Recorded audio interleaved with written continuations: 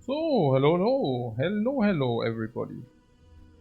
I hope you had a nice morning and a nice noon.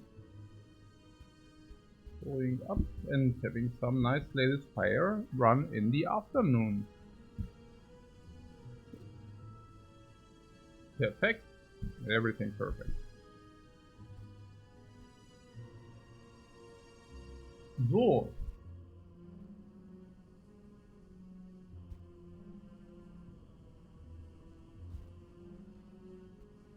There was some suggestion that we could also keep it like in earlier times, that at the beginning, so that everybody, like there this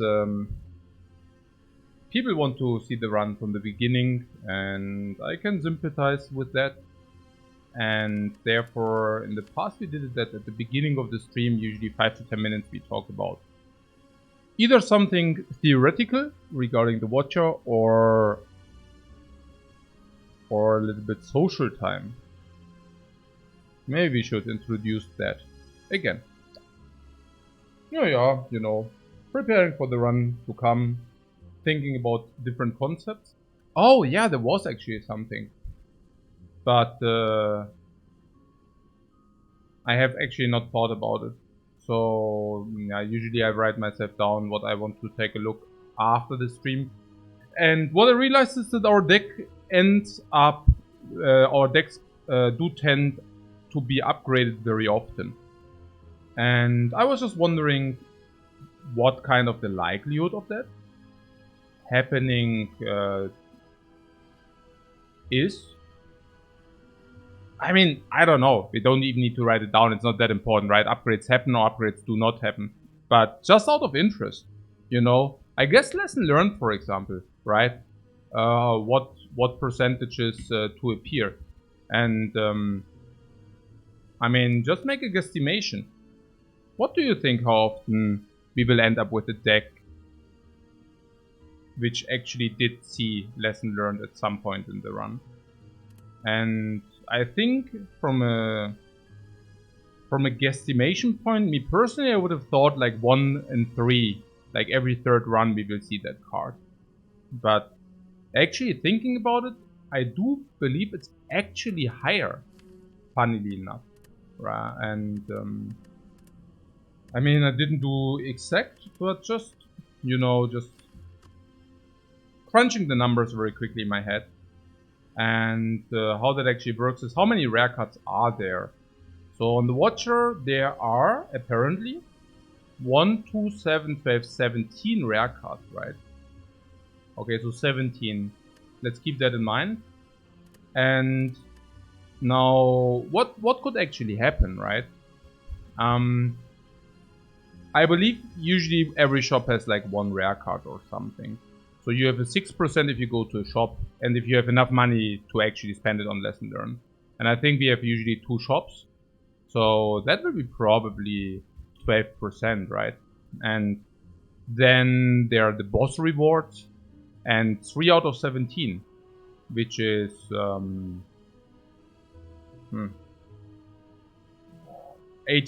or something.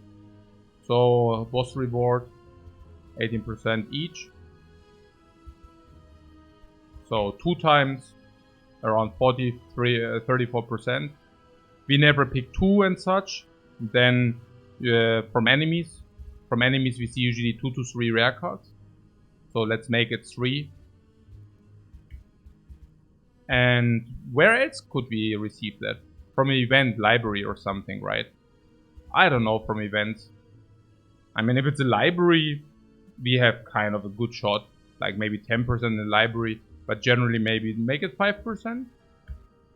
So how much would that be? 88 multiplied to third. To not see it, let's say 60. 48. Yeah, honestly, it will probably boil down to having lesson learned in roughly 50% of the cases. Which is super interesting, because there is this narrative that small decks I mean, I don't even know whether this is the narrative. Everybody who actually tried it out will understand that it's not the case, that that's better. But, I mean, I don't know. I would very much guess that. Because, I mean, I don't know. Maybe some of you guys have seriously tried it out and realized, hey, it actually doesn't really work. But, or not that often.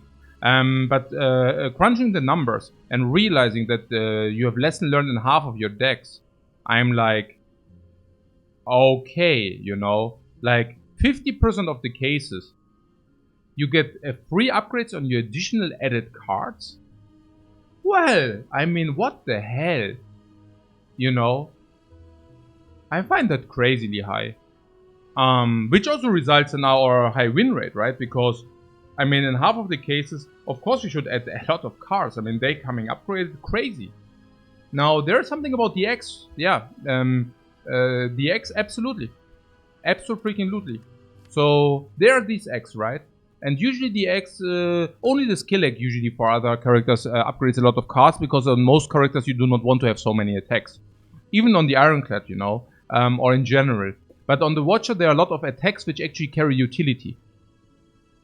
For example, Talk to the Hand is kind of a block which will then also become upgraded if you have the Molten Egg. The same goes for the Scissors, which actually scry more. So you can actually use the upgrade for utility instead of actually having the attacks. So if you find the Molten Egg, you will also, at the beginning of the run, you will also look at like 6-7 upgrades this will give you.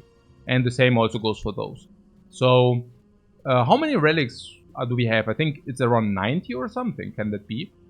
35, another 35, another what? 35. Around 100 relics, right? And let's assume we find 5 per act. Actually, it's probably rather closer to 6.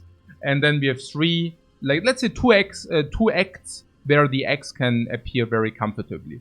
So now we receive 12 relics out of 12, and there are 3 X. So every 33 relics we find 1 egg. Now if you find 12 relics, we will probably have any kind of egg in one of 3 cases. Until the end of the run, it's probably half of the cases. But generally, in 1 of 3 cases, we will have an egg. Lesson learned, an egg is a little bit too much, of course, but I mean, we will take it. But the message here is, I mean, if you will receive 1 egg, you will also probably have a pretty upgraded deck. I mean, the power egg gives you, like, let's say 4 upgrades or something. But if it's a molten egg or a skill egg, you will pretty much only pick upgraded cards. Therefore, you can actually just upgrade your other cards, and then you will end up with a very upgraded deck. So now we are probably looking at like 70% of decks which are actually having like a lot of upgraded cards. And that is without like upgrading 2 attacks, 2 blocks in between, or having events where you can upgrade, and so on. So in 70% of the cases, this is kind of checkmark, which I find really, really interesting. Yeah, I think we can also conclude that here. Just something I find super cool. Okay.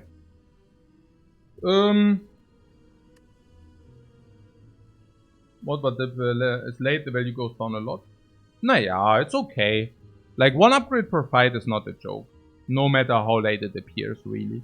Yeah. What I'm saying is if you get it at the end, like after boss... I mean, we also realize it's like usually from the boss rewards. And if you get it as a boss reward after Act 2, Lesson Learned is absolutely early enough. I mean, that's when you can actually stabilize. That's when you are usually also on curve or above the curve. And then you can actually get extra upgrades per fight you take. And if you have Lesson Learned in your deck, you can even force the fights. Because like in Act 3, most of the times the card reward will also be upgraded, you know. Every card has like a 25% chance to be upgraded. So if you take normal fights, you kind of end up with like, more often than not, you will have the ability to put an upgrade card into your deck. And on top of that, you will be able to convert with Lesson Learned another card, another upgrade. So suddenly monster fights are really, really lucrative. Yeah. So that.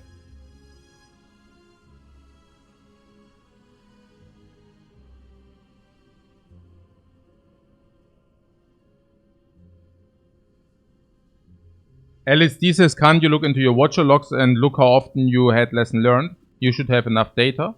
Yeah, but it's completely not necessary. As always, the analytical approach beats all the others. And that is why our gameplay approach, no matter what kind of game we play, is in an analytical fashion. And for those who followed closely, I've mentioned this concept like many times or several times in the past, where you have, maybe if you remember, but there are these graphs, right? And the graph which is usually giving you at the beginning the highest amount of increase in playing strength is just like trying out, try and error. And that is also why it always takes a long time until the analytical approach actually beats the empirical approach. Empirical approach would be something like, okay, I just play like my guts, like I feel some card is strong, therefore I think it's strong, right? And then the empirical approach with numbers would be to track the runs, to basically say, okay, I'm doing something like 20 times now and see how often it actually does give a benefit or yields a benefit. Now, this is much easier than the analytical approach, because the analytical approach is very, very dangerous, because you really need to be a perfectionist and you really need to be very, very good at it. If you're not very, very good at it, you make so for example, the empirical approach is much more flawed, much more mild to error, or much more lenient to error, which means if you do an empirical approach and you have some errors in your calculations or in your feeling, then it will probably end up in you still losing value or still losing playing strength because of that flaw, but ultimately, like percentage wise, it's not that high. Whereas if you have an analytical approach and you mess something up, it won't show up in the numbers immediately. You won't, like, let's say you don't realize that you made that flaw, then it will punish you much harder. And that is kind of why you see, like, from the occurrence of exposure, you will see very, very rarely people who actually have this analytical approach, because it needs to be so enhanced. What I'm saying is, if you take a look at any game, whether that might be Hearthstone, Artifact, Gwent, or Slay the Spire, if you take a look at the, for example, top 10 players, usually you will see all 10 of them being empirical players. Sometimes it might be 9-1 and susceptible to, thank you. But yeah, so in our case, I'm happy that I could pursue the analytical approach so far, that now the foundations are so good, and also of course being a perfectionist, that we can actually put this onto any kind of construction ever. And with construction I mean also real life, relationships, business, games, whatever you want. Yeah. Now, the analytical approach, if being executed correctly, of course beats the empirical approach by infinite. It's infinitely better, because you can pinpoint it exactly. I give you one very, very simple example. You can roll a dice 1,000 times and you can predict the outcomes, okay? So an empirical player would roll the dice 1,000 times, and then he would have, I don't know, outputs 150, 180, 170, 160, okay? Like on each number. If you think about it in an analytical way, you can just say every side will pop up 166 times, right? So, and that is the exact number. That's not like the I try out a lot and then it's faulty number. That's the exact number, right? Now, it becomes tricky and complicated if you have more complex areas, of course. But that's kind of the idea. So, we just saw it with the upgrades, right? I mean, the numbers we crunch, it's not like random numbers. We can pinpoint exactly what the likelihood of these things happening are. And then we can say exactly how often it will happen. Yeah. We don't need to make a guessing game there. The same goes with the boss swap. I mean, when we evaluated the boss swap, we are not playing like 50 or 100 games with boss swap and then be like, oh, is it good or not?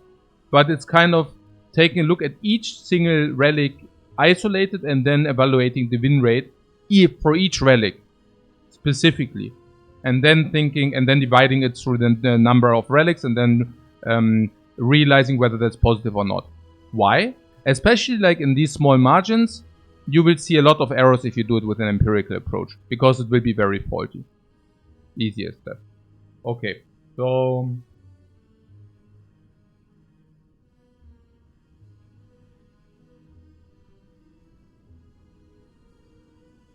aha.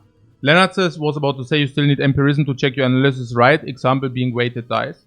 Sure, that's like a reality check. Like putting your stuff into action, basically. Is what you think really true? And it's very often it can also be a back and forth. The more complicated and the more prone to error it is, the more often you actually have to do these steps. I would say with the dices, it's not really important, right? I mean, you said if they are manipulated, but you know, like if you have a normal example, the dice are not weighted. We do not need to do a lot of real life check action. We can do that, but it's not really needed. In other areas, if it's not that evident, of course, it's better to put your theories also in practice, like in poker, for example. I mean, I did poker purely through like an analytical approach, and there it was basically this: going into live action, seeing whether that works, maybe also feeling that some things might not work perfectly, and then also readjusting. I mean, that's also the other thing. You can also readjust afterwards, like this cruise, if you think some things might be a little bit different. One good example for that might be how we evaluated the boss swap or similarities, like the Niao choices. So here we actually wrote it down, and again, there are some things which are not exact, right? Common relic value, rare relic value, remove value, and transform value. Of course, that's not exact, but it's like plus minus 10, you know. And the same also goes for these numbers. So these numbers could be also plus minus 10, right? So if you realize at some point, hey, I don't know, remove is super strong, we could, for example, say, okay, this number is not 220 any longer, but this number could be 230. I don't know. Maybe it's 230, honestly. I don't know, you know. But it's something you can very easily do once you have the construction ready. Okay. And I also have to say we did the real life test. And very successfully so. So I guess our analysis is kind of spot on in the Spire. Right.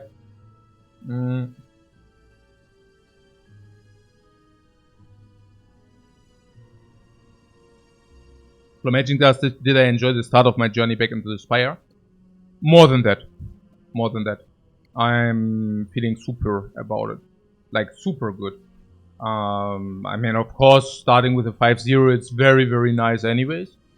I wasn't exactly sure, you know, being like so much away from the Spire, you also kind of get rusty, become rusty in different things regarding the fight, setup, layout, planning, picking.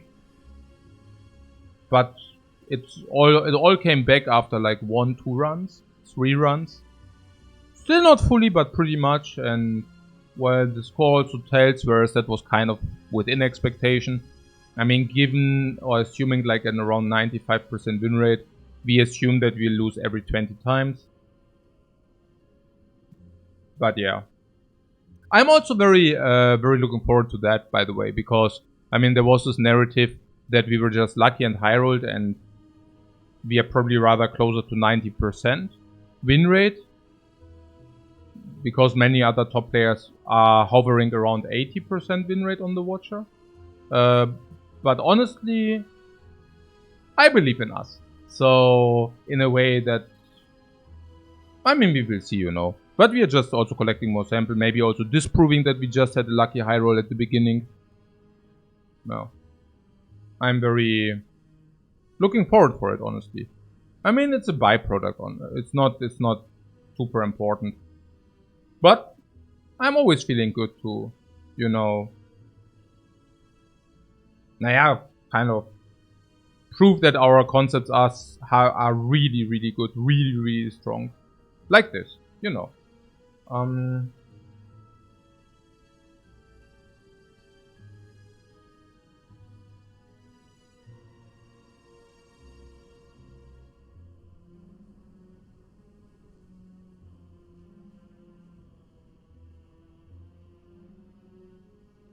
They're going to demonstrate the analytical approach in the next round, like e.g. boss swaps. No, we already did it. I mean, what you see is what you get. Like this here. Oh no, not the higher resolution thing. This is exactly how we choose. So we know that boss swap has this value, and we know these are higher value. So transform 2 minus max, all the max HPs we basically take. Not the one which gives you a rare cut, but you know. This depends on the shop, of course, yeah. This depends on shop availability. Will we go into a shop immediately? Let me take this. This you always take. And here we can just choose ourselves. Yeah, pretty much.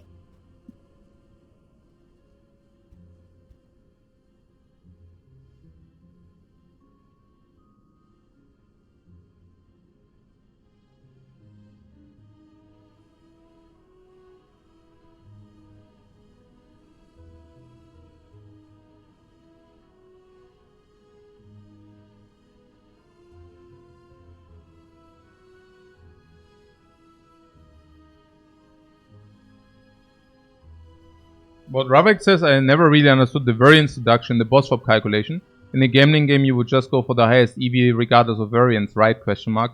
No, that's wrong. Because if you have a positive value, if you have a positive value with a boss swap, you cannot weight it up against the negative value of the boss swap. If you do it in gold, look, it's about the currency. If you mean increase in win rate, you're of course right. Like, you would just weight without variance. Like, something increases your win rate by 3%, and something decreases your win rate by 3%, then those equal themselves against each other. But if one relic gives you, for example, just imagine, you would have a boss swap which gives you 2000 gold, right? And then you have another relic which gives you minus 2000 gold in strength. All your strikes suddenly only deal 3 damage, for example. Then the 2000 extra gold will increase your win rate to probably 100%. From 95. But the 2000 gold which you lose will result in you losing like 80% win rate. So if you do it like in a gold calculation, and we assign the real gold value on the upside and the downside, then you need to have some gold deduction because it's about win rate. Yeah. Flomaging says basically the win more argument. The win more argument, or more so the diminishing returns argument. Like, the first 200 gold is more important than the next 200 gold and so on. And the first 200 gold you lose, like the gold which is on the negative side actually weights harder. Because, yeah, basically the watcher sometimes wins more. Yeah, basically. Yeah. It's somewhat accurate. Yeah.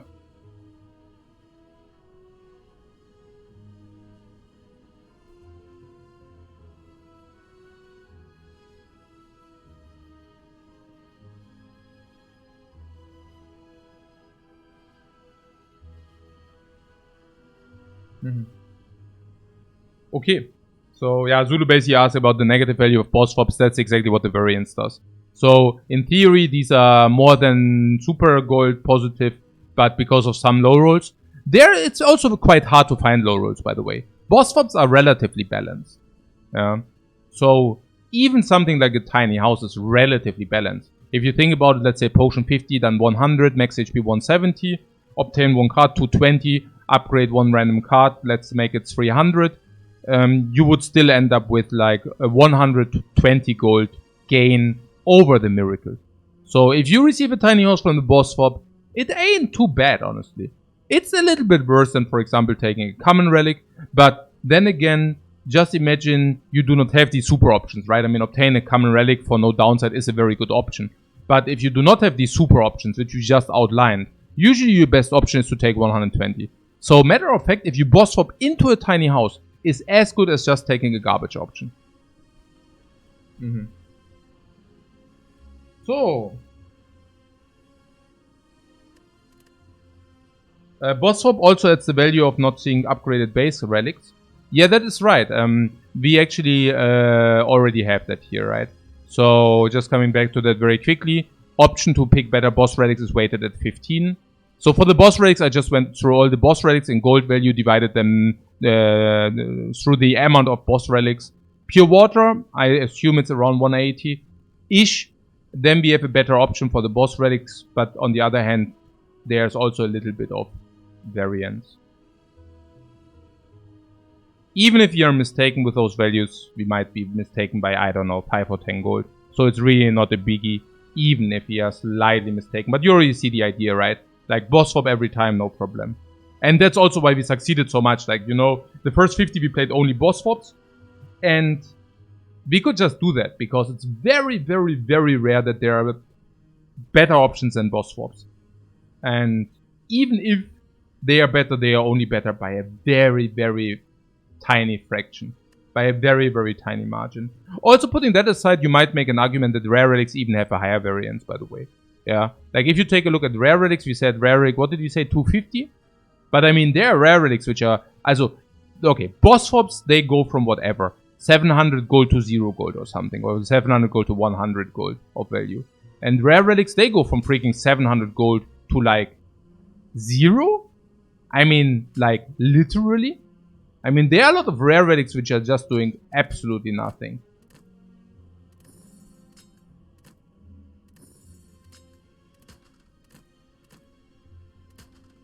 Some.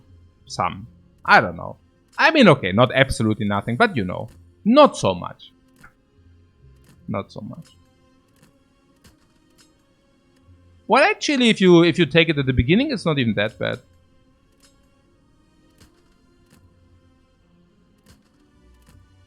Yeah, this, for example, is complete crap. This is complete garbage. Maybe it's not that bad. Well.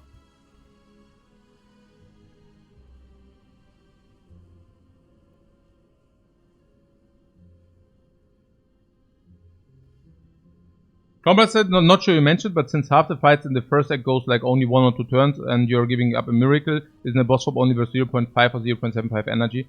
Yeah, I didn't put a lot as much gold value on the relics on the energy as I would do with other characters. But keep in mind that the Watcher, no, that's a good point, yeah. So keep in mind that the Watcher is extremely energy hungry, and the reason for that is that the Watcher, besides rare cards, doesn't really have a good way to fix energy gain. While other characters can actually generate energy, especially the defect, the Watcher cannot really do so. But the Watcher can do a lot of card draw. So you have kind of an imbalance there. And whoever played with 3 energy and doesn't find an energy relic knows exactly what I'm talking about.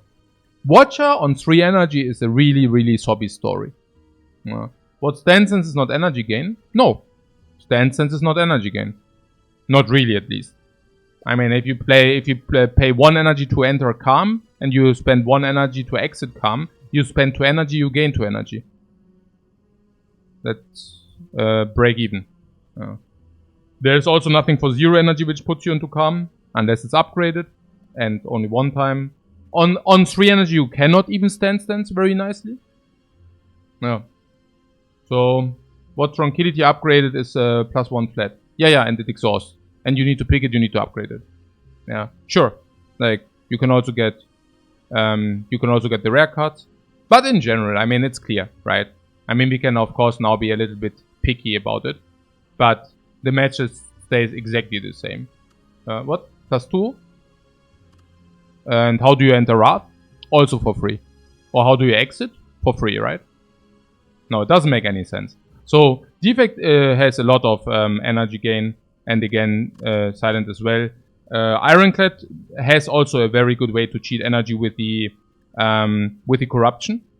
And so every character, you will have a way to cheat energy royally. Like, there are some things which you can just do and you're like kind of in infinite energy territory. The Watcher cannot do that. So, that's that. Cool. Deva form. Yeah, I said except the rare cards. Yeah. I mean, of course, I mean, Deva form doesn't count out of 2 reasons. I mean, the first reason is that it's like a rare, and the second reason is that it's crap. So, there are actually like 2 things with it. But Deus Ex Machina is a super good way. It's rare. Yeah. But that also makes Deus Ex Machina so good, by the way. Because you can suddenly cheat energy with this card, which you can otherwise not do so well. Okay. That being said, if I'm completely... I mean, the problem with Deva form is also when do you pick it? Do you pick it if you're energy starved? I mean, good luck with that. Or do you pick it if you have enough energy? When do you pick it? With Snecko, that's right. Deva form is a pure Snecko card. You pick it with Snecko? Yeah, Leslie. Yeah, no, absolutely. Yeah. Deva form is a Snecko card. And I love it. Pretty cool. Okay. I mean, Deva form is a great Snecko card, that being said, yeah? Out of obvious reasons. Like, Snecko and Deva form can just win you. Then you have 1 Omniscience, you play Omniscience, double Deva form. And here you go.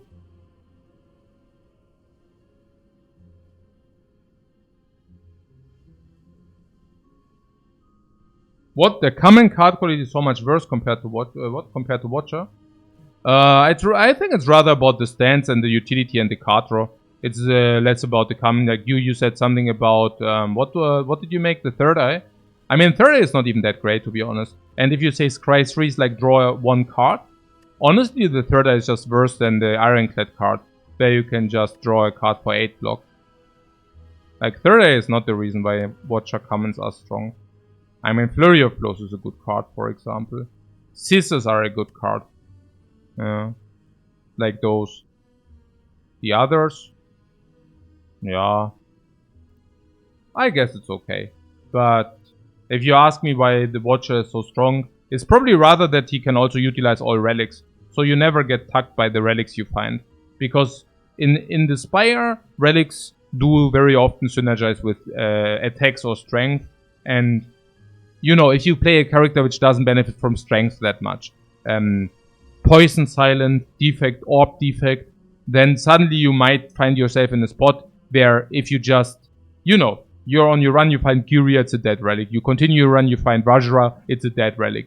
You continue your run. I mean, Defect is very bad in this regard because he also only blocks half, like with the relics. So you find a data disc, you block with your orbs. But if you find like a Dexterity Smoothstone, well, that's not so cool. Because you do not really, you only block half of your times with the orbs and the other half comes from cards. And Watcher is very pure in this regard as well. Watcher can make utilization of pretty much all relics you see here. Not the data disc, but you know, they can use gold, they can use dexterity, they can use these relics as well. You know, it's just very, very cool.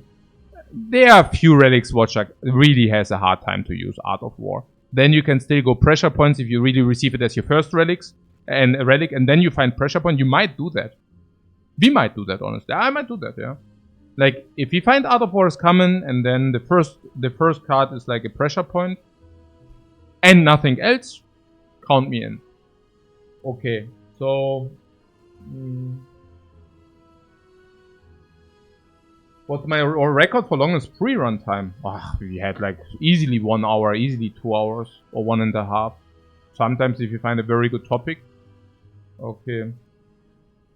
No. Flomaging says starting with a card that doubles your damage with premium upgrade could be a thing. Yeah. Very good point. I think I also kind of had the table, right, where I compared the starting abilities of the characters. But yeah, like Flomaging, of course, is completely right. Characters start with different starting cards.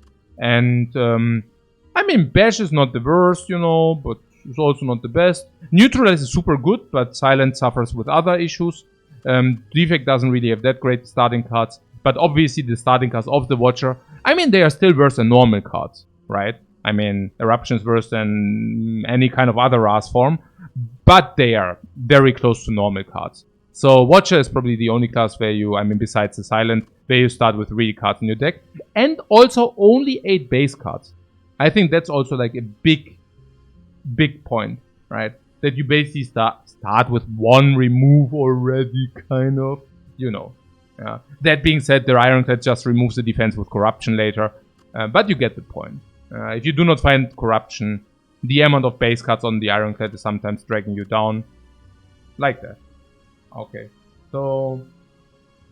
you start?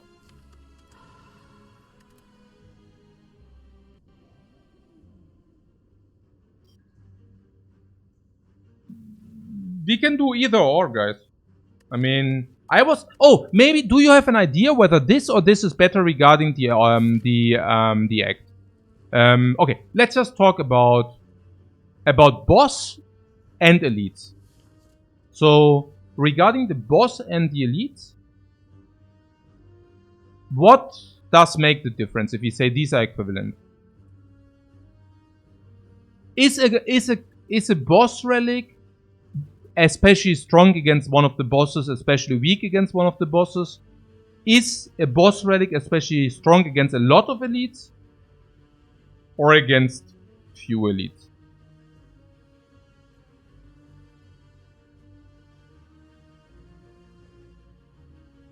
Any ideas on that? Oh, the ring there.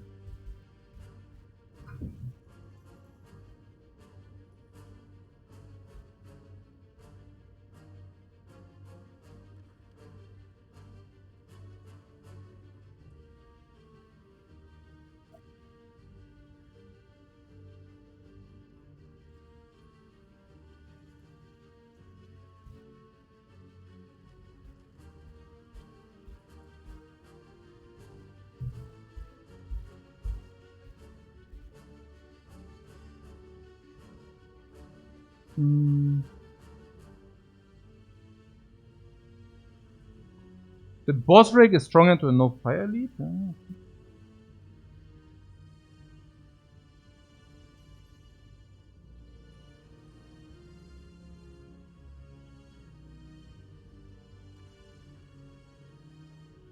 Okay, guys, we do not need to list all the relics now. We already did the math on the numbers, and they are of same value in average. Like, I am just wondering, is there something which skews one of these things towards a certain direction? Let's assume, just as your assumption, boss swap would be specifically good against elites. Then we could say whenever we face 4 elites, we take the boss swap, and whenever we do not face 4 elites, we take the cannon.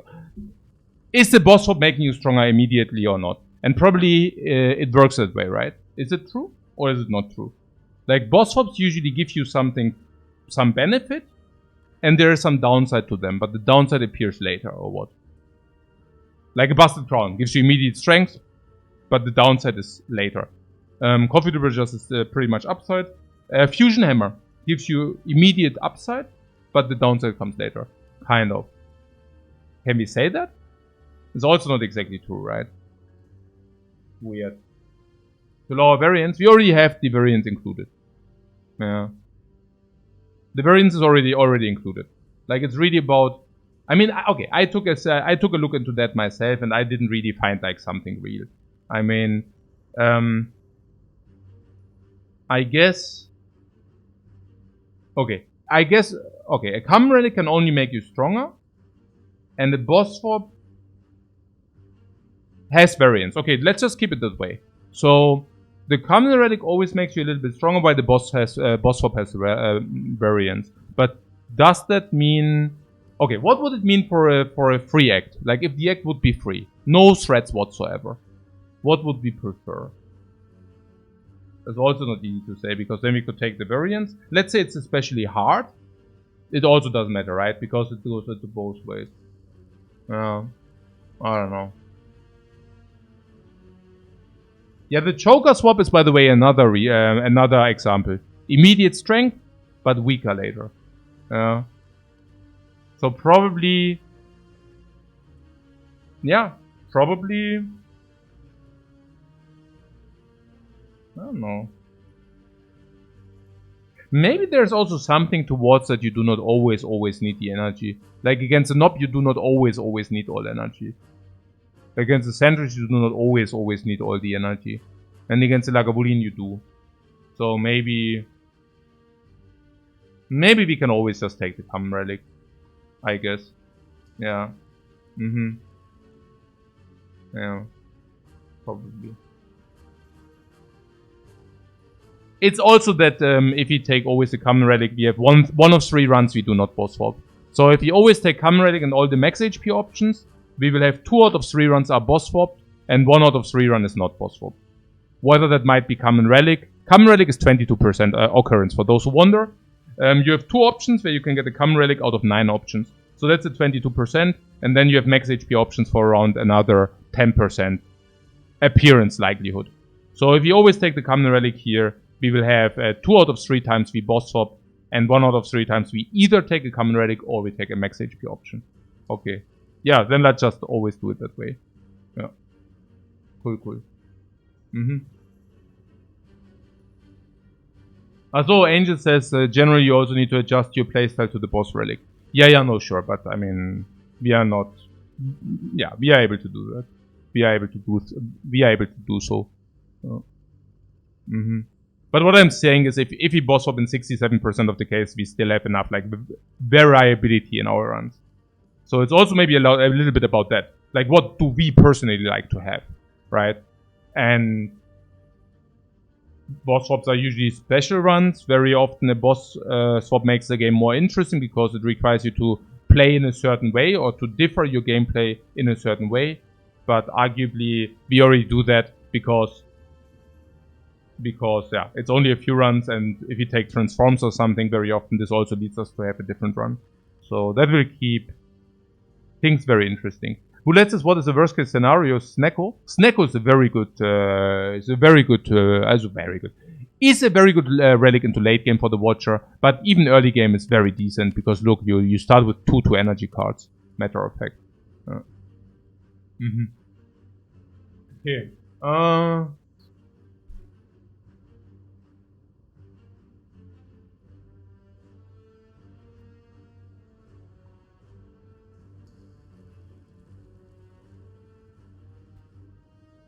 What against the boss pure water is worse, so I would say boss swap is better against bosses.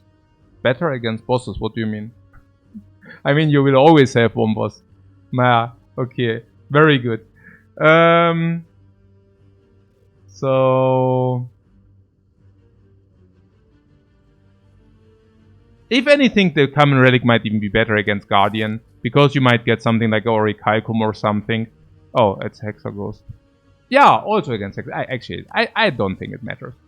Okay, so we get the garbage.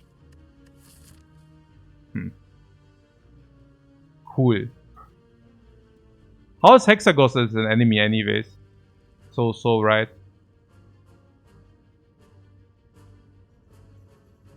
But how is it garbage? The fish?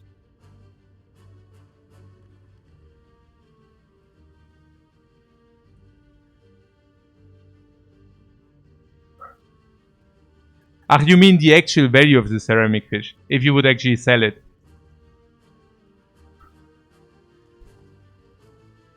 What? The earlier the better as a gold relic. No! What's happening today, guys? Come on. Focus.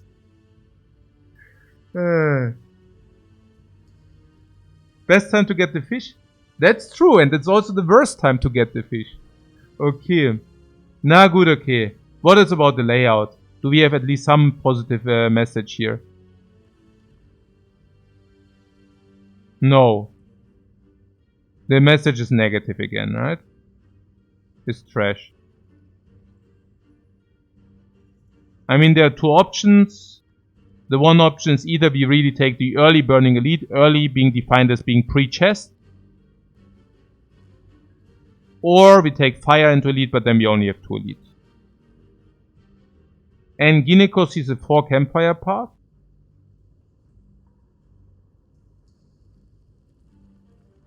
You mean factorizing this campfire in or what?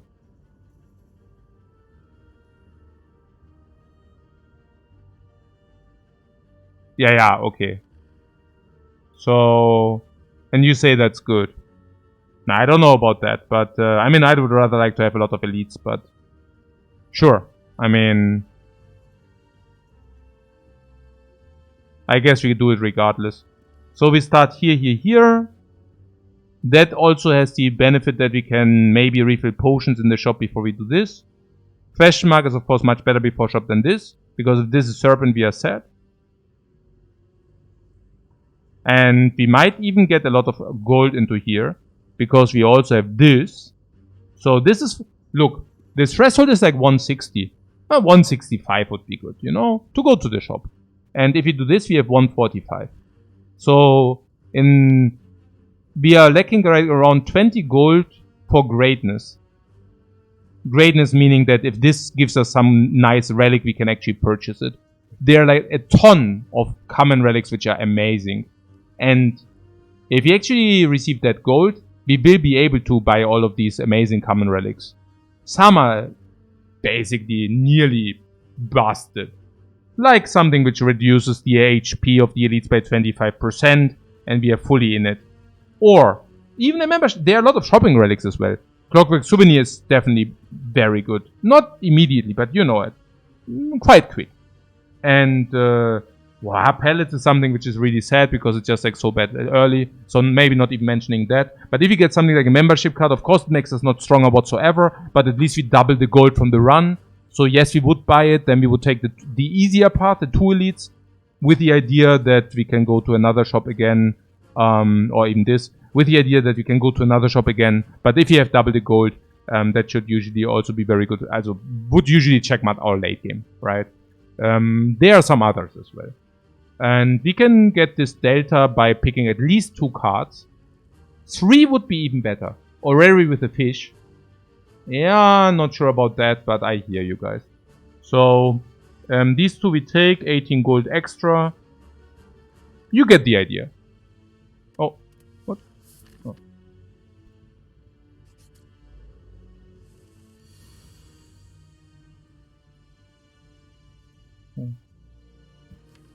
Very often it's more positive to target the back one right away, by the way. Weird hand.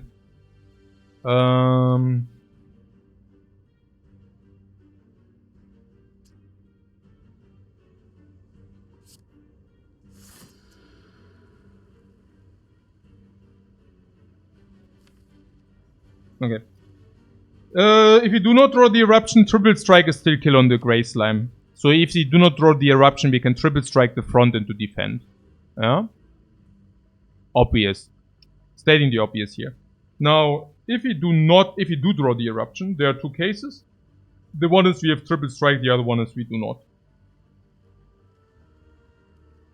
Usually we will have defend in the hand. So what about triple strike? Triple strike will be 27 plus eruption 6 is 33. So 33 means we can only kill the gray slime if we strike the back one now. And if we do that, we can also play block for 3. We take 5.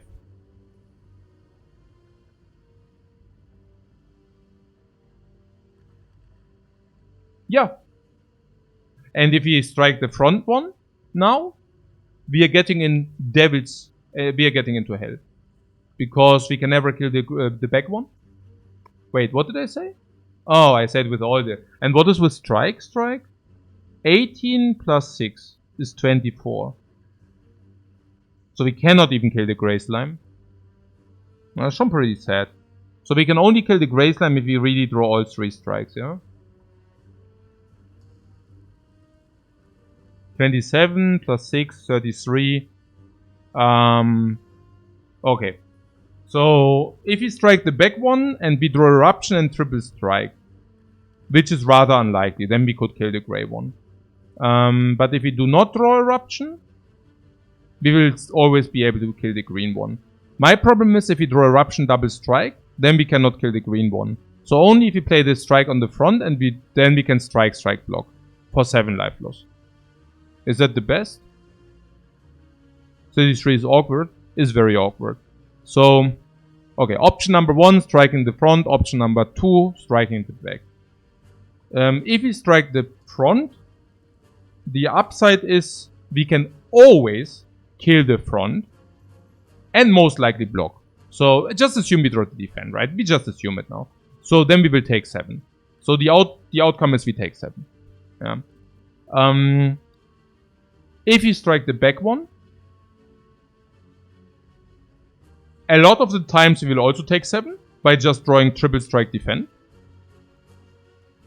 Sometimes, namely in 2 out of 6 cases, we will take less by playing eruption, strike, strike, strike, and defend.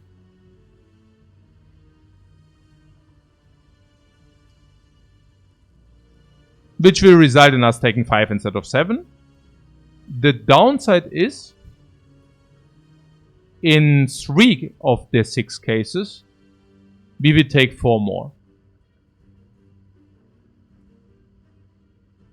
So sometimes we save 2, but more often we lose 4. I also think this guy cannot hit you 2 times for 10, right? So we just assume that we lose 7 HP. And then the fight is over. And if it's not over, we can still block. Is that the case?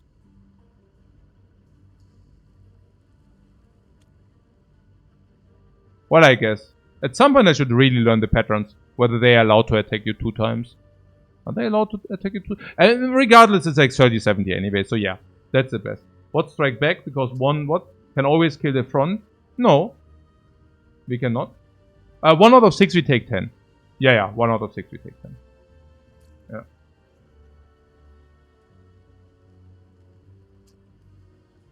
What these switches, they designed it on purpose with this guy is 34, and that's on purpose. No, they have random HPs, so that could also be just lower. What we can't play the defend? No, of course you can play the defend. Ah, so you mean if you strike the back one? Yeah, that's really bad. I know that. What? No, what? We can always play the defend, but whatever, no. What do you mean?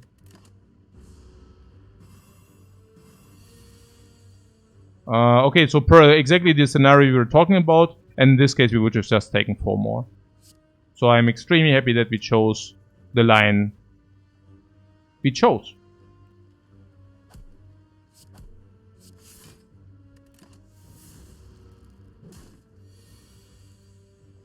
Yeah, and the fight should be over now.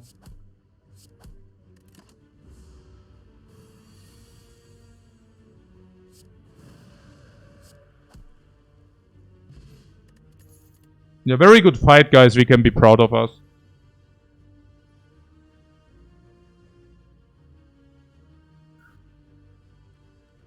Hey, nobody Russian. Yeah, you're welcome. Отлично. Yeah, very nice. Very nice. Okay. Yeah, always trying hard, of course. Okay, so we have these 3 cards here. And some people might think that this is like all garbage.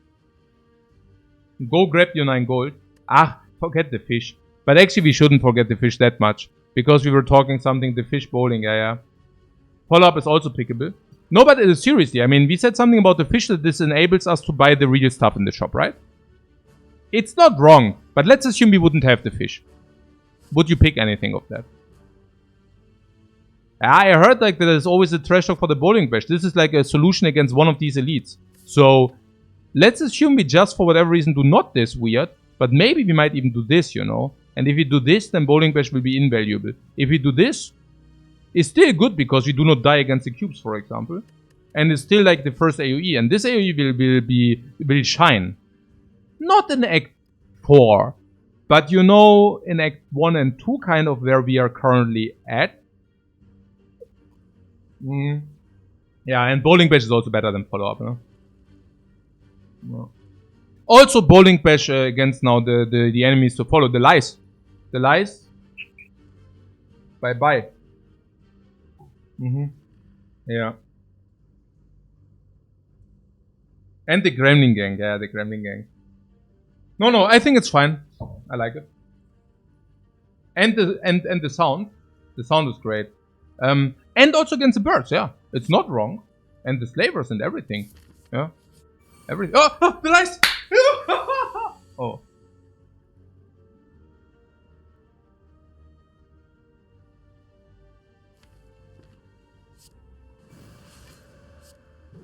I mean, it's still not bad.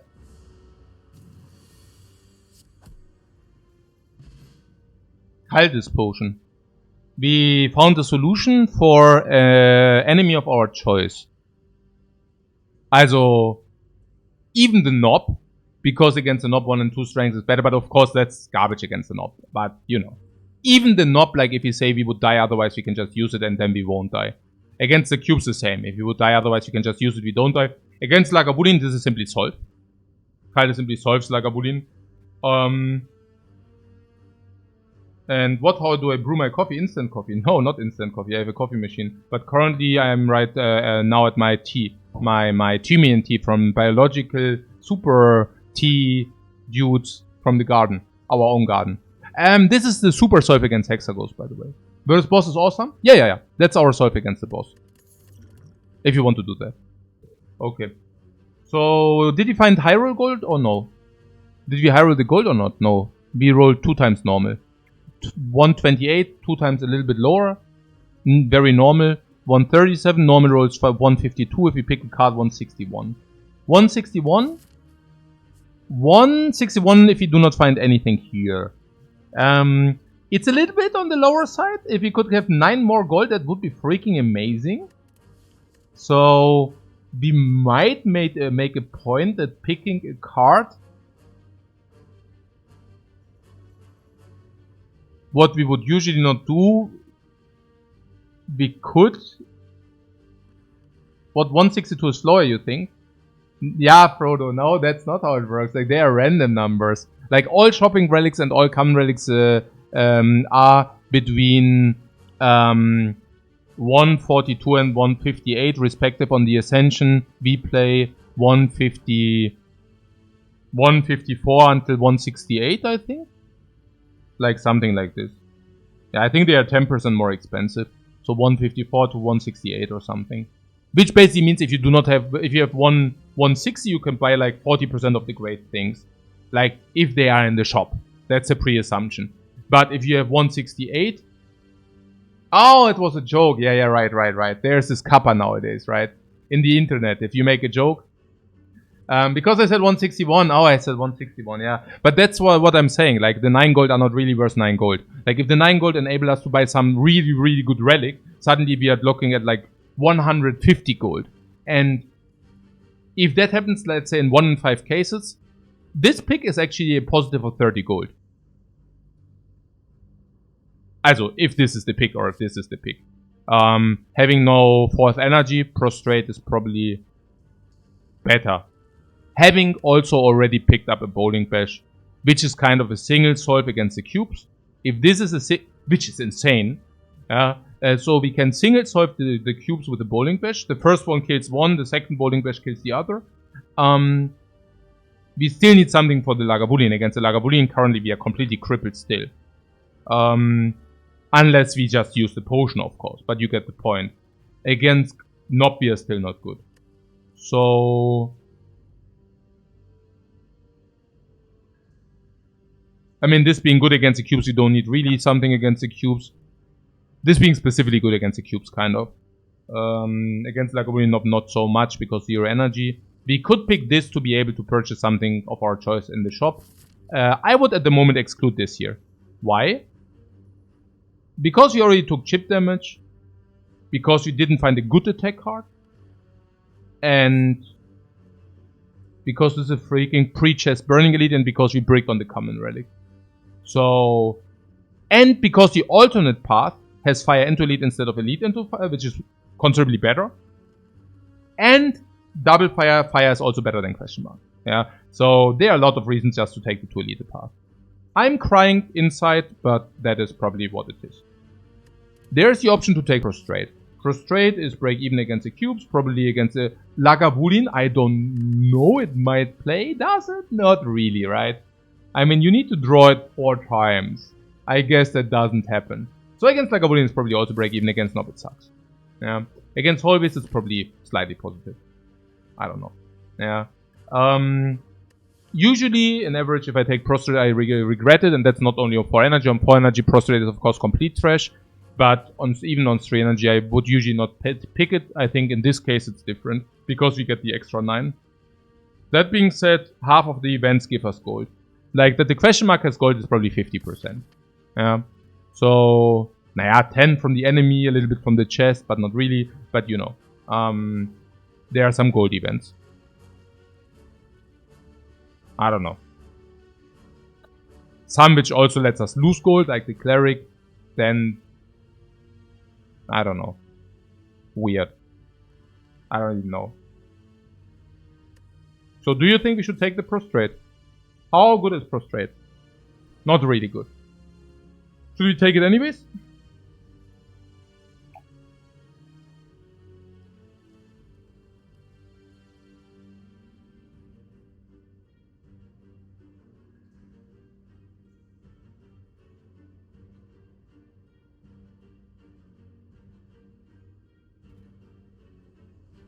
It's a little bit crappy. But what about the 9 gold?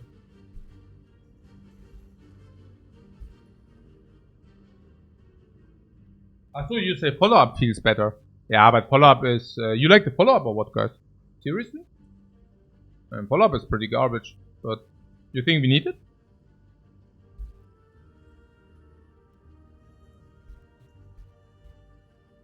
What, do you like it because it's extra reach? What do you mean reach? I mean... we are not playing League of Legends here. Nah, reach. You mean like, okay, against the cubes we already said we have Bowling Bash. And in the redraw against the cubes it sucks. Against the Lagavulin, It might help, it might also not help in the opening. And against the Nob, it's probably not even more damage. Probably it's less damage if you take it against Nob. Because you also delay, of course, your eruption. Yeah.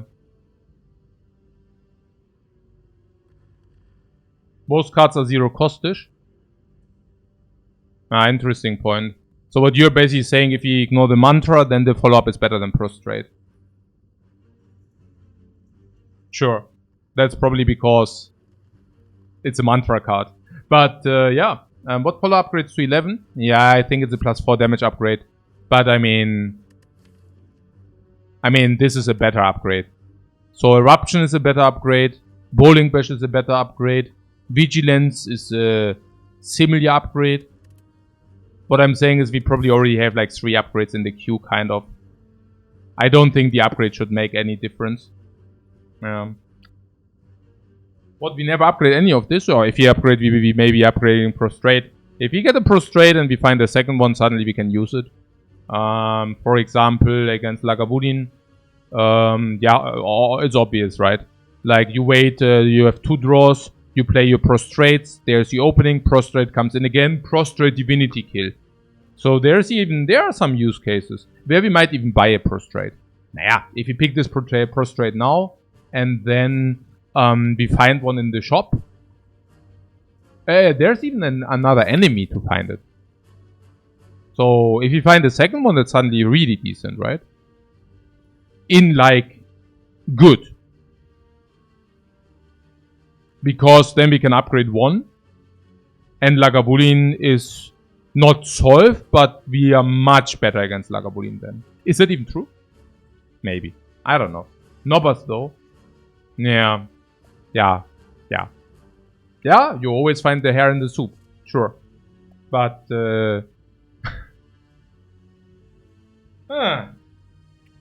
okay. So, okay. So if you really say the gold is important, would you then take the follow-up here? I could be on board. I don't know. How is follow-up in general? I mean, yeah, pretty bad, but... hair in the soup. We say hair in the soup. It's a German saying, right? It's not... Okay, I see. Maybe I should drink a coffee. What is about the coffee time? What time is it? 4:30. I should definitely not drink a coffee. Do you sometimes have the feeling that you want a coffee and you should better not drink one? And then you end up drinking one anyways? That was me in the past. I will change this behavior.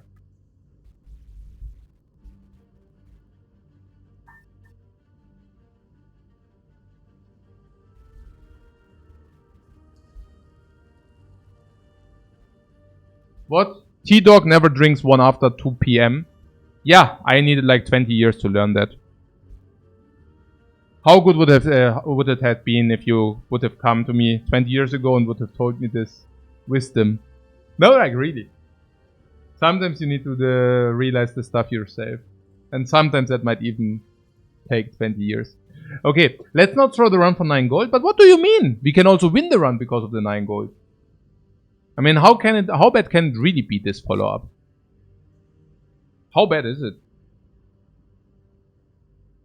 Not so bad. You can probably...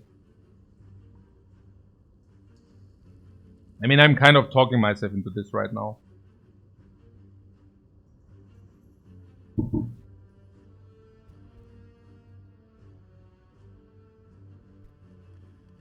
It's okay, not great.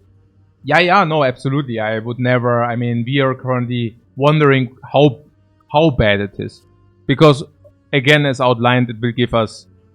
We get like a small, how you say, provision for taking it now. And I think the provision might be...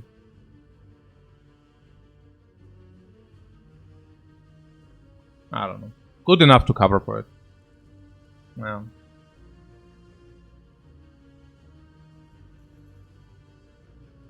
More positive now than negative later.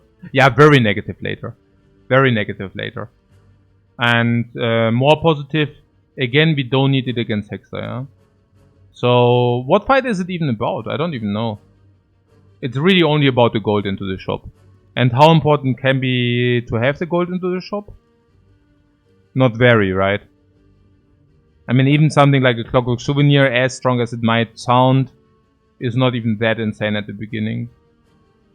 I mean, you know, until you find stuff. There are some common relics. I would really be tearful if you don't have them, but I mean, there are some really good common relics, guys. Like, really good, you know. But yeah. Potion and remove is good enough. Yeah, remove is also slightly beneficial. Slightly better than the gold value. There are some relics which I would be... Now, membership, I don't know. I mean, while it doubles your gold, you also lose immediate value. But yeah, sure, membership is super. But maybe also elites minus 25% is super. But in our case, yeah, that would be pretty good. Yeah. But then again, it's only if this question mark doesn't do anything towards the gold. Yeah. Yeah, okay.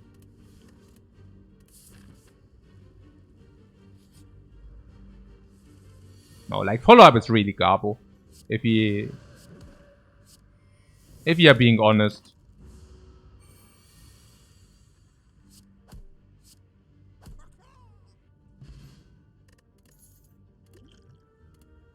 Okay, so we low rolled the gold.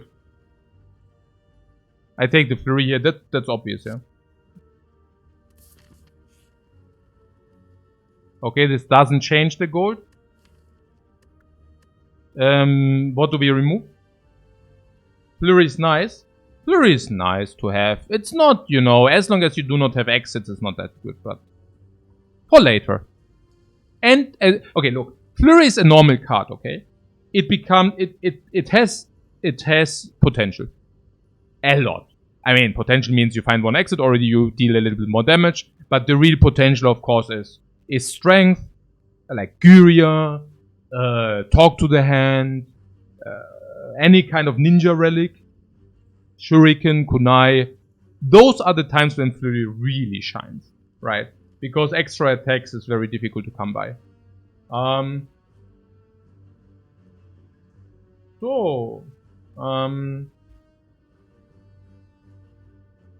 Not Guardian, defense are trash.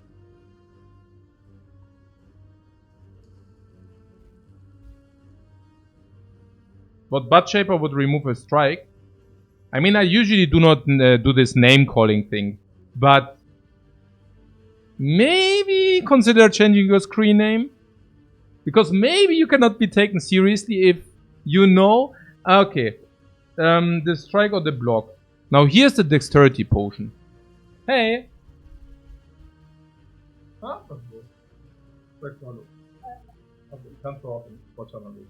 Hallo. Ja, okay. Wie war's denn?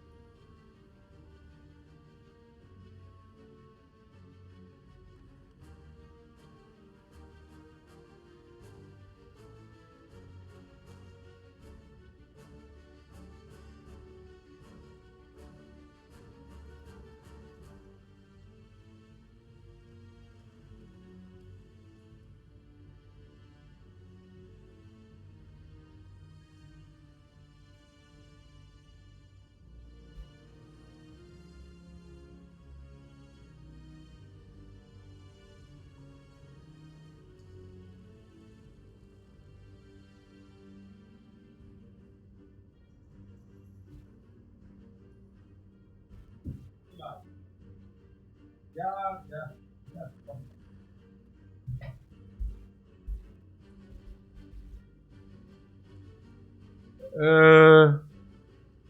Okay.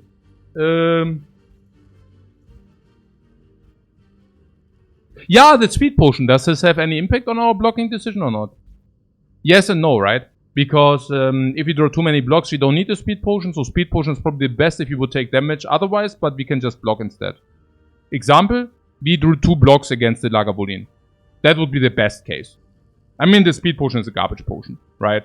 So the best case would be Lagavulin attacks us for 20, we drew 2 blocks. And now we can use speed potion block. That's the best case.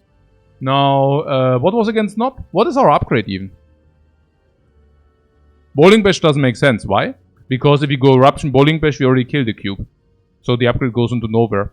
Bowling Bash doesn't need an upgrade, Consecrate does. You want the Eruption upgrade? Usually that's only if you're short on energy. You're saying we are? Yeah, Eruption is a good upgrade. We will upgrade the Eruption. So if you upgrade the Eruption, where are we at? Ah yeah, here, remove the card. Yeah, Eruption against Nob, strike, blah blah blah. How many draws do we have if we remove 12? 2.4 draws, 7.2 energy. Currently, 3, 4, 5, 6, 7. So if you upgrade Eruption, 1, 2, 3, 4, 5, 6. But can also stand sense and can always play all the attacks we actually drew. Sometimes stand sense is not bad because, you know, Vigilance, then we can Flurry of Blows, then we can now go Eruption again, we can Flurry of Blows again. But we do have more energy because we also have the Miracle. So, matter of fact, what I'm saying is, once we remove the defense, we can never play all our attacks anyways. You see that, right? 1, 2, 3, 4, 5, 6, and we have 8.2 energy. So we should definitely remove the defense, because otherwise we just lose damage against the Nob. For no reason. And against the cubes, I also like to have a little bit more attack so that we can... If he didn't draw this, I want to be able to kill the cube. The quicker the better. Against Lagavulin, not much different. I want to have a very good opening turn, then I want to use a speed potion block. With this. I would even use this. If I can use this for 7, that's great. So definitely defend remove. Shop or not? Yeah, shop or is the only chance to do this. Now if you would have picked the card, we could have bought this cry thing. Yeah, whatever.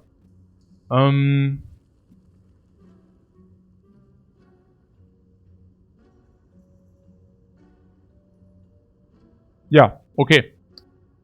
So what do we do?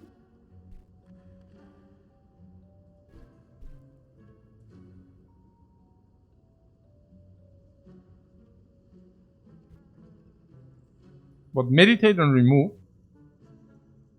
Meditate.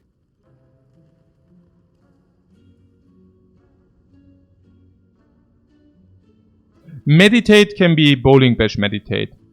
Basically cleaning 2 cubes very quick. I wouldn't mind that. Meditate means against Lagavulin, always exit. I wouldn't mind that. Meditate against Nob.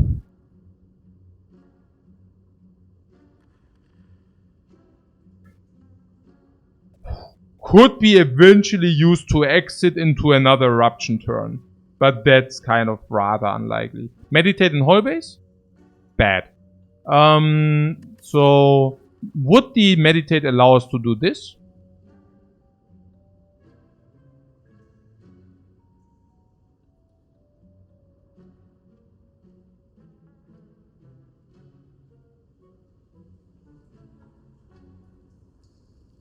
If the burning is cubes, you have Bowling Bash.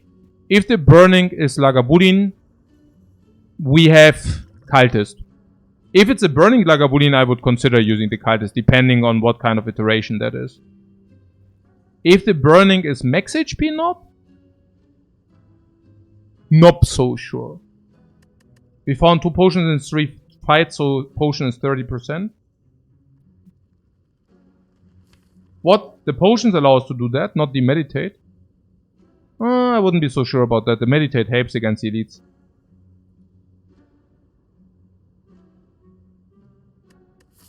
Can we compare these two? I mean, there are 2 fires, 2 upgrades, so we have 2 super upgrades. I would assume Eruption is a super upgrade, the other one's not. And not even the Eruption does play against the Nob. We were discussing it, right? We have 8.2 energy against like 6. Which is like overlaying energy. So I would even make a point that the Eruption upgrade isn't even that great against Nob. Against the Nob we have like currently 3, 4, 5, 6, 7 in a 8.2 energy scenario. So that wouldn't help much. Against the Lagavulin, depending on our setup, but if you have the Meditate, I think the upgrade also doesn't do anything. The upgrade on the Meditate is pretty much useless in the early stages because you never want to have 2 high priority cards, and in hallways you will not even be able to always play it every time. I'm not against the meditate, I'm just saying that the upgrades are not very good. So if the upgrades are not very good, we could also do this. The question mark is to be considered around 70 gold, and if you say this goes against an upgrade, this might not even be that much worse than that, under the pretense that the upgrades are not very strong. I think the bowling bash, I mean, Burning Elite is something which is very interesting, because just being able to be, just having the Burning Elite farmed already translates into some kind of value. And the Burning Elites in Act 1 are usually relatively easy, because the strength buff, look, Burning means that they buff strength or the other three, like Metallicize, Heal, and Max HP. And usually the only threatening are Max HP and Strength in other acts, but in the first act the Strength is not threatening out of obvious reasons. So, what's the point? Yeah, the point is that the Burning Elite is a little bit more difficult, but it's also the Burning Elite, so you gain a little bit better reward. At the same time, it's a little bit more difficult. What I'm saying is this evens itself out. I would just see this as Elite, question mark Elite. And we can take Elite, question mark Elite, or we can take Fire Elite, Fire. And we should always take Elite, question mark Elite, if this means that if we can do it. Simply if we can do it, we should do it. I guess the question is whether we can do it. So, what Metallicize Sentinel is your favorite? No, it's not a problem because we have Bowling Bash, yeah? So the solve is there. It doesn't really matter for Bowling Bash whether they are Metallicized or not. If you can't go 2 Elites Fire, question mark would be okay. If what?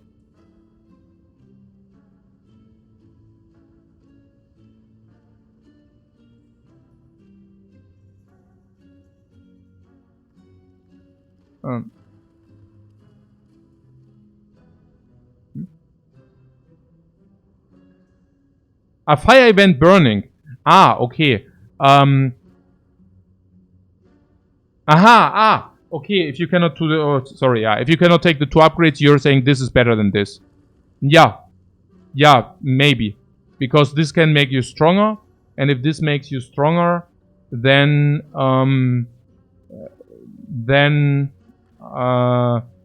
this might beat this, yeah. Because here we have a little bit more preparation before this.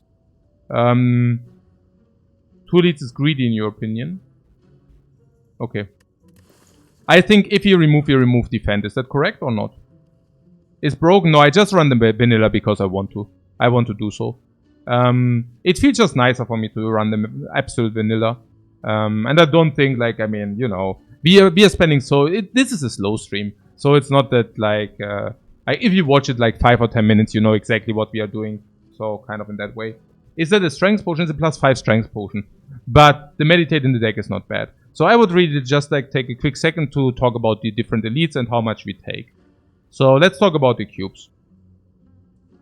Depends on the bowling bash whether we draw it turn 1 or turn 2. And there maybe we will never draw it, but yeah. Let's assume we draw it turn 1 or turn 2. Okay. Turn 1, Vigilance, Eruption, Block. We take 7. Turn 2, we draw Bowling Bash. I mean, we need to draw it at some point, right? So, turn 2, we draw Bowling Bash. We kill 1, strike the other, it dies. Or, I don't know. Maybe turn 1 we had Flurry of Blows, then we kill both. Something in this regard. And turn 3, we either kill or block, maybe we take another 10. I would assume against cubes we lose around 20 max. Because of the Bowling Bash we picked, huh? Now, what about Lagavulin? What is if the first enemy is Lagavulin? Imagine 1 less defend and 1 more meditate in the deck. We always go into calm. And because of the meditate, we most likely will always be able to open with eruption. Eruption, attack. Maybe a flurry of blows, probably the Lagavulin takes 40.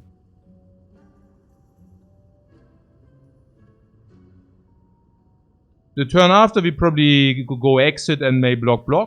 Then we have a full block.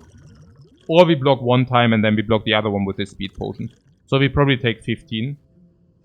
Most likely because we have meditate, we can then choose to open again and then to kill him afterwards.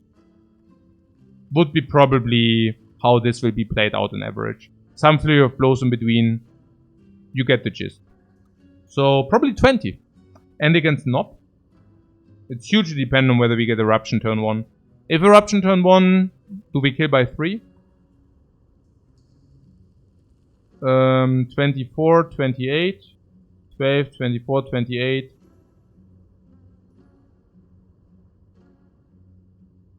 79,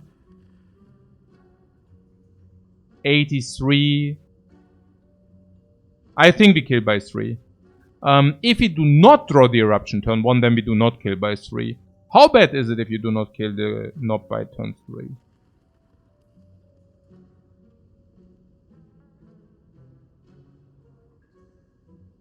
Not so great. But usually we will. But if we don't...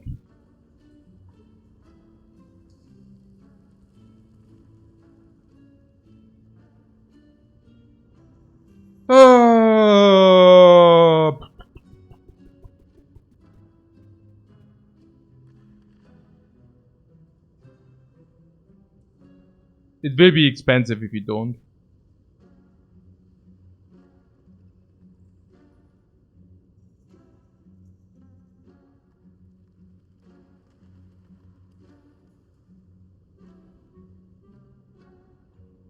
So we cannot do it because we might brick against the Nob. Our deck is still basic. Yeah. The potions in the shop, you mean you do not want to have the meditate? I mean the dexterity potion is a good, also is a 5 life, yeah?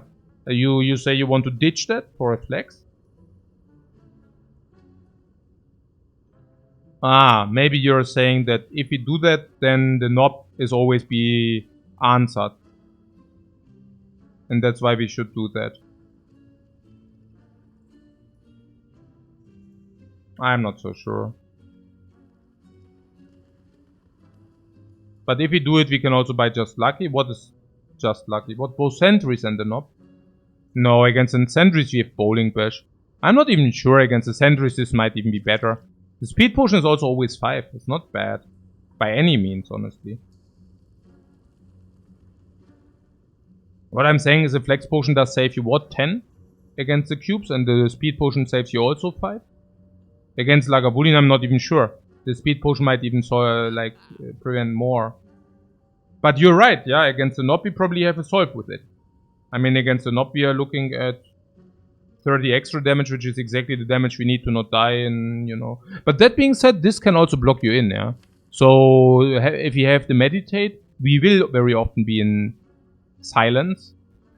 And if we are in Calm, then we even have the option to, for example, play a triple defend if that's what it takes. With a potion. And then we also don't take that much. Yeah. If you ruin against Elite 1, what does non-burning pass looks like? Naja, ruin means like they kill us. Like against the Nob, if we cannot kill by turn 3. Okay, they don't... I mean, yeah, he will kill us if we do not exit, but we can exit, so... What you're saying is we take maybe 40. Naja, if we take 40 is bad. I mean, then... This is risky, this is risky, this is risky. This is... near impossible. So I guess we have like 33% that is Nob, and then half of the case we do not get Eruption. So it's like maybe 16% that it's really bad. And you're now saying we don't want that. And honestly, there's also another thing to that. Like if this is not, if this is the Nob, it's not good, right? But if this is not the Nob, and we do not find anything, we go here and this is suddenly the Nob. I mean, if it didn't get better, this is still super bad. If this is a metallicized Nob, that's like plus 8 HP. Which we usually will find more than 8 HP, but you know. If this is max HP Nob, it's also still very bad. I'm pretty sad. The Effluent Bowling Flex has to be better. It's true. What? We can't win if we play super conservatively? No, we can win if we play conservatively. I mean... Taking risks we don't need to take is not brave. That's stupid. But I hear you. I hear what you're saying. Okay. So The flex potion, we cannot even buy the flex potion and save the flex potion, because then we go here and there's this knob. So if you use it, it's bad, because then that might be knob. If we... I mean, that being said, we are pretty good against elites, honestly. It mocks me a little bit that we cannot, you know... I mean, if we are saying life loss against elite is 20, then we are losing a lot of value by not doing it. Like the average life loss. But of course, if we die, it's not pretty. What green elite Lagavulin is easy because of ritual potion. Yeah, exactly. Exactly.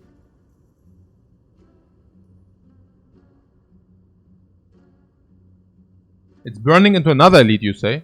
It's burning into another elite, but that's not the problem. The burning itself is not a problem. Like, the estimated life losses are 20, 20, not even, honestly. My estimated life loss is probably about around this magnitude. 15 or 20, 15 or 20.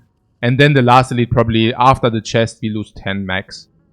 So, it's probably more in the magnitude of 20, 20, 10. We go to 5 or whatever, or to 2 or whatever. Yeah. We also find potions. We don't die, most likely. If this is not going extremely ugly or wrong, we just don't die whatsoever. And what else? Yeah, we said that most likely it's this, right? So here we can either take the shop, which is weird because we spend our gold now. So better to take these.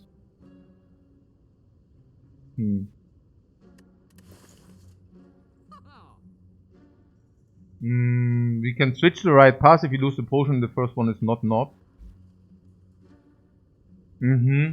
But what is the gain then? You're saying this is not knob. We lost the potion.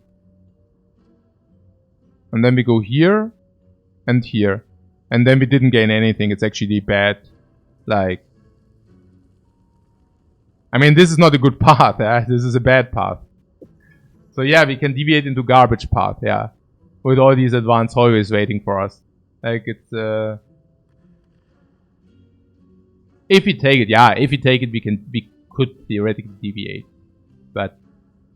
I'm just thinking about the reward. And it seems to me the reward is not high enough, maybe? So what's the other option? To just get the meditate into the deck? We cannot even do that. So it's not even... Like, we are also buying a potion we don't even need, kind of. Because this is already a potion. I mean, we are even ditching a potion for another one.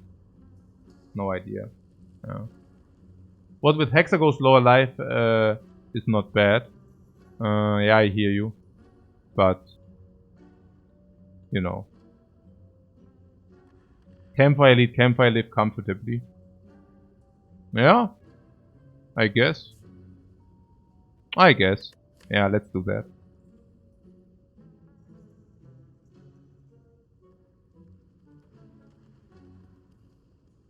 You also happy about the 2 upgrades? What are campfire burning? No, because the burning can be knob. And against the burning knob we are even worse. I guess that does make no sense whatsoever. Yeah.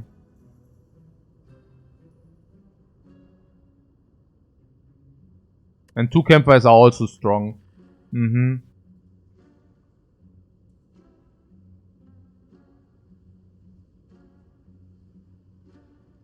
And the 2 upgrades go?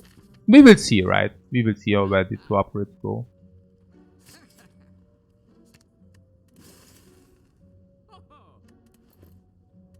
So you're saying it goes, the first one goes into the eruption. Yes.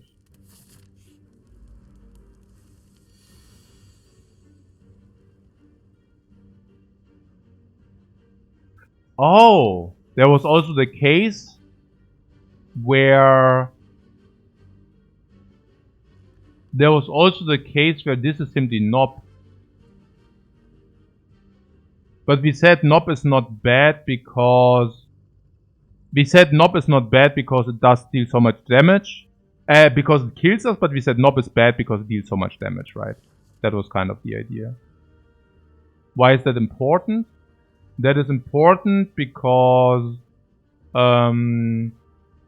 That is important because if we take a lot of damage, it doesn't matter too much, then we can still rest. But if we would have taken a lot of damage here, we could have not done that. Also, if the question mark damages us, it's also extremely bad.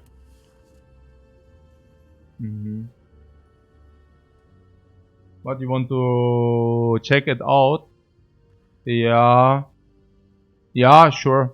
I mean, if you remind me on that and I read it, and I'm not too excited after the hard kill, I can share the seed. I will share the seed anyways, like if I look into the, you know, the history. Okay.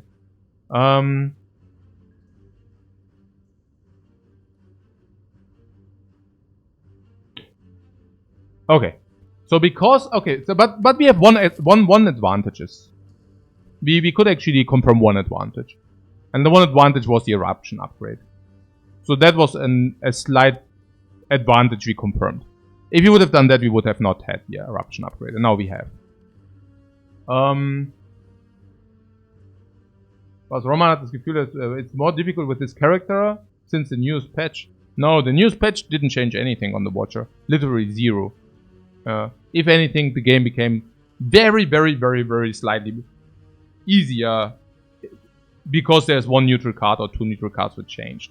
So if you happen to find those neutral cards, the run, it's exactly the same. The Watcher stayed the same for like 4 years or 3 years, whatever. Yeah, since whenever the Watcher existed, exactly the same. What changed? Yeah, I don't know. The one neutral card now deals 2 more damage or whatever. Yeah, the super opening deals 2 more damage, and the other common or uncommon, like all neutral cards are uncommon. The other neutral card deals 1 or 2 more damage, whatever. Really, like it's irrelevant. Just assume or imagine nothing changed. Hey. Ja, warum? Was? Nee, ich diskutiere andere. Yeah, my wife is already afraid that the knob will kill us.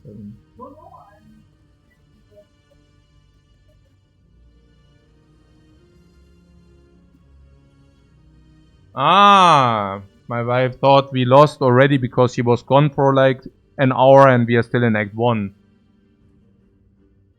And no, she's just trolling me. Okay, yeah, you can close the door, please. I don't... Yeah. That's great. So, no, she knows. No, she knows. Yeah, epic troll, yeah, to say so. Sometimes. Also, currently I'm really wondering about the Cultist potion. Can we... okay.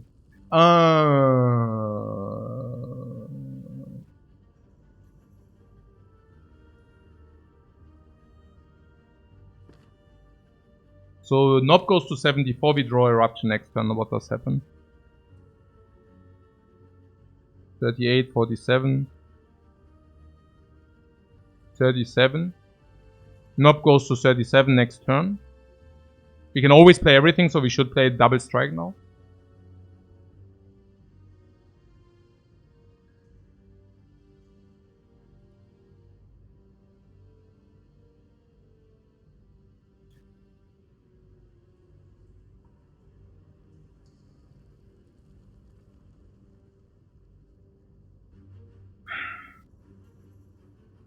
We can count the entire deck damage, because if we draw Eruption next turn, we will draw the other attack cards the turn after.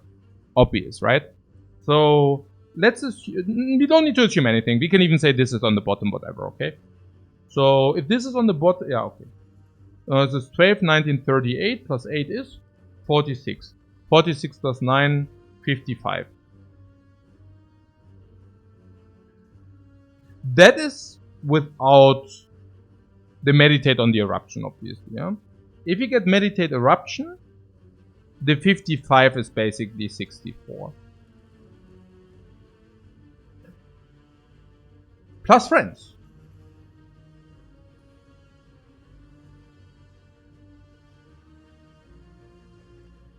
Which friends? Naja, the 3 cards we draw. 64 plus 12. Most likely.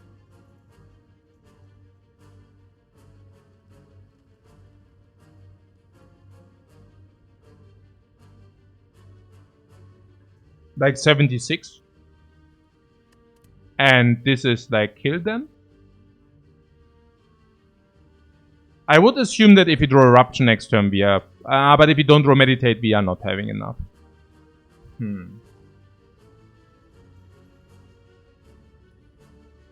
But can we take the Potion Call next turn and still be good? No.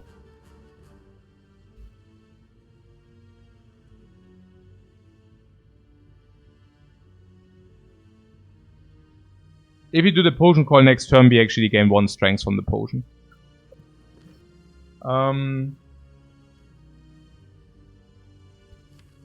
What you're saying, what Timbic is saying, if you do not draw the Eruption, can we use the potion and we are still okay, but I don't think so. So what happens if you don't draw Eruption next turn?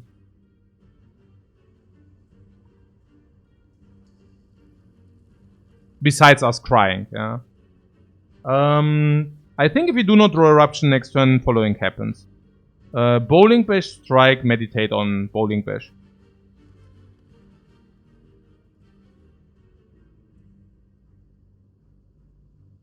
Maybe Flurry of Blows.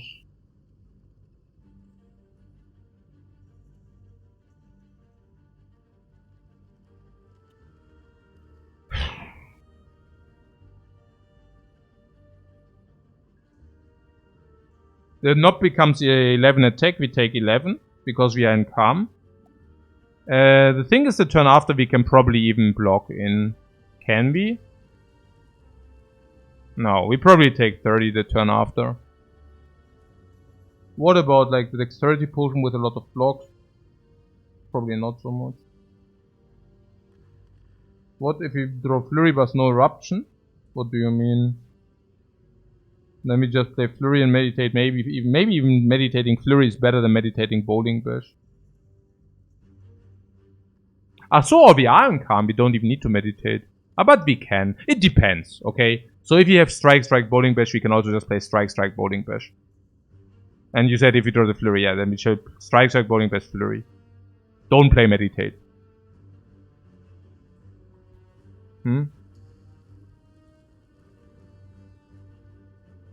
What, did the stream die?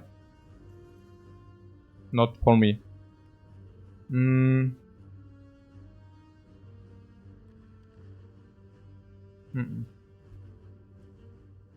How many potion drop next elite? This is 30%. This is 30% potion drop. And if you use the Cultist potion, we basically circumvent 2 things. The first thing is, if you do not draw the Eruption, we are probably good still. Plus 1 strength into next turn. While it being pretty sad, it means the 2 strength should be able to kill them, I guess. So we circumvent this. On the other hand, we cannot really block. Can we not block in general? If we go into Eruption, we just die or what? If we cannot exit Eruption or what? So... And sometimes you draw Eruption, and if you cannot exit Eruption... Yeah... It's just risk of ruin, right? If we do not draw Eruption the next turn, we cannot kill the turn after. So we have a 28% to not draw Eruption.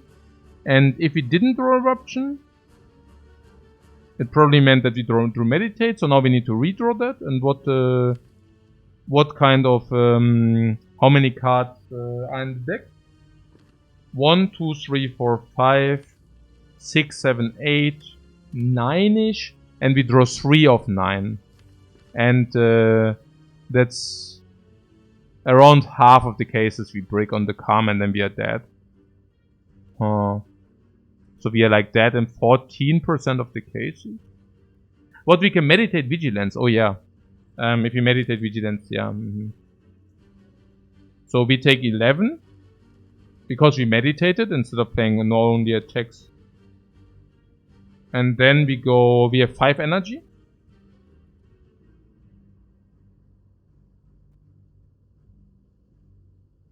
We do not need to play the Vigilance here. I just realized. We need to play the Vigilance.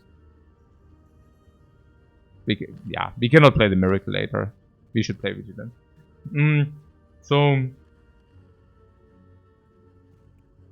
So we have 5 energy. 1 goes Eruption, 2 goes Vigilance. So we have 2 energy in between. What you're suggesting is basically Eruption, attack, attack. Eruption, attack, attack, Vigilance or something. If we go Eruption, attack, attack, Vigilance.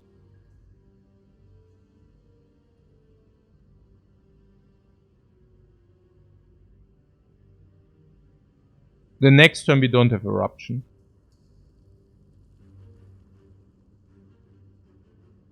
Can we kill them? I don't know.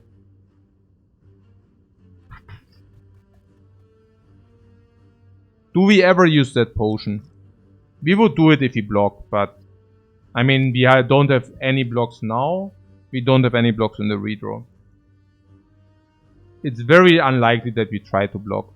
And in 30% we might even get a different potion. Okay, so I think last question is, how are we going against Lagavulin?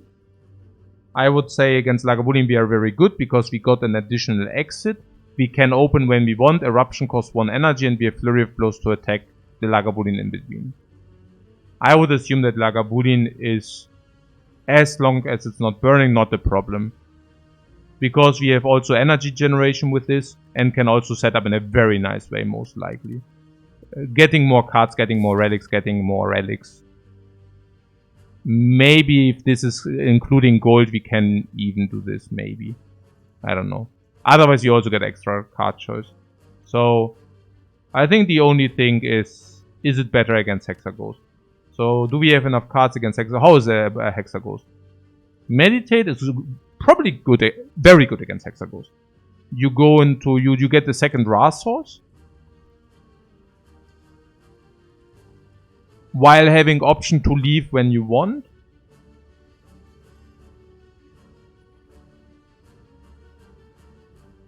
Flurry is potent. The deck becomes even bigger. Bigger even.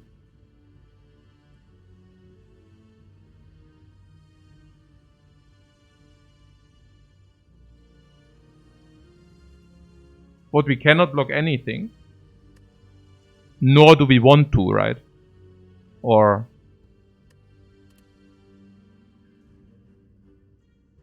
we can still find potions, cards, and relics. You think that the Hexaghost will pose a problem? Don't we also have upgrades in between? 1 upgrade, 2 upgrades, 3 upgrades. Flurry of Blow will become upgraded. Maybe we choose 2 cards. Sounds good to me. I don't think we need the potion. Hey, Living Man, thanks very much for the sub, man. Yeah. So, I use the potion here, yeah? I don't really want to die now. Not sure. Honestly, it's even if we draw Eruption, it still gives us the ability to maybe not needing to play the Meditate and stuff, you know. So, I think we confirm some benefits if you do this.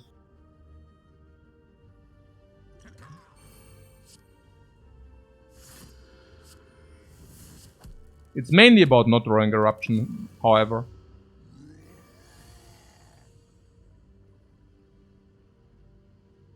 I guess good that we used it.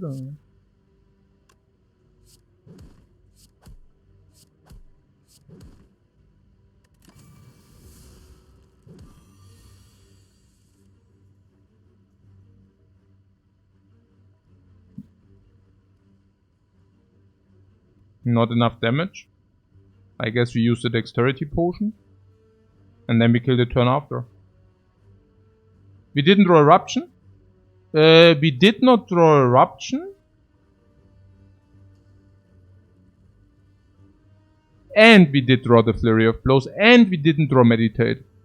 That was the worst draw we had. That was ultra bad. It's very sad also because this is 60 and 30 to 43. I mean, there's nothing we can do now, so... I guess there's nothing we can do, right? I mean... No.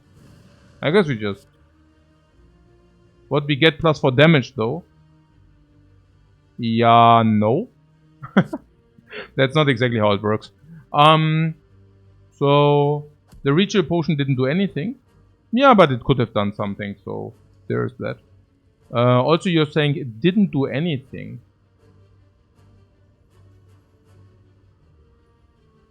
No? I don't know. Plus 4 damage.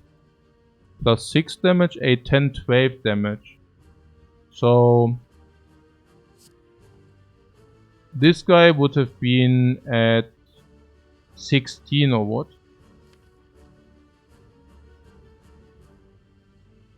I guess. Yeah.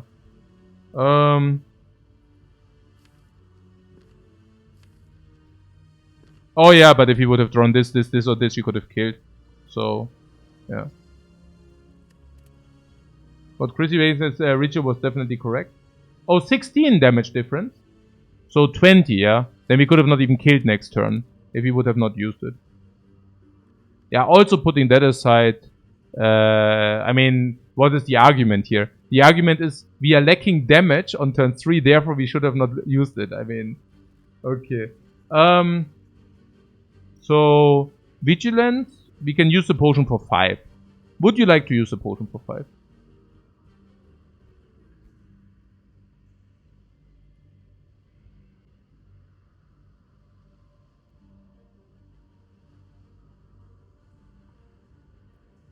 Okay. We currently take 20. We go to 19. Potion can be more next fight. First of all, we can overlay a potion in 6% of the cases, but that's probably rather rare. 5 is a bit low for the potion. For that garbage, against the cubes it can definitely not save you more than 5. So the only other use case could be the Lagavulin. That's literally the only other use case.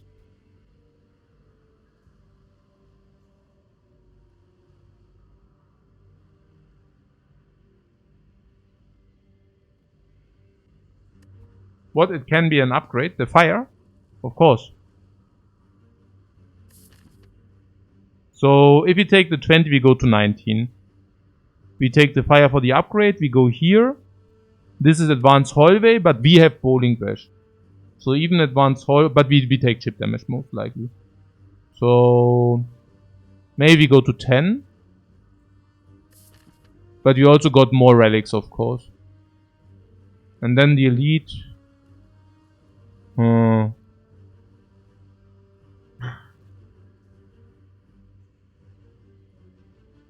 So you want to get more than 5 from that potion.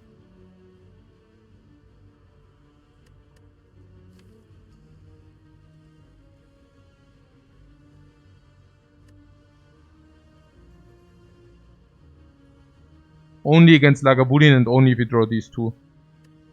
That's nonsense. Also, there's a 6% chance that we just overlay the potions. And if we didn't find a use case, then we will even further overlay the potions. Doesn't make too much sense, right? And then there is also the case where we suddenly need to use it for 3 HP. Because otherwise we die and nonsense like this.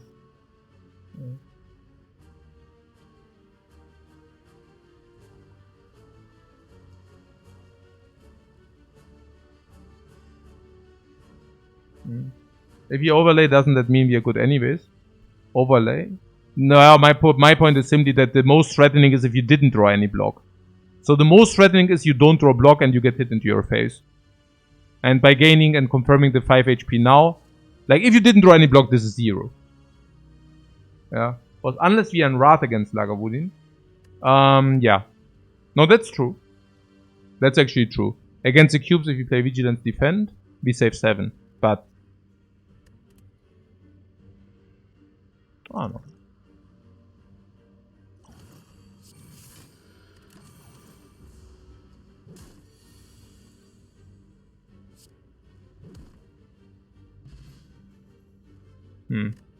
Smiling Mask means we can do this now. I mean, I take it. I take it, right? I was a little bit quick, but quick fingers and such, but I don't take the V-kick here, right? Like, V-kick is very break-even. And The scroll is probably better. We just faced Nob. It has to be better. Yeah. It's the upgrade as well. Yeah. With this, we can probably prevent chip damage in hallway fights. Oh, we didn't get a potion, by the way.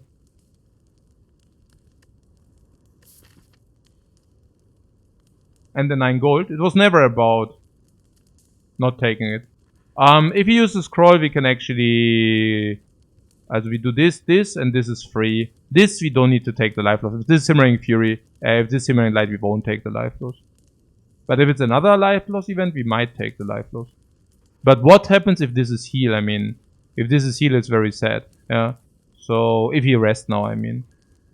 But if it's minus 11, then you go 13. We go to 8 and we might die here. Huh.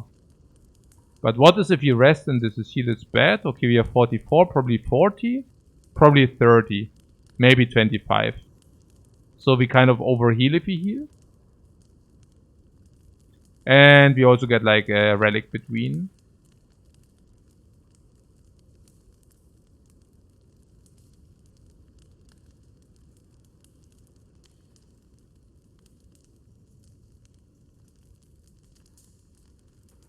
Yeah, we are at 24, guys. What do we want to do? There are some question marks which are coming with life loss. One we already saw. One is World of Goop. It would be much better if World of Goop that we rest, most likely.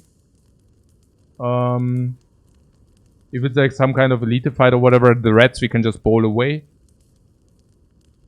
How much do we lose in this fight? There's Lagavulin. Now we have Scroll. Doesn't change too much. We probably still take. How much do we take? Let's assume we play our entire block. 13 one turn, 10 the other. We still take 17.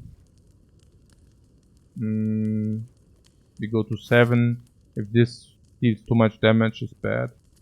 We have 40% for potion. Of playing it safe and resting. Yeah, I'm not sure about playing it safe. I mean, resting is 20, right? So... I'm not so exactly sure what this scroll prevents us. I would assume against the cubes in the second draw, or do we use it in the first? We might not even use it if the hand is good, but otherwise we probably want to use it. 1 energy can already prevent you 5 in one fight. Against Lagavulin, it's certainly also around this magnitude, maybe less. Against the hallway fight, usually like this, so maybe 4. What can rest and take the left path? If we have the Smiling Mask, I definitely want to go into a shop, right? Oh, pretty sure. I also think there are some like Scrapping Ooze or whatever. Scrapping Ooze, Simmering Light we could even take then, right? I mean, I'd rather take 2 random upgrades than 1 specific. If it's Cleric and this was gold, we can also pay for remove and then deviate. No, that's not possible. We can pay for the remove and then we just don't deviate. But we could pay for the remove if this includes gold.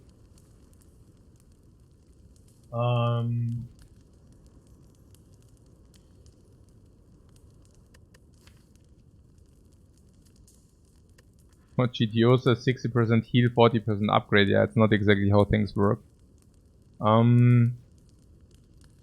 So... But you don't think we overheal?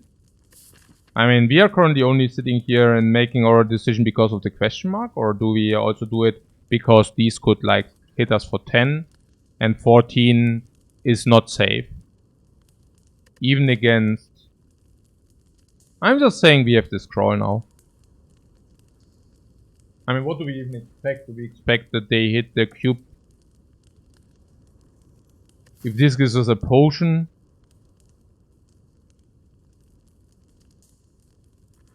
Okay, what can happen? Is it really that bad? I mean, are we not like super good? Or you're saying our damage is not there or what? Let's say we open 45, 50. Then we need to block. So if we exit, we take 15 already maybe. Yeah. Sure. And the scroll doesn't really help. Or does it? Does the scroll actually help against Lagavulin? I mean, how much? How much? So we play Vigilant. We can block and then we take 2. Like Vigilance, Eruption. Vigilance, Eruption. Vigilance, Eruption, Defend, Meditate or something. And then we have Vigilance, Defend again, so we take 14 in total. I don't know. We can even Erupt out, open against Lagavulin, Meditate into Scroll. The turn after, Scroll, you know. And that is also 40% on the potion. That is also only bad if we took the chip damage against the hallway fight. If Scroll is upgraded, we probably do not even do that.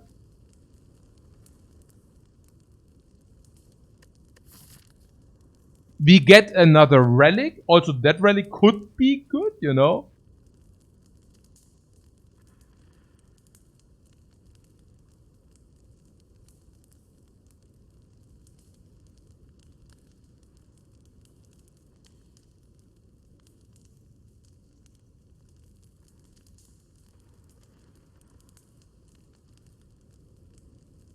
Against cubes,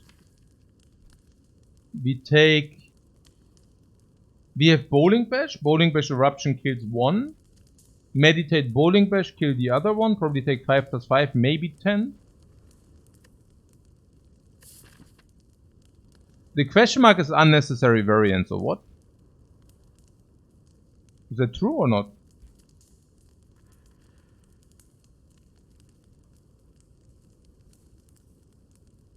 I mean, with the scroll upgrade, we can also take the other hallway, no problem.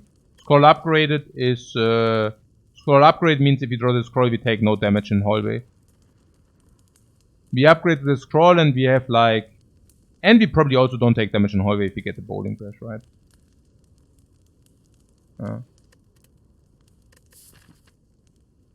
Do we take Serpent? No. Is World of Good good? World of Good good? No.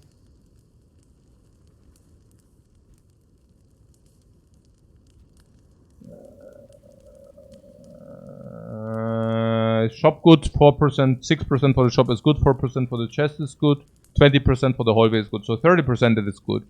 And if it's like, it's better, right? It's better to have two advanced hallways before this.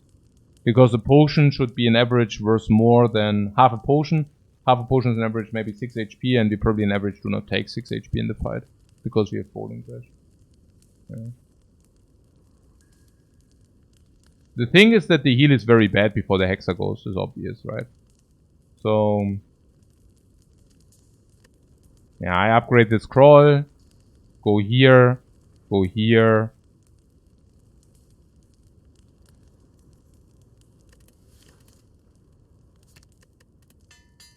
I mean...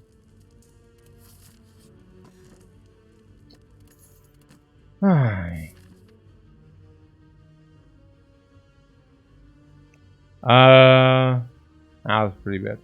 Shop is better than fire. Shop is better than fire if you can remove 450, sure. Yeah, so here you get your remove. So that increases our power before the elite. So that's good. I'm curious about... Hey, Java Hawk, thanks so much for the sub, man. It's very appreciated.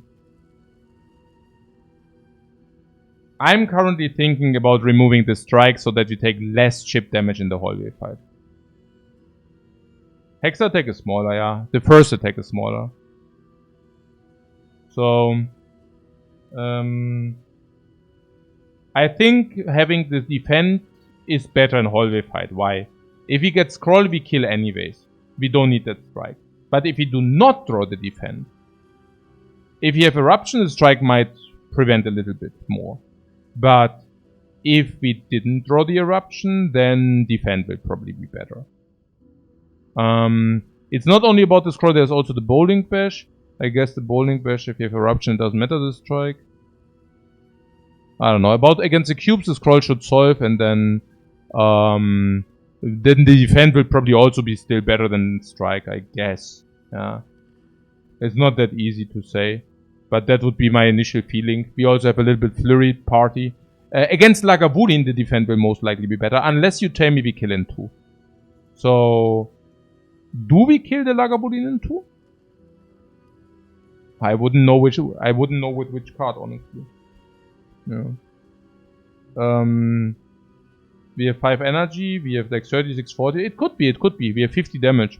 50 damage meditate eruption. And then we have 50 damage again. Maybe more. But around this magnitude. Most likely not. Most likely we need to block in 2 times, yeah. Can we deal damage in the turns where we block in? Against Lagavulin? What is the entire deck block? We probably just block 2 times, yeah. We could even, in our case, we can even go Eruption, deal damage in between, but not directly after, right? So usually we would go Eruption, deal some damage. Maybe, you know, defend, meditate, take 14 and then kill the turn after. Or Eruption, Vigilance, defend, meditate on Vigilance, block in again or something. Yeah. Removing Strike will also allow us to pick Signature move. With a Scroll. Ooh. So late in this act. Wow. Not so sure about that. But it blocks also the bites, but maybe bites doesn't matter. Like, let's say we would remove defend, and then on the shop we remove another defend. Would we take bites? And that's weird, right? So, okay. There is something about the damage against Hexaghost. Against the Hexaghost, it's probably better to have the strike, maybe? No, we can still remove the defend at the shop, right? So.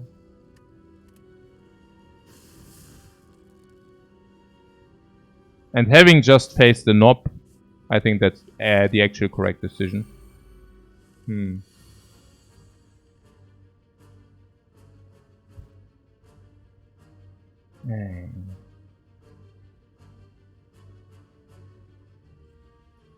Yeah, like, whatever, we take the 11, I guess. Yeah, this is not acceptable. No, it's not really acceptable.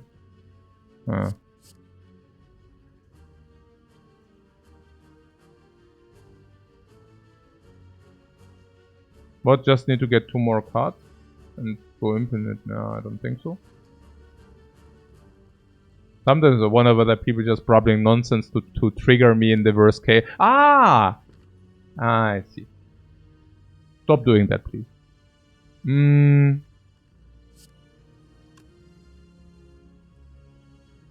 But yeah, there is... So we pull the bowling bash back.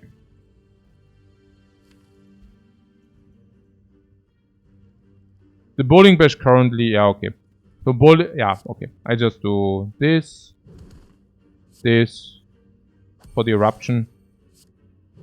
This, and meditate. The bowling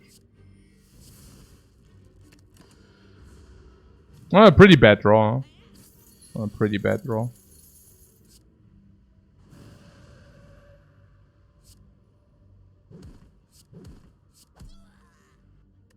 We still had the 40% on the potion we actually hit. Now we can maybe do something about it.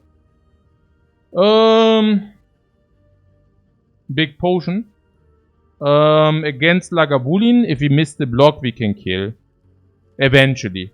No, not eventually. Possibly. Possibly false friends and such. So possibly either we can be able to block in against Lagavulin, or if we cannot block in, we can kill him in coordination with the fire potion. And against the cubes, we can probably kill and clear and solve them, but if we cannot, we can use the fire potion. Empty mind? Yeah, we have 1, 0, 2. And if we take it, we have 1, 1, 2. Yeah. You would take the Wrath here. Yeah, right. So, yeah. I mean, absolute no-brainer to do this. Probably, most likely, depending on the draw, we have maybe a 0, 0, 0 Azuya. You know. I would like to draw, if possible, all the 8 cards. I think missing any of these is like hyper bad. What, you want Miracle into Scroll? Good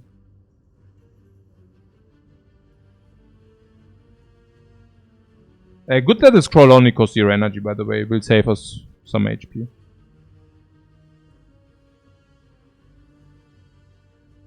Miracle Vigilant into Scroll.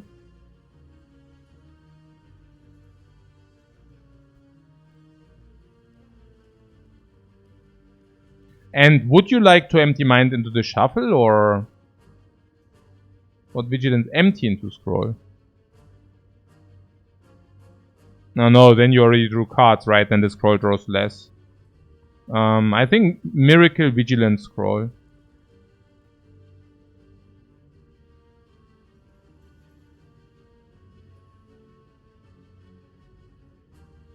Unless we say we have unless we say we have solve if we actually do play this strike.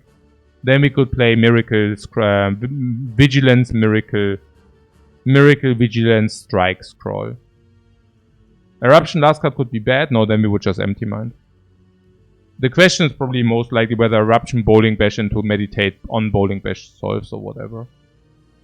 Which could be. The Bowling Bash, as you know, in Eruption is very mighty and powerful, dealing 42 damage. So we could use that to our advantage. With the idea to either block for 1 energy or not. If we do not block for 1 energy, we take 2, which is nothing. And keep in mind, without the dexterity potion use, we would be at 8 now. Which is funny, right? I mean, at 8, it's really bad to work with your HP. So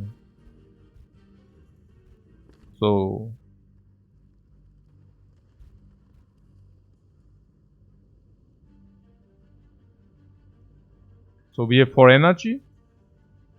Eruption will be 1 energy. Bowling Bash will be 1 energy. Meditate will be 1 energy.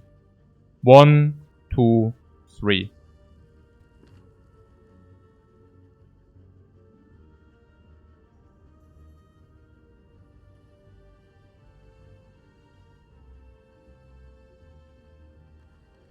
Four with a strike. Vigilance being neutral. So it's a very clean line. Strike, vigilance, miracle, scroll, eruption, bowling bash, meditate. 2 flurries in between. How would that look like? And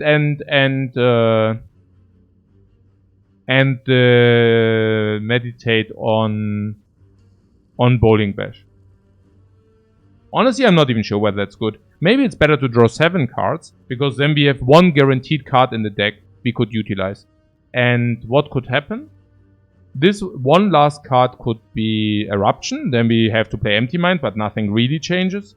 I mean, we just play Empty Mind then, and, you know, the only thing which changes is that we missed 6 damage, but that's about it. And if the last card is a block, we have options to deal the damage on this and then blocking here, for example. You're sure there's a line perfect to this fight? There's always a line which is perfect for the fight. So meditate on bowling bash, how good is that even? Or are we just satisfied to kill one with a bowling bash and meditate something different? What could different be? If you meditate eruption, that's not better, because I don't know. If you play vigilance, why would you target the middle one? And if you can block in, the next turn, that makes sense. Miracle Scroll then C. That's super bad. That's the worst. We are currently wondering whether we play once. Yeah, okay. Fortunately, there's food break soon. Okay. Yeah, because it's exhausting. I'm already feeling exhausted. My behavior, like usually if I'm under pressure and there's like risk of ruin, I'm always like very tense. And then I'm feeling like bullshit suggestions are getting twice as much to me. And usually the amount of bullshit suggestions also doubles if it's like very tense. For whatever reason, I don't know where the correlation is. But maybe kind of like, hey, or look at this. Now coach is to be trolled because he's vulnerable to trolling. You guys know it's true, right? I mean, I'm not making this up. But yeah. So, oh, freaking hell. This is so difficult.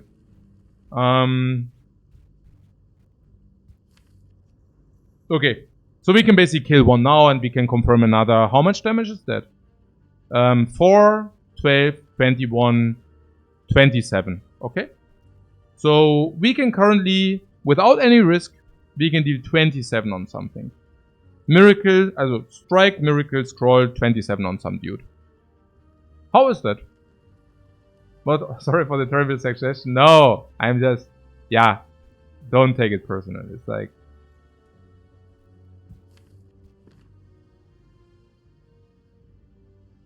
it's just that we just talked about it like 5 minutes ago. That's all, and we already excluded that. But it's fine. I have to work on that still. I like it's my problem, not yours. So okay, pulling back the bowling bash, we already deal 26, 27, and then bowling bash is killed. So I do see the following. We definitely kill this cube. We can also block in and attack the other. I mean, that's pretty good, right? Everything pretty good, no? We are in calm. We take 2, we go to 11, and possibly we take 10. And that's the max. I'm doing that now. Yeah. Komm gleich. We have to execute this now. What's so much future value on our relics that it doesn't help us with all these fights? Future value, not no help now. Future value, no help now. Yeah, it's true. The cubes are about to roll us. Okay, I just... okay, so we concluded, right? I just don't want to fuck it up, but... Okay, so this on this. Yeah.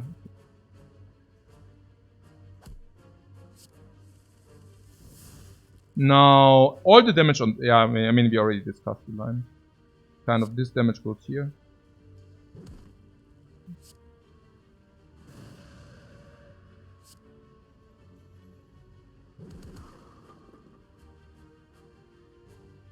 And we don't even get so many dazes. Matter of fact, we cannot even break. Because we only get 3 dazes. Like, our hand will be real.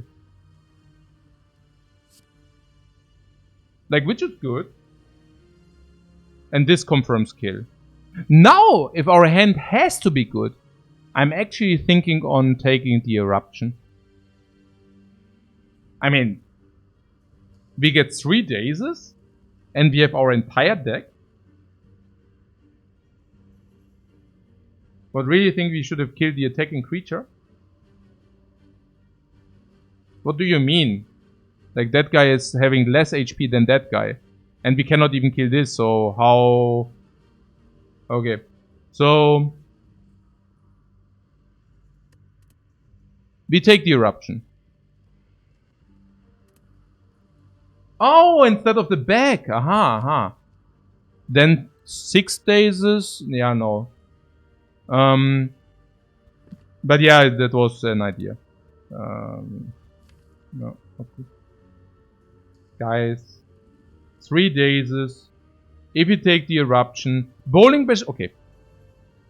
2 options. Option number 1, bowling bash guaranteed kill. But honestly, if you take the eruption, what should happen that we do not kill this guy? Drawing what? 3 dazes and block, then we block. I mean, if we draw any attack, we kill. If we draw 2 blocks, we block. So I'm just taking the eruption. Right?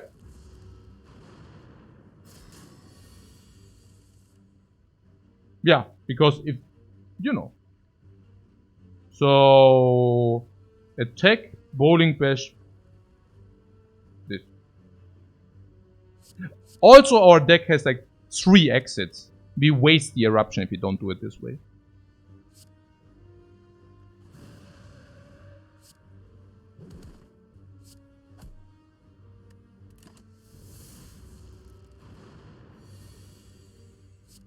Huh. Yo! No! Okay. We did not use a potion and we lost 2 HP. If the scroll would have not been upgraded, that could have been backbreaking. Imagine You know, I can actually tell you exactly how backbreaking, 12.5%.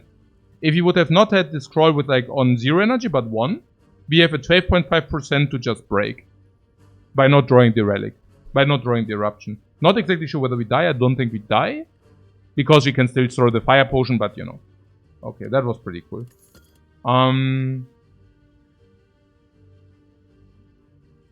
I go having my food break. See you in 10 to 15 minutes, guys. But very exciting, very exciting run. We are 2 hours, probably 2 hours for the act. We only find garbage. We lost a lot of HP. Our potion belt is not full whatsoever. All these are doing pretty much nothing. It's very interesting game. Very interesting game. At the same time, having like a nice stance with like already utility in the deck, with like already functional card draw. I'm very excited about this game. Even the like water pick is a very, very possible thing right here. So we will decide on that after the break. Yeah, this is really, really nice. I love that.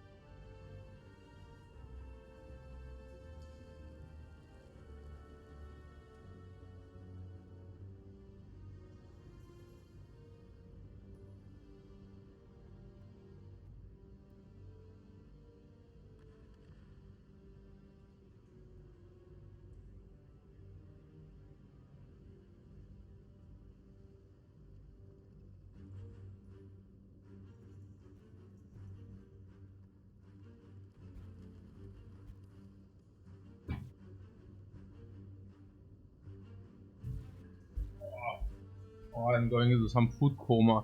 Oh, I'm so tired. I'm not really tired. I like food coma. Like we had like what? Chicken and polenta. And I ate so much. What? Like water looks good. You like water? We have 1-1-2 at the moment, and you're saying whenever we play meditate, we block. So 1 energy, 5 block. If you combine it with meditate.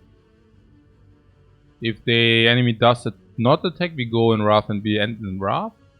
We would really like to kind of exit in... Okay, I see. We play Vigilance, we go Empty Mind. Like Water Meditate or what. And then it blocks 5, and then we go into Meditate again at some point, and then it blocks 10 total. And we just fought the cubes. T-Dog says it's meh. Yeah. Turn 1 we draw starting hand, we don't have Meditate nor Vigilance, it's doing nothing. We draw Vigilance, we can use it as a block which blocks and then blocks again. That's okay. If we only have Meditate, it's also okay if we go Meditate, but we have to go into Meditate, but okay if we probably want to. And then it also blocks kind of 10. What?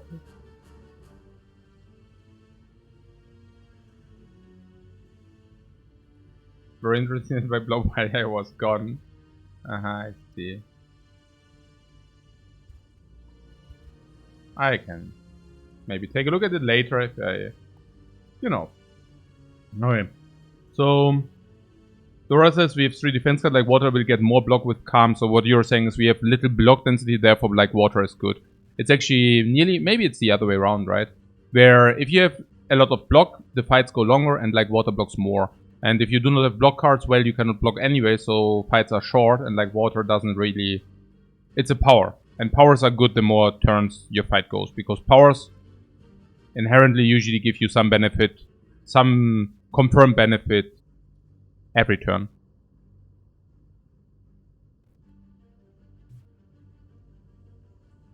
Which I do not mind, because we have the Damaru, and the Damaru gives us divinity. And if we end up with picking a prostrate, which I will probably pick because we have Damaru, we might want to stall. And if you want to stall, then the like water will become better. I'm not even sure about like what we would like to remove, by the way. I mean, do we want to remove strike or what? If you remove the strike, we don't have any damage against the Hexaghost, no? So we probably remove another defend anyways. Can we talk about the Hexaghost? Is like water even positive again in the long fight? Like against Hexaghost?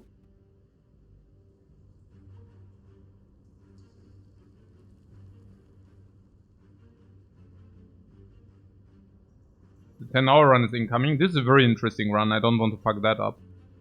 I mean, we have some kind of late game powers. Smiling Mass basically enables us to remove more cards.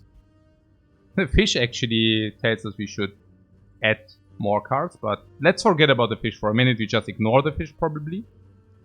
So Smiling Mass means we can remove more of our stuff. And we have the Damaru, which means that that we want to add these cards, the block cards with divinity, in a relatively small deck, which currently removes 1, 2, going to 11, going to 10 cards. And hey, Spritzkopf, thanks so much for the sub, man. And we have Vigilance, Empty Mind to actually go more divinity. So if you find 1 prostrate, we can already prostrate, Vigilance, Empty Mind, prostrate. Doing that again, divinity, bam. And once we remove 1 more, we can actually do that more often. Scroll usually draws us our entire hand.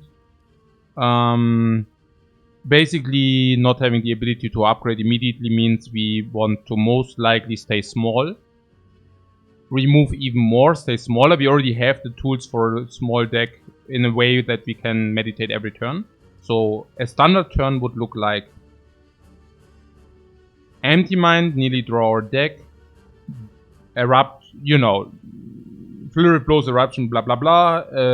Maybe even maybe even Vigilance, Empty Mind, draw our deck, or nearly the entire deck, Eruption, play some attacks, meditate out, maybe block in between, and doing that kind of every turn. So does like water help us in that regard, or does it just mean that we take more chip damage?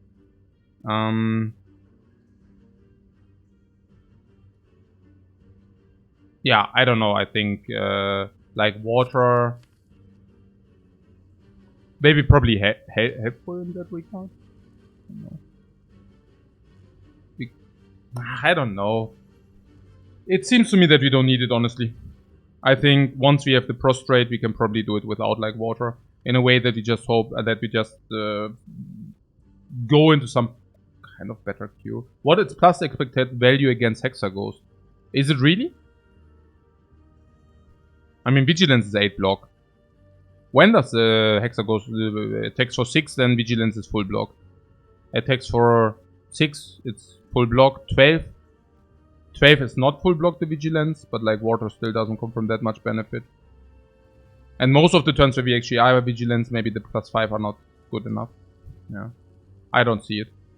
I don't see that we should put like water.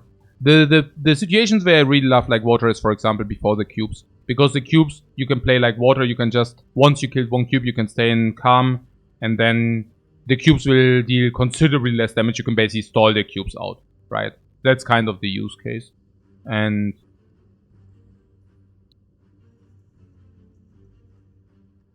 I currently don't see that. I would rather like to draw real cards. Scroll. Empty Mind. Really whatever. Now you're saying, what about the turns where we do not have Vigilance? Yeah, in the turns where we meditate. You're saying it's expected value, like positive value against Hexaghost?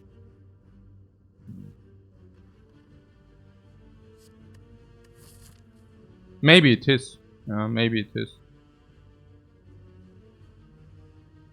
You're saying it's positive against Hexaghost? I'm a little bit afraid of the Hexaghost. Maybe we should take it for the Hexaghost.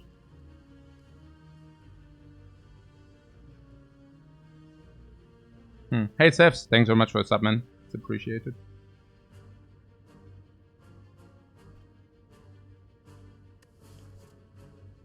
Value means that you have better fights. Take less damage. Whatever.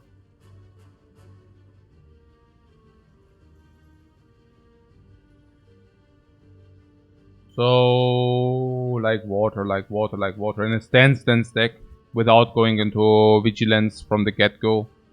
I don't see it. Unless you tell me against Hexaghost, but I mean, what Vigilance? We are going into Eruption, right? I mean, we are in Eruption, and whenever we are in Eruption, it doesn't do much. Unless we want to have it turn... No.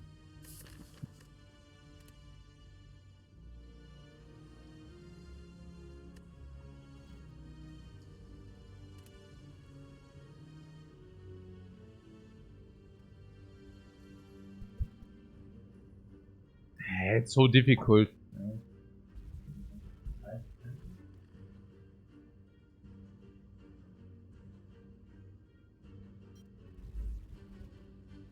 $10 gold. It gives us 9 gold from the fish. If we want to meditate every turn, it's good. Naja, what means want to? I mean, it's also a little bit a thing about can we, right? Can we meditate every turn? What is the upgrade? Meditate?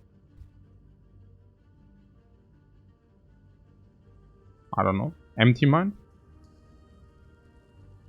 Probably meditate, I guess. 2 cards is... Against Hexaghost is probably better. Do we remove the defend at the shop? I mean, we have 11 HP against Hexaghost. That's good and bad simultaneous. Bad because we need to kind of draw, defend, block every turn.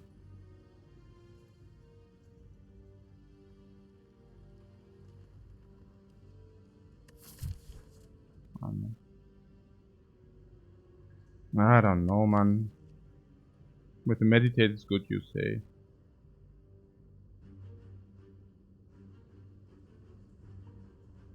It doesn't do anything immediate, and once we are stabilized with a loop, we don't need it either. I don't think so. What flurry upgrade?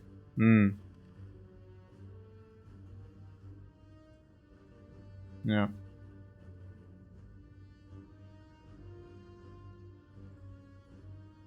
The 9 gold into the shop should be not relevant, no. That's very marginal. Usually the water has that problem that very often you do not want to end up into calm. That's just how things are. Okay.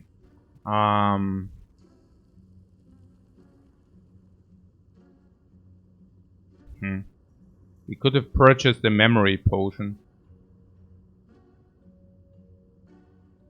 Who cares about that?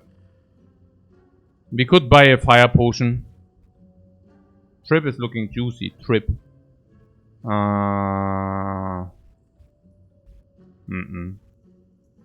You like it?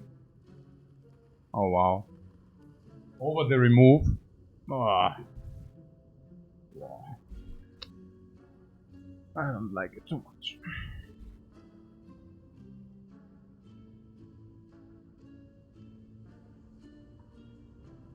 What 7 gold of trip and remove? 9 gold of what 7? Ah yeah, okay, yeah. You mean if he would have taken the water, because now bought trip and remove.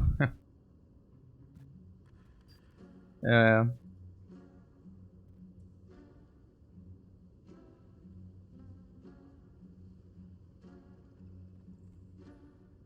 cultist potion is a hexasolve.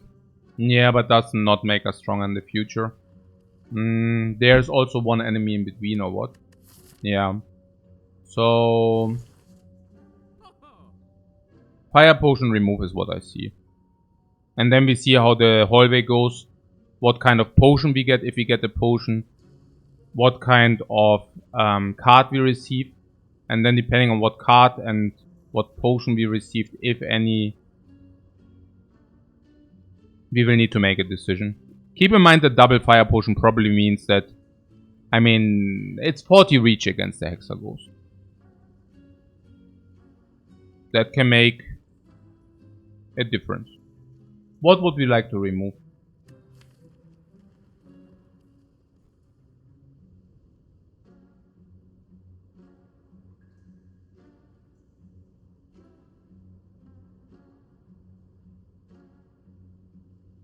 What we gave extra slots for buying a potion isn't likely a waste. Yeah, exactly.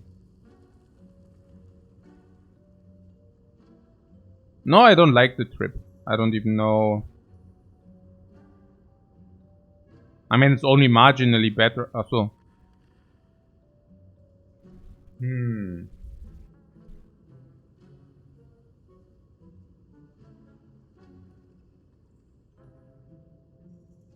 Nah, I don't know.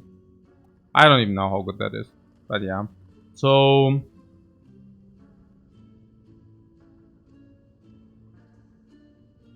we can even remove the strike and deal damage with flurry stance every turn. You mean 4 damage? Yeah. We shuffle in 2, yeah, but don't think again. Yeah, against Hexaghost we shuffle in 2.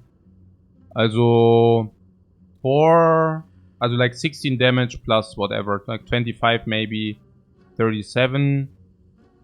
Yeah. And we draw our deck in like 2 turns always, kind of. So if you remove 7, maybe you don't have enough damage for the boss.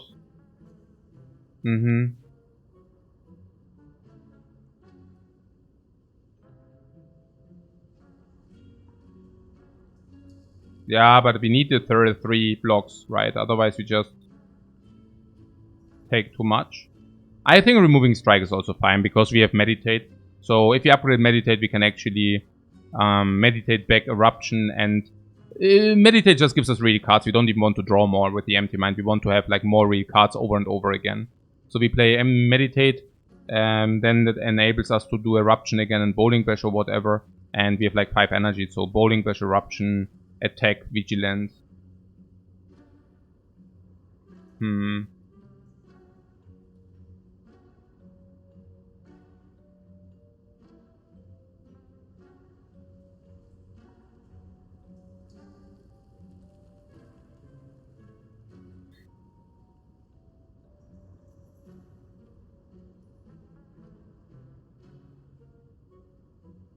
Yeah, I'm a little bit afraid. I don't know. Is this like better to remove the block or is it better to remove the strike? Against the hallway? Against the hallway, it's better to remove the strike, right? Yeah, probably. Because if we have scroll, we solve. So it's more about the case where we don't have scroll. And if eruption, Bowling Bash, we kill anyways. So how often does it really happen that we have eruption and we are missing a strike? Can happen. Can also happen.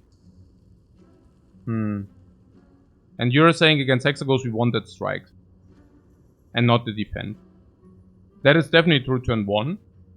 Turn 1 we benefit from every strike. If we scrolled, it's not even true. We can probably not even spend our energy. And later, we already said like eruption, and then we can play for 4 energy, but 1 is like meditate or vigilance. So we can only spend 2 energy. Which, if we played empty mind, we cannot even do that. So what is about the defend? I mean, we are not beating the Hexagons by playing defend against the Hexagons, right? But that being said, is kind of tricky. Because we want to draw at least 1 defend every turn. Because if you don't draw 1 defend every turn, it might become really ugly. That being said, if we have 2 blocks and the Hexagons doesn't attack us, what is the pattern of the Hexagons? Attack big, attack 6, 12, 6. Defense will stop just stop burn damage stuff. The second fire potion makes you less worried about removing a strike. Kind of with the idea like what's the worst that can happen with 2 defense. The worst is that vigilance is already blocking in, and then we have a defend in the hand which is doing nothing. That's kind of the worst case. And even in those cases, you might even decide to stay in an eruption, for example. I mean, that's one possibility, right? Like if you overblock with the defend, we might just stay in eruption. Yeah, okay. And the Watcher does have better blocks or better no. If you remove, hey, what a headache. We don't even have like series attack or what. Like if we are not having a series attack, we might also add a series attack.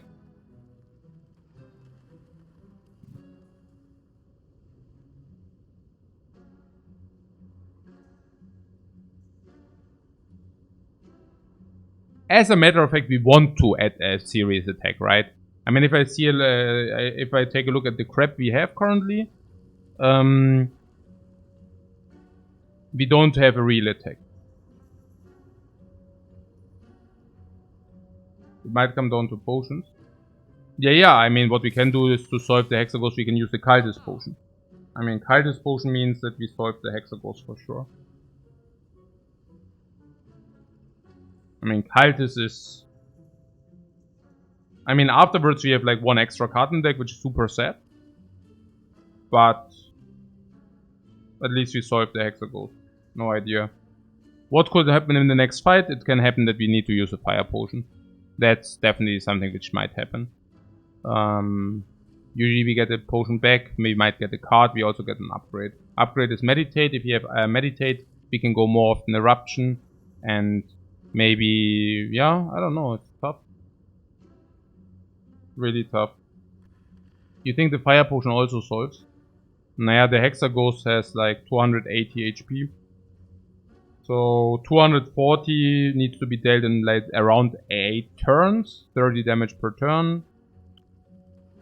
Isn't that easy.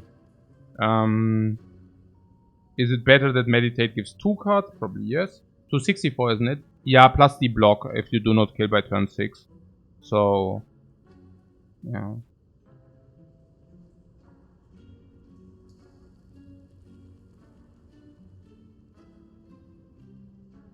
You're scared of Hexagons? Yeah. Me too. Meditate what makes eruption empty mind possible, which is quite the manipulation. You mean in which regard?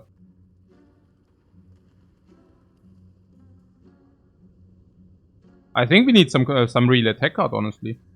Yeah. Yeah.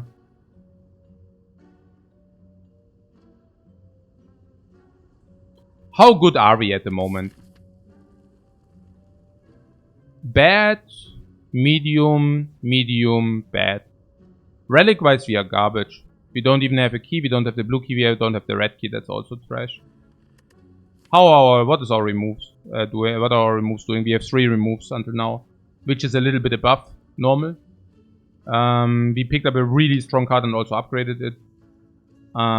We picked other good stuff. So our card quality at the moment, besides like if we forget about the missing damage card, is better than usual. Our relics are definitely much worse. The key position is also worse. Potion is average, whatever. So we are currently slightly below average of a normal run. If we take the Cultist Potion, we guarantee to win, yeah? Against the Hexaghost. After 1 turn, it confirms 5-7 damage. After 2, we have 20. Then it goes to 40, 70, 100. So Cultist Potion is probably around 80, 90, 100 damage. Cultist Potion solves the Hexaghost. Easy as that. Yeah. And the only... Okay, what is normal? Normal is we draw... Just assume we drew no scroll. I don't know, let's assume we drew this scroll, we basically played to go through our deck. We have 3 for energy, so we play 36 plus 12, 48, 57, so Hexa at 210, if we take the block already, like 230, right? And then there's a turn where we block, so maybe 24 damage plus block, I don't know. Then let's assume we didn't draw Eruption. Is it likely to draw Eruption? Maybe, maybe not. Maybe with the Empty Mind Eruption. We have 3 energy again, 9 damage, 24, 36, 45 in total. So the 60 to 20, 50, 170. Then there's a bigger attack turn. Vigilance block, maybe we need to spend all the energy to block. So still 170, maybe now we deal 30, it's like 140. Now we deal another 40, it's 100. And then there's 18 incoming, maybe we break our draw there because we have burns. So we might need to block 22, 24, but we only have 8. So there is a chance that we might just die there. And that's bad. The Hexaghost at that point is at 80, and we can also probably not even burst the 9 times 2. So the 9 times 2 might kill us already, if our draw is bad. On 80, 100 or something, double Fire Potion doesn't solve it.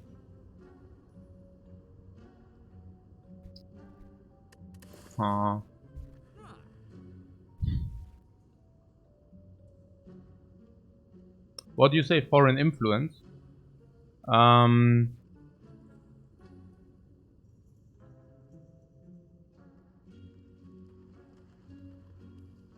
Well, what are we going to rest? No. No. Resting is certainly worse than upgrading Meditate. We are also at 11, so the first attack isn't relevant.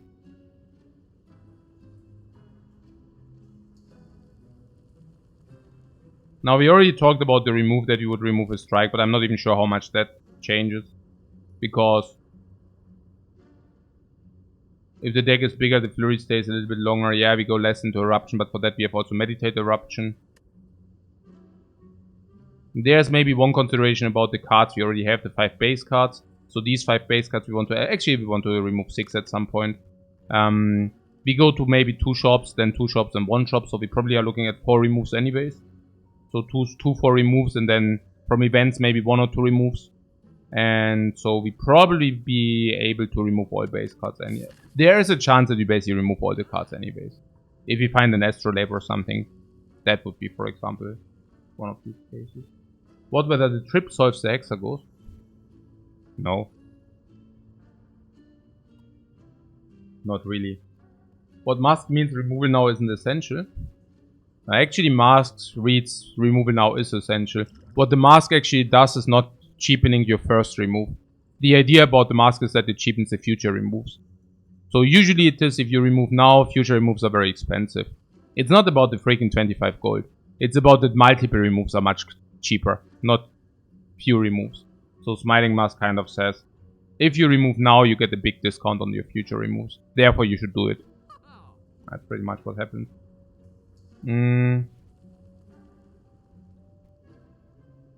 But the liquid memory? Yeah, we could do liquid memory, but not if we cannot do the remove then. I mean, the problem stays the same. Again, there's a Cultist thing for 100 damage. The Cultist potion basically reads that we kill the Hexagons before he deals 9 times 2. Most likely we kill the Hexagons in the turn where he deals 9 times 2. And that gives us also, we still have the reach from the fire potion. The problem is that we are running around with one more card in the deck, which is, of course, not so cool. It will make the Hexagons fight considerably easier. Honestly, I have a hard time to pinpoint how difficult the Hexagons fight is, honestly. If I would make a guesstimate about the risk of ruin, I don't know. I mean, we can even meditate our block. How much block do we have in total? 18. And the Hexagons attacks us for 18 plus 4 burn, so another 8 life loss there. Resting or remove instead of upgrade, you don't want to upgrade the meditate. That's very weird. Also, the first attack of the Hexagons will be automatically 18 and then you take the damage there. So, I mean, resting on 11 HP is kind of weird. The burns in the small deck are tougher. Yeah. I'm a little bit afraid, honestly. So I will probably buy the ritual potion to not die. If you want to express this in percentages, I would assume that we have 5 to 10% to die against Hexagons. Is it accurate? I don't know. And if we do the ritual, we might be at 2% risk of ruin. So we avert a 5% risk of ruin at the expense of 1 remove. 5% risk of ruin at the expense of 1 remove.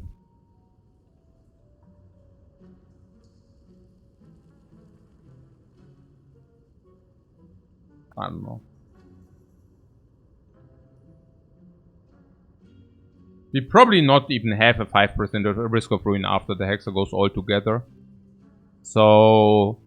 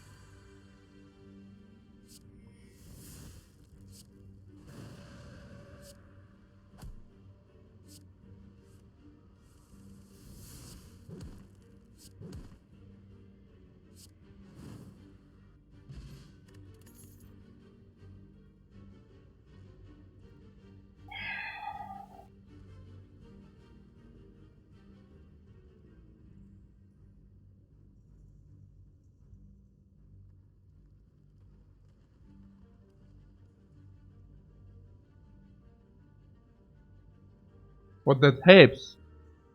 What helps? There's our damage solution. What? What do you mean?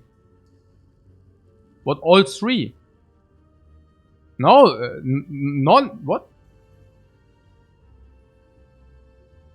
The empty fist is the second exercise. I definitely don't want that.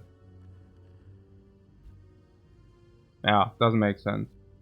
So, indignation, a second eruption in our already small deck.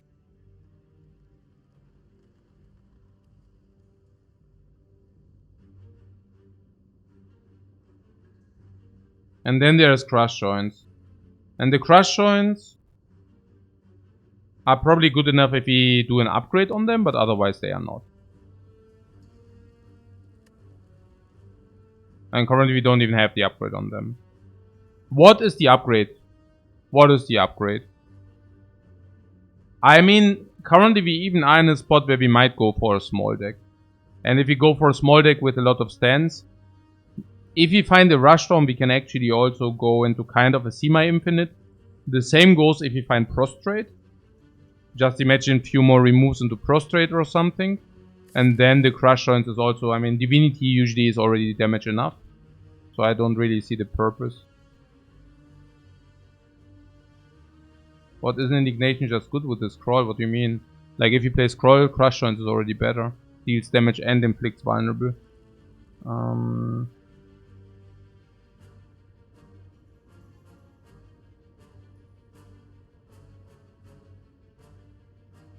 I don't know, like, we have a lot of stuff we want to upgrade, right? What is the lot of stuff we want to upgrade? Against the Hexa Ghost, now we have the Ritual Potion, so we don't need to upgrade Meditate. And honestly, frankly speaking, I'm not even sure whether Meditate is such a good upgrade, especially not in the shorter fights. And if you say we have a solution against the Hexa Ghost, suddenly the Meditate is much worse. Yeah. Yeah, right, yeah. We needed to meditate for the Hexa Ghost. But if we don't need to meditate for the Hexa Ghost, I'm actually not willing to upgrade it now. The only... yeah. So maybe the Flurry. Yeah, but we already got our damage solution against the Hexa Ghost. Oh, also keeping the Strike in for the damage, so that wasn't that bad.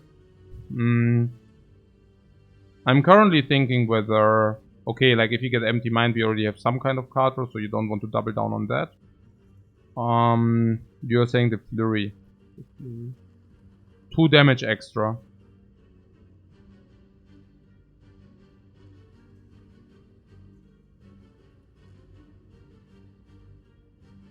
The Bowling Bash for Act 2. The Bowling Bash might be a card we might even remove later. So I don't want to allocate an upgrade on that. I'm not even sure how sick that is into Act 2. I mean, Eruption Bowling Bash already kills the Slaver. Flurry is the most value in hallways too. Yeah, especially after... no, is it that much? I don't even know.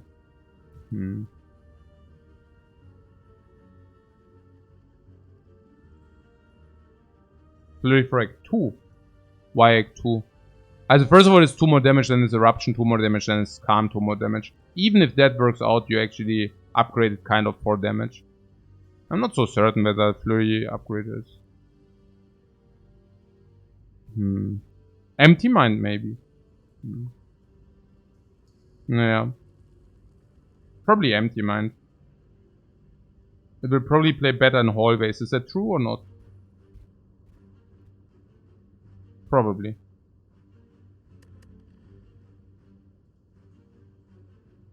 What isn't Meditate into Empty Eruption super nice? If you have Empty and Eruption, so you're saying, okay, with the Empty you will shuffle anyways, so kind of... I mean, do you want to play Empty Eruption or you play Empty Mind Eruption?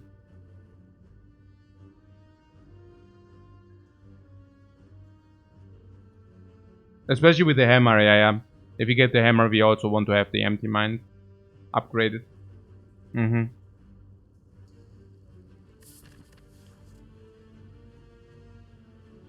So we don't take any of these, yeah? Like, Crush Joints is reasonable, but we might still receive another one.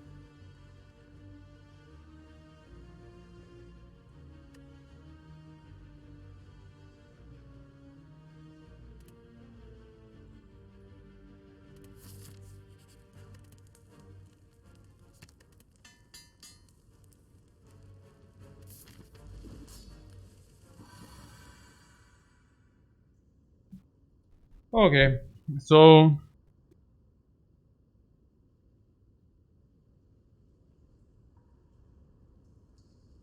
the question is, do we want to play Scroll now or not? Our current draw is bad.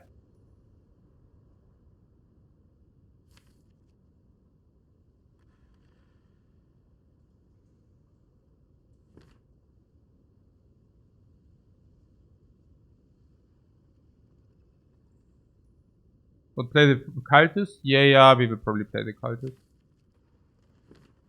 We can just do that later. Like, this turn later. So,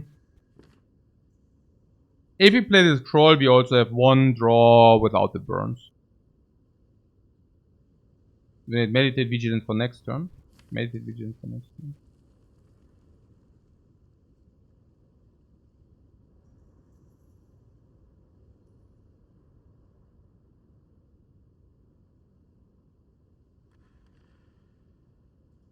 If we don't troll and draw eruption without the exit, it's big trouble.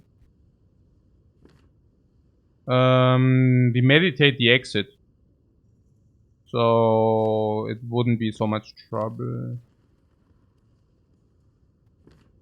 Okay.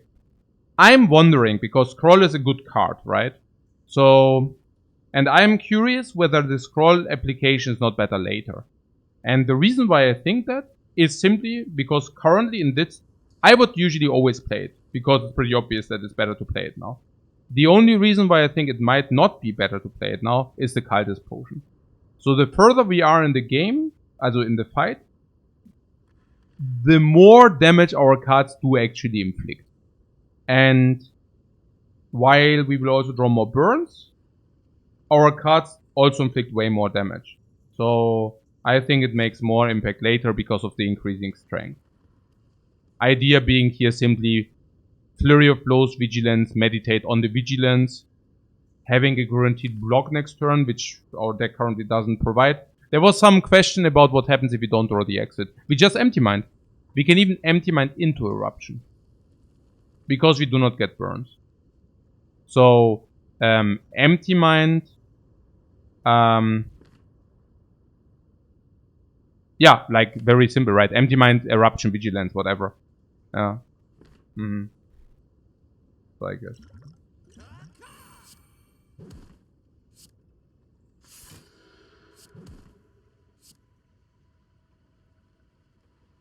Yeah.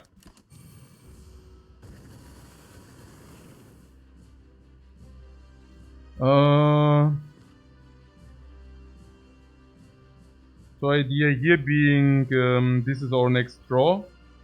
Maybe we want to empty mind that draw. So here's the option that we do not actually end. Okay, we could even end up in eruption. But if we end up in eruption,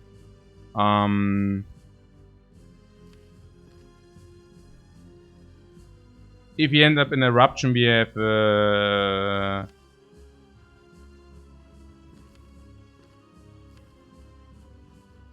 there's a percentage that we die. Yeah, not really. I mean, like, we have 6 attacks in the deck. And we only die if we draw 5 attacks. There's a chance that we die.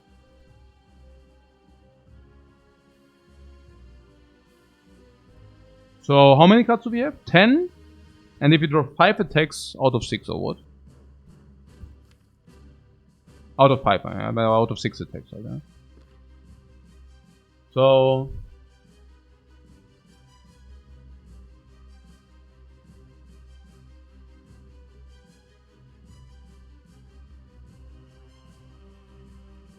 So like 1% to die.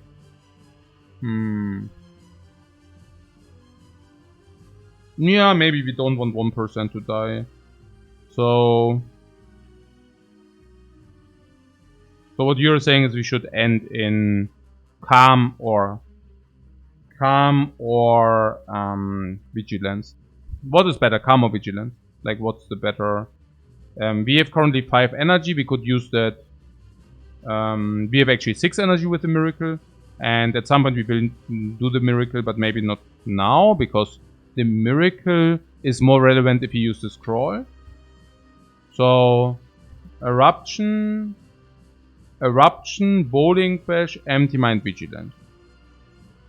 Not playing the strike in eruption is also a little bit weird, but It will have more impact later because we have Scroll, and Scroll will draw the entire hand, and then we have more attacks to be played. That's pretty certain. Ending in Vigilance is only bad if we draw Inner Peace or Vigilance without the other part.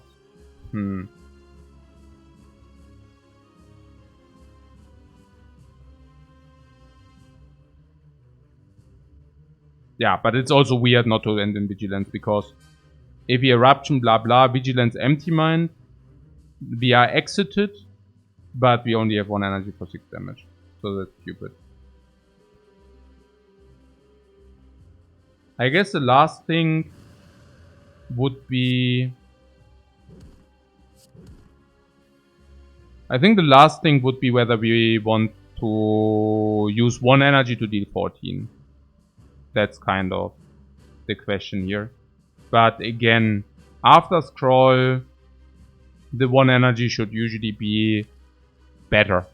Again, because of the strength, right?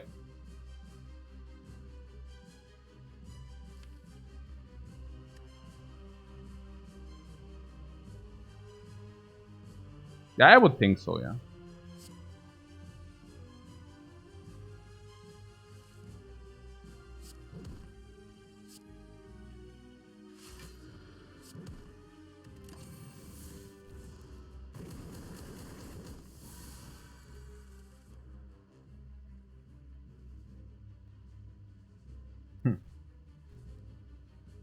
That's a perfect hand, kind of. Also, it's not perfect, but I don't scroll again.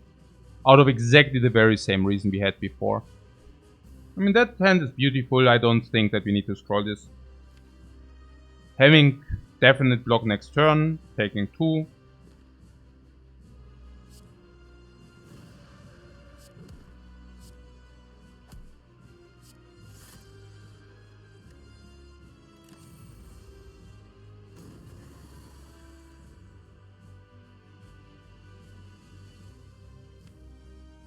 That was pretty bad.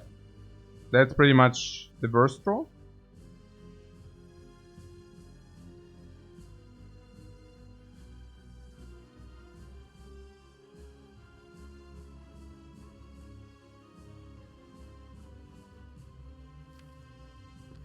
Pretty much means it was the worst draw. So we take 7, we go to 4 next turn. We take 7, we go to 4. Next turn we take 1, we go to 3. One time we can take a burn, otherwise we need the energy to block. Defend is clear.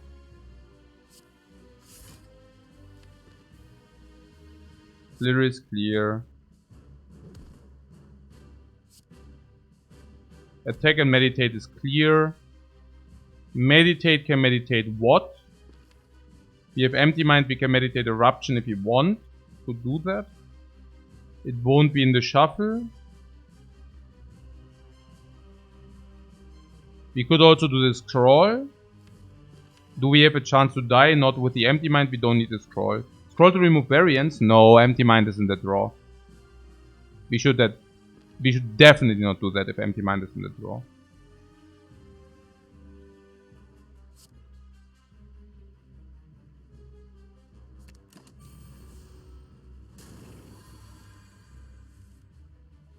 We even have the option to stay in Wrath, because the next attack is not an attack. That would include playing Vigilance and Defend. Now... yeah.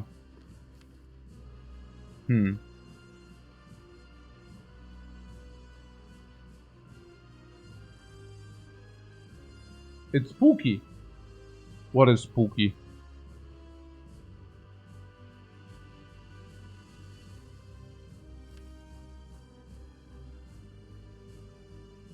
Nothing.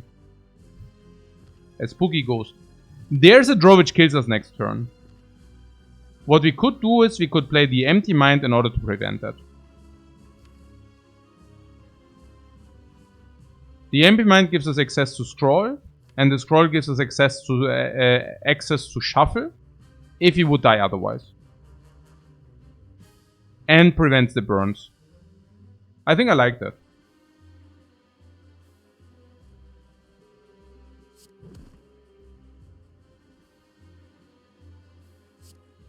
If we play the Empty Mind, we have a perfect draw. Like, we have a perfect knowledge of the draw.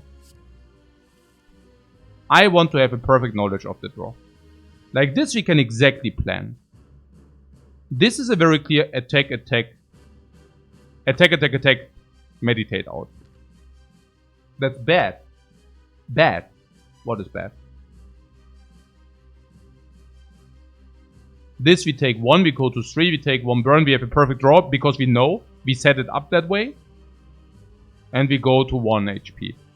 We have meditate on exactly the card we want. And it's exact. That is what we could do. I'm not saying we should do that because, I mean, there's a scroll in our hand and it turns out we are not using the 0 energy scroll for the entire fight. Not exactly ideal, necessarily. I wonder whether we couldn't do that better. But I also have to say that currently we use our energy. We can stay in eruption. So I think it's pretty good. We don't need the scroll for that. So vigilance, eruption, meaning we have 3 energy. What do we do with 3 energy? We already said we need to block 1. So we have 2 energy. Okay, we actually do not spend our energy or what? So we have 4 energy and we currently spend 5.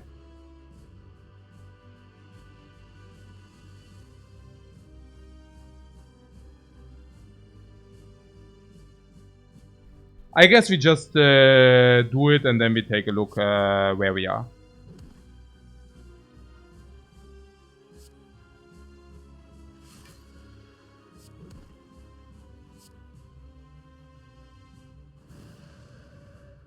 Okay. So we have 5 strengths next turn. And we can play...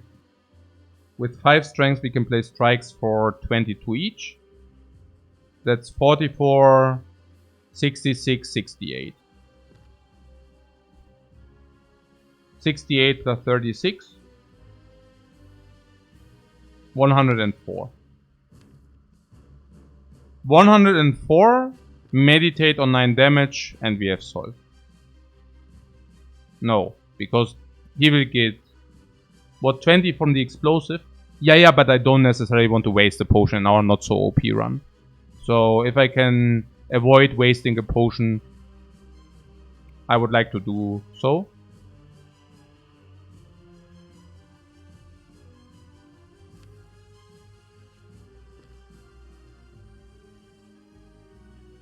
So the question is basically, is it better to scroll? So... Is it better to scroll? Oh no. I mean, we can do the math very quickly again. So let's do it very quickly again. So we said, like, if you deal 36 now, this guy goes to 76, and the next turn we have 68. Yeah, it's pretty accurate. So 68, he goes to 8. We can on 8 he will get like some block, and we can meditate some card. Now he will be on 8 plus something, plus 12 block, I think, so he will be on 20. And if we pull eruption, the only thing we need to do is like we draw 1 star. Oh, we can here we can meditate the scroll. Yeah. No, that's perfect, guys. I have it. Yeah, that's perfect. We do exactly that. Flurry. I mean, we can even block twice if you want. That is so beautiful. That is so beautiful.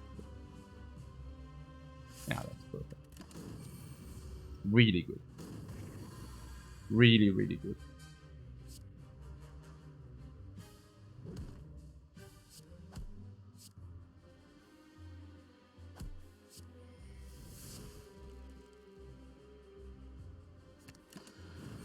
So good.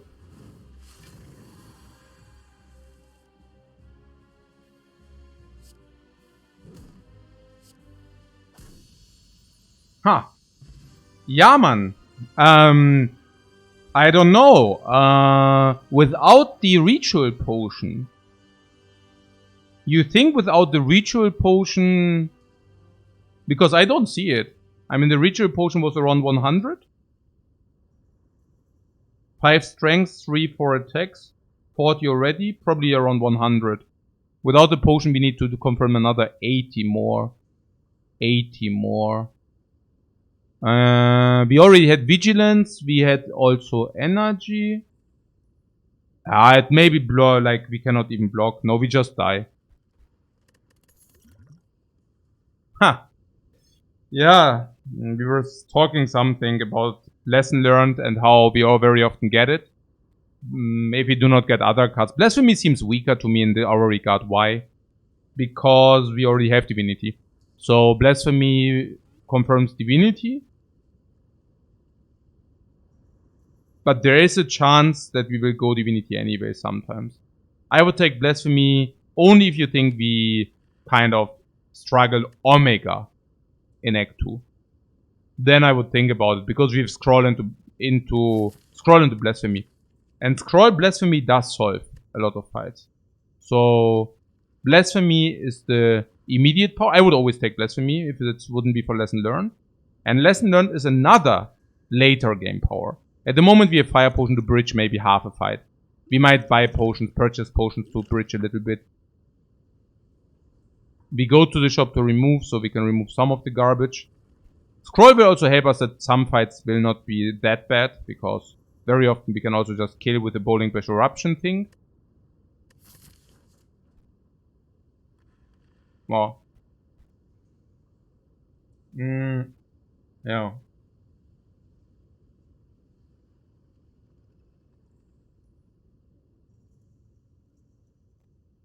What lesson synergize with what? So yeah. You mean lesson learned because of the small amount of cards we have?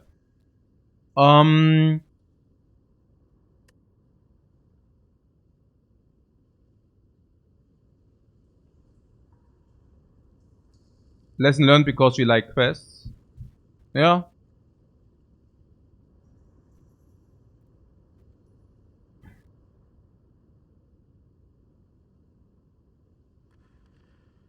Our deck is good already, or what do you mean? Without adding cards, or what? I mean, Meditate is better the bigger the deck. We like green, yeah, we like green a lot, sure. It's not about me not liking green or something. But if you say our deck is good already, is it even good already? We won't add that many cards. But that doesn't mean that Lesson Learned is not good.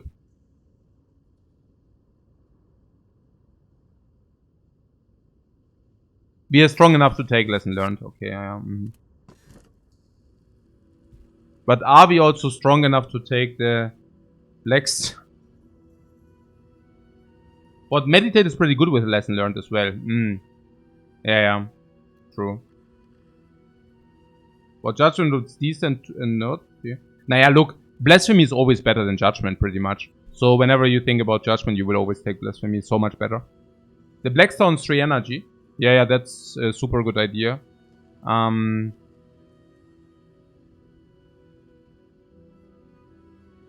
You would take the Blackstar even if you fight only one elite.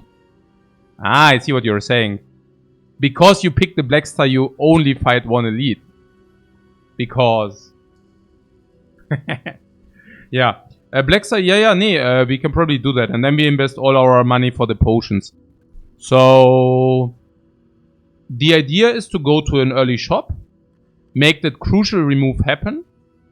Buy a potion which... basically lets us win against the slavers, or the Book of Stabbing, or the Gremlin Lord, whatever. And then take the 2 relics and go from there. Not a bad idea, I mean, I don't mind it. Having Bowling Bash means Gremlin Lord is considerably less threatening. Is that the case? I mean, we have a card which kills a minion, but you know.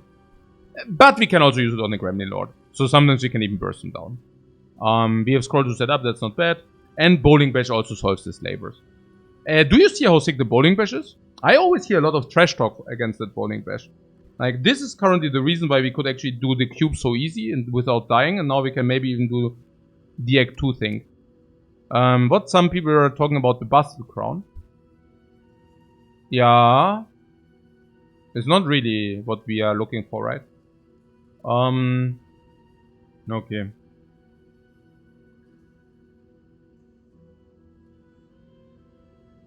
What, some of the trash talk comes from me too? No. I mean, I was never like with the first AoE. I mean, of course, if you have Bowling Bash already and there's another one, maybe then I would have said that's garbage. Or if you have Consecrate already. Or if you are very strong already. I mean, Bowling Bash is a garbage card later. That is clear. But it's also the question when you want to take it.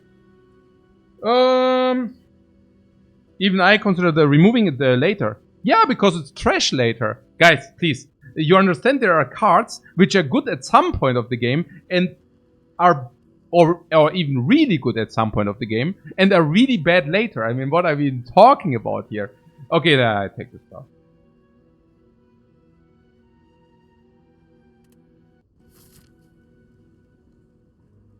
What, 3 hours Act 1?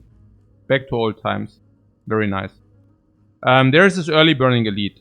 For whatever reason, I really don't want to do that. At the same time, we really want to go to a shop.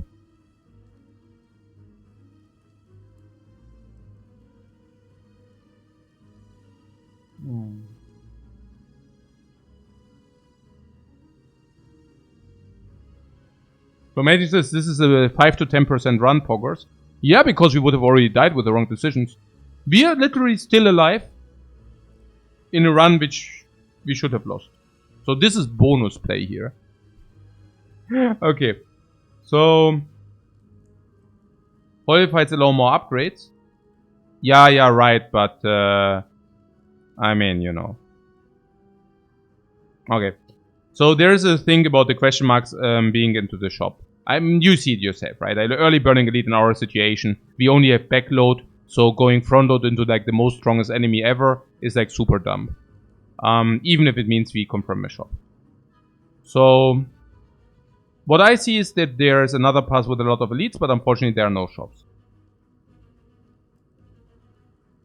Okay, so these passes basically all suck. There is something about this here where we take 2 elites and 1 shop. You know, I don't know. Ultimately, there's also a question mark shop chance. 3, 6, 9. So around like 14% we defined one. I take the 1 in 7. In 1 out of 7 cases, we are very happy. That's very cool. In 1 of 10 cases, there is a chest. We are also very happy.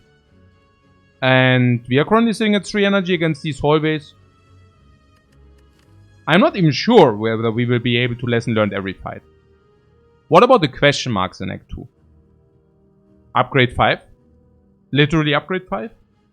Omega grade. Apparitions on the Watcher with Rastans? Ultra. Trading bites? In our situation, I might consider it with 0 sustain. Not losing actual real HP. Probably enabling us to do the elite stuff. Despite us adding 2 garbage then. Not losing real life. It might even be positive, taking the bites.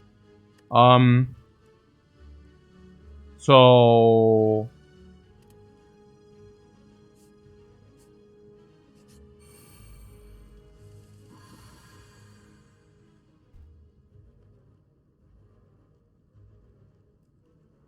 yeah.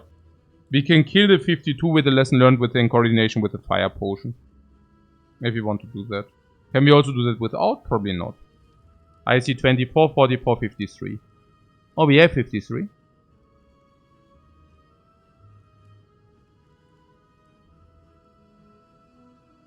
Yeah, we actually do.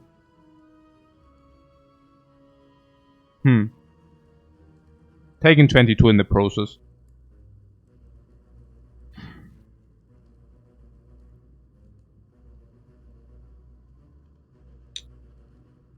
Gah!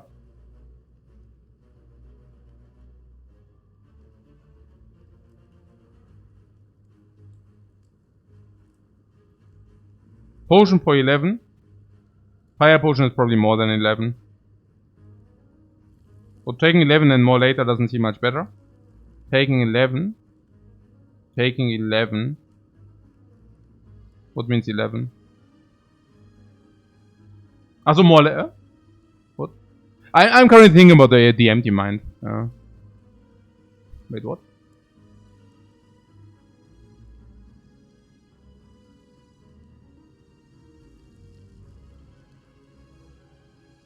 Can eruption empty? Yeah. Okay.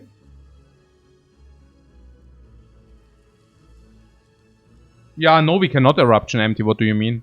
Eruption empty is only 45 damage. It's not enough.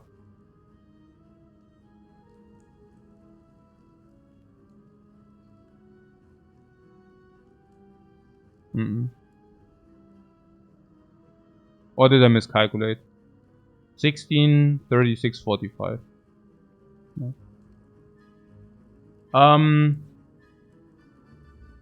What? The fire potion will save us more than 11 later on, is the question. Yeah. Also, apparitions are free then, and bites are also pretty much free then. No, I'm currently wondering about the empty mind here, and I wonder whether the empty mind does what the chance of the empty mind giving us something is. And obviously there's scroll, which gives us all the cards.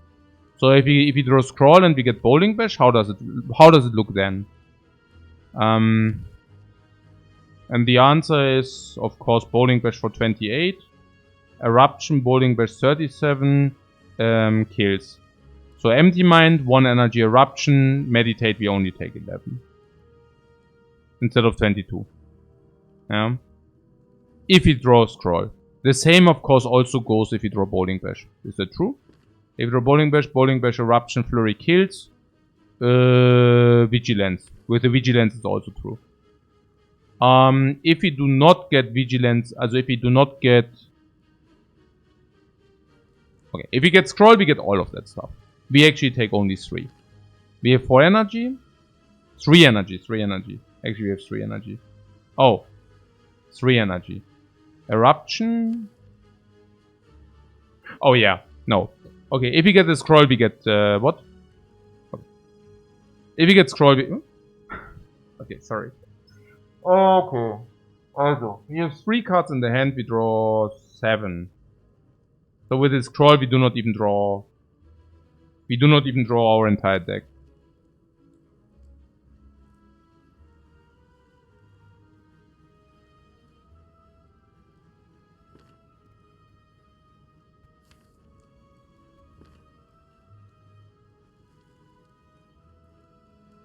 But there is a chance not to take the 22, right? So, if we do the empty mind, like what are the outcomes? One outcome is scroll into bowling bash or whatever. Whenever we draw bowling bash, we can eruption 1 energy, bowling bash 1 energy, and maybe meditate, maybe not. Can we guarantee it? Like if we get... Aha. If we receive the scroll, we would actually go eruption. Then we have 2 energy. Our hand is lesson learned strike, we draw 8 cards in total. 8 cards and we already drew the scroll, so we actually draw our entire deck. Okay, cool. So if you draw the scroll, we draw our entire deck, and our entire deck means that we can actually take 11. So in 1 out of 3 cases we do no?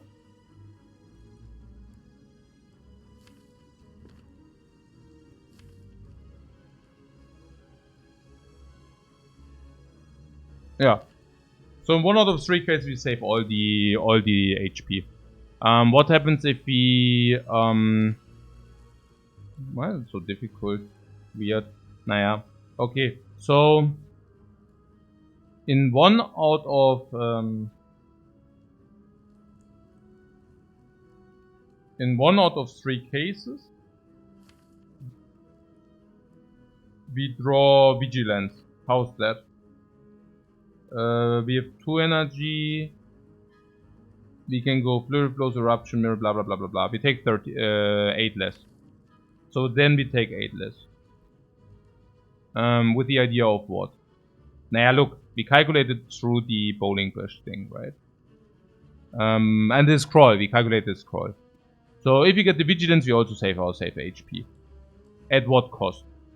Naja, it means that we didn't draw scroll, so we draw scroll the turn after, and then we go off the turn after. Then we can, like, whatever, eruption, bowling bash the turn after being already in calm. So vigilance should be insanely good for us, okay? So 1 and 3 we draw vigilance, insanely good. 1 and 3 we draw scroll, insanely good. Fluminense is such a beautiful run, I'm loving it. Yeah, it's amazing. 1 and 3 is like for the scroll, which is crazily good, yeah? 1 and 3 is vigilance. I would assume that's also very good. There's a 1 and 3 for meditate.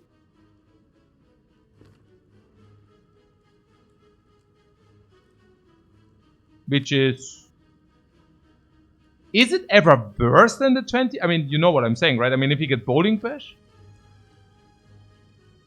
we play... What did we suggest in case we draw bowling bash? Nothing really if we cannot exit. We still take the 22. But it's still better than taking 22, honestly. Or the same, or whatever. I'm saying it's never worse than 22. So, there is something like about, okay, maybe we shouldn't take the 22 now, but maybe...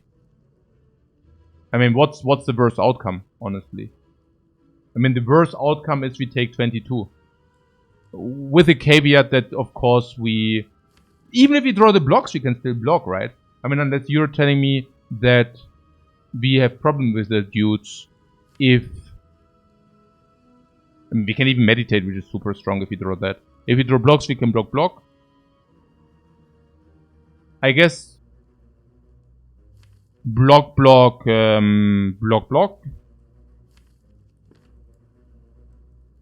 I guess what you're saying is maybe it's like dangerous against the front dude. But not really, right? I mean, we have our entire deck then. And we play always Vigilance into Eruption, into Bowling Bash. So Eruption 9 plus 28 plus Flurry is killing the front. And then we can just exit out, so we don't take further damage. I'm extremely positive we are not taking 22 in this fight. Even if we brick, it's good. Like, what I'm saying is it's positive if you play Empty Mind into block. If you play Empty Mind into 1 defend, that's positive already. Yeah, we nearly got tricked by the garbage. Now this is good, we take 11 damage less. Or save the fire.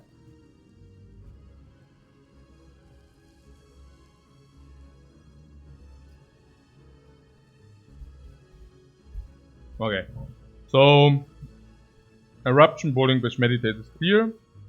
Bowling Bash is 28. 28. If possible, we should kill the back one. Coffee. No, I'm having tea. So this is 12. And this is 28. Which is 40. So we need to play everything on the looter. Like all the damage, right? 12, 28, 40, 49.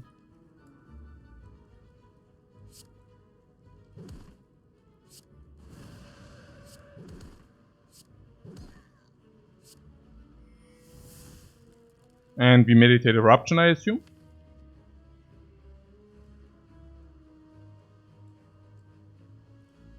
Yeah. The worst thing is we go Eruption, Vigilant.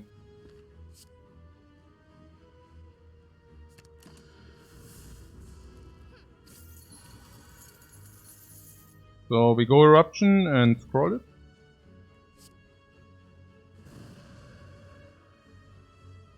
We need lesson learned, so I probably play the Flurry anyways.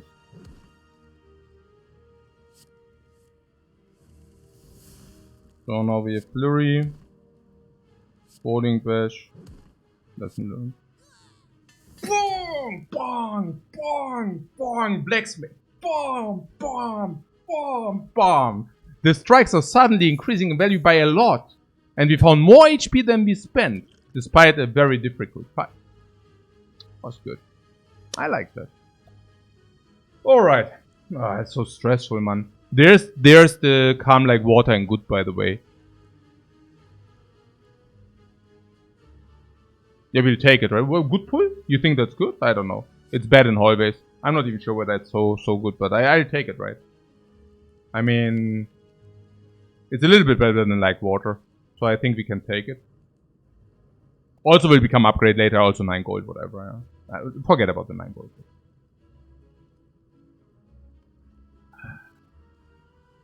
How good is Halt here? Halt is okay, you mean because of the scroll into Halt thing, right? The card is map plus, the Mental Fortress is map plus, yeah, it's true. But I think maybe against the Knight, we will be happy if we have it. There was also a question about the Halt. The Halt is actually, it might be better, honestly. Given that we have Scroll and Empty Mind. Yeah. Some Dexterity Potion synergy. No, it's more about this 3 energy thing. Every turn where we scroll, the Mental Fortress is hard to be deployed. We can deploy it for 8 block. Which is not bad. Which isn't bad at all. Because it gives this every turn, so it's like a block 24 or something. Really not bad. Especially if maybe with Damaru later. But the Halt? I mean, that's after scroll, I don't know. I mean, if not after scroll, it's kind of sad. Yeah. Would make the power slightly better. Give me the Halt. Or what? The Empty Mind?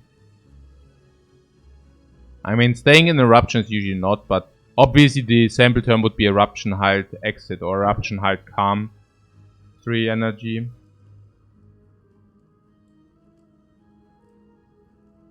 Yeah.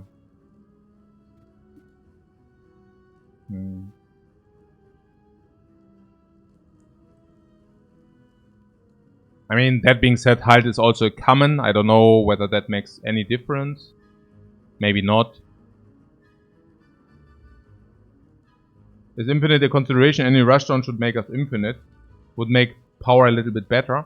Yeah, but I mean, any semi-infinite Halt is also kind of part of it, right? I mean, I don't mind having Halt as part of the construction. I mean, it's also not about this black-white. Even if you plan to go infinite, is kind of until you are there. And you don't need a pure blue-red for the Watcher.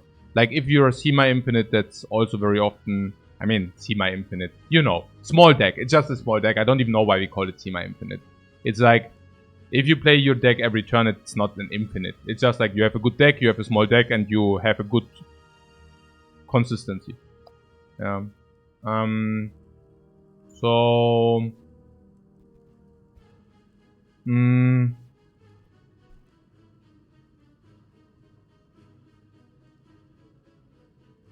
But it's just also not very good if you don't draw scroll, no? Or because we are sitting on 3 energy like dorks. We are on 3 energy. And what comes to mind is Empty Mind, Eruption, Halt, Meditate or something. You can see both cards in the skip. No, I think like picking it is better for sure. Like picking anything of them is better. But it's really hard to see which one. How much stance do we actually realistically have? Without scroll?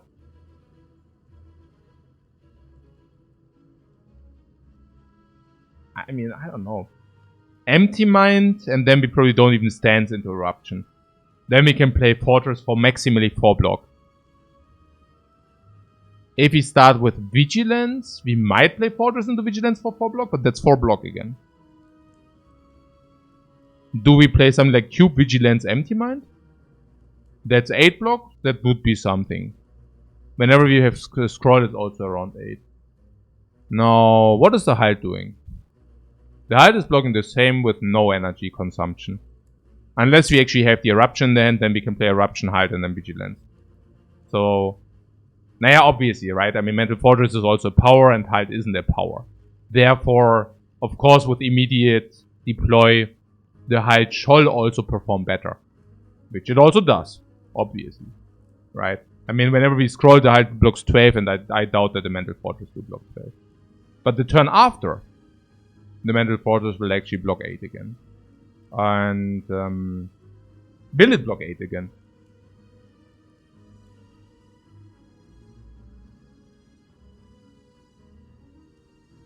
Well, yeah, probably. Yeah.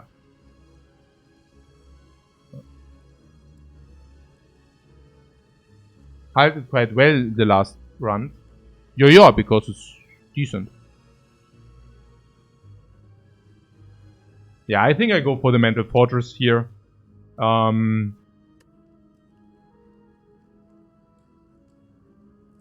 What? Have you ever not chosen power not to find Bottle Tornado? Nine.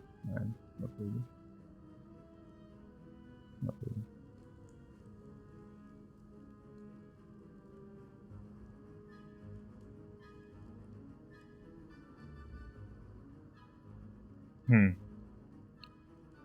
The fights in Act 2 are all blazingly fast. Right. So Halt is simply the better card for this act for sure.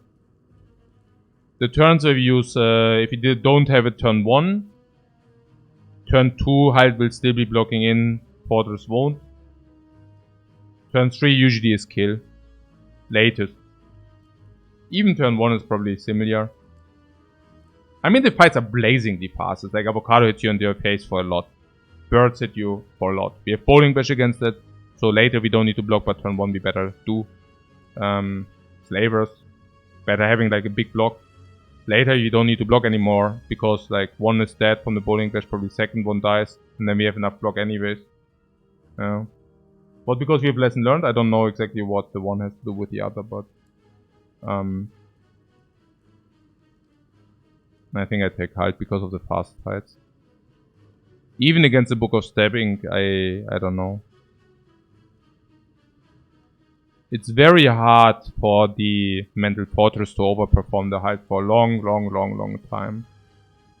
And even in the late game, Halt is still performing, while Mental Fortress is better late game, but... Yeah.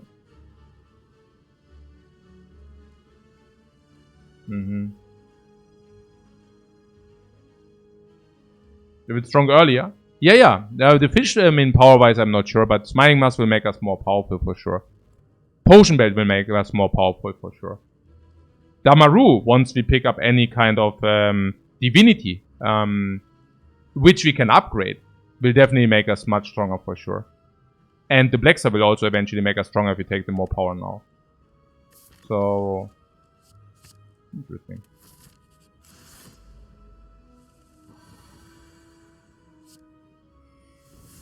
I somehow have the weird feeling that we might be able to put it into action immediately.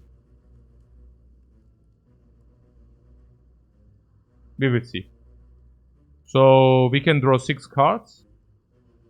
6 plus 3 doesn't confirm the eruption though. We could play block first if you say we want to play that anyways. There's also Dexterity Potion, which is probably the best to deploy in this fight. Unless you say we have the Avocado under control already. And funnily enough, it might be true with the Halt already. That it's good already. So...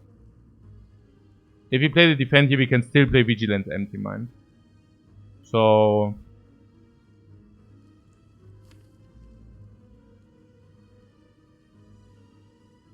let's do a damage calculation. Oh. Interesting. We do not draw Eruption and the book. We cannot really kill here. We will always need to kind of block in. And the more cards we draw, the better we can actually do it. So I really think defend into scroll. I really wonder about the Dexterity Potion, that's the only thing. But maybe we can also pay for information. So maybe doing this first. And then seeing. Naja, here. Very clear Vigilance, Eruption, 8, 20 block is already more than enough. It's also a clear line, right? Kind of, we want to do that.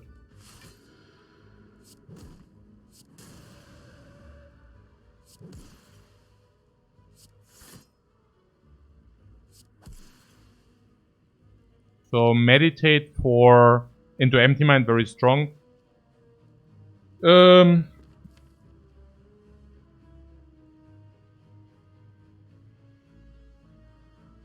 Do we want to... I don't know. There's Vigilance. Vigilance is 6 block, which basically means I think with Vigilance we have... oh, we only have 3 energy in the block, right? That's interesting. What I'm saying is we pull Vigilance, right? With Vigilance we have Empty Mind, Vigilance. And then take it from there. Take it from there. There is an option to do the Eruption, but there only if you also get the Halt. And I don't really want to... Can we break? Very unlikely to break. If we get Eruption... If we take Eruption, what does it mean? Eruption means that book can already kill. Is that even true?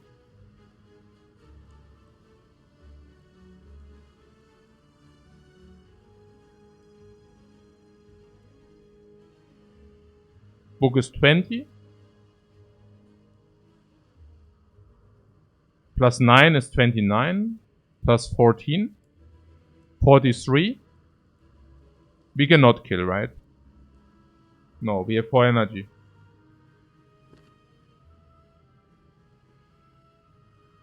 Four energy after Empty Mind. So if we draw the book immediately, we actually have a kill. Then we have Bowling Bash Strike for 26. 35, book 55. That's no kill. But Eruption means kill if don't draw book. No, we don't kill without the book. Of course we take the upgrade. 26, 35, 55. So I honestly think it's better to have Vigilance.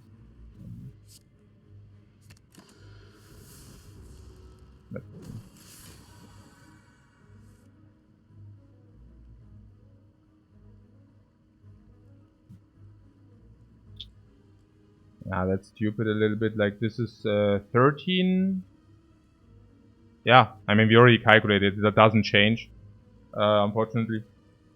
So, 13. So maybe we can calculate it again, but this doesn't change. Yeah? It's 26, 46, 55. If we empty into Flurry, we have enough damage.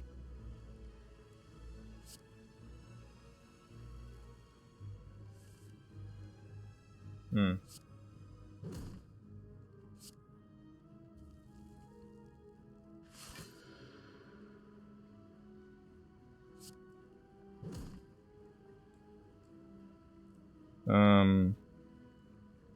Do we have enough damage? Yeah, we should. I mean, we can calculate again, but I think so. So, also 34. Better double check, yeah. Better double check. Yeah, but also before we get, you know. But yeah, it should be enough. 34, 43, 49.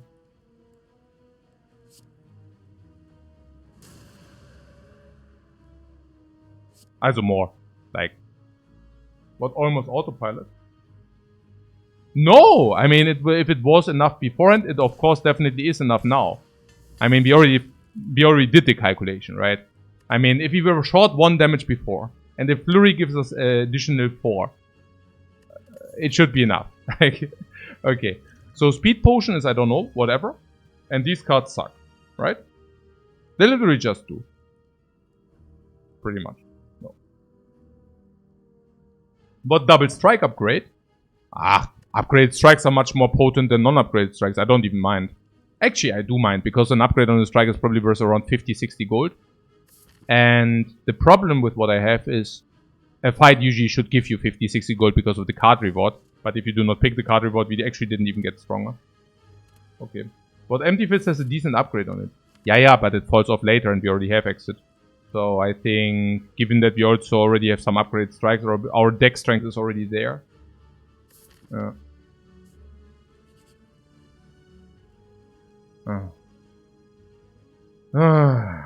No, there's another side quest.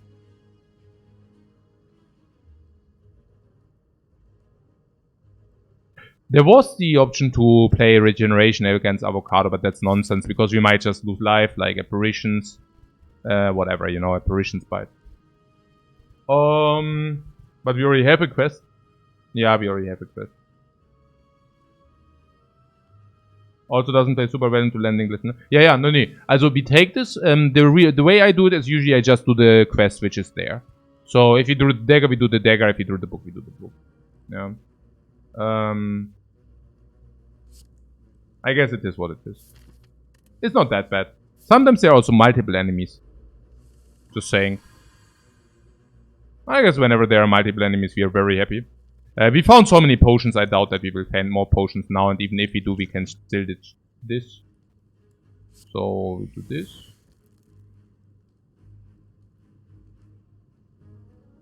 I assume empty mind doesn't get played here. So. The bowling bash goes on the biggest.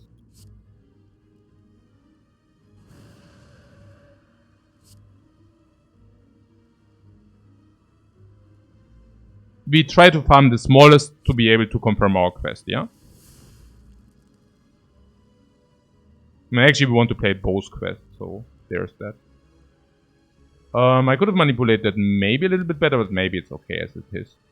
If you do one quest now, the bowling bash loses in strength. So maybe our idea is not even doing anything here, but rather setting up bowling bash.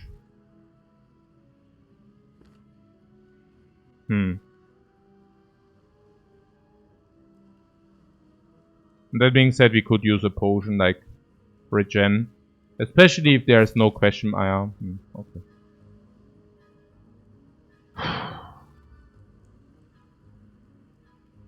Okay. Do you think it's better to do one more elite, or do you think it's better to take the shop? It's actually also very tough. Fires are so bad. Nah, I mean, okay, I don't know. What potion for both quests? I mean, the fire potion now. The elite you want to do.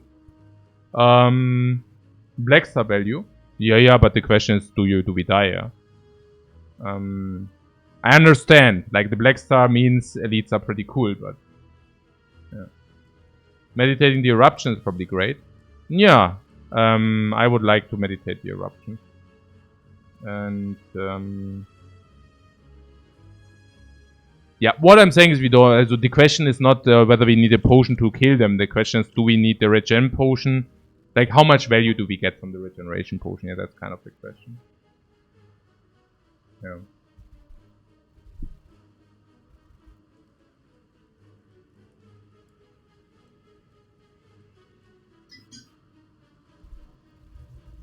This is really an epic run. Epic. Why not using the regeneration potion here? Naya, because next as first is 5 HP, right? And I guess the next turn we want to kill. Also, of course we kill 1. Do we kill 2? Like eruption, bowling bash 42. Eruption, bowling bash. Okay, we have 5 energy. Eruption, bowling bash is 2 energy. Vigilance is 1, 2. So we would like to kill 2 of them. We cannot do a quest. Okay, that's sad. This fight is like 3 or 4 turns max. Yeah, I don't think we can do it. Potion chance is 30. No, I think it's 20 even. So it appears to me that we want to kill 1 already. And given that the lesson learned is way less damage than Ritual Dagger, I would say we do the Ritual Dagger thing first. However, if you want to do the and it's also a lot of damage which kills 1, which is also pretty cool. However, if we do the Ritual Dagger thing now, we lose a lot of damage. We lose 17 from the strike and we lose another 14 from the bowling bash. Strike, Dagger, Meditate would mean next turn we have what? Eruption, bowling bash for 28. Means 37. 37 plus 18. 37 plus 18 into Vigilance.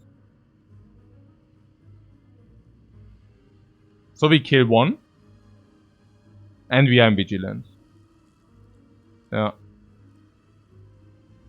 I assume that works, yeah.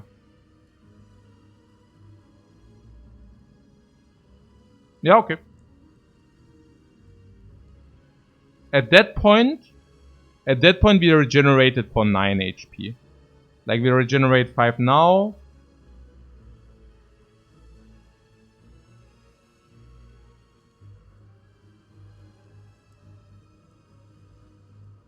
Then we kill another one. We regenerate.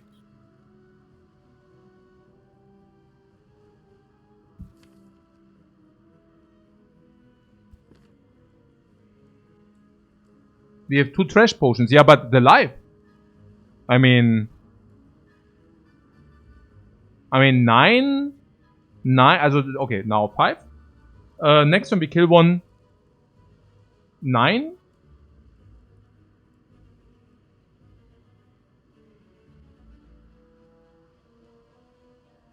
We are in calm. We get the attack for 11, and we probably most likely do not kill at that turn. So we probably gain like 12. Question mark to come, yeah, but it goes both ways. Or do you think any like elite fights are so long? I think I want the potion. Oh.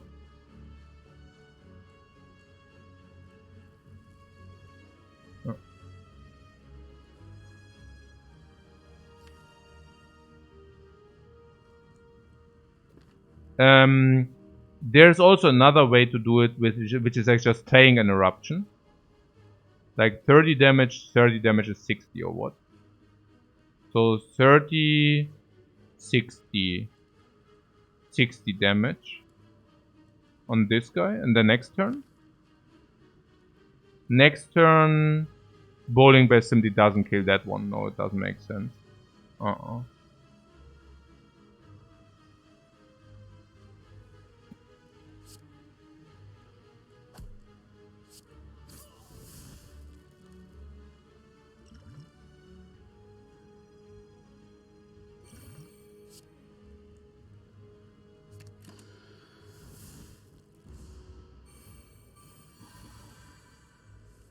It's really only apparitions which is punishing this.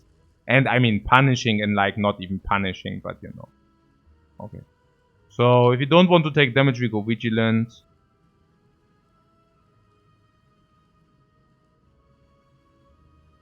$27 kill.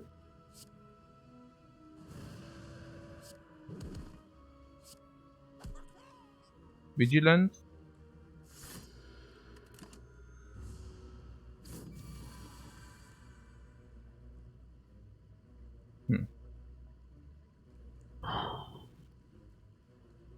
Eight block takes 3.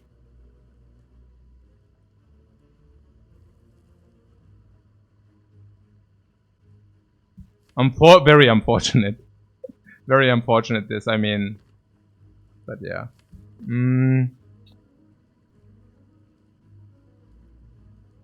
So I meditate what? If I meditate eruption and I redraw the book, we kill.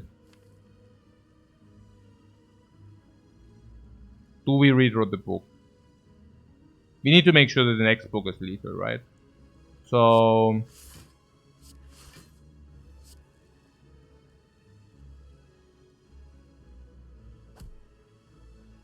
yeah, but does it kill? I mean, I guess we can. Probably.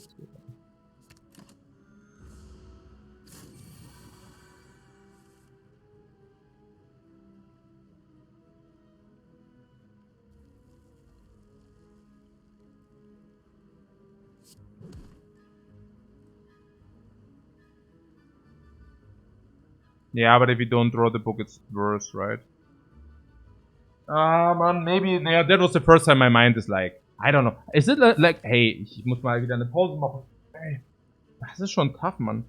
Maybe we should have just taken the block so that we could block one more turn. Oh, no. But Eruption also confirms halt. No, Eruption also gives us halt as option. Yeah.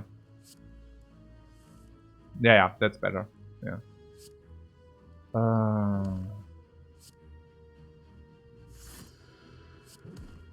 So we just waste the 1, and we just forfeit the 1, right? I mean, I cannot make sure that I get the 1 as well. Most likely, I guess.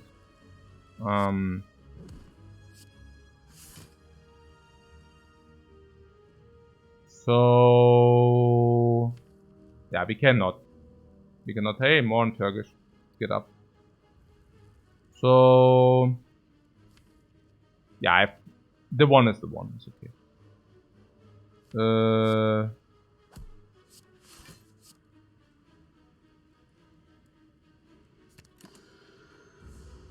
That regeneration potion seemed quite potent to me. Oh, we got 2. We actually got like double power, you know. Oh. We got like a double power increase, man, from that fight. I mean, for those who didn't realize, this card is suddenly really a nice attack card. It's a nice attack card. 1 energy, 18 damage, and eruption 36. Very nice attack card, right? And now we have the lesson learned. And we just upgrade Bowling Bash, so now the slavers are gone dunzos. Love that. What are these cards? Yeah, they are really bad. So what about the 3-3 lead party? Is that a party we want to take partay in? Oh. So, okay. Okay. The slavers. Fury, Eruption, Bowling Bash, get the Bowling Bash back, kill slavers. Cool. Fire Potion, even without the Bowling Bash, great. Scroll, more fights, more upgrades. Anyways, BF46 is not bad. We can even like burst block if push comes to shove. And scroll, full hand. Don't encourage. Okay. Also, ja, nee, klar. As long as we can go for leads and farm these potions. Relics.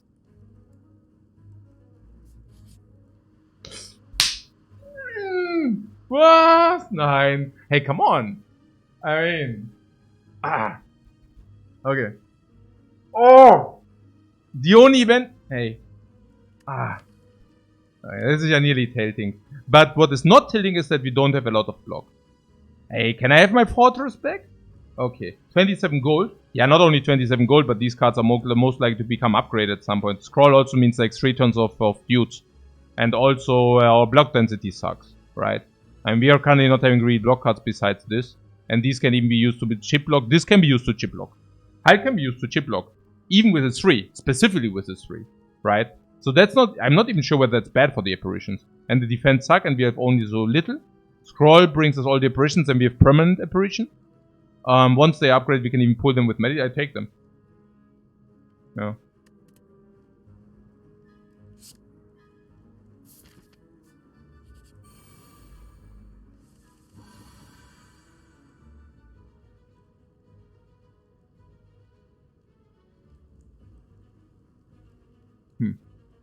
Bowling Bash on the big boss is 60 damage. We should do that.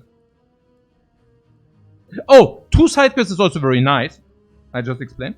Because if you have a hand where you can throw one out, you can actually do that. Also what I mean is, if you don't have a play, otherwise you can just play it. Okay, cool. Okay, guys. Maybe I do a break soon, but let's think about this turn first. So, defend, dagger, meditate. Option number 1. Option number 2, empty mind.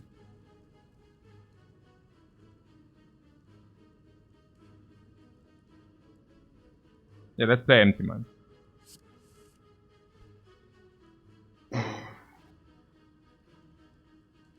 We have Bowling Bash and Meditate on the Bowling Bash.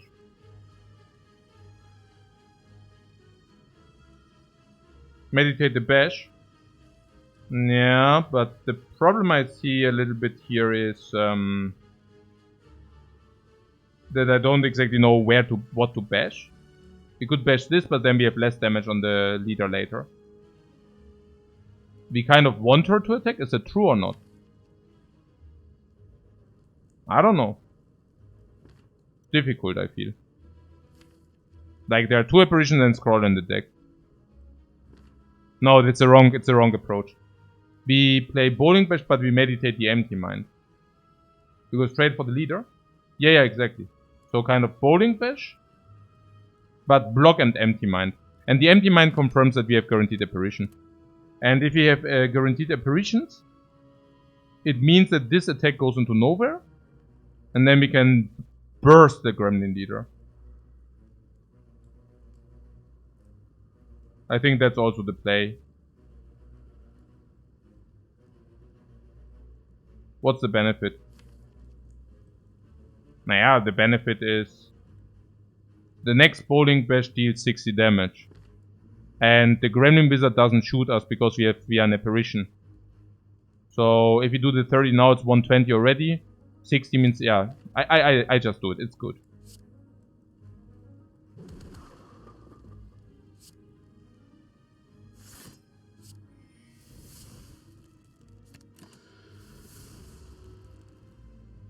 We force her to attack. Look, if the worst would be if she doesn't attack, okay? Because if she does not attack, we might waste our apparition again, and then she summons afterwards because we killed this, and that's like super bad. Look, if she summons the next turn, and then we apparition, okay? Then the next time we go apparition again, and she buffs instead of summoning. The next turn we are dead, which is not exactly ideal. Okay. Oh, I just played it. I was monkey mind. I don't know. But it was okay to play it, right? Okay. So, the idea is that we go apparition again. Maybe we play empty mind over scroll here. Because we have it in the hand at the moment. The only reason. On the other hand, we might want to scroll into eruption now or what? And then what? Because we can, and we can just play everything or what? Scroll and smork? Yeah, we could scroll and smork, yeah.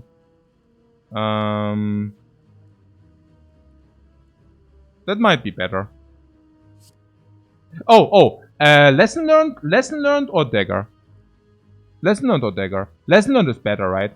Dagger is +3 damage, and lesson learned is at least that. And if lesson learned goes on the dagger, that's much better, right? Yeah. Lesson learned with 3 apparitions? Okay.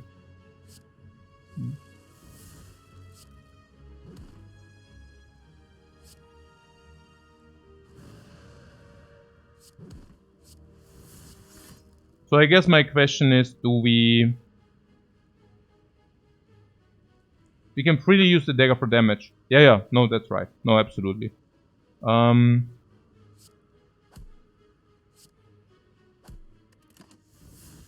I just hope that we get lesson learned before the other thing, but yeah. You're here to recover after watching a mass like 050. Okay.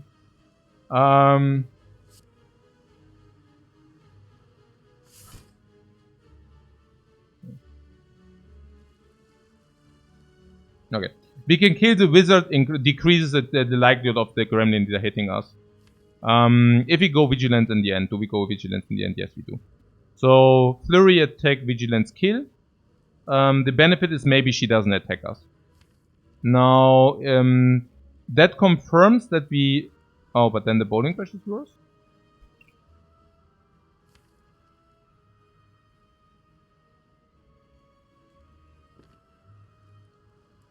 It's Morg is the way. Next turn kill. Yeah, but we need to draw stuff in order to kill, or what do you mean? Or do you say we have guaranteed? 48?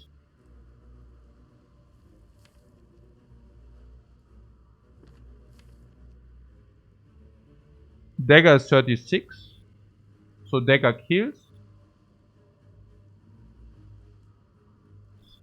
Strike, book. So you cannot even play strike, book. Bad already.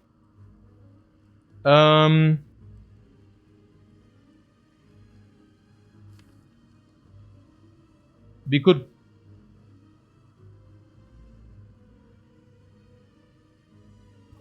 I don't know. I'm not sure whether it's better, no.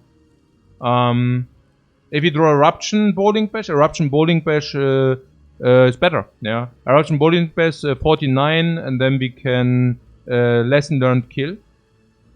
It's better, guys. I mean, just look at it. It's obviously better, right? I mean, I don't need to explain it. It's quite better, honestly. So yeah, I mean, so eruption, yeah, that's good. Look, with this we have 3 energy, but we have 5 and we can actually play Empty Mind. With the other approach we could have not played Empty Mind. It's deck upgrade. Yeah, it's deck upgrade.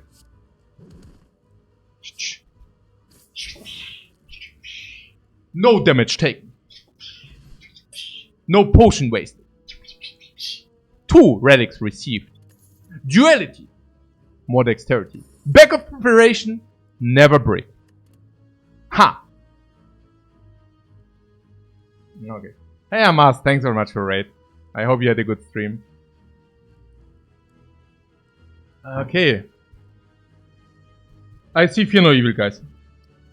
You tell.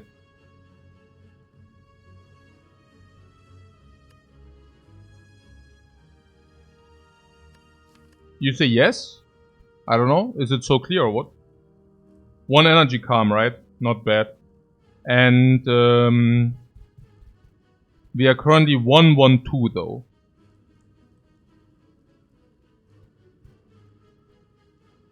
Do you want to Fear No Evil or do you not? I don't know.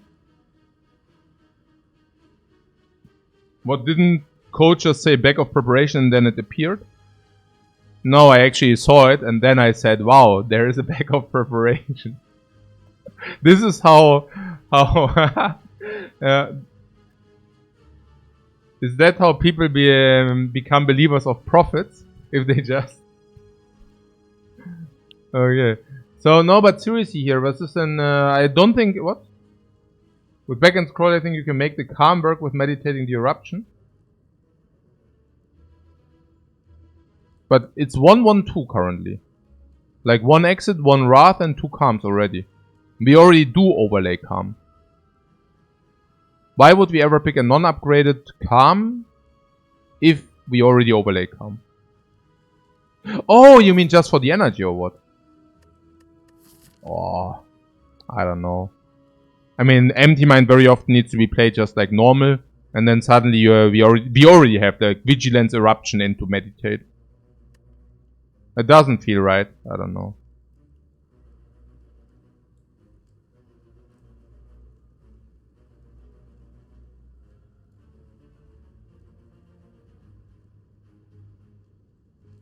Oh, do you mean... Oh, no. Oh, no.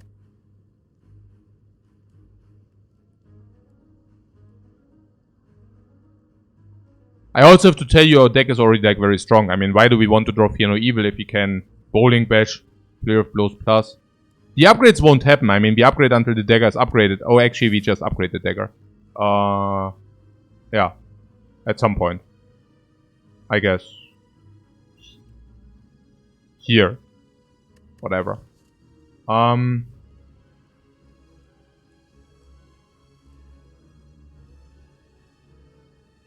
Duality is OP as hell, you say? With a stance, with artifact or something as well. It's not OP, no. Duality is only good once you have it. Once you have, like, pellets, for example. Then it's super OP. Yeah, but other than that, I don't see it.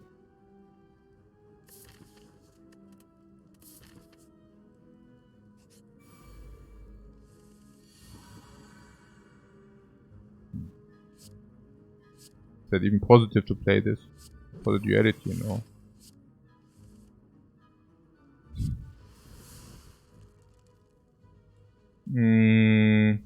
Hey, Orpigger, thanks very much for your sub, man.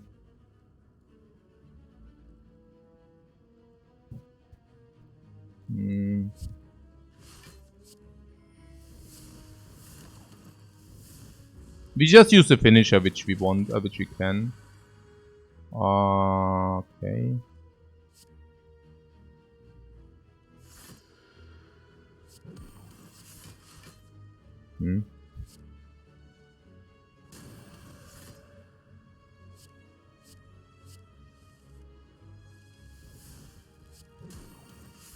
Yeah, I'm not exactly sure where this is going.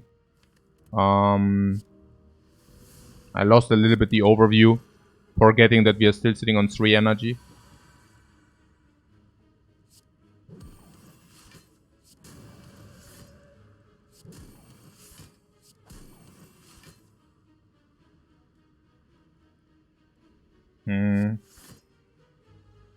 That's ja super annoying. You like take a last turn? Yeah, I actually thought we were dealing more damage than we actually do.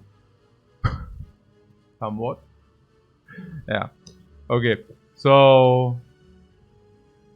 Yeah, okay, I take a break, guys. Nah, it's like, hey, like, it's just, it's super tough on there. I don't even know what time is it. Ah, it's 8. Okay, what the hell? Ich wundere mich schon. Weekend sucked. Yeah, we are weakened and also some other parts. I don't know. I'm playing also a little bit too aggressive. Yeah, let's think about it. I take a short break.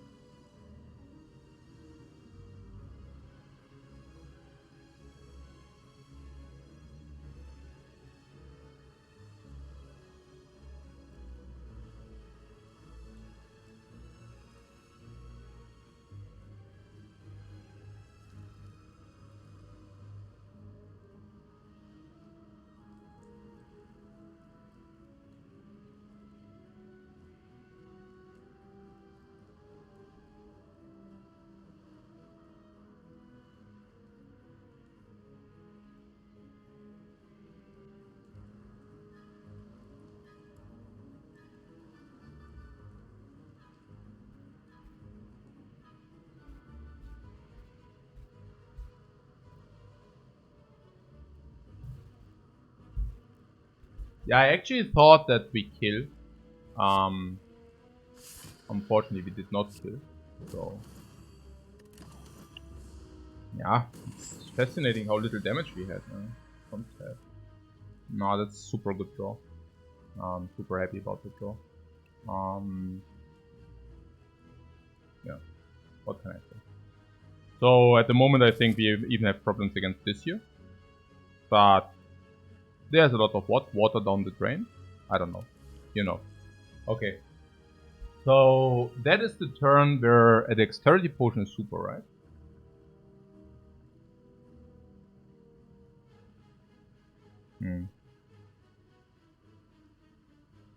Maybe they're playing the deck a little bit earlier would have been better. Yeah, I think so.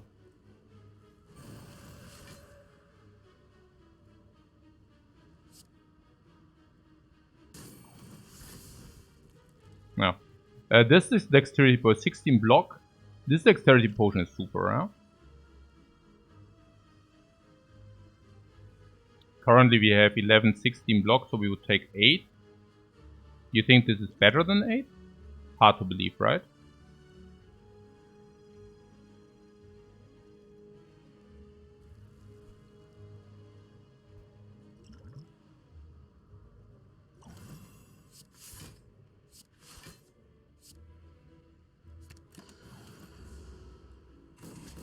What we could play the fire potion.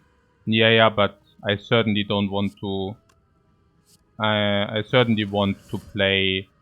Also, the fire potion is infinitely better than the dexterity potion. And the book is also better than the dagger. So, there's that. 3 non-upgraded cards, not exactly what we wanted to see. Master reality whenever a card is created during combat. Do we do that? I love that run, I mean it's so difficult. So, skip.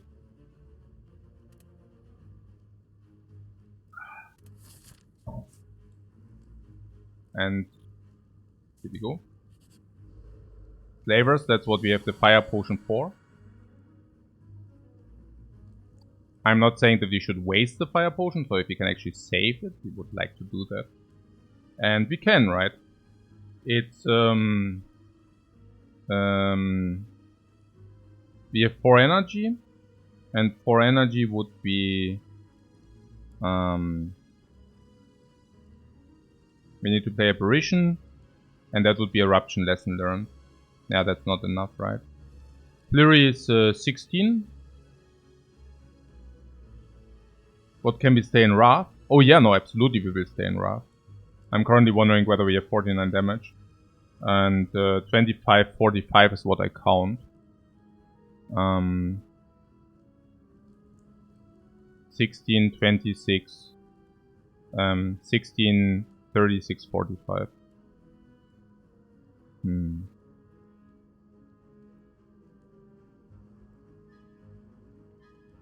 The only important fight for the fire potion is the slaver fight though. So lesson and dagger is here. Yeah, pretty much. And if we kill, like what we could do is we could not kill a slaver now. Lose the upgrade. Maybe use a fire potion to prevent the weak. Yeah, we are not becoming weakened then. And we also get an extra upgrade. Fire potion is probably around the magnitude of an upgrade, I guess. Yeah. The only option is to not play the lesson learned, right? Like we could also play 3 energy eruption strike. Actually, eruption strike apparition. Also with the vigilance, of course, yeah. So, what is the upside? What is the downside? Well, the upside is we might save a fire potion, and that's a pretty big upside. So it does make some sense to do it. Paparado wants to kill them. I'm not so sure about that. I mean, we can save the potion, honestly. We even have the miracle left then. So, how much damage do we if we do not play the lesson learned? Well, what did we say? We said we have 45.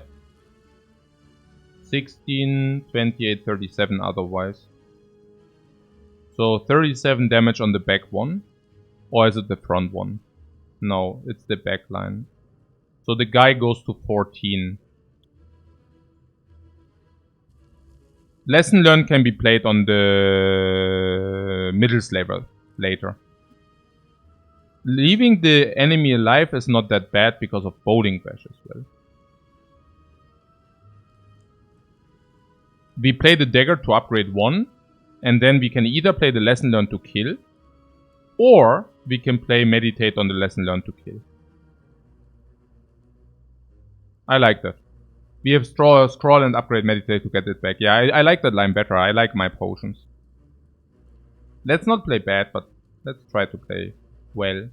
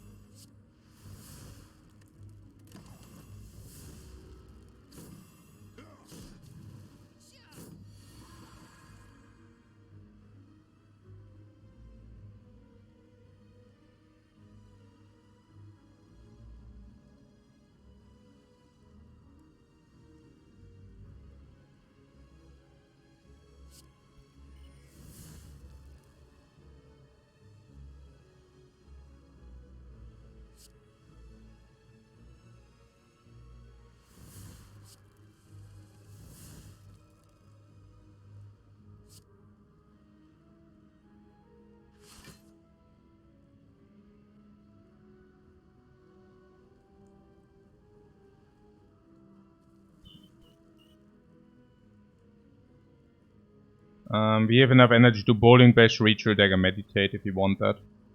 That means no apparition. It's crazy how energy starved we are, literally. Fight looks pretty solved to you. Yeah, probably. So, idea being what? Like, what do you meditate? Book on the front.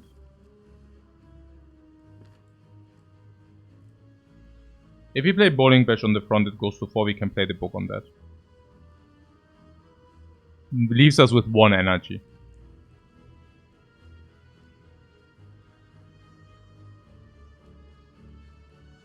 The 1 energy can be used to...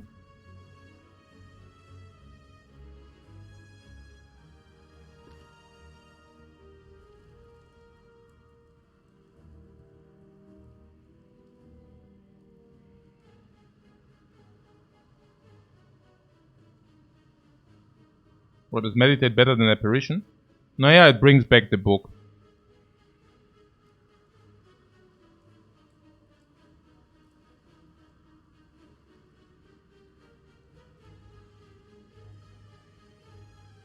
What, apparition? No. Also. So, bowling bash, the front. Shuffle to avoid the 6 wounds. Oh, we don't have a shuffle available here. Maybe we don't want to pull... Maybe we don't want to play the meditate. Maybe apparition is simply better.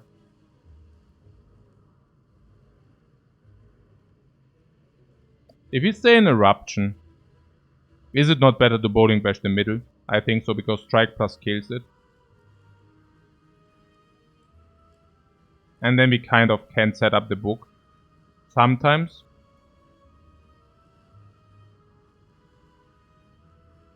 If you have 1 energy, is there some card we could choose to block the slaver in the middle? The slaver in the middle will confirm 9 damage. And the halt is actually probably 5 block already. I think halt is the best pull here, if we also take the book. So I could see that. Any kind of block blocks us in.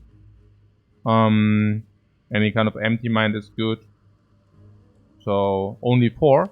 Yeah, 4 block plus any kind of attack we draw. I just assumed that. So we can play the attack, we can block with halt, and then we take 4. Now, the slaver in the middle will have full HP still.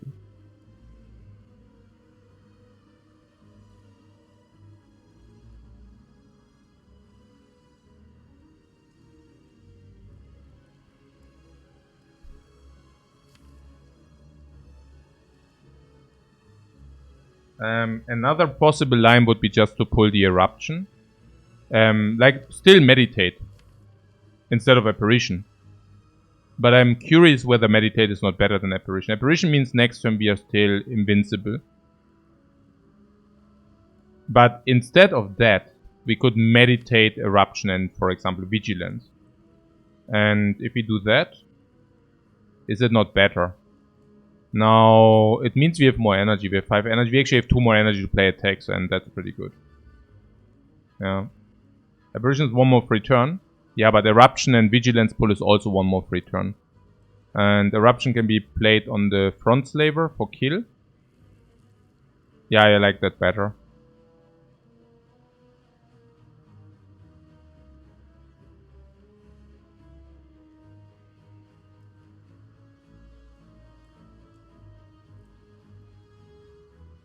Yeah. Guaranteed kill, guaranteed calm.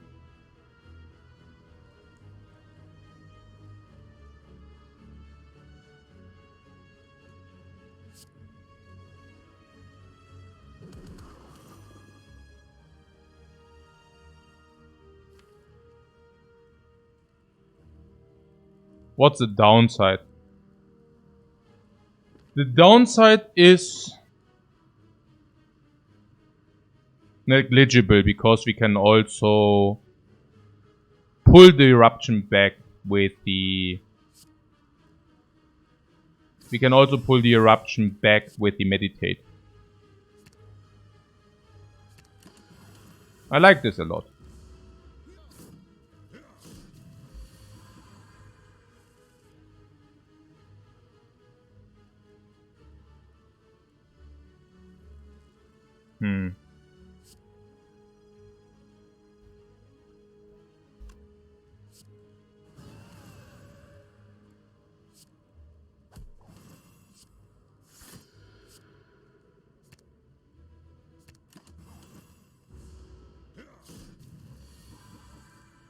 Looks very good to me.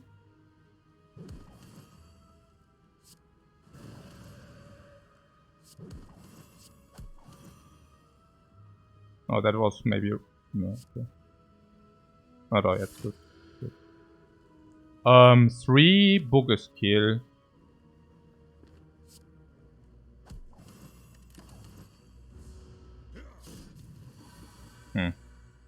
We did the slaver fight. No damage taken instead of 40. No potion used instead of 1 or 2. Upgraded the book. Card of the deck insane. Upgrade the dagger insane. Oh no, 300 gold, man. We are swimming in gold and we even have the freaking smiling mask. We have to go to the shop. Mercury Hourglass. That's not good against the knight, so much I can tell you. The shop just increased in value. Where is the shop? Okay, so what is about the question mark? 369, and we said shop is very important. 369, okay? So 369, 1215. Or 1215. 1215 goes into fire, 1215 skips the fire for a hallway. Hallways are better than fires. Fires are 1 upgrade, enemies are 2 upgrades. End card, end potion. Okay. Oh, Shadowhawk says, plays like this is why you're here. Welcome, welcome. Okay. Oh, energy, energy. That was so good. Yeah, that was so good. Okay. So, what Hourglass makes less than yeah, impossible. Okay. Okay, I'll take that. In the worst case, we have it as a retain. I don't even mind that too much. It's not that great, but you know. The red cow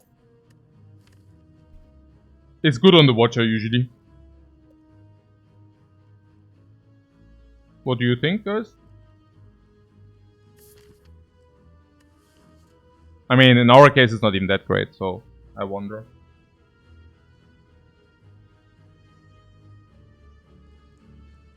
So Reach Dagger still in our deck and can be upgraded? No, it won't upgrade. Amazing takes any power right now. Yeah, but not really. I think the 8 damage do nothing against the knight. And the 8 damage also do pretty much nothing against the enemies. I have the feeling that currently with our back of preparation we are stabilizing against any kind of enemies. 3 turns should be more than sufficient, we just pick up energy. I would assume that the 8 damage are doing not much any longer. Yeah.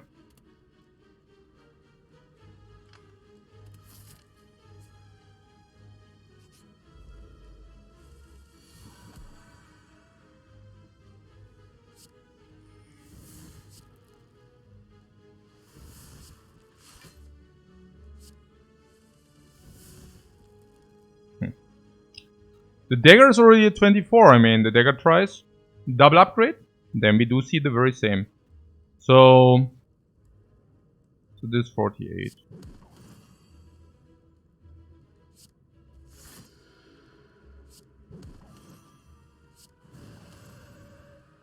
So 12 and 48. No, 18 and 48. Ah, whatever. So many double upgrade fights. And I love it. Yeah, we could have done a little bit more damage on the cleric. But, you know. So, I just do that, right? I mean, honestly, there's also the line where we just kill the cleric now. Might be better. Probably not. It usually is not better. And we have guaranteed apparition, so let's not do that. Ritual dagger. A dagger to the gods. Ha! So good. So good.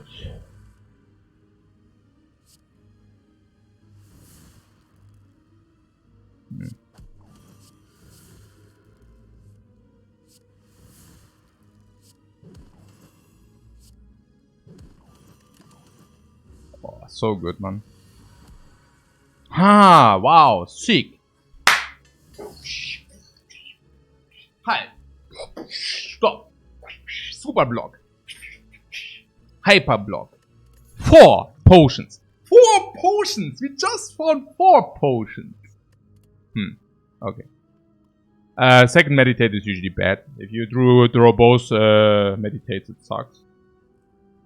There's a weave plus. But we are starting to get OP. Knight might be our last boss. Yeah, right. I mean, on 3 energy, if we break the energy relic again, it might still be tough, but I hear you. What is here?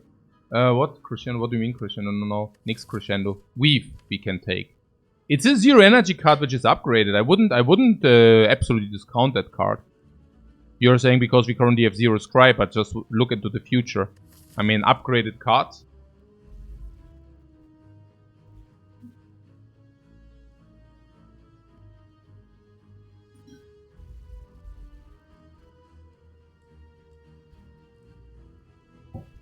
What meh? Upgrades are devalued with lesson learned. It gives dexterity. Yeah, I would say duality weave is already pretty good.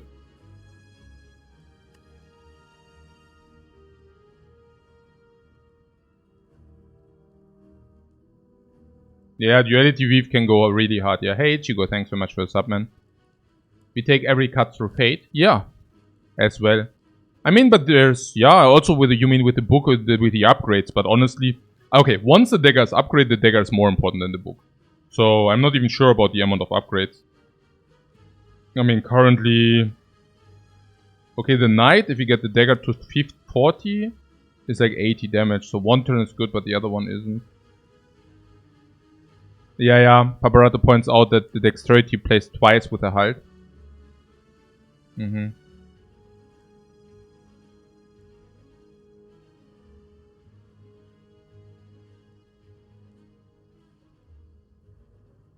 So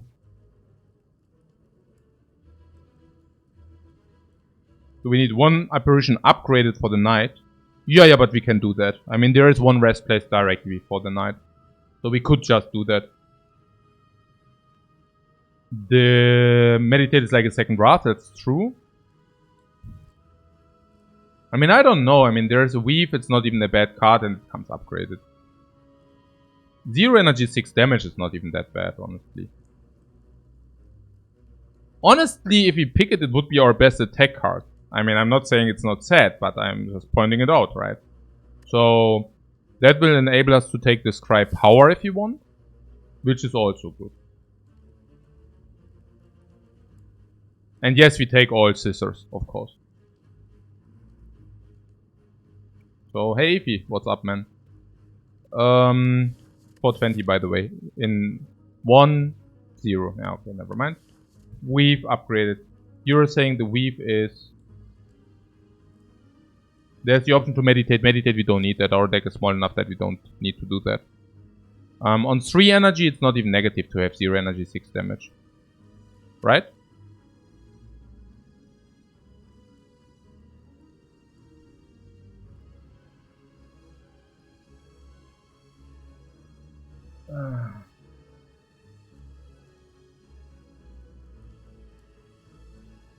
We have scroll as well.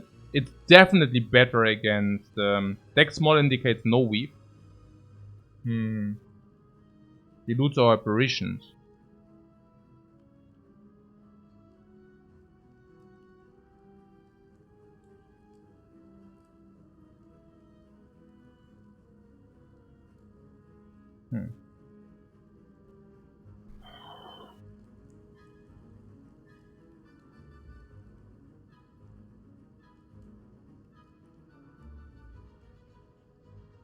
So the idea against the knight is to play the dexterity, to have enough block, fire, maybe, and into entropic or whatever.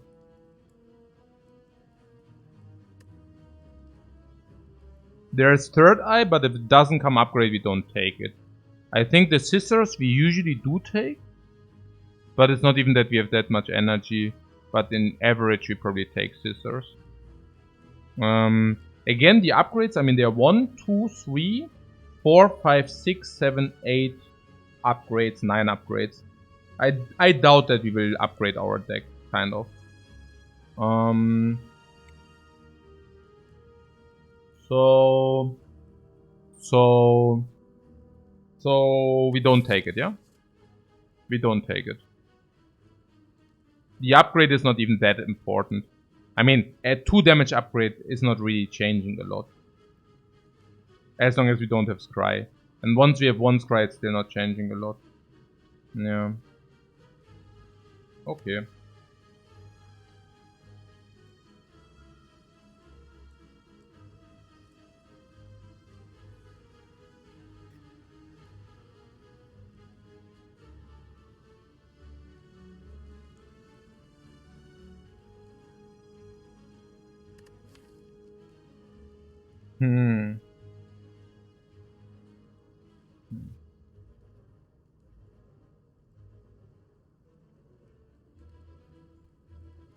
Well, we should keep it small. It's our best. I actually want to take it.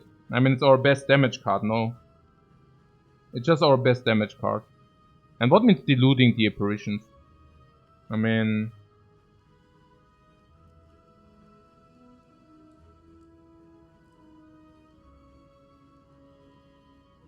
is it better than another flurry? No. But I currently do not see a flurry. But what you're saying is we would take any upgraded attack card over the weave or what? Weave simply not what we want. A flurry upgraded. No, I would be happy if I would see a flurry non-upgraded already. Oh.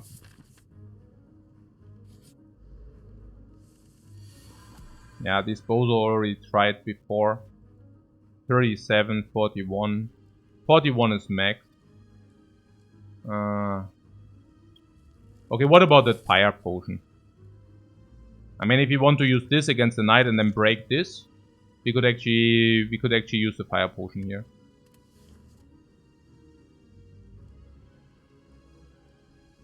I doubt that the 20 damage is meaningful otherwise. I guess confirming an upgrade feels unnecessary to do it, or what? You're saying we are doing all the upgrades... Ah, because of the bowl, right? So what you're saying is 3 turns we block anyways. And then we have the bowl and the fire, and next turn we are blocked in anyways. So...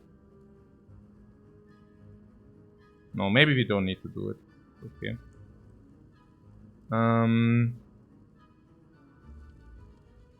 But fire potion gives +3 to the dagger. Yeah, I think the idea here is that we do not play the dagger now. And then there is still Bowling Bash. And Bowling Bash kills one, Lesson Learned kills another. Like this. That's okay.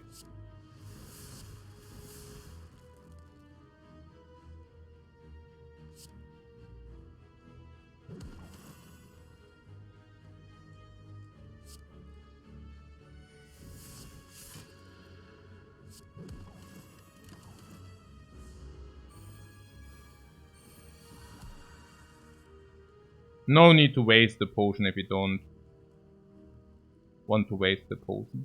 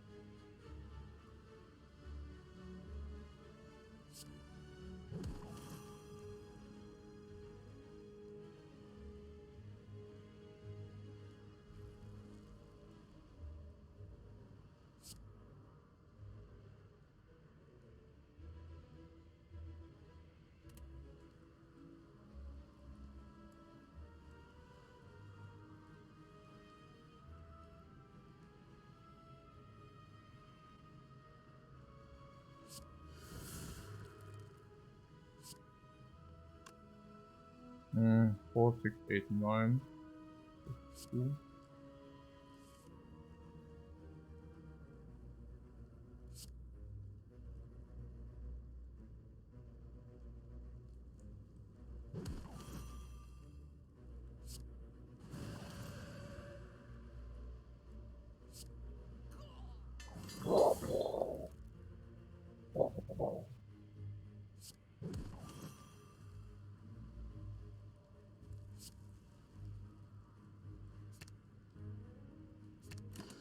Yeah, I guess there was no need to waste the potion.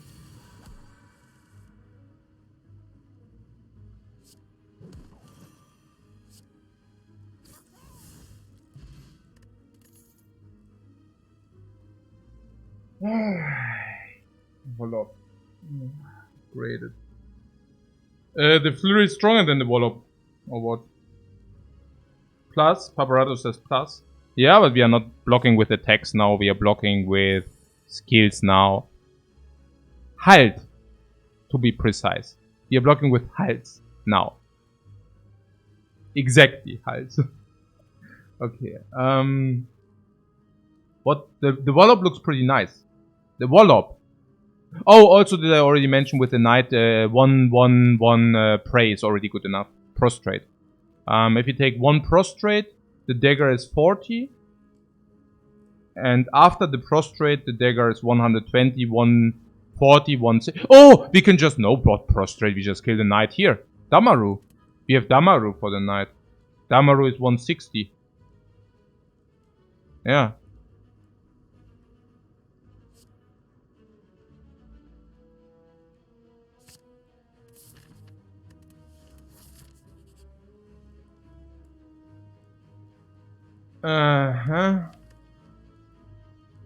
We don't even have 2 cards to transform. And we have double flurry. And we even have the option to maybe scroll into Bam. I take the strength here.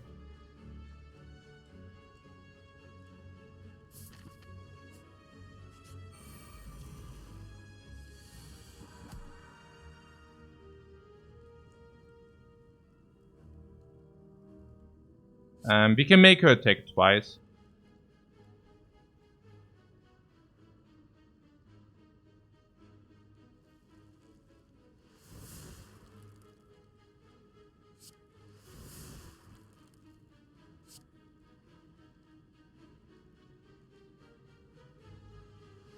And I want to do that. Of course we play Eruption, yeah, we don't play Defense.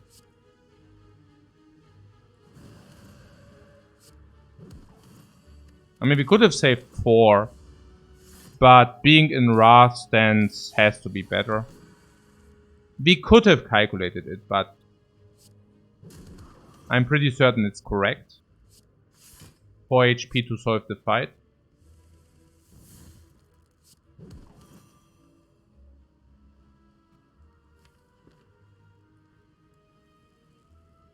Upgrade over the dagger, I guess. I mean, the upgrade on these is certainly better than 3. This is only 3 damage. Yeah? The book has to be better. I mean, okay, we can even upgrade the book and then we get +2 immediately. The dagger, I mean.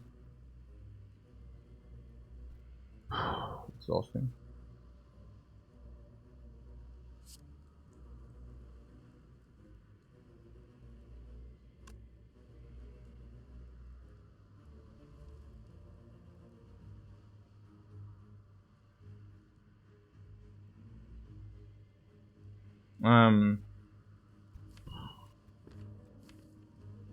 So Eruption and Lesson Learned, or what, for 29? A little bit more. Oh yeah, but we are still in Apparition stance. So nothing can really happen.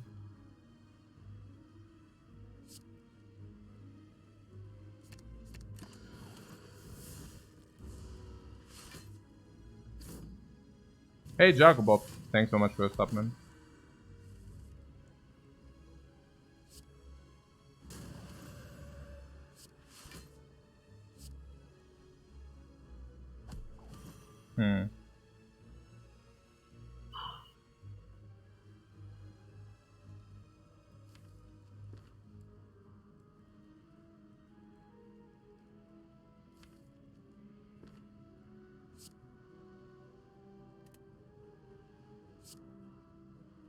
The potion. No.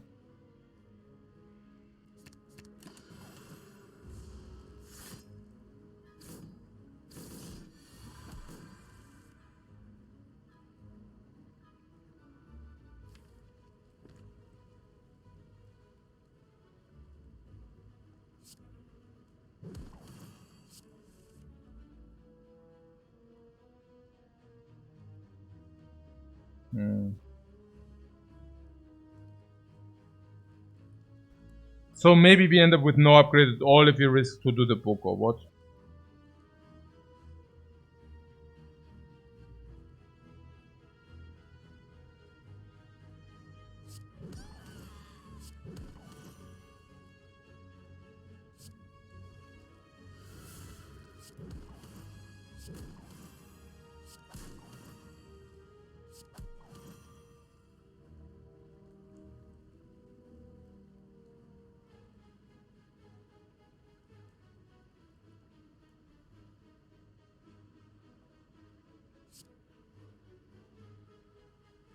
Yeah, Hourglass. Yeah. Very good, guys. Pay attention. Yeah, so what do we want to do? We have what? How many draws do we have? 15 draws to draw 1 out of 3. 1 out of 3. The damage is 48. So... but only 25% to attack as well. Yeah, that's right. If she doesn't attack, it's also fine. Yeah. Like, if she does attack, then we need to draw 1 out of 3. But if she doesn't attack, we don't care. So, yeah.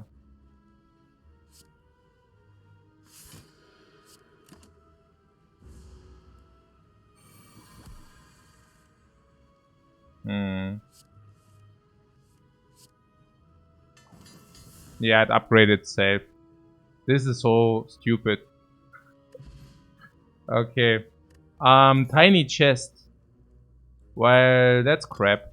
Captain's wheel is also complete garbage.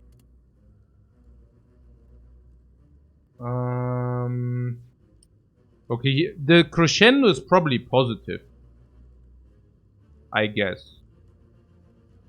The fear no evil is probably, I don't know, break even. And the scissors are probably break even.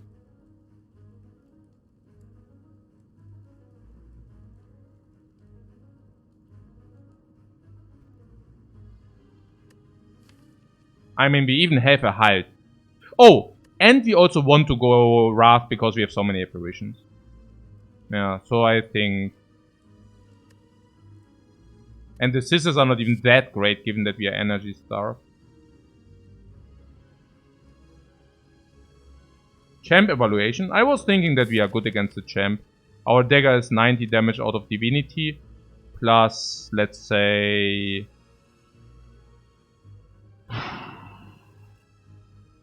maybe another 40, 50, 60, 70. So 160, 180.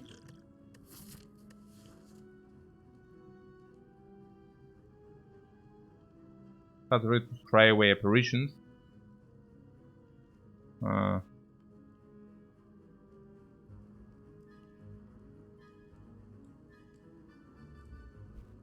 then it comes again. Oh, you mean to scry away one, but maybe we don't... I mean, we upgrade one, and so we just don't play the one which is upgraded, and Captain's Wheel will happen, I guess.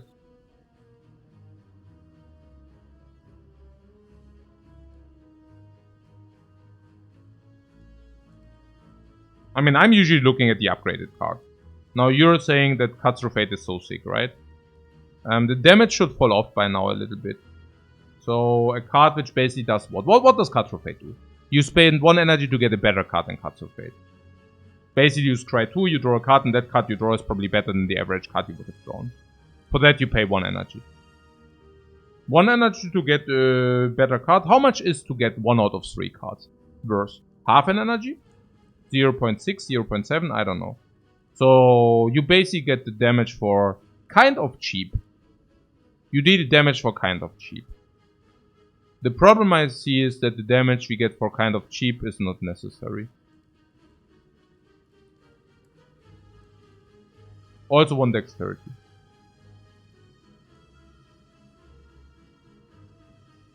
Also can scry away flurry. Yeah. I mean, I think it's slightly positive. We can also put stuff into the discard, and with meditate it's better. Yeah. So maybe 20, 30 gold. And the crescendo? If we draw eruption early, we play eruption.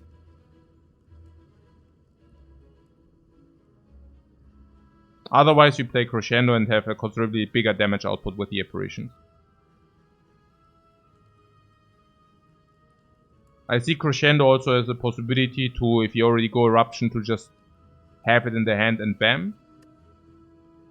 We have it in coordination with the halt. Sometimes we can block with it. And sometimes it just gives us energy. We have tranquility and this in the hand, and we need energy. And we can basically use them for energy. Yeah.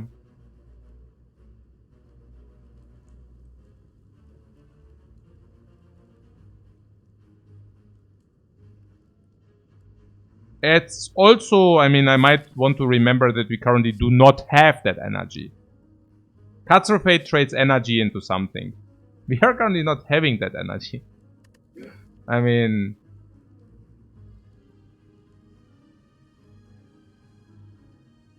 kind of.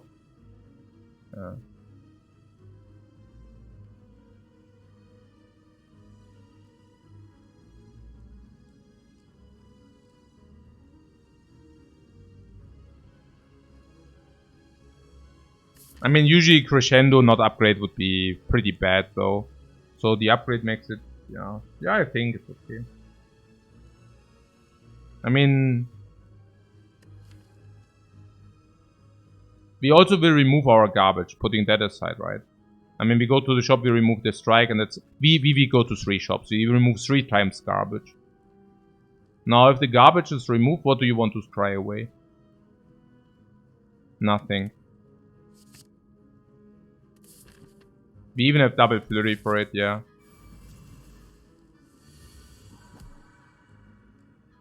Oh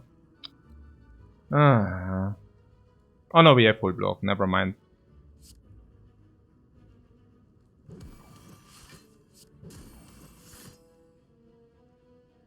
So...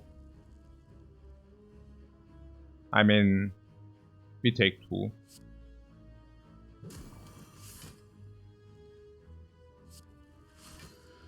No, actually, we have full block.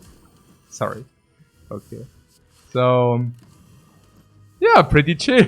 Yeah! Fully blocked, my friend. Okay. The Watcher. Ladies and gentlemen. Okay.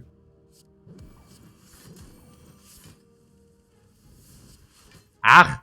Guys, seriously. I mean, dualities here were not the most busted on the Watcher. I mean... there are a lot of other things which are certainly more busted than that. So, lesson learned, we talked about it, right?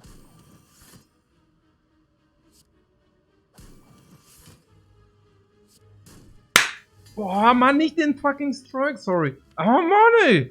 Or should we have gone for a little bit more dagger power? I don't know, man. Oh. Hey, nur Garbage. Wieso kann man denn nur... Hey. Hey, literally nur Garbage. Throughout. Okay.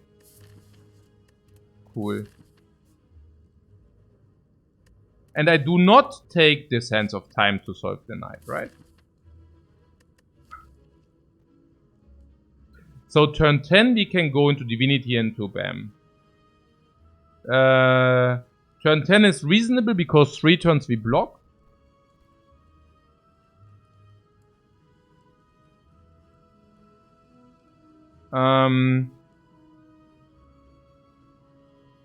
Four turns we block, 5 turns we block, 6 turns we block, 7 turns we block. With the dexterity potion, 8 turns. What? We need 1 prostrate if we get one. And no, we are at the boss right now.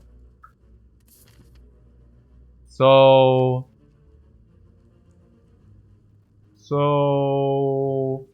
there were some suggestions about keeping 1 apparition. Is that even true? I mean, we could keep 1. So, okay, we go Divinity. We need to make sure that Divinity aligns with the dagger. Otherwise, it will be so sad. I'm pretty certain we can make sure that that happens, right? I mean, we are not dumb. So, we can just throw out the lesson learned, and I'm pretty certain we can do that. So, if we go Divinity with the dagger... Oh, the scissors could have helped for that, by the way. Oh, weakness, right?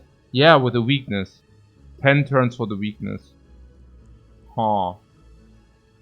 And if we are in Divinity with weakness, it's basically nearly like just being an eruption.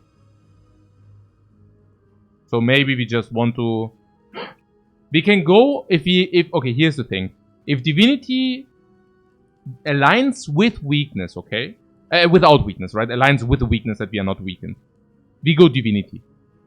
90, 120, 150, 180 kill, okay? What if it does not align? Then we just activate that guy the turn before with Eruption and BAM. And then we go Divinity.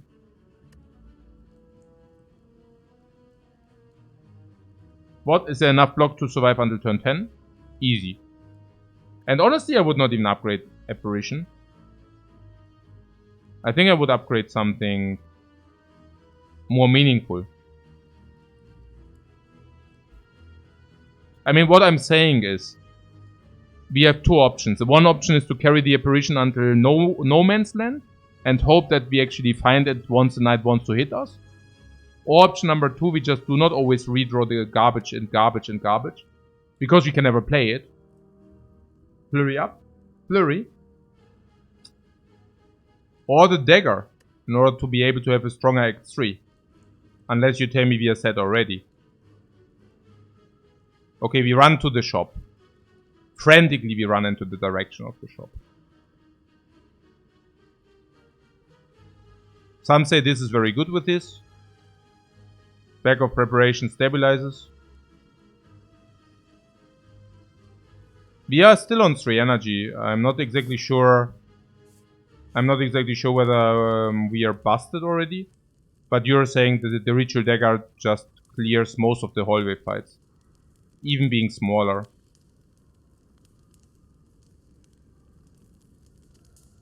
But it would be much better if it would actually be bigger. So with the potions I'm pretty certain we can just upgrade the dagger. Yeah.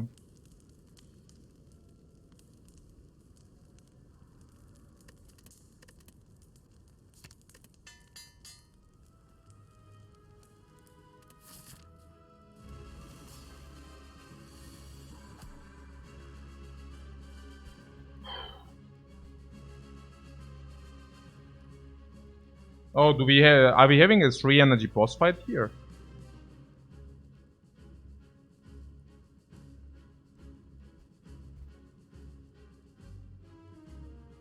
Okay.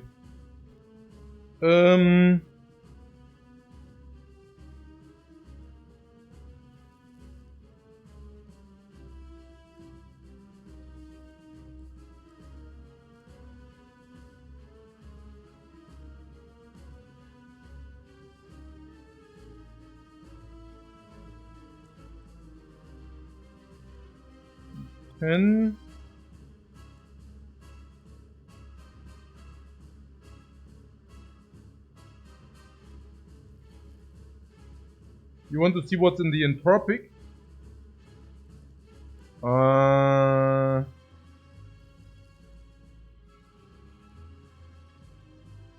And then not playing apparition or what?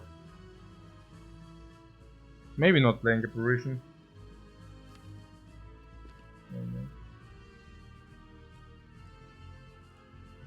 In order to deal damage right away, we could also... I mean, I don't know, like, what do you think should be in the entropic which helps now? Power potion? Power potion we would immediately deploy. That's fine. But other than that... Or are you saying the fire potion is just such trash that we don't need it? Sure.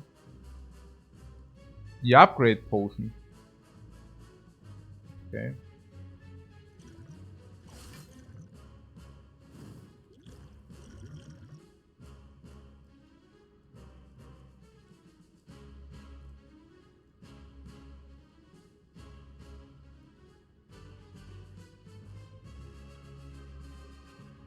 I see 4 times garbage.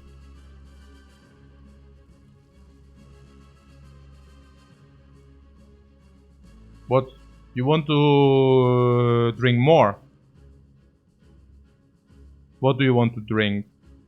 Colorless. Colorless is probably the one which sucks the most. But we can just keep it and just do the attack potion and strength potion if we are in a pinch? No?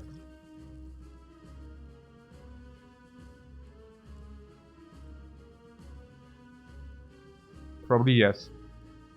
So...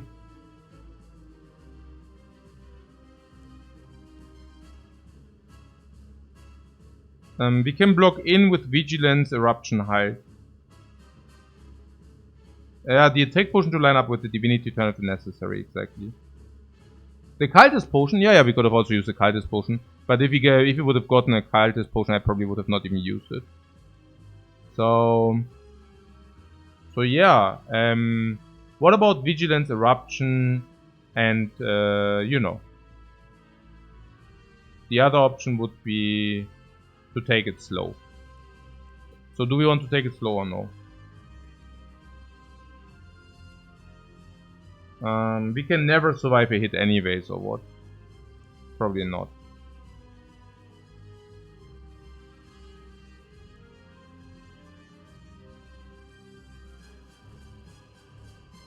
Aberration twice is safer. Yeah, I mean safer. So I guess we played out until turn 10, yeah? Aberration twice, miracle, lesson learned. Or do we even want to use lesson learned? Probably yes. Yes? Or no?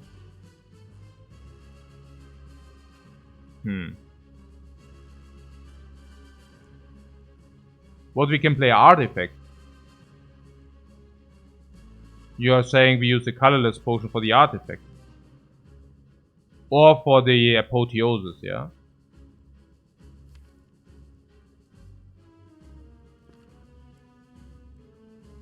I mean, we can use it. I don't mind it too much.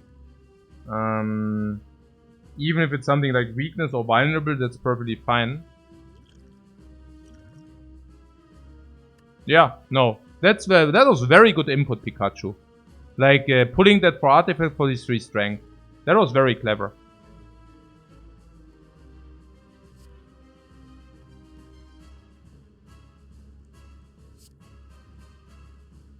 So, under these circumstances, I don't want to waste the book. I feel with 3 strengths we have a good shot to actually side quest that dude. I mean, hell. We generated 2 dexterity and 3 strength. So, what duality as well? Oh yeah, right. Wait, what? Oh no, it's either or. Huh.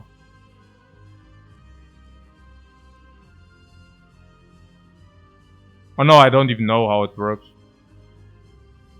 I mean, that being said, how much dexterity could we generate here?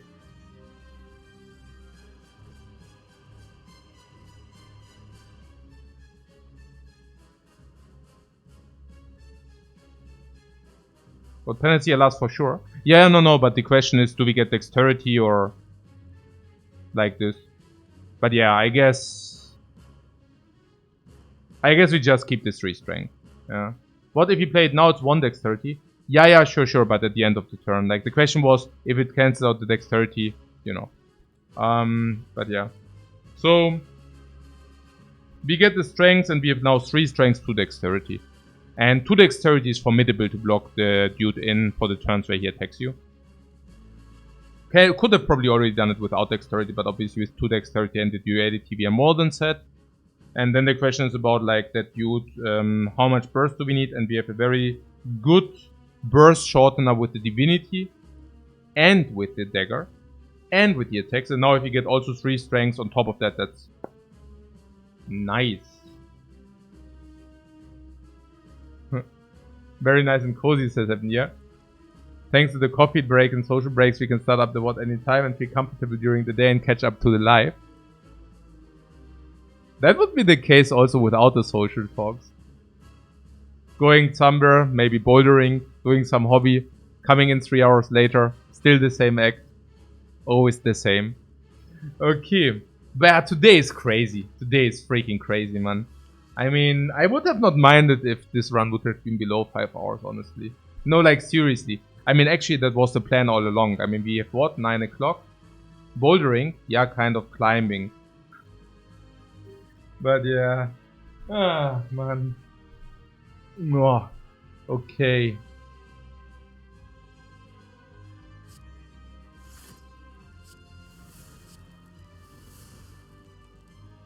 Do we want to play... Did I start a reason? No, I'm always like climbing in between sometimes.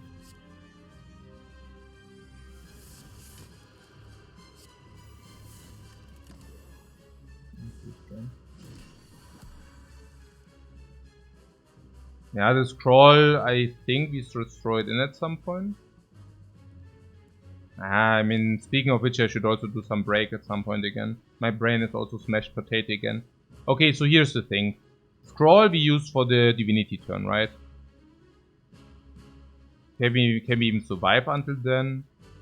Most likely, right? I mean, next turn we have full block anyway, so we can probably even go Eruption. Eruption Halt or something.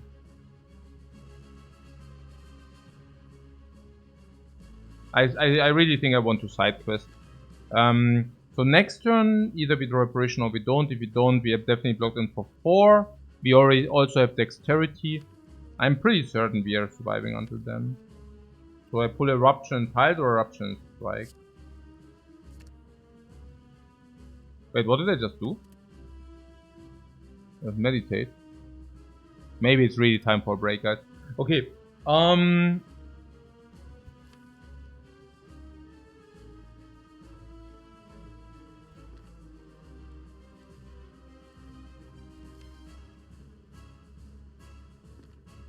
Yeah, maybe Vigilance. We also get Flurry of Blows then.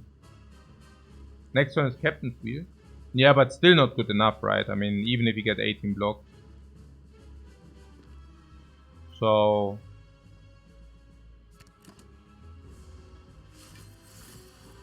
No, actually 18 block. Yeah, I mean, if he would have gone Eruption, that's what I mean. So, 3 turns. Yeah, I just tried to not mess it up too hard, okay?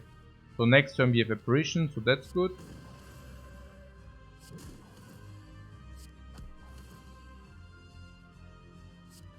What I'm saying is we shouldn't play Empty Mind here, right? So we need to bring him down to 220 in 6 turns. Okay, that Apparition was amazing. I don't know. Like with 3 strength we should be able to manage. So how is it? We could swap Crescendo Tranquility. This is 11 block, fortunately.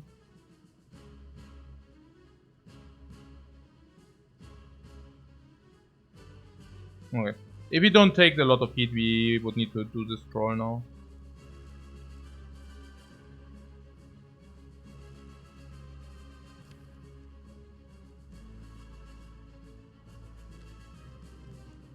We would have really liked to have it for the Divinity turn though.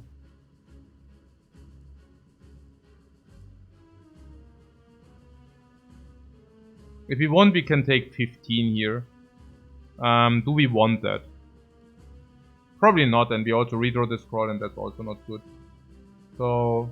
Ha! Timbek says, let's take the break. Let's take it, guys. See you after the break. Good ideas. Yeah, this is a tough fight, like really. I mean, there's so much to set up. We are weakened. There are so many things we actually have to take care of. Yeah, true.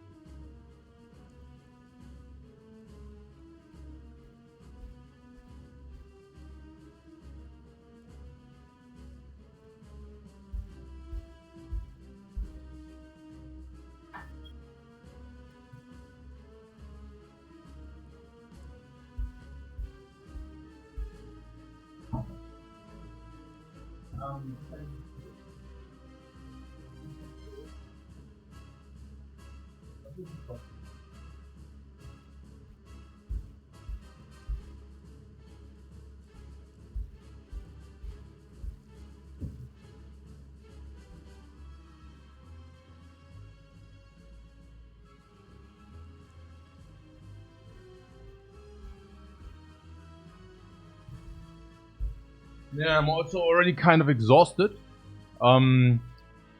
This room is cool, but it's not cool, if you know what I'm saying. Like, I'm sitting here like at 30 degrees. Melting my brain. Okay, so the scroll is not it.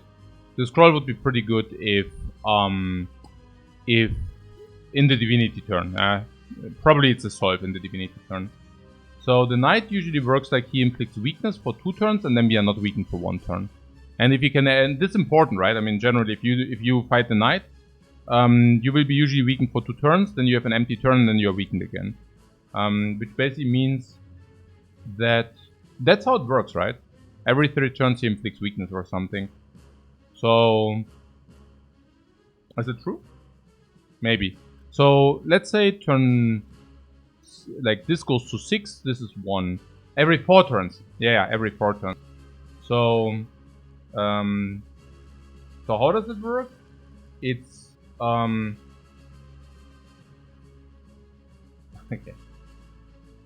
You have 1 turn where you can attack. So you have 2 turns where you have 2 and then you have 2 weakness, or what? If you open on the 4th turn, you're not weakened, but you're weakened for the next turn. Yeah, for the next 2 turns, right? So the best would be to open the 1st turn where you're not weakened again. So Divinity on 6, weaken 1. Divinity on 7, open. Divinity on 8, he inflicts weakness. Divinity on 9, we are weakened. Divinity on 10, we are weakened for 1 turn.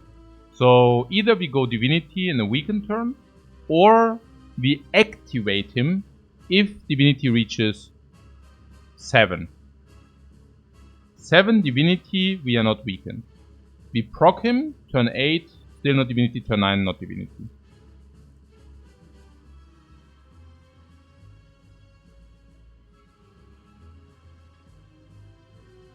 That does not exactly align very well.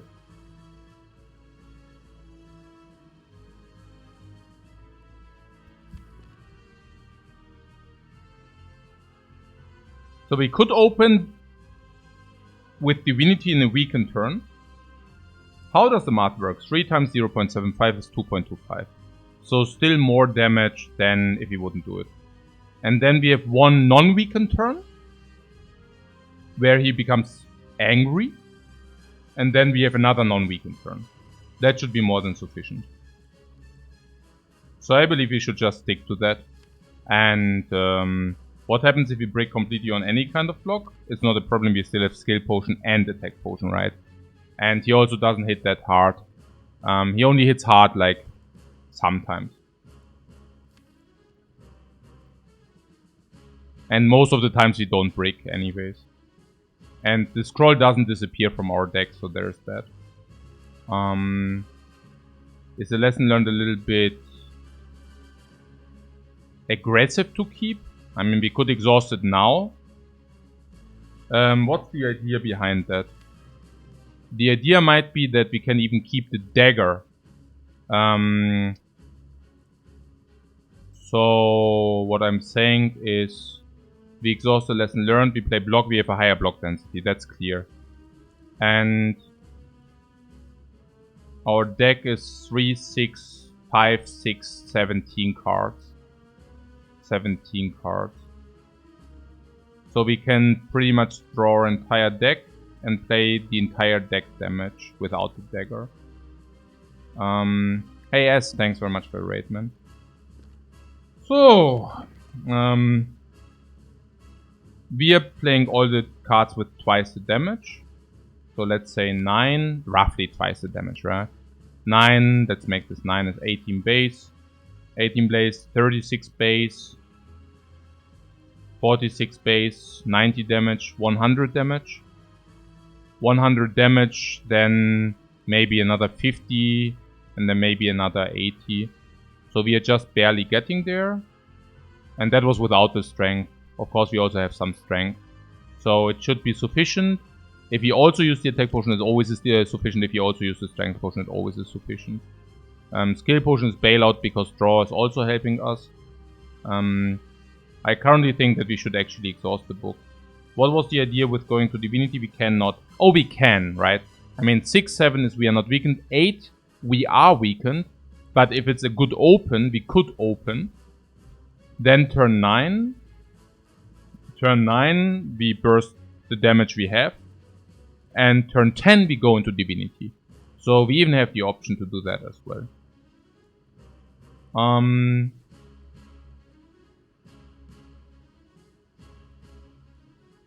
The lesson learned in the deck doesn't really contribute a lot to our damage, I guess. If we are into an eruption, we cannot really play it, and if we are in divinity, we go to 8 energy. At that turn we could play it. But yeah. That being said, if he can kill with the dagger, that would be massively better anyways. So...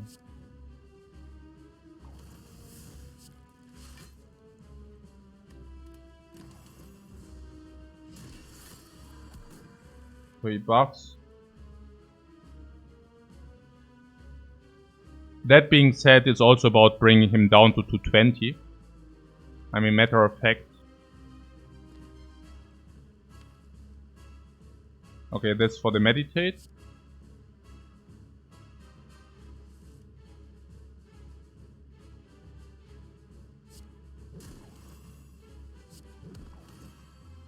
So these 3 are on the dude.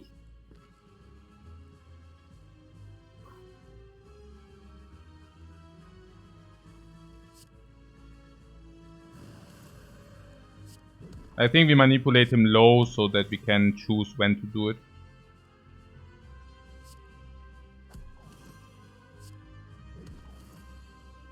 So meditate on what? Oh, also metallicize. Yeah, metallicize is also annoying. Now he goes to full metallicize or what? Okay. So what do we want to have? We could meditate Halt and Eruption if you want that.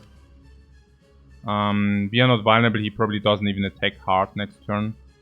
Keep in mind that those things we now pull are not in the shuffle.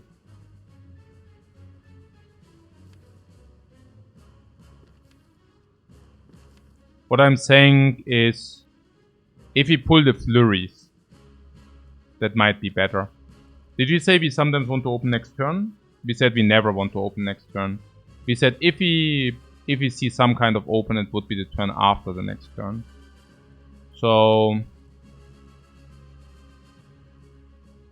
we never open next turn. But if we want to open the turn after the next turn, maybe we want to have Eruption. We could pull Eruption and Flurry. If we pull Eruption and Flurry, we are currently then not vulnerable, so we don't really take a lot of damage anyways. The Vigilance blocks for 12. And I think the attack is 18 or something. So the Flurry does make sense. Attack, attack, attack. Block is like Vigilance for 11. And that already is... It's actually for 13. So I think it's good to pull Eruption and Flurry actually.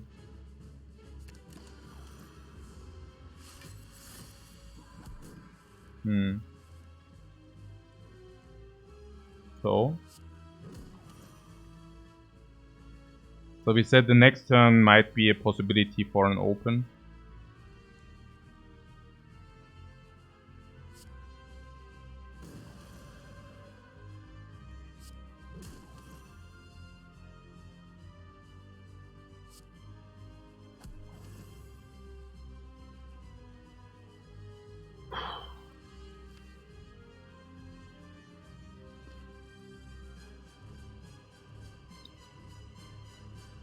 I somewhat sympathize with the idea to open next turn.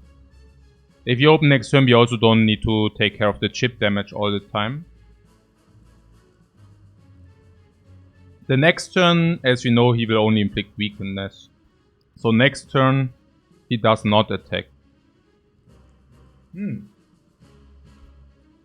Yeah, that's perfect. Dankeschön. Peppermint tea, guys. Tasty, tasty peppermint tea.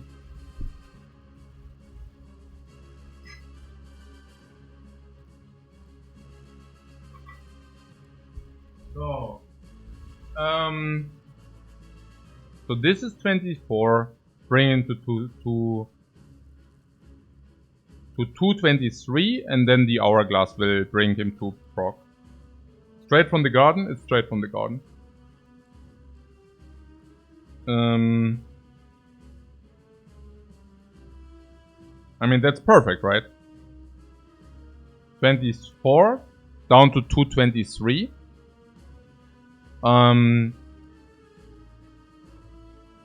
Oh, but then we don't have the energy. Keeping the dagger in the deck to kill with divinity. That's exactly what we wanted, right? So...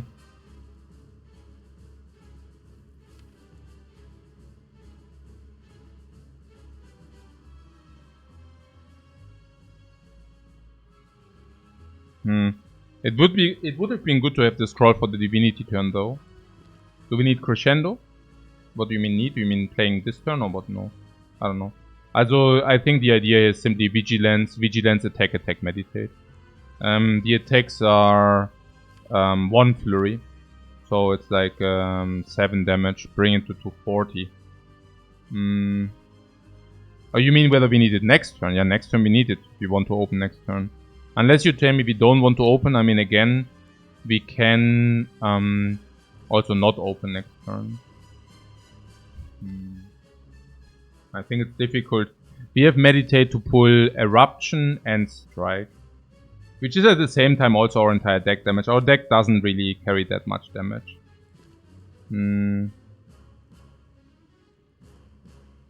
I think I would go with that line and then maybe use the attack potion in divinity turn if it's needed. The dagger will be around 80 if you have it with divinity, which we might be able to set up with the meditate. So how that works is next turn we proc. Is that a requirement that we proc next turn? So next turn we proc with divinity on 8. He inflicts weakness. Now if we do that, 1 weakness turn he buffs and then we have divinity for the kill. Or we can wait 1 more turn, have eruption, divinity turn without the kill, and then we are not weakened again. So matter of fact, it doesn't really matter that much whether we activate him next turn or whether we activate him the turn after. Or even the turn after. So what is it? Is the next turn a good turn to activate or not? The answer is a maybe, right? A maybe in a regard.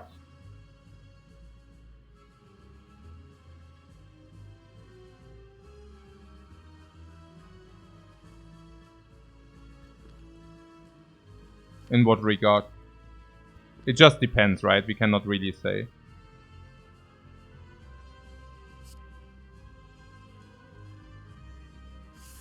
It kind of depends on our draw, I assume.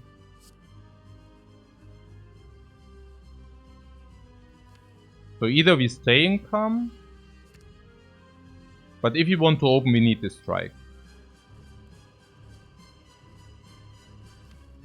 Because we know this guy doesn't attack us, so yeah. Strike over flurry. Opening in divinity would be what?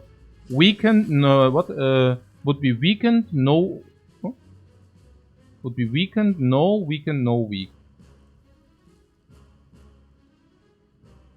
Ah! Open in divinity would be weakened, yeah, right. 2 turns of no weakness, yeah. But it also means 2 turns of more taking more heat. So I was thinking maybe we take a look what this is. And if this is good block, then we wait. And this seems to be good block. We have 10 block from the defend, we have empty mind. We are not vulnerable. So it's probably better to wait. Unless this opening would have been amazing. then we could have played it different, I assume. So, is it correct to just play nothing here? I guess so, right? Nothing is the play.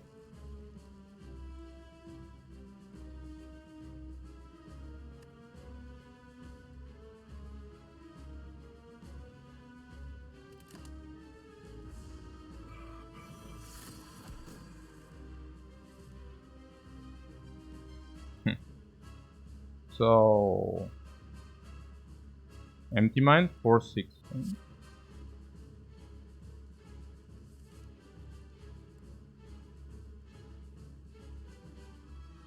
So next turn we open with the scroll and all the flurries and bam.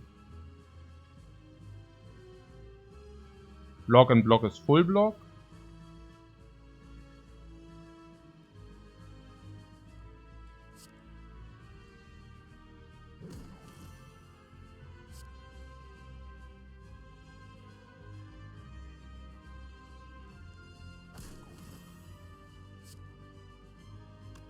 Block and block is full block.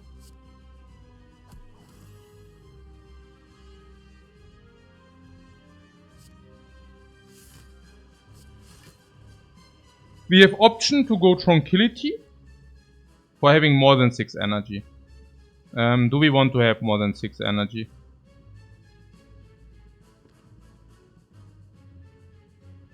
We will never use Tranquility again, right? Like if you go 8 energy next turn, that's good with a scroll.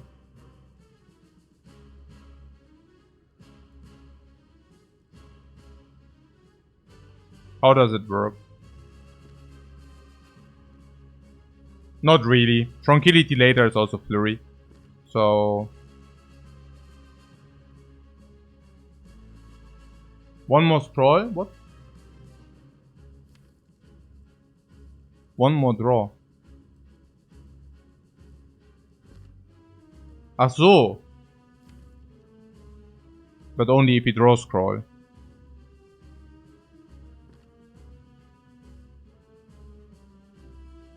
Oh, yeah, scroll. Mm-hmm.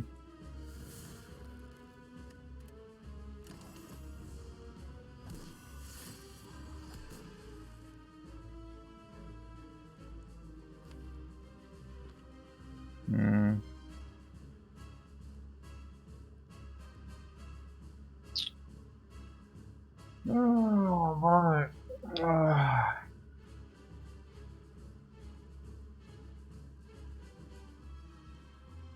Well, the flurry as well? Oh, come on. Das ist schon rough business.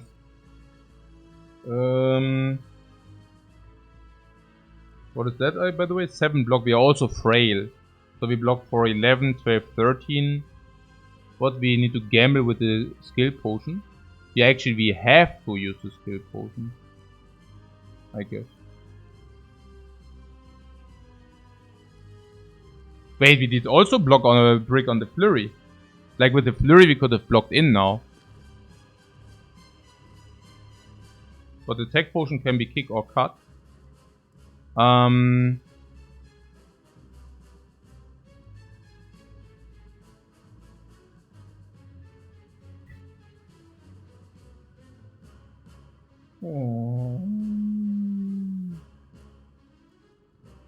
Peter sees the positive in things. Yeah, I can see that.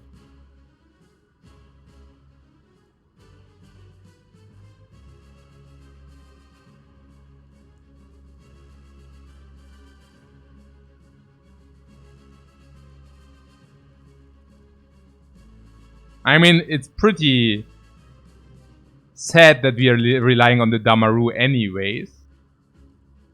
But yeah. What empty mind inner peace they require to the exit?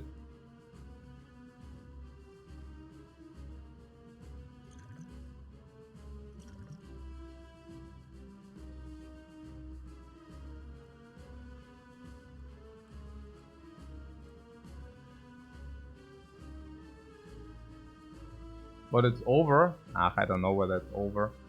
But we need to think about it at least. So...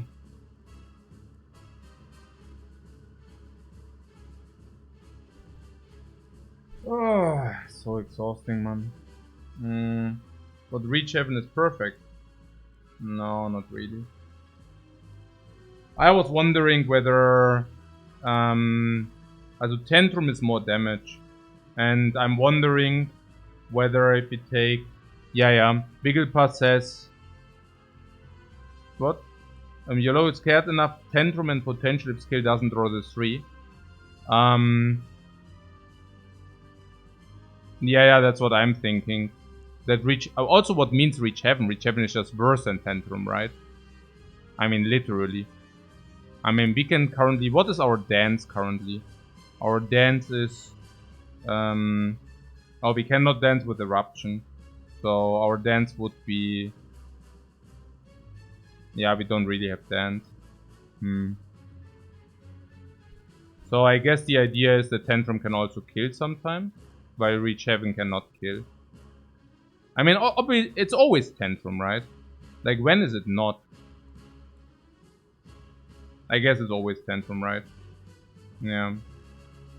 So there's Tantrum now. So do we need the skill potion? How much damage are we even looking at? We are talking 90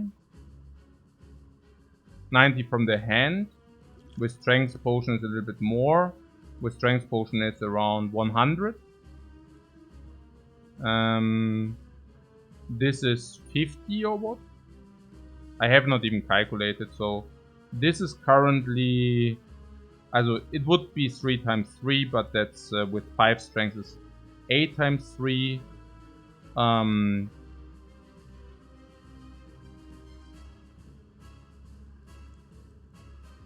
Like 18 times 3, like 54. 54 plus 100. 154. That is 20 around. It's 174.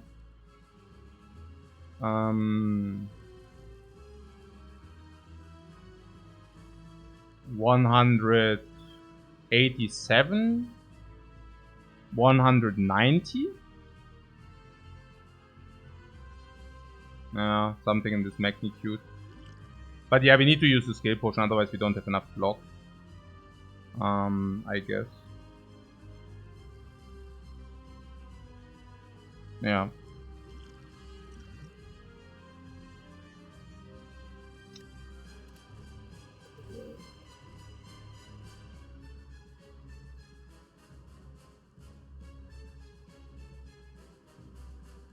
That's enough, right? That's probably enough. But it's only enough if you also use the strength potion. Wrath Tantrum is might getting us there. Yeah, no, I think so, sure. I mean, Wrath of Flame is just barely, maybe. I don't even know the Wrath of the Gods, but only if it's enough. Otherwise, it's the Wrath of Sadness.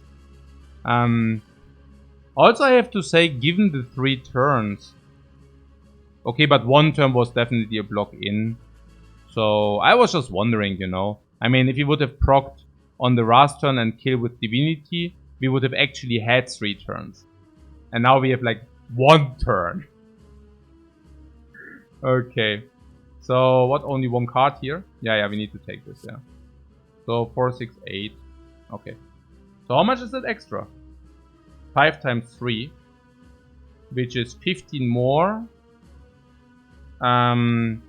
Plus Divinity, like 35 more.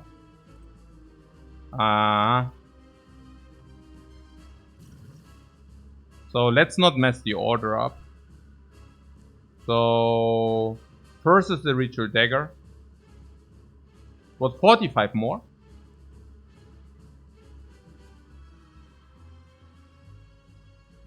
No, 35.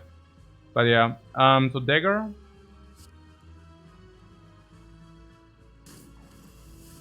Flurry.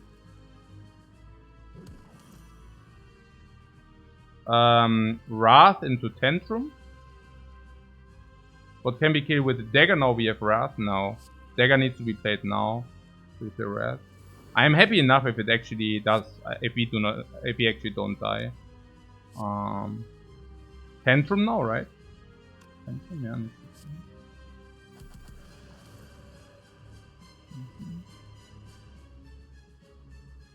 So Flurry needs to be played.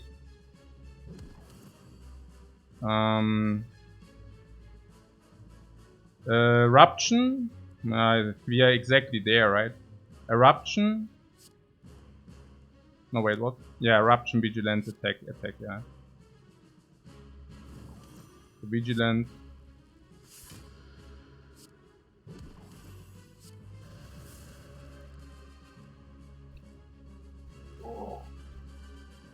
Oh.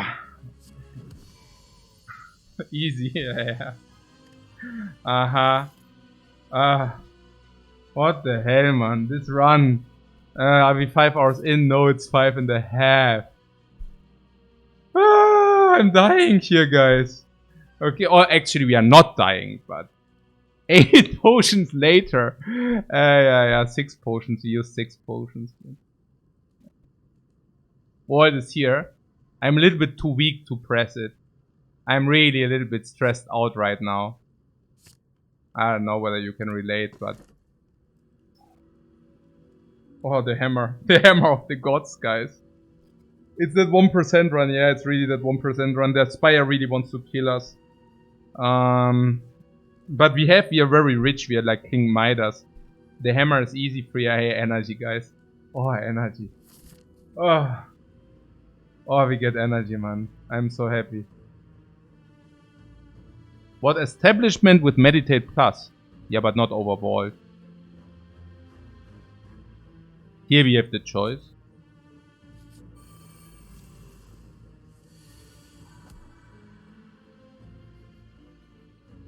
This is better than the book, by the way. Maybe we can play some Watcher now. I'm so stressed out, guys. You won't even believe it. With Tiny Chester, we want question marks. Yeah, I don't know. Every fight is also making us stronger. And honestly, we definitely take the 2 elites, man.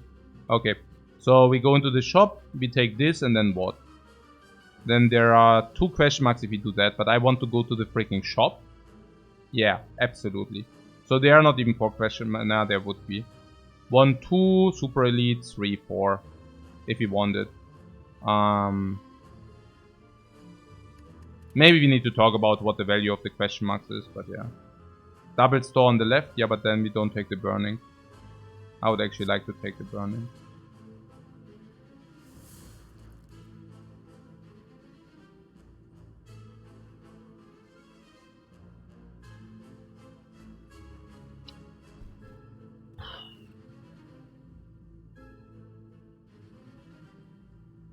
So do we want to greet the side quest or not?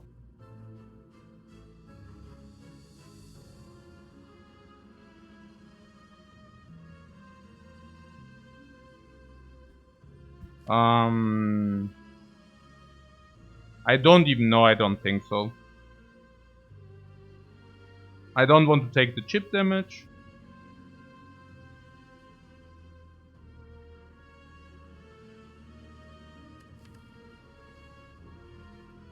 With Potion Belt and 2 lethal cards. Yeah, I see.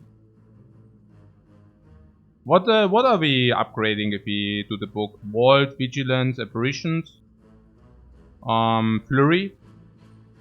Actually, I want to Burst. I think Burst is better here. This one becomes Strengthened.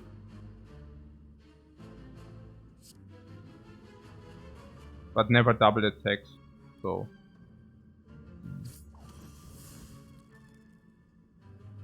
Oh, we could have killed this, maybe only taking 1.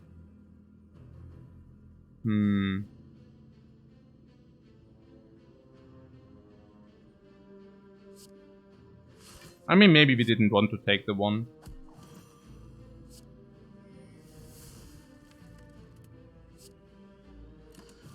So I guess it's okay.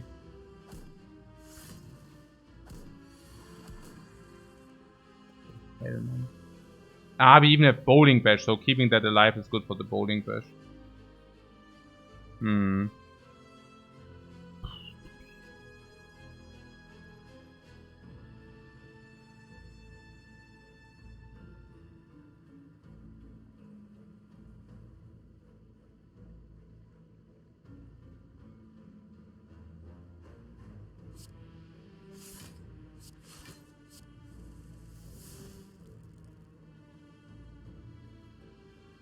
Okay.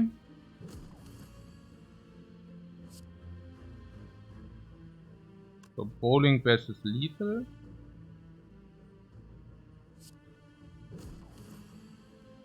Hmm.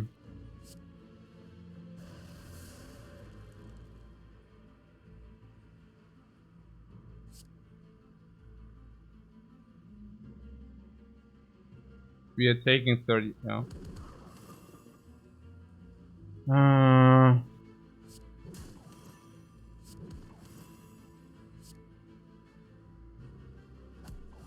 So you would like to get to the book.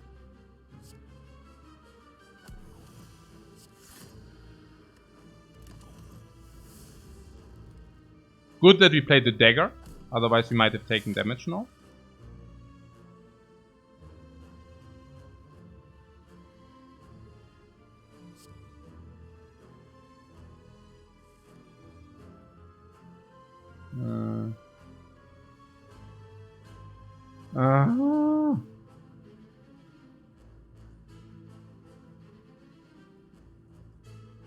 If we vault,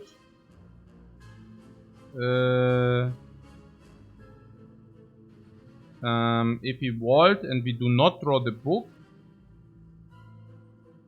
that's fine, yeah.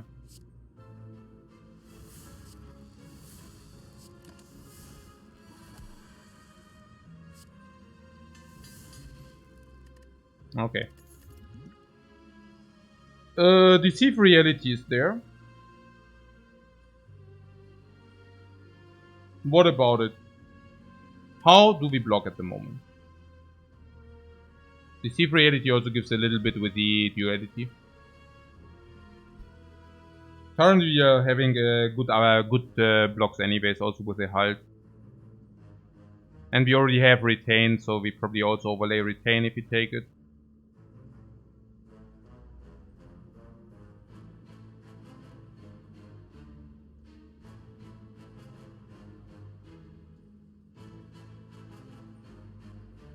We will remove cards, making our average deck strength stronger, and block with the apparition is weird, right? We don't want to increase block density if we have apparitions. With the idea that it makes scroll burst and with the idea that we block with halt later, right? The idea is that we go eruption every turn, we try to halt it down. Halt for 25 or whatever, 30. So that's also our blocking plan, I assume. We also do not... Do we remove strikes or blocks? We remove strikes because we have duality. So we don't take it. Because our idea is to clean up the fights with the dagger.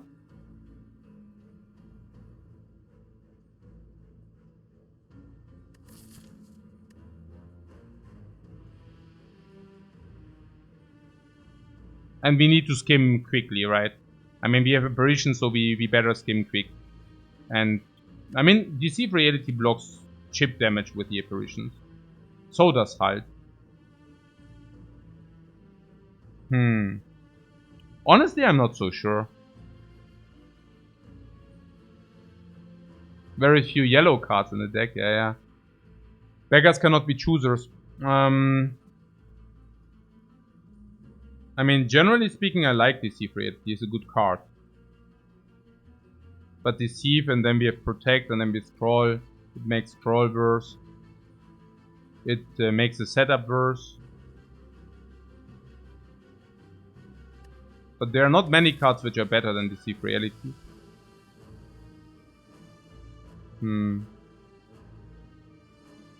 Especially not in the block. But the upgrade on it is also bad, so if the book suddenly upgrades Deceive is also sad. Because if you upgrade Flurry Apparitions is so much better. On the other hand, we have this Dexterity Train. But once we actually want to circulate quick, and we have 2 shops, right? Yeah. So.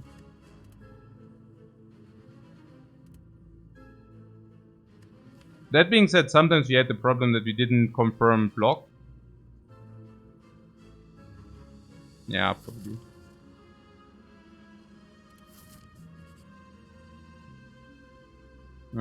More gold. Oh wait, how many shops do we have? 2 shops, yeah.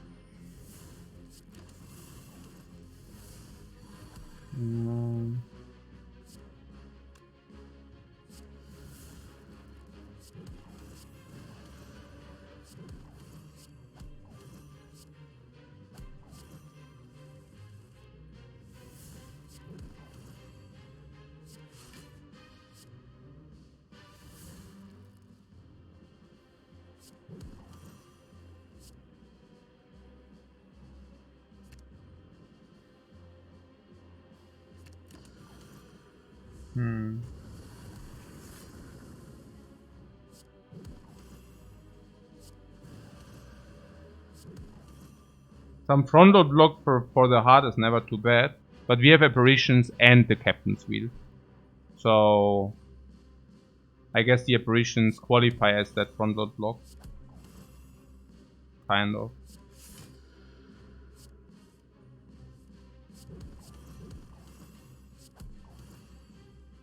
We had lethal or what?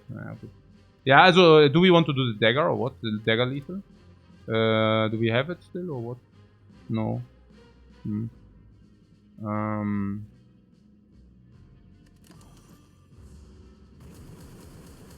Yeah, okay. So the question is it dagger or is it the book?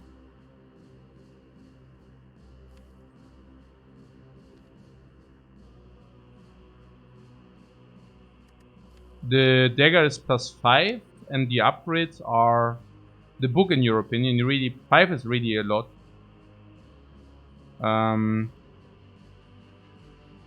Until flurries are upgraded. You say the flurries are better than dagger? I don't know. Apparitions are important, really. I don't know. Over +5 extra damage, which is usually 10 extra damage.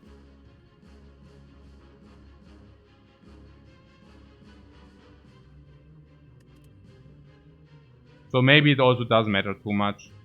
So kind of whatever.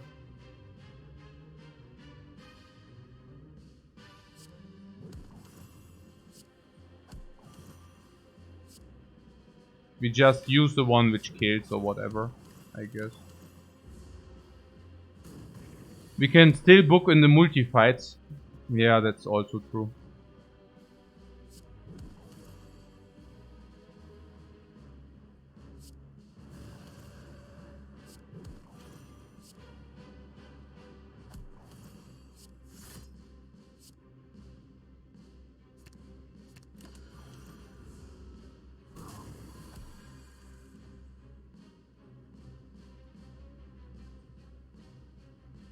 I think the dagger is pretty good because then it means we one-shot.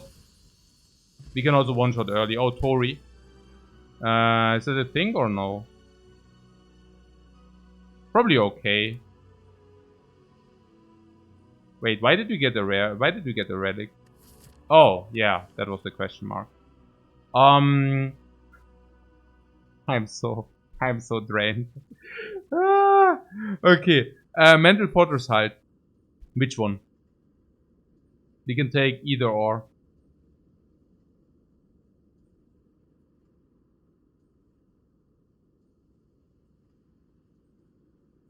again, now it's a little bit different this time. This time it's Halt Plus.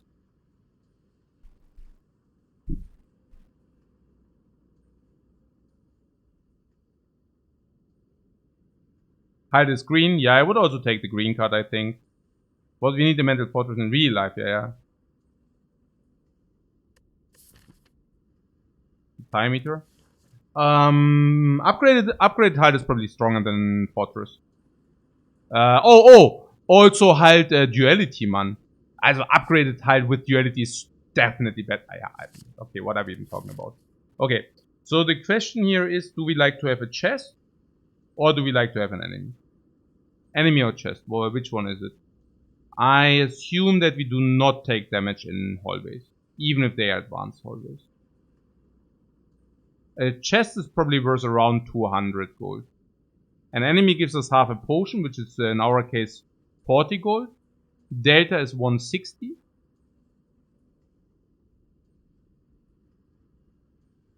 And enemy gives us one upgrade. And the card. The card is 100, so delta is 60. And the upgrade is definitely worth 60. If the enemy gives us 2 upgrades, it's way better to take the enemy. If the enemy gives us 0 upgrades, it's a little bit sad though. How many multi-enemies are there?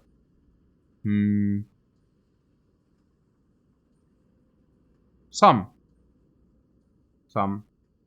Yeah. Oh, and also gold, yeah.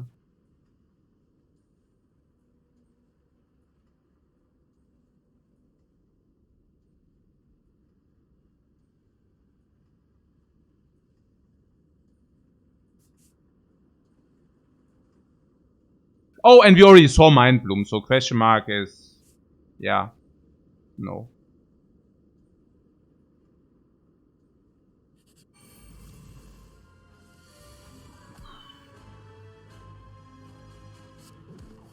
Yeah, also we also never take in hallways because we have like extra 3 strengths turn 1. We draw 7 cards, we have triple apparitions. So... Ritual Dagger with the Ras would kill. We also said we want to kill if we can.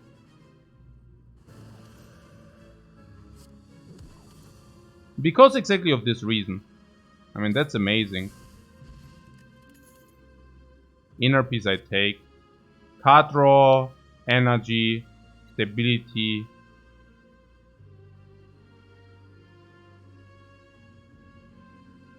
It's just a good card.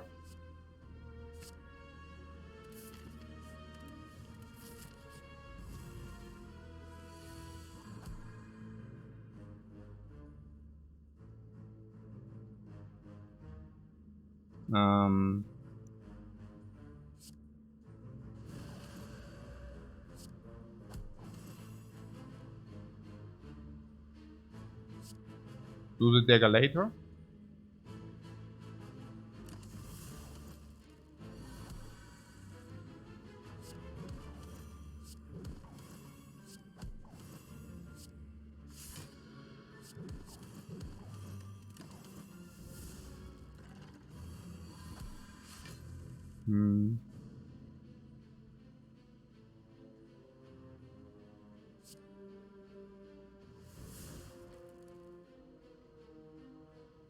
Oh, we also vault into the wheel, right?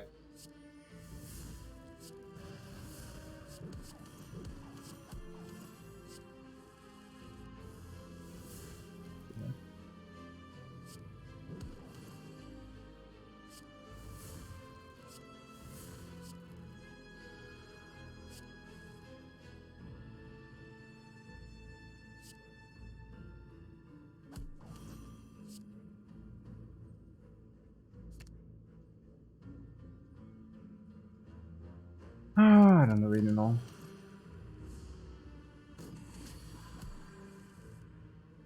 We can still get this divinity thing, by the way. Just saying. 4, 6, 8.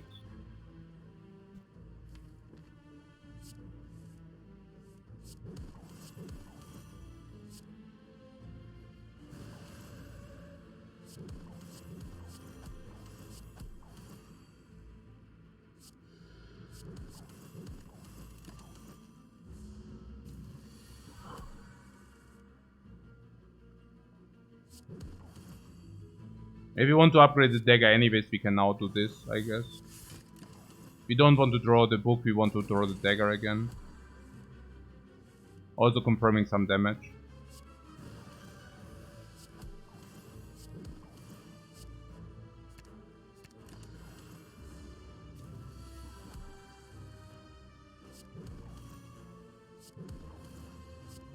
We're also a little bit weaker than we might look.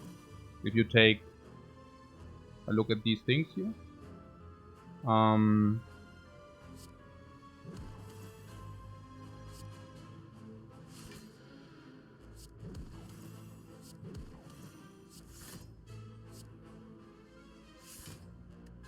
Yeah, 6 for the upgrade. We also found 0 sustain.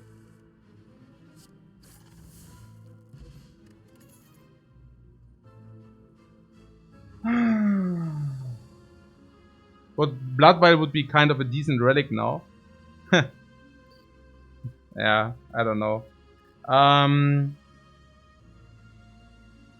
Fusion Hammer is sustained. Hair. Somewhat.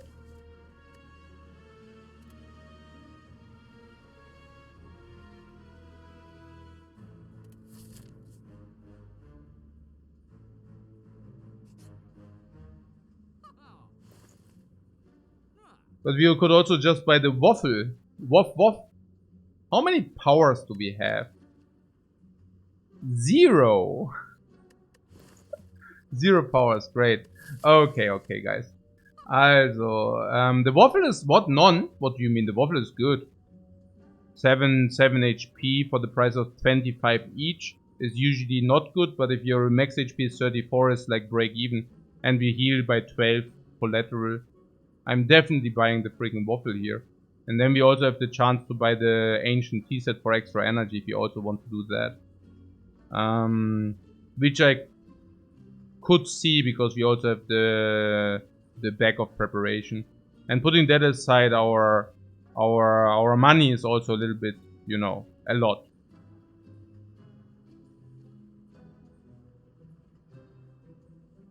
Tea set is a potion for boss, fire leads, and Spire Shield, Spire Spear. For boss, fire lead, and Spire Shield, Spire Spear. Good point. And that's it, right? So we can actually buy 3 potions now. That's a good way to see it. Like a garbage energy potion you have to use in turn 1.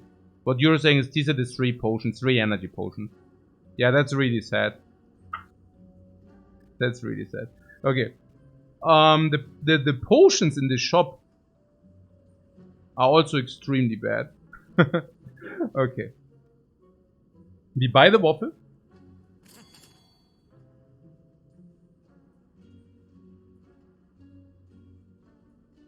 We remove the strike, that's obvious.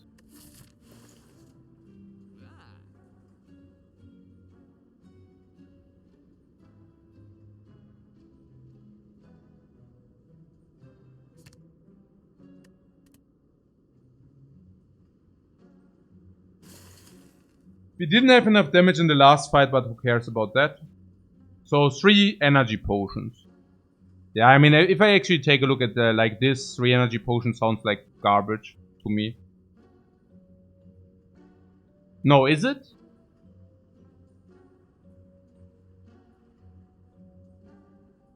Yeah, probably, yeah. We have 2 more shops. Yeah, even 2 more shops. What about these potions? We could buy the colorless potion. But thinking ahead... But we have 2 side quests which are in our hand. I don't think that we want... what? Oh, thinking ahead for 200. No. Impatience we cannot.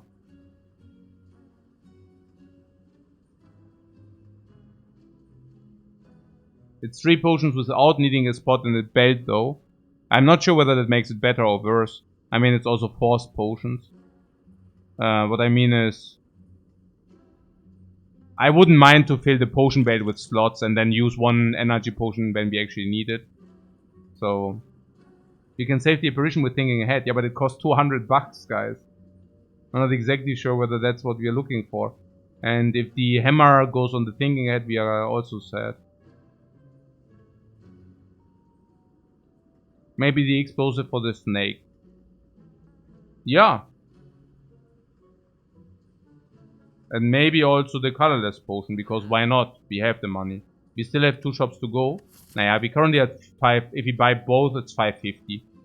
580, 600. 630 or whatever, depending on what we decide. 630, 2 removes is 530. So we have 530 for buying the best relics of the shop. Which is a lot. Because many relics don't even do anything at that point. I think the explosive for the snake lady is decent. Like, I just do this. So Smith cannot. So recoil.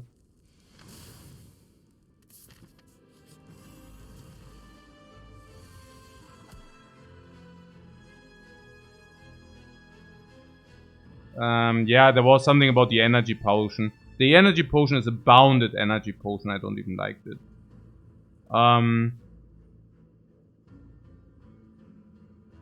The bigger head. The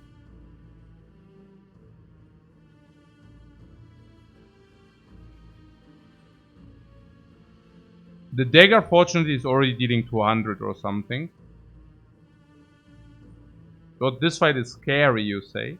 No, usually for the Watcher not, because you have a lot of stands. It's just that we should kind of try to max it. Keep also in mind that in 9 turns we just go Divinity. Oh, there's also something about the vault. If you vault the head, then you still keep your counters.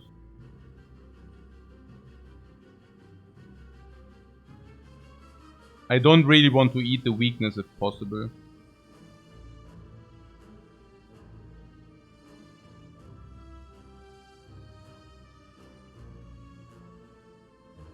So what's my point here? I guess the question is, do we want to scroll or not? The first question would be, do we want to scroll or not? I don't even know what to do in this turn. This turn looks crap.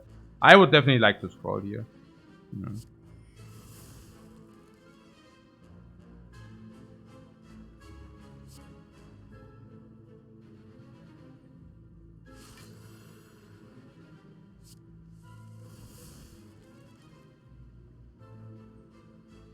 Yeah, also because of the 3 strengths. Yeah, we needed to scroll.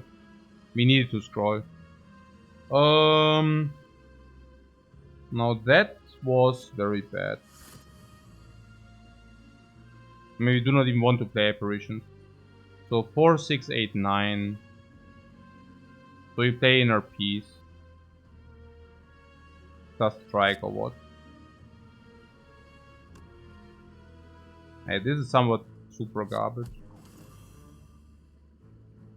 3 strengths actually made the T-set a little bit better. Yeah, but only a little bit.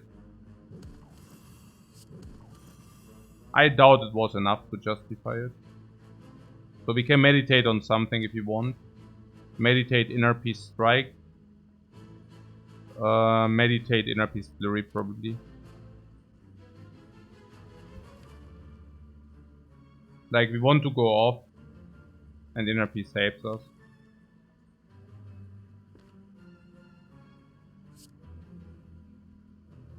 But you still don't get what? That I took the 3 strengths over the 2 transforms. Yeah, because it's pretty much always better. Like 98% of the times it's better to take it on the Watcher than the other crap. I mean, what do you mean? 3 strengths on the Watcher is more than good. Vigilance is value 1 for the stance. But do we have enough eruption sources? Yeah, no, it's nonsense. There was not even that much to transform.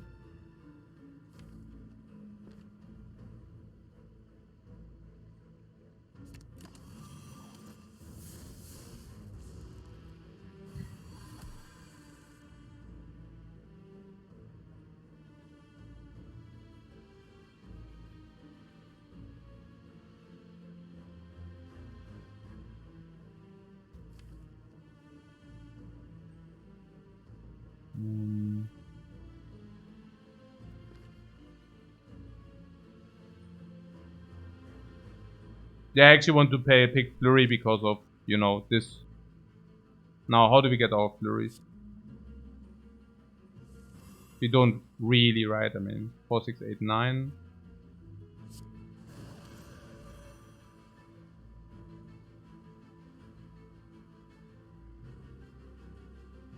Tranquility empty. Halt.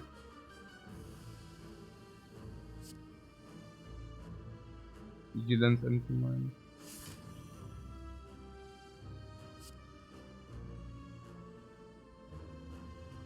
Tranquility empty mind.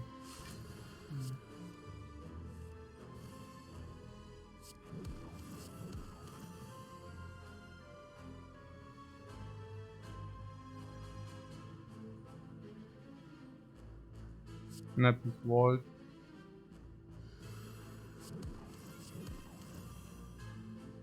Ja, halt, ja, Flurry, ja, das ist schon okay. Was? Didn't we miss 2 Flurries before Vigilance? Ja. Ja. True.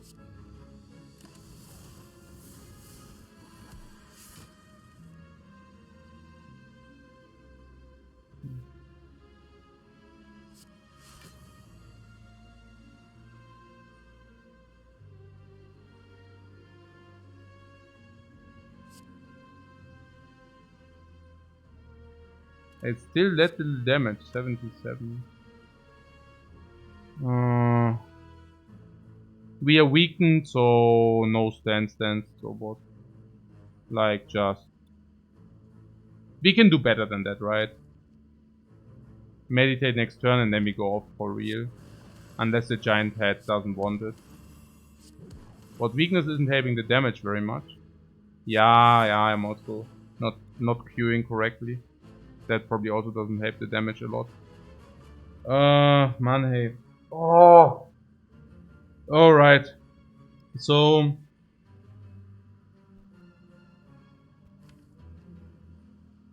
Little break. Nah, we do like per... Oh, yeah. Now it's like every hour, right? No, like, okay, tell me, do we kill coffee? No, I definitely don't have a coffee. Maybe some tea, maybe some tea. Okay, so, guys, we are not dealing a lot of damage here.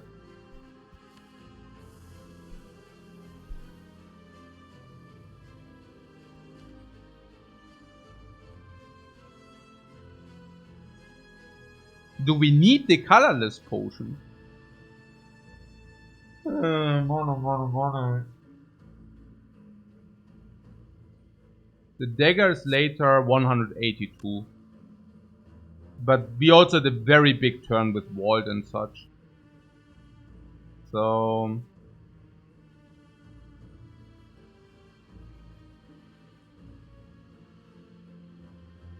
Yeah, we kind of finished Battle Brothers. So what secret tech you say? Yeah. I mean, the next turn is really ugly, you know. I mean, we can block in, we can meditate. Do you ever get 17 slow again? No, but we might not be weakened, maybe. We also... I mean, we still have the book. So we probably want to do that, yeah. We probably want to play the dagger now. So, how much damage is it? 40 plus 200. 240. 490. What? I guess we are super lucky that we have a ritual dagger for the damage. You mean because we did literally pick not a single attack card in the dude? Yeah, no, sure. I mean, what? You would potion? For we already have like what? 40, 200. I mean, but it's true, yeah. It's good that we have it. So 300 damage, and you're saying we cannot deal 300 damage.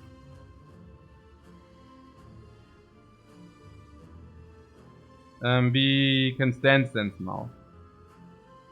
Yeah. But that we lose 2 energy and also...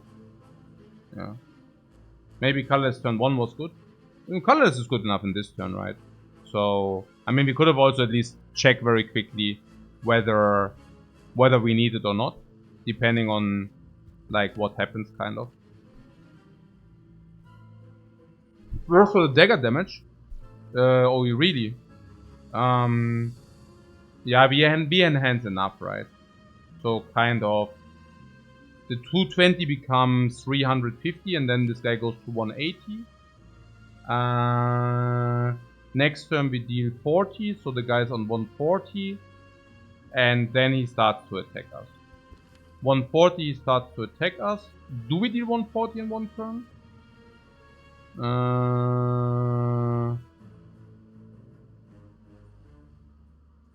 Difficult. But probably. 7 cards more before dagger. You mean from the 7 cards more before dagger, yeah. So this currently deals 67.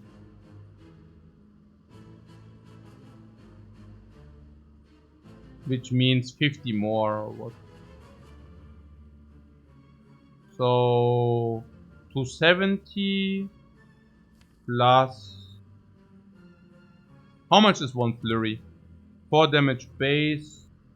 12, 24, 20, 80 more damage.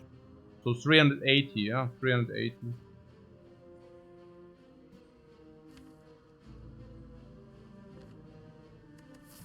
But we are rich for the next shop, you say?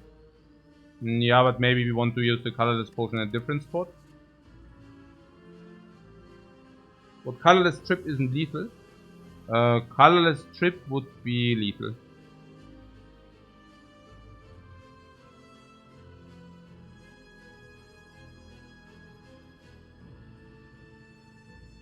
So what you're saying, in 1 in 6 cases you also get an upgrade.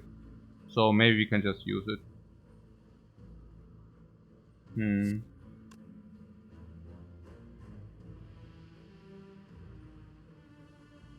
So 3 times is 12, is 24, is 18, is 20. 80 damage.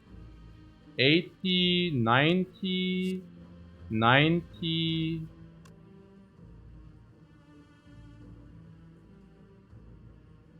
What?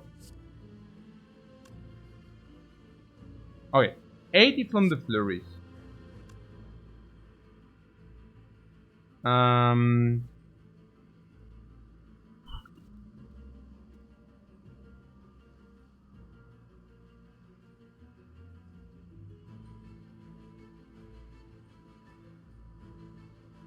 Yeah. 90, 90 plus 50. 140. 140, 40. 220. What did you say? 220. What, 80 from the flurries? Why do I think that? Yeah. Okay, 300. 360. This on 150. Next turn is garbage or what? How bad is the next turn? 150. Why is it so bad? We have 4 energy. So 1 strike is 20. 20, 40 vigilance. 20, 40 vigilance. For example. So it's already a 110. Or 20 vigilance meditate. Vigilance deals 10. So 20, 30, 110. You're saying we are bad with 110? Like 110 is not...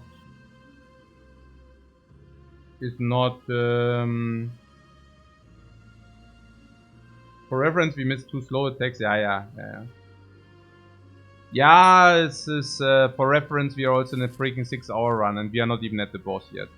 So I mean, sure, okay, but cool story, cool story. Tell me more, guys. Okay, serious though. We can even block the freaking giant head. We can even block him. And honestly, if we get the deck upgrade, we also waste the book. So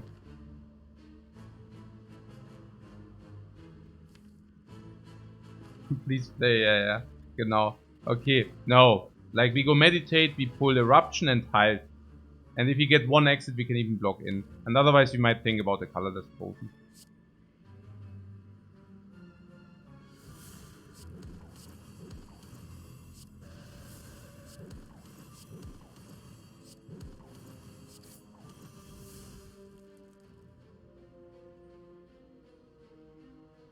Hmm. 150. Was that what we calculated? I don't know. But there's really the thing about the blocking in thing. And also like what he does.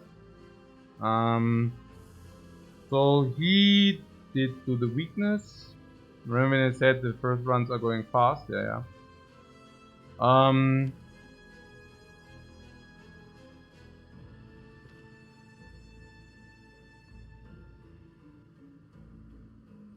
So 40, 160, meditate on what? Meditate on eruption halt or what? So if you draw any kind of exit, we can eruption halt. We also blocked in relatively okay, so is eruption and halt a thing? Or is it better to meditate something different? Eruption empty mind. What we play the lesson learned now? No, we play the lesson learned for the upgrade.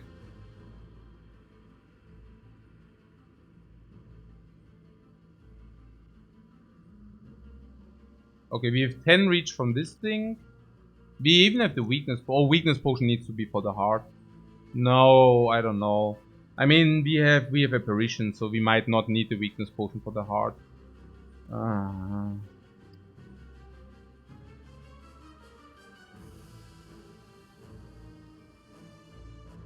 Okay, like we have the option to also pull inner peace to draw a lot of cards.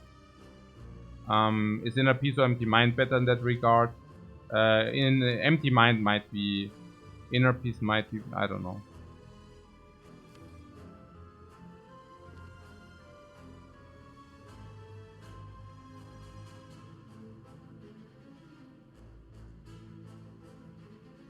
What Tori for the multi-attacks? Yes, right. We don't need weakness for the second iteration because of the Tori multi-attack. And for the the first cycle of hard attacks we can apparition. The big attack we would love to apparition. If we do that, the weakness on the big attack is worthless. Then there's the multi-attack. The multi-attack we have Tori or apparition. Or the captain's wheel. So we don't really need the weakness potion that much. Which is very strong against the giant head. We could also use the colorless potion, we could also use weakness. Weakness is not very effective for us, right? And the colorless potion? Sucks as well, I guess, I don't know. The colorless potion can do what? Nothing really, I guess.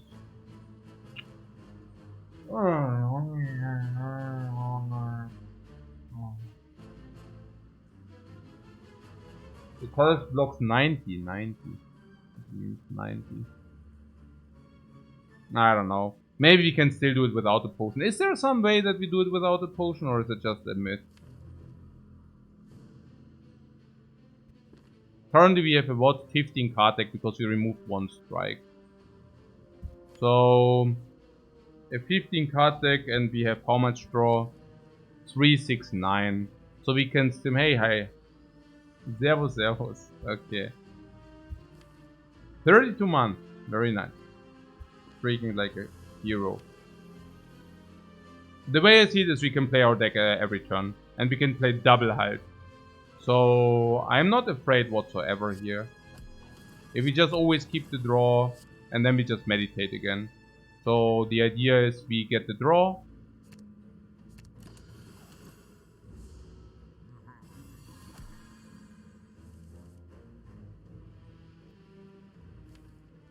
Good that we kept the draw.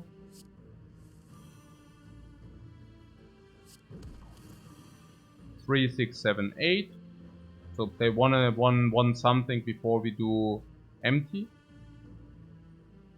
Could also play halt.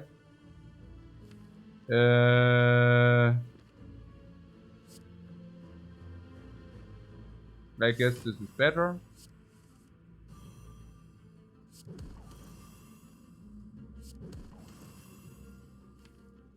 Next one is meditate bowling bash. Okay, that we couldn't find the meditate is kind of very bad.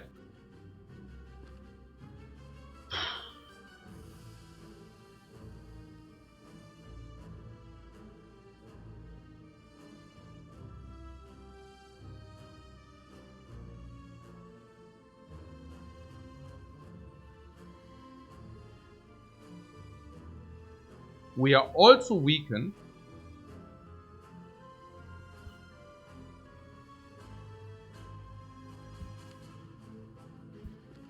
But probably we have to kill next turn, or no?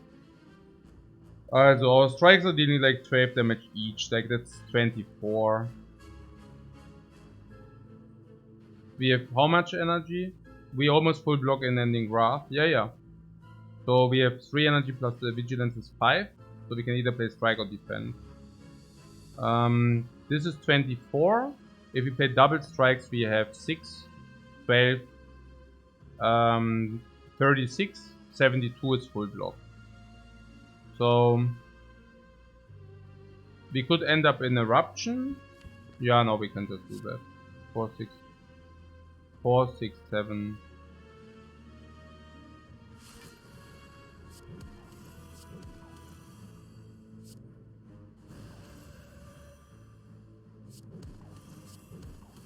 Oh, actually, we can even play it before. Yeah. I wasn't aware that we overkill so much. But also, we want to do the lesson learned, so I don't know.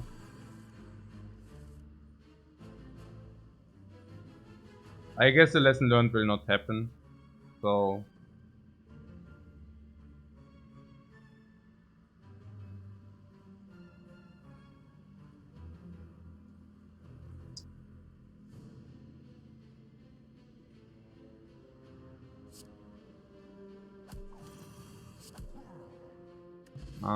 Blood vial, yeah, right.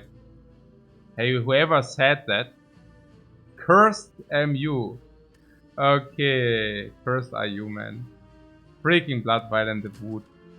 At least we have the boot against the nemesis. It could be worse. It could be worse. Okay, I take this.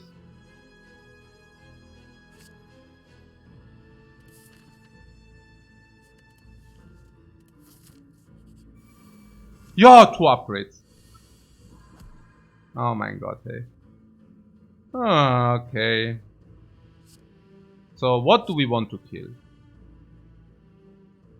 Slowly but surely we're getting there. It's true. It's sad but true. Oh, we are strong, right? Oh. Wait, what? 22.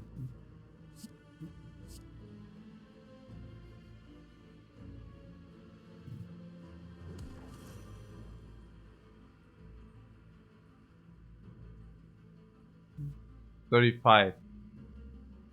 Coach is like streaming from the sauna. Hey, it's so hot in here.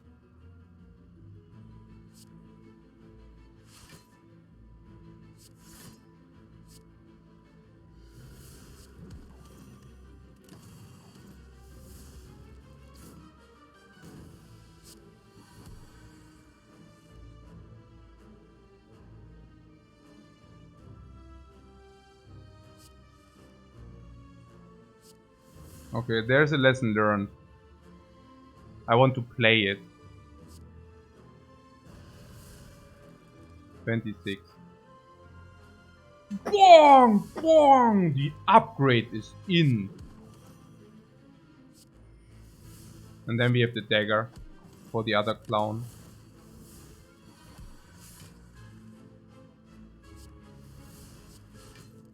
Yeah. Like you're saying shapes also have feelings, right?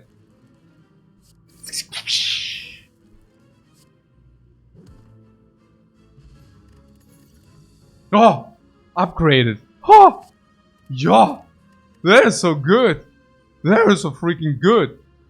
Oh! That is really good. Oh my god. Instant pick. Divinity. So what? Finally, yeah, finally. Oh, finally some mantra. Or we can go divinity. Divinity is in. So, what fight or event? I take a break first. But, yeah. Oh, maybe you want to take a look at the relic first.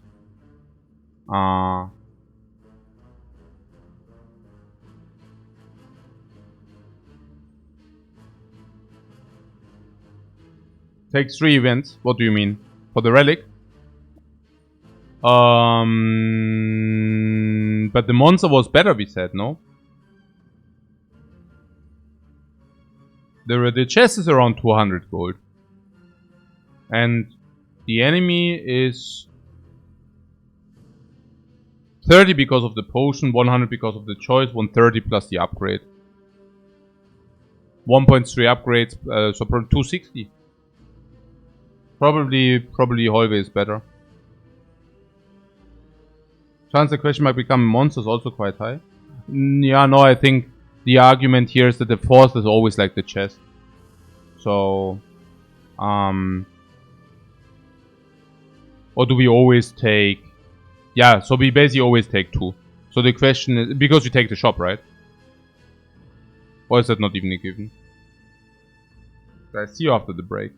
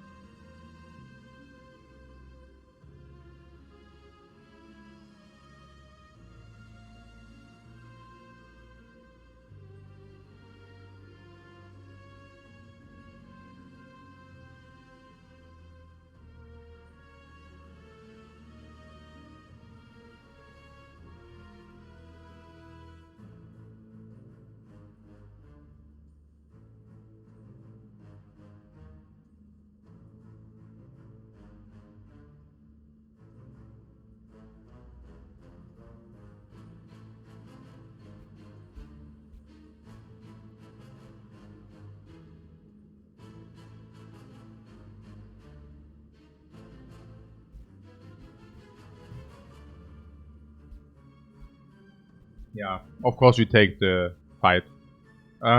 It's super interesting that Slay the Spire can generate such runs. Even after 6,000 hours of Slay the Spire, it still surprises me. It's like crazy, you know. Like when I started this run, I would have never imagined. This run just had it all. And we are not even finished with the run. But we are starting and it's super interesting. We go into some common relic, which is garbage. We have some fights, we lose a lot of HP, so we are really in a pinch. We find only relics which are doing exactly nothing. Picking cards, just trying to survive. There is a Hexaghost fight, but we didn't find any like good, really good stuff. Neither card-wise nor relic-wise. We are purchasing a potion just to survive the Hexaghost fight, and it works exactly out just fine. We go into the next act, the card rewards are complete trash, but because we took the book, we could actually upgrade our way to just keep up with the pace, just barely. We continue with the Blackstone 3 energy, we just barely squeeze through the act. With risk of ruin in between. And isolating that we basically are good against the knight because we have this Damaru, and after 10 turns we actually have a turn where we can actually deal some kind of damage. Now we are in Act 3, we are still somewhat struggling, we just couldn't, like the Giant Hedge is supposed to be the easiest opponent for the Watcher. Depends, like, but usually absolutely. And yeah, of course we continue to find garbage here, but this is also not pretty. It's just super interesting. Yeah, it's just super interesting. So we can just opt in. We need the shop, by the way. The shop can give us very, very good stuff.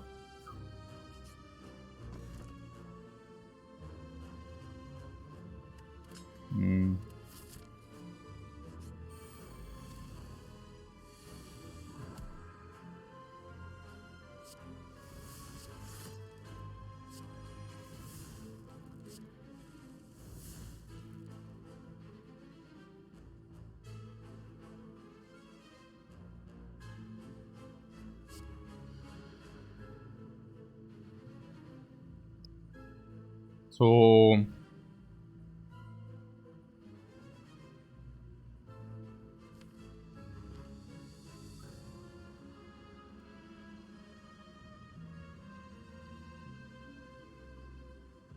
I don't know really.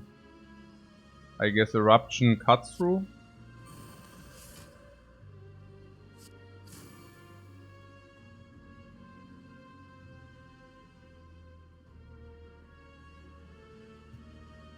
Dagger Vault.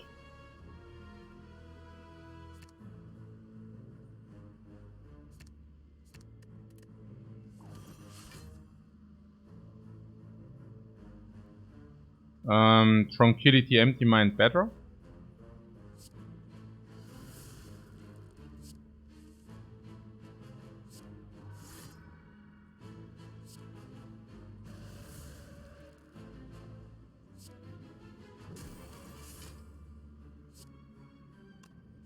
Dagger 106. So probably kill.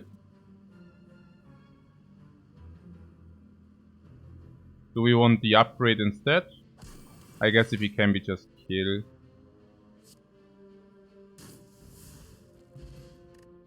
Miracle Bottled is better than Explode now.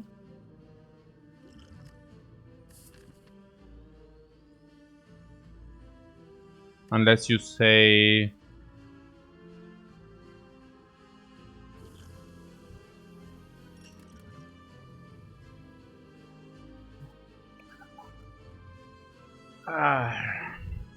Also. The Spire really wants, you know, the Halt. It's the same. What? Wigglepass has not enough card draw, what do you mean?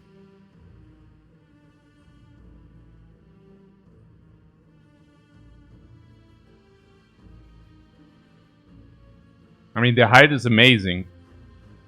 It's good because it blocks, even without Wrath, in coordination with a Flurry of Blows, I would argue decent. If you go Eruption with 3 of blows, it doesn't block decent. It blocks insanely well. And yeah, if this would be upgraded, it would be a different story. But you know, it's not. So, yeah.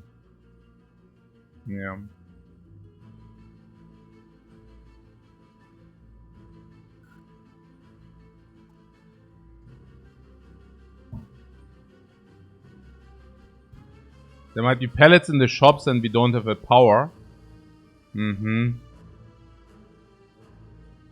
So you're saying you want the Mental Fortress in case there are pellets in the shop.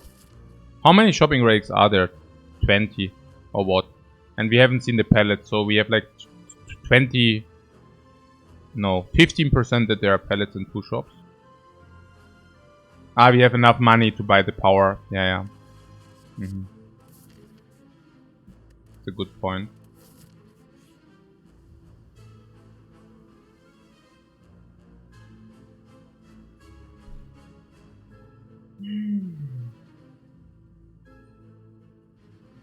So I don't think we can do the Flurry because the Flurry is amazing with the duality.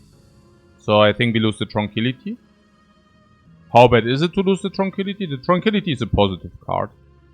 Can also help us to exit in like a pinch. So it's actually sad that Tranquility is positive. But Flurry has to be better, right? So much damage.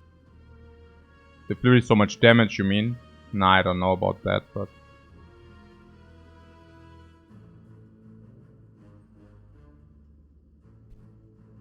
Mental Fortress would have been an option here, yeah. Right. So, the Flurry is pretty good. So, how good is the Flurry? It deals a little bit of damage. Not that much, a little bit. But it does confirm the duality thing. And it does so very nicely. Maybe 3 dexterity, 4 dexterity into 2 blocks, 8 block per turn. Also not, also both. So 1 is maybe 3, 4.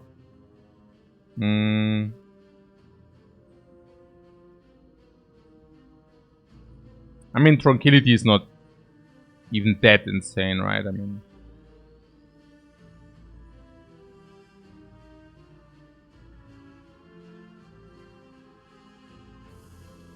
I think we need the Flurry. The Flurry can also be used for some tricks. There's also Kunai, Talk to Hand, whatever, yeah.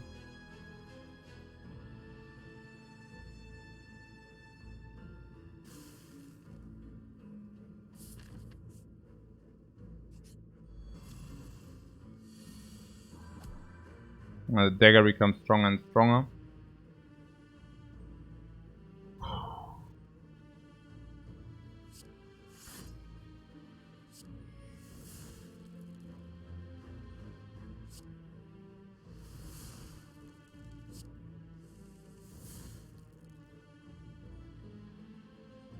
Inner Peace, Crescendo.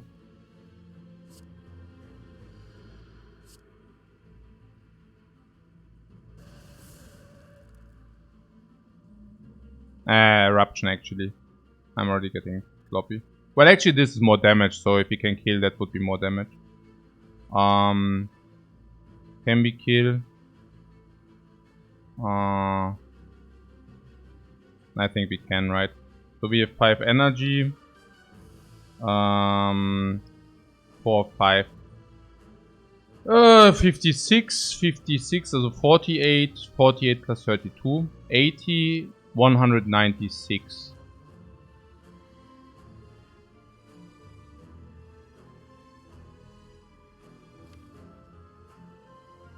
No, we were like 16.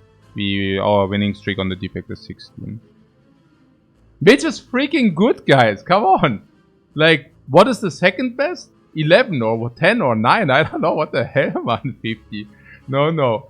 Hourglass kill. Yeah, hourglass kill. Okay. 5 energy. Let's calculate again. Maybe I miscalculated. 24.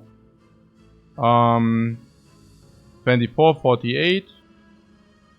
48 plus 32, 80, 196. Okay. We can use one potion if you want that.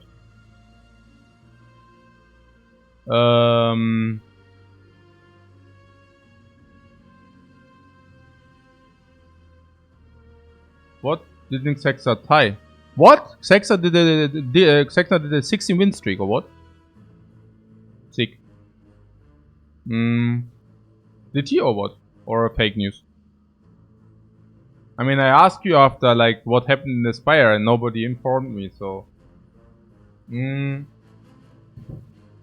So what is here?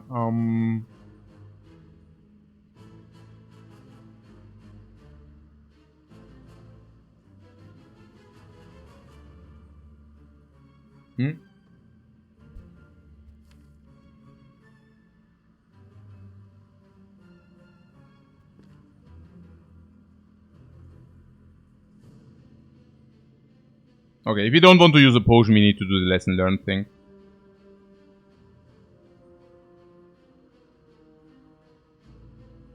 Okay, we do the lesson learned thing, yeah? In the next rotation.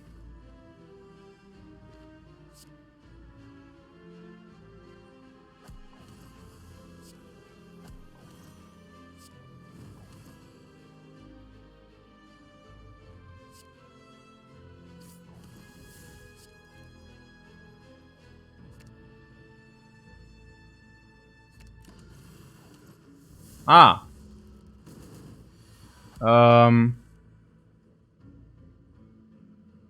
Ironclad 19. Yes. We have 18 by the way. So we have the second highest win streak on the Ironclad. By quite a lot. Like I think it's 19, 18 then something. But much lower. Silent. Okay, that's crazy that Kurolol did actually 19 on the silent.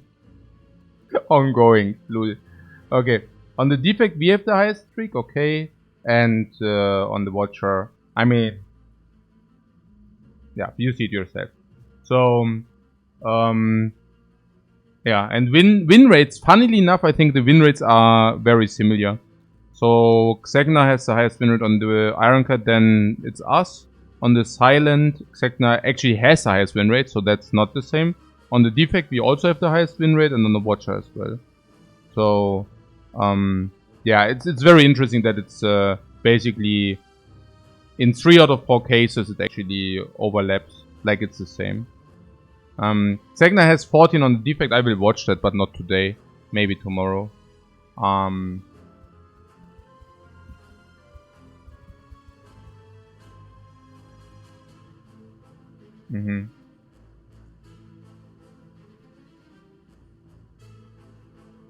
What's the deal there? There's no deal there. Like, I think we legitimately did like the 42. But, I mean, once we, you know, like, maybe this will also just deplete this garbage. People were crying over nothing, and, yeah, ultimately, whoever watches this stream knows that it was super legit, because everything I do is super legit. Like, but, whatever. There was something about different patch garbage, or that was like a long time ago. Never mind it, guys. We are just... And people crying is also not people crying, but it's like... fan base is crying. But yeah. Okay. Doesn't matter now, really. It's not too important. Inner Peace Vault. Apparition Vault.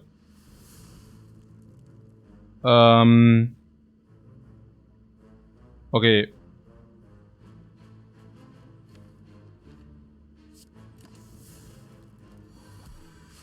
Seven.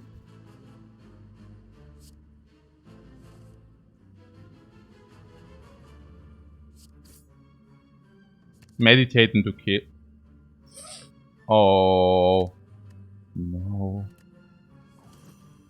Ah. Oh, nein, hey. The boot. Ach so, the boot. Ach so, yeah, right. Oh no. Ah. I was already wondering why it goes so quick, man. Oh no. We can use the energy potion for the upgrade if you want.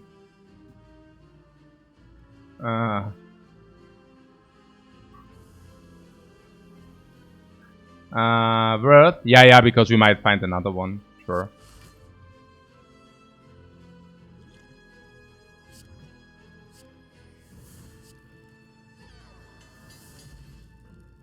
Okay, our memory is garbage. Meal ticket is garbage. We could replace our potion. Weakness potion plays. Block potion can play. Colorless potion not really, but I'm still happy that we did it.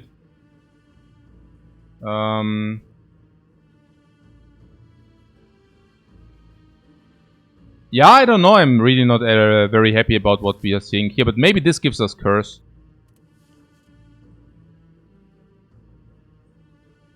Omoshiloi? Yeah. Sugoi omoshiloi. Sugoi omoshiloi desu. Is what study bad? Yeah, study is pretty bad. With 3 health, you like the wave. The wave confirms permanent weakness. What do we want to do with permanent weakness?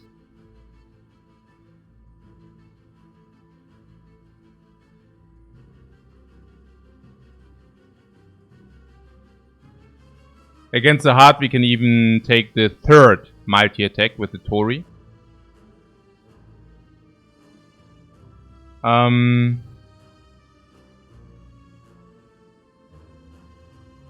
We don't have any single weakness sources at the moment, this being the only one.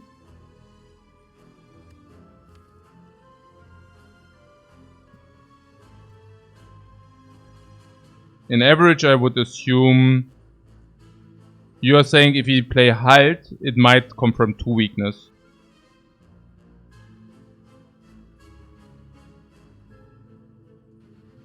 Ah! Chichinomiya. Sapshite. Domo arigato gozaimashita. Okay, very sure, very nice, but okay. What is it? Weakness. Weakness? Eruption, Halt, weakness 3 for 1 energy.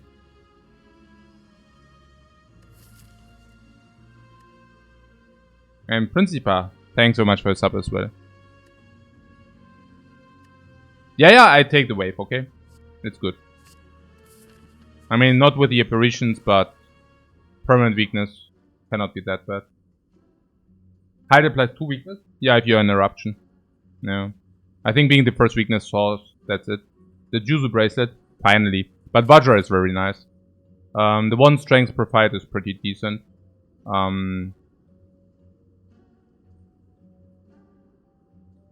Hey, Red Johnson. Thanks so much for the sub as well. Easy +1 strength, and now I'm very happy that we didn't ditch the flurry, because the 1 strength is automatically half an upgrade on all flurries. And also a little bit small upgrade on all the other cards of our deck. Hey Raisin, thanks very much for your sub.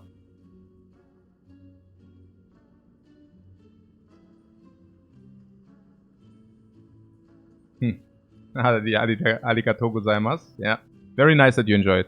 I'm happy. The boot is in shambles. Yeah, well, actually... Yeah. Not if we have Eruption, though.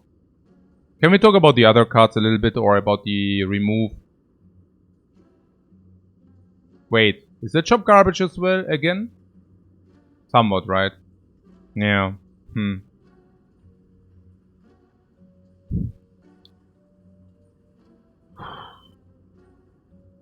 What, whether scroll is too expensive? No, scroll is fine. No. What a shop with, scroll empty mind, fear no evil is garbage. The fear no evil, you take the fear no evil here. For 76 gold? No. 150 for a scroll is not bad, but it's not... I mean... And the empty mind? You're super excited about this empty mind? Und Schneebär, danke für deinen Sub, man. Appreciate it. Then Sling, since you only have bosses and elites left. Yeah, like if this would confer 2 strengths against bosses, I would be more than happy. But I guess we are not courageous enough for that. Hey Judipe, thanks very much for your sub as well. Great to see that everybody likes this run. It's really an amazing run.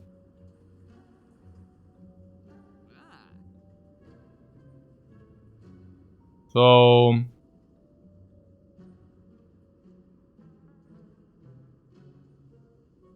Yeah, no, it doesn't work on the heart. Otherwise, it on the bosses. Otherwise, it would be pretty good. Currently, we can take this link to get 2 strengths against Spire Shield, Spire Spear. With a dagger, we don't need that. I think this crawl is worth it. And GR, Kung Fu Fighting. Thanks very much. So, which brings us to the next question.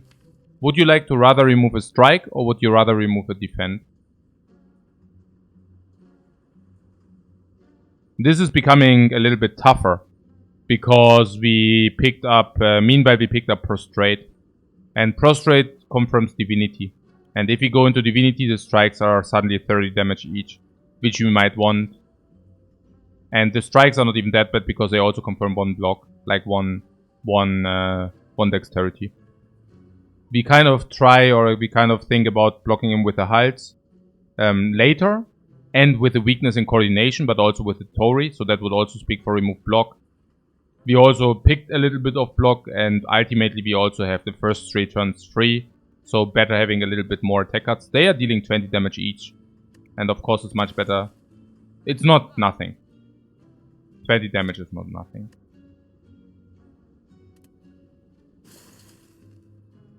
Which brings us to the last topic, which is the Empty Mind.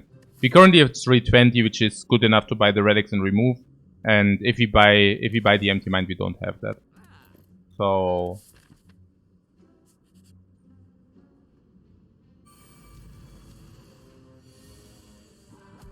do you know how sick good this is?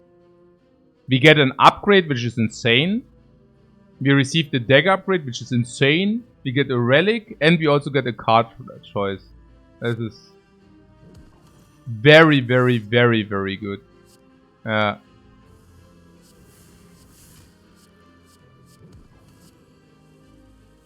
seems to be better than chest. Yeah, good, that was not the comparison, but true.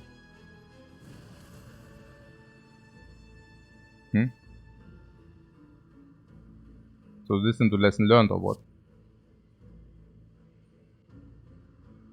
My lesson learned is a little bit much damage, so 56.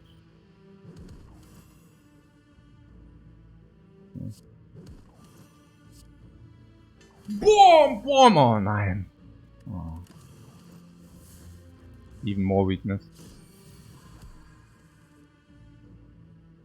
112. Unceasing top as a rare relic? No, it's the worst. Do you remember at the beginning of the run? I mean, okay, who was there at the beginning of the run? That's like 7 hours ago. I talked about the rare relic specifically and pointed out that the worst rare relic.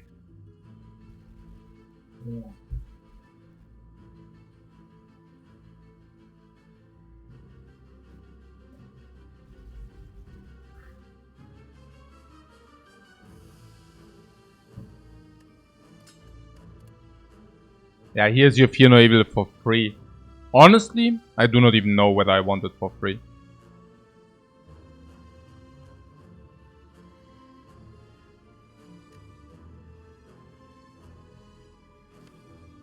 Or do you? It's close. You think we take any attack now? Or are we short on attacks or what? I mean, Bowling Bash is good against Spire Shield, Spire Spear, this kills them. How do we deal the damage against the heart? Wait, what?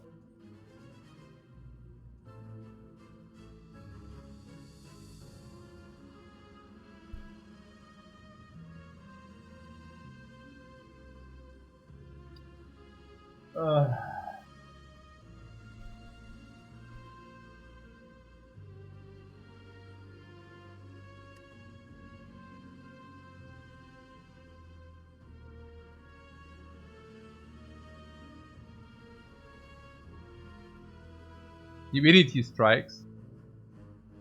Yeah.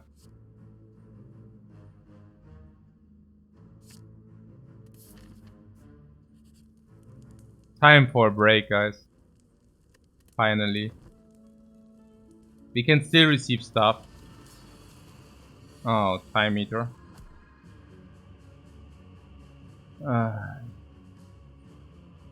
Hey, great pickle. Thanks very much for your sub, man. Very much appreciated. So... Spoon into quadruple dagger. Yeah.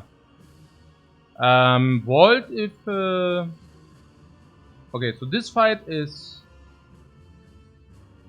Yeah, Vault can through the time meter prop. Okay, I do see a Divinity Dagger. I do see a Divinity Dagger for 180.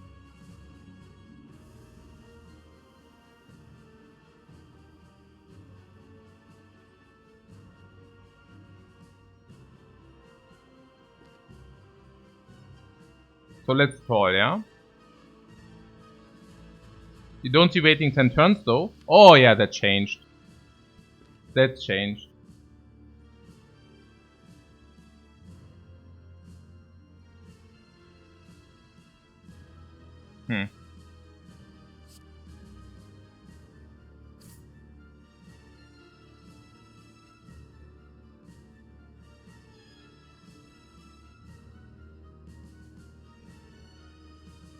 So is it just lesson learned, apparition? Maybe not even taking this scroll.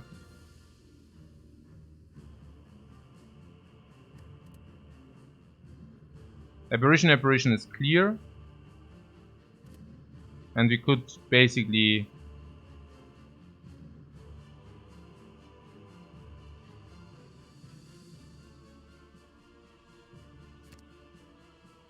play the book as well.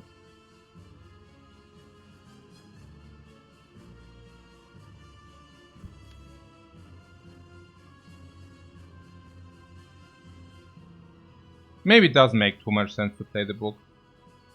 Maybe like this.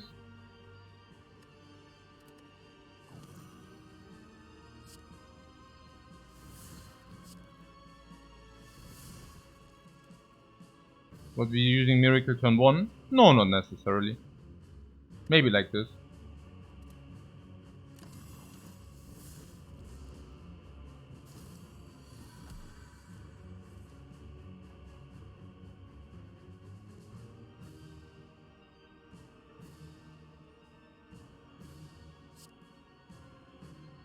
So, Empty Mind or Scroll? Empty Mind, right? Why? Because Scroll is a good card and we'd want to play the good card later. Apparition is clear. Prostrate is clear.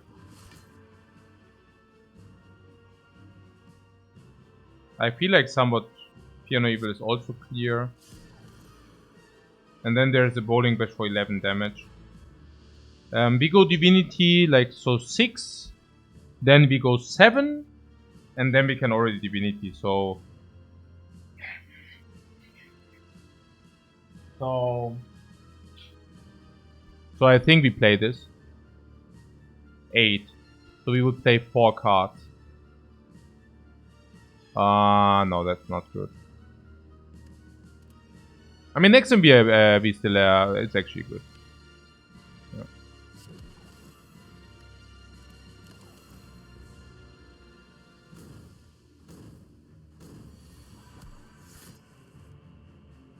Okay.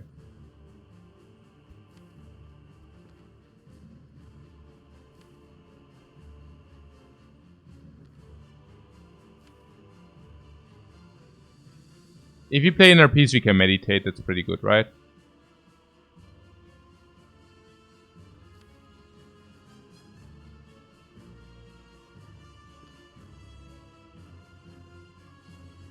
Unfortunately, this thing still has a lot of HP. Otherwise, we could have actually meditated perfect.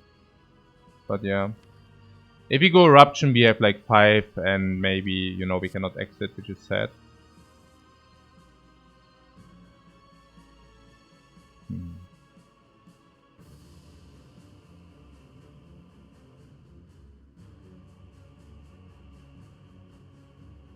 Wave, Hide, Meditate is one option. Divinity Dagger is not, I mean, we also... 180. 180 is not pretty, right?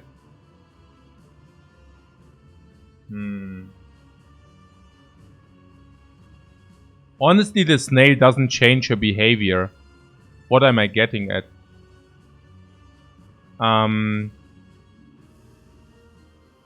Is there any downside to just go Divinity and do the dagger on her? There is none, right? Like, why would you try to proc at half? No reason, right? We can just do it.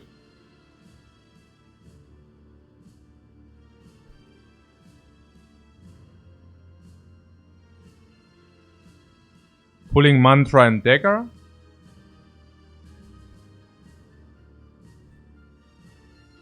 Unless you want to kill instead of the split. Yeah, but I think with our...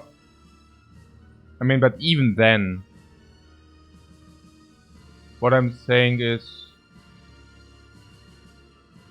Yeah, no, it doesn't matter, right? Or am I stupid now? I think it doesn't matter.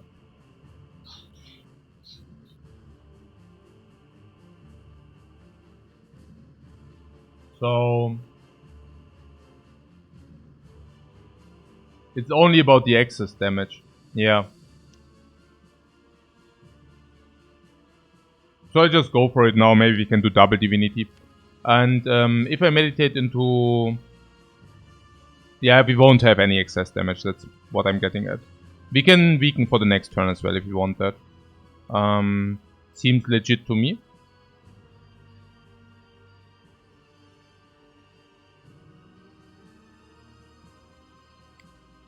Unless you tell me...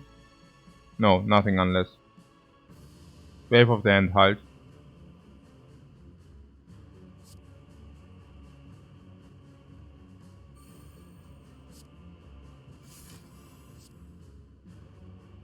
Prostrate dagger. We still have the book.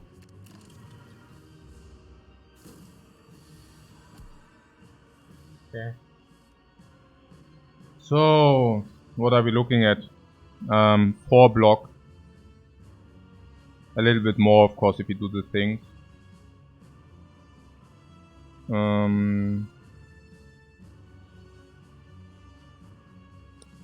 So this is 183, 252. So we need 13 more damage. This is the damage. So just prostrate, dagger, piano evil, correct? 183. Yeah.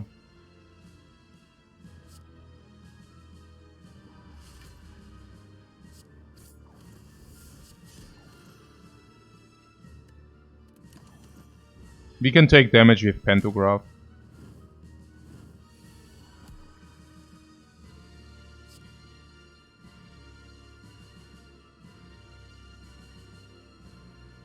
We don't really need to try to enhance our hand, right?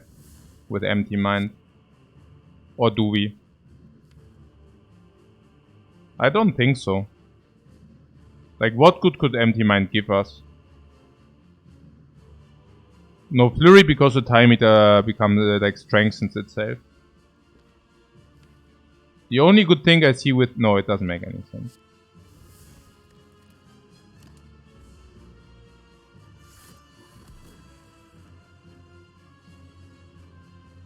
No.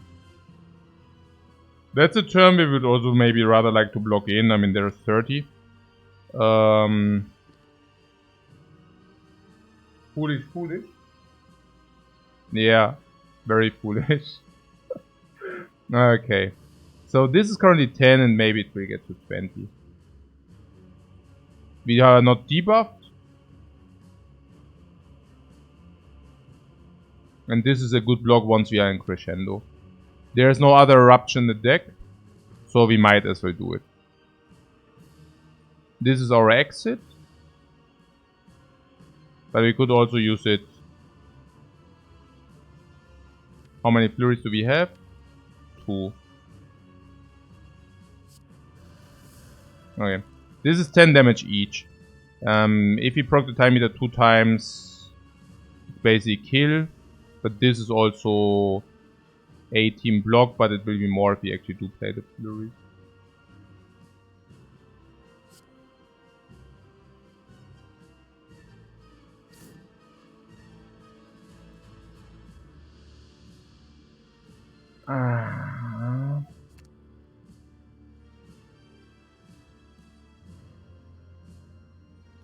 This time meter tries to hit us for 36. And one halt is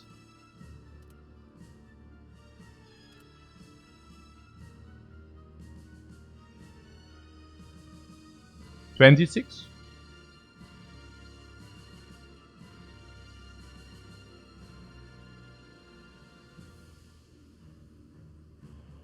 What I'm getting is that we could also take the other halt as well.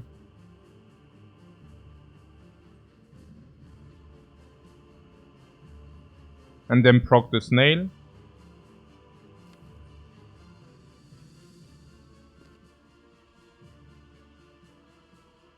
Is it good?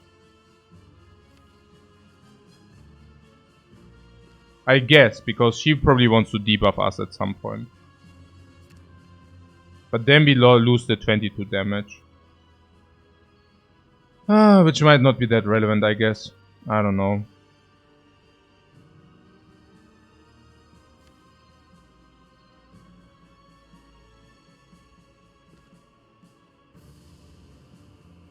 Into some meditation turn. There was one line where we can actually do the vault, but I'm not sure whether I even want to do the vault given that we actually do have the block. So 9.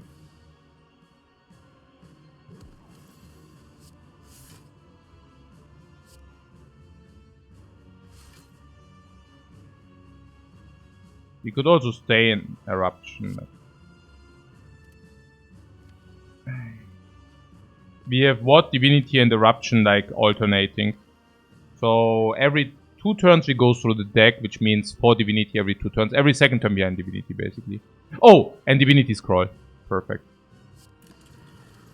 Yeah, I guess. What, we can block per potion perfect? Yeah, but we don't take the block potion on 25. So she does attack multi again. Okay, that's not so cool for us now. But I guess it is what it is. So, weakness forever. I mean, forever is an exit. Yeah, so or Vault actually. Maybe Vault is better.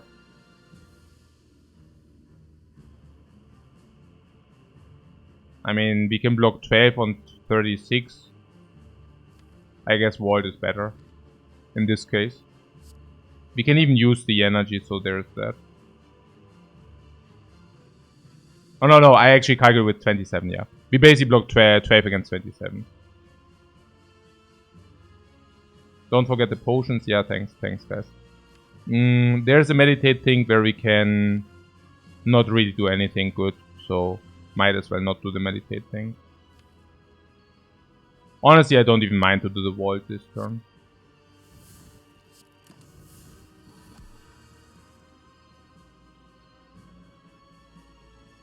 So Miracle Scroll, Miracle Slime Scroll.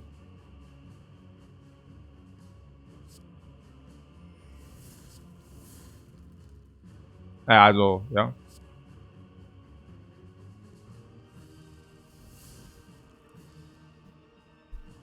We can confirm permanent weakness. No, permanent weakness isn't that bad. Yeah. If we could cut towards the eruption, we can actually go eruption, halt. How is that? And we probably get attacked by 14 times 3, weakened. 14 times 3, 28 times 3, 21 times 3, 63. So we could actually block this in.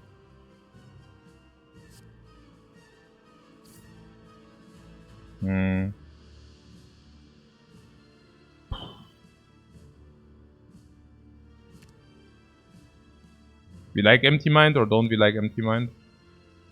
I guess Empty Mind is an option.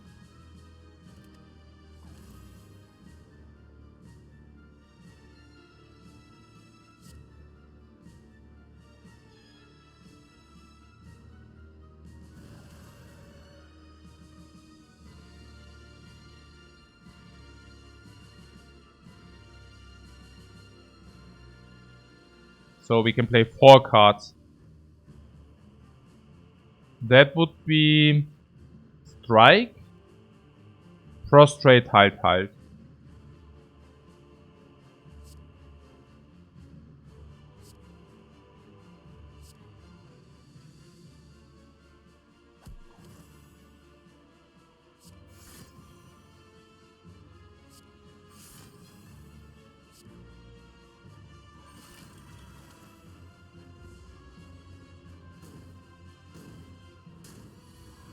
24 is a perfect counter. Plus 24 is like perfect.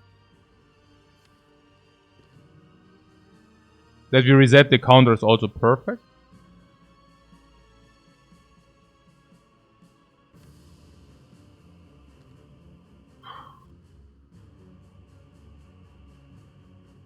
Fear no evil, Empty Mind, Vigilance, Inner Peace. Fear no evil, Empty Mind is energy neutral. Vigilance, Inner Peace. We are at 1. There is some question how many flurries we want to squeeze in. The flurries are 5 damage each plus 1 dexterity each. Not exactly exciting, are they? Fear no evil, Empty Mind, 4 energy, Vigilance, Inner Peace, 1 energy.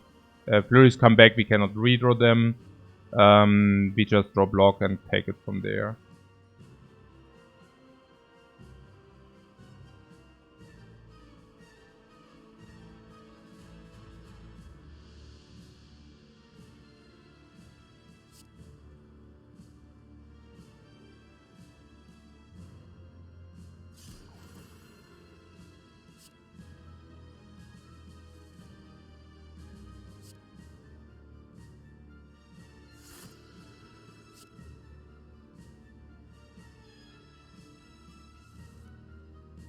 Eruption, Halt, Meditate works.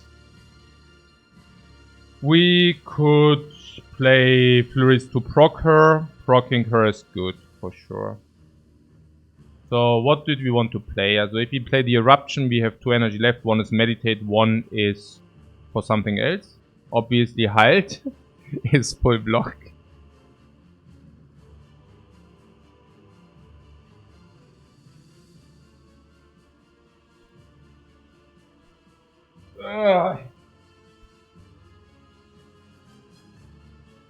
It's so good, this freaking Halt, man.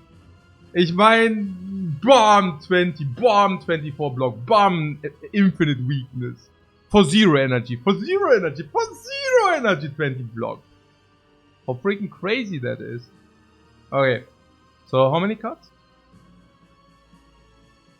We don't want to play the defense, so we play Bowling Bash to deal the damage against the Time Eater. So 1, 2, 3, 4, 5, 6. So we can play 2 Furies.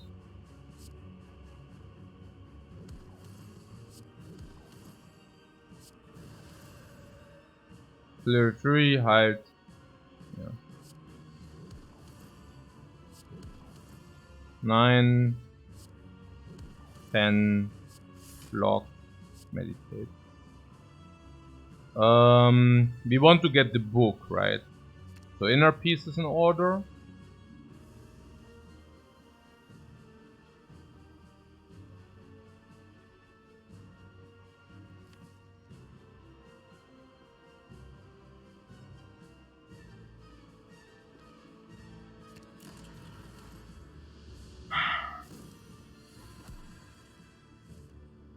There's also some divinity coming in. Alright. Inner Peace.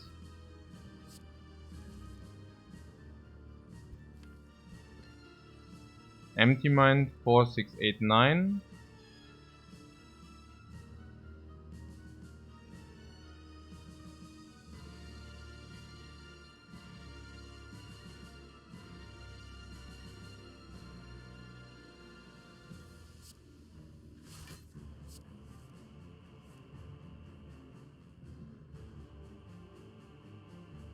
We have side quests, yeah.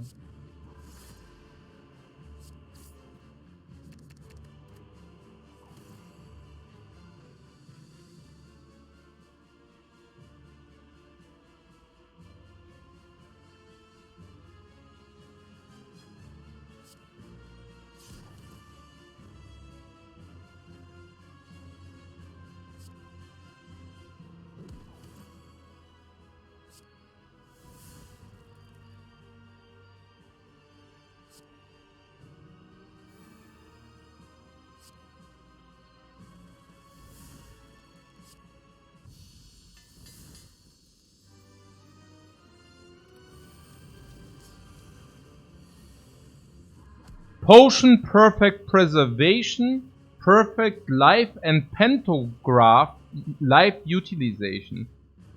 Doing the upgrade with the book of upgrade, no potion waste, more side quests.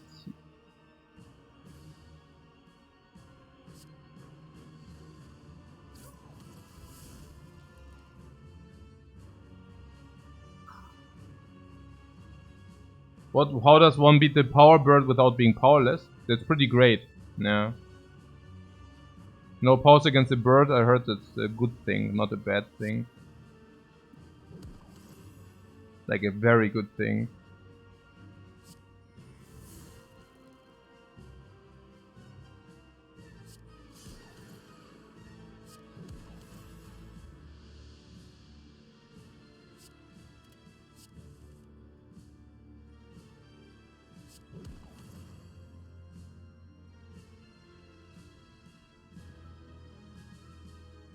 It feels so good being able to play the cards again. Yeah, right. Okay, we just say an eruption because we have so many good cards. I'm really wondering about the scroll here. I mean, we are blocked in this turn, so let's kind of not waste the scroll.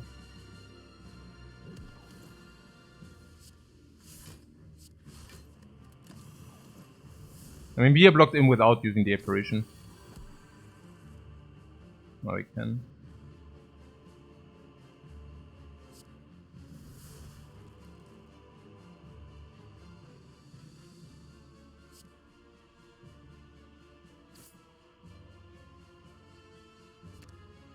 We could also play it, but we can also skim.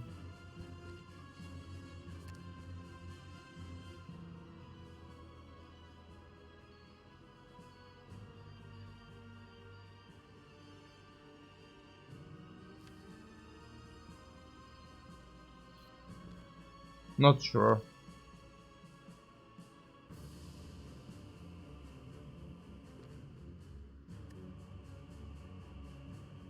We have wheel next turn.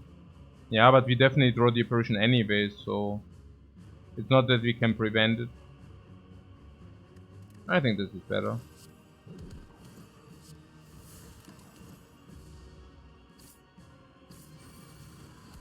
You see no bricks next turn, yeah, but we will have it no matter what, so.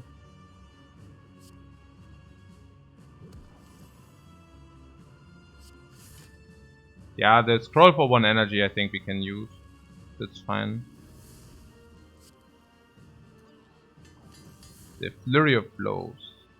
Upgraded.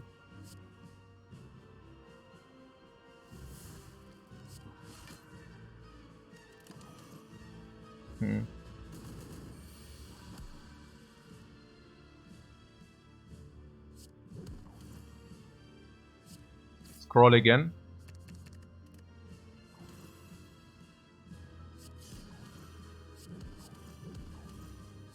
I don't think we need to waste the scroll.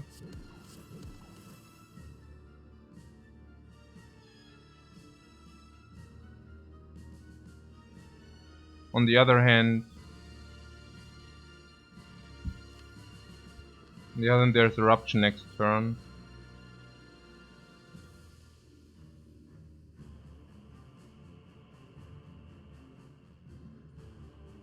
Yeah, I was thinking maybe we should use the scroll when it's actually meaningful.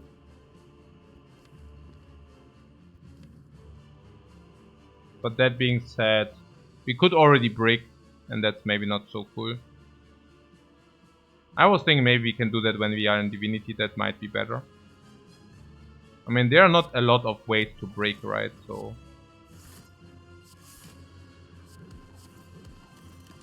I mean, there are some ways, but I mean, that being said, you don't even die against this multi-attack. So whatever, I guess.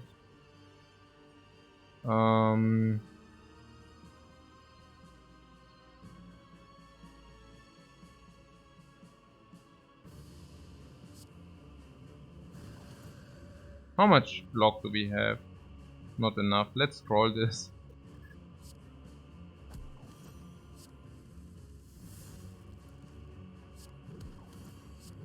Wait, we didn't go into Divinity. That's nice. Then we can just go into Divinity next turn. But we also do not kill, right? Yeah, okay. If we, okay.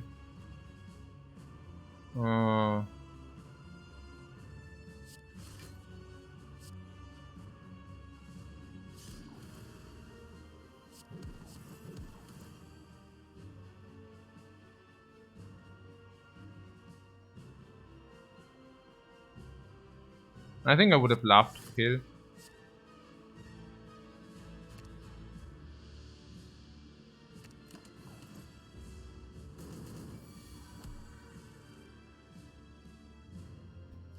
That was a great draw.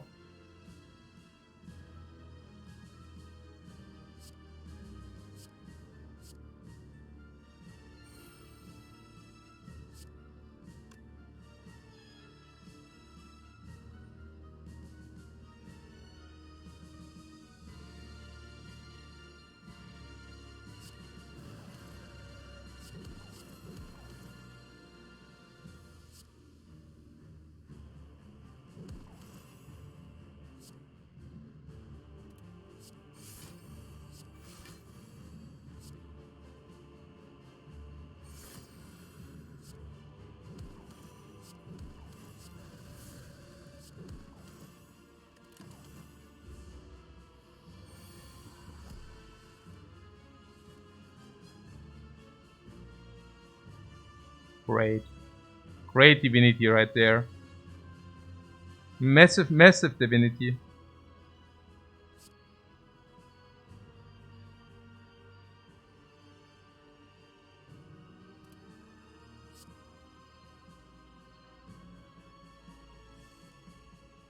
Ah.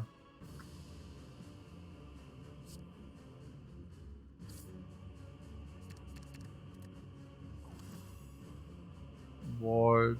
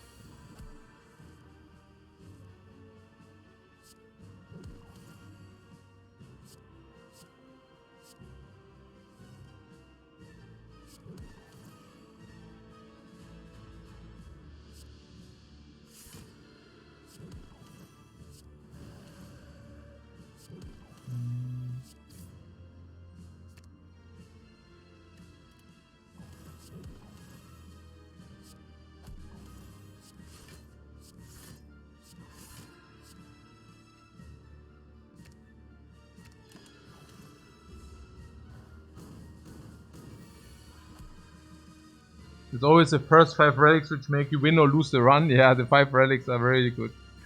No, not exactly. But yeah. What?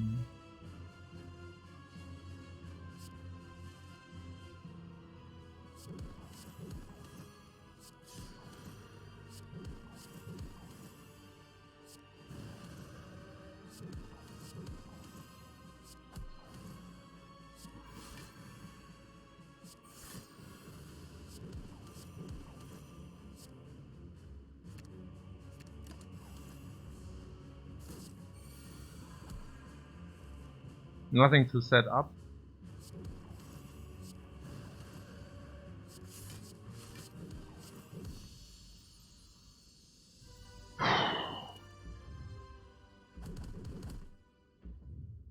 Okay.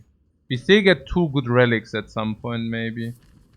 And the shop can really carry us. Is that a 7 on at the front? This is so stupid. Oh yeah, let's rest for this 1 HP. Oh wait, it was 0. Guys, see you after the break. Ah!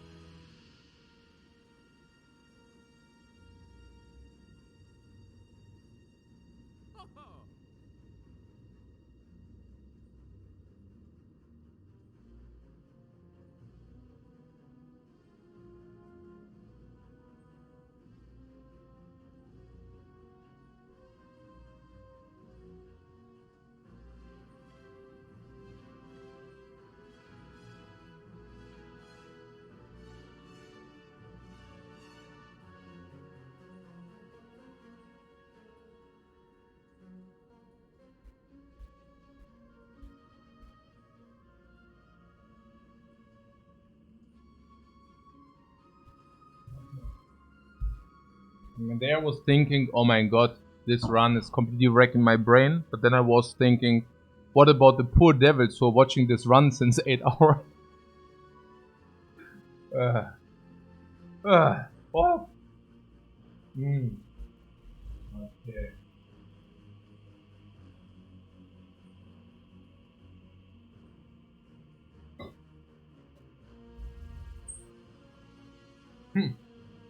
Piles killers here since floor 2.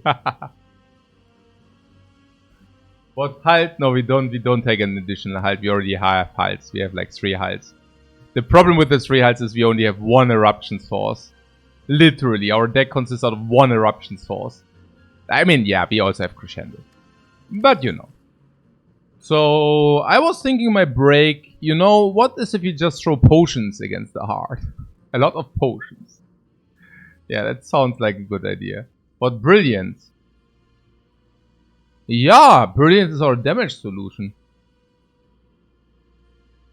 But brilliance, whetstone remove. Okay.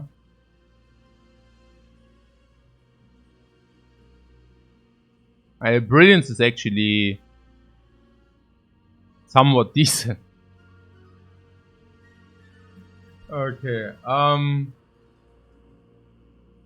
The upgrade is plus 4 damage. And upgrading 2 attacks is kind of... Well... I don't think it's the damage we are looking for. I can see that 5 potions are doing considerably more. I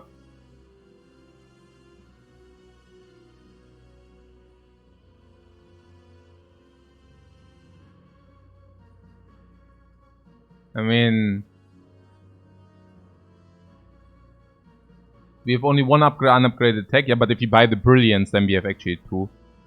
But I believe that 5 potions can get us definitely... Okay, what are our potions? We have weakness potion. We have an upgraded wave to the hand. The upgrade wave to the hand, or whatever it's called, talk wave. The upgrade wave of the hand is already permanent weakness. So the weakness potion sucks. Against Spire Shield, Spire Spear, we want to try to get dagger, like Eruption Dagger for kill. It doesn't even kill, but it's already 130, so that's pretty good. Which means weakness potion sucks. Colorless potion is not great, and lock is honestly also not what we are looking for. I can see I could definitely see the cauldron, unless you tell me the memory is so sick. But we already have a memory, so maybe not. This potion can really give us good stuff. There is even the max HP potion is legit already. I mean, you know. There are memory potions. There are also like plus 1 strength each. Entropic. I think there are a lot of hits. I mean, Perry in a bottle. Seriously. Artifact would be nice. Artifact would be 3 strengths. It would have been amazing. 2 strengths. 2 strengths would have been amazing. Cultist would have been massive.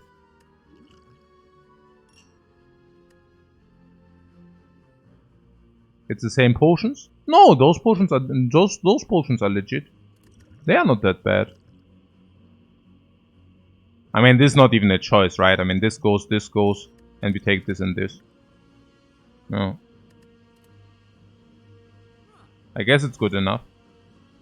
So... There's the remove. Are you still on the trend that we should remove the Defend Plus? Or did it actually change by having... Okay, should we buy this or not? Okay, it's bought. So we can now remove. And honestly... Remove... remove on strike or on defend. This is a closer call. But I assume defend is not even doing that much given the multi-attack goes into Tori. Lesson learned. What do you mean? Lesson learned is another upgrade. And lesson learned also removes itself after being played. Yeah. If it wouldn't, it would be still close, but it even gives you an upgrade, so...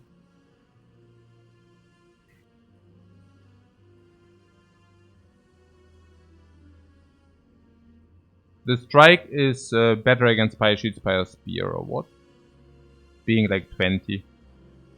And if you are in apparition mode, we definitely want to have the attacks. So what is about the heart? Against the heart, the strike can deal 20-30. And the block...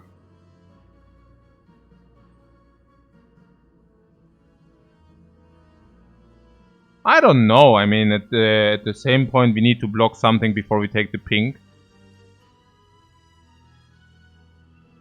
The signature, no, that cannot be. We deal our damage with the brilliance now.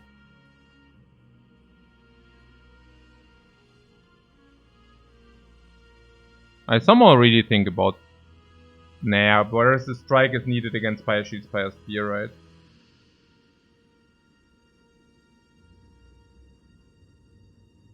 Actually, that's super close. With a weakness, we can even Tori 3 times. The big attack shouldn't be a problem, right? I mean, the big attacks. I mean, the single attacks. The single attacks attack for 47, and we can double halt them down. If we only have one halt, we take damage, though. But we can also use memory to prevent that. Maybe we can even take one with a parry, right? So, and once the parry is activated, we can Tori again.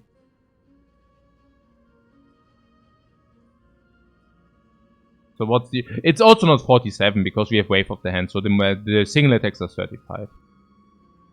I somehow tend towards like removing the strike. I have the feeling that defend is just better. And the okay, look, against the heart we max out one time with the dagger. Most likely. So that will happen. And now I see it as that we just go, let's say 10 mantra, then we have like maybe 22 damage from the brilliance, with eruption is like 50, with the flirt blows is 100. And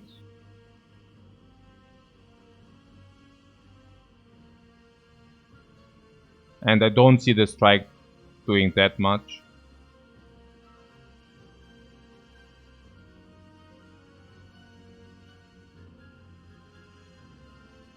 Now I think he's talking about Wave of the Hand, where Wave of the Hand into block becomes damage, but it's also not that insane. Currently we have only 3 blocks plus prostrate, so I guess if he stands, the defend can block like 12, and the strike can block maybe 4. We are eating vulnerable plus frail. Yeah, but we have apparitions. Apparition and Tori. So it's only the single attack, which we even have the fairy for. We even have draw potion and we have memories. So it shouldn't matter too much. I'm a little bit afraid if we break against the Spire Shield, Spire Spear, we don't have enough attacks. But once we kill the Spear, we can easily block the other one. So... And we also have Bowling Bash. Honestly, I think I would remove his strike. I'm talking about that I believe that we can actually stall in.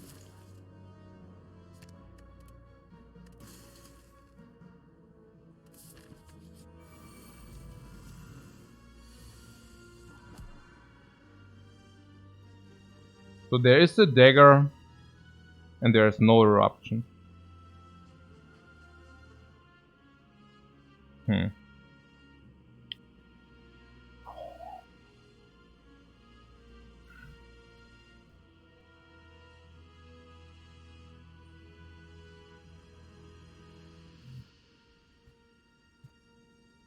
Wave of the Hand makes the spear weakened.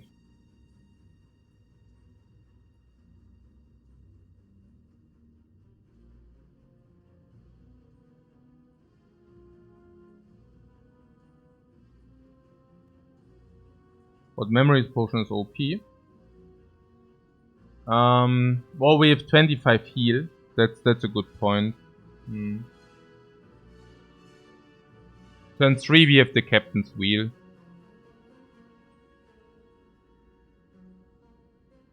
But everything besides the dagger. I don't know, I was actually thinking that we do play the dagger. I mean, it's 70 damage after all. You're saying we are not getting there next turn anyways, yeah? We only draw 3 cards though. So...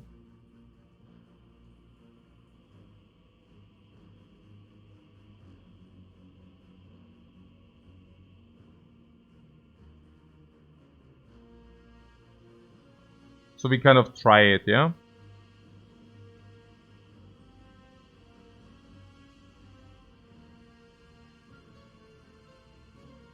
We don't need to play the apparition.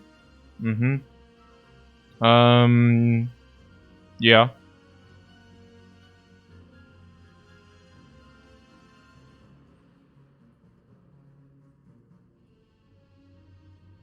Keep in mind that we get maybe 2 upgrades from this fight, and we also get 2 relics from this fight.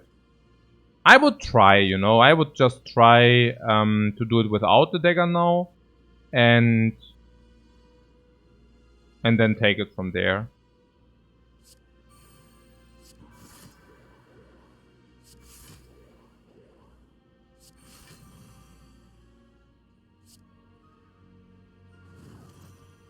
And dagger is 70. 70 brings this thing to 87. 87 and bowling bash is 44. I honestly somewhat I want to play the dagger.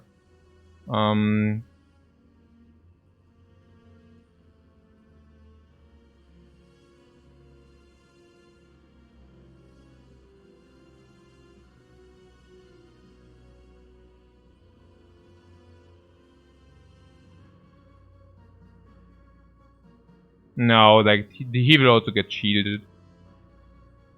So it's an out with Wrath. Yeah, exactly.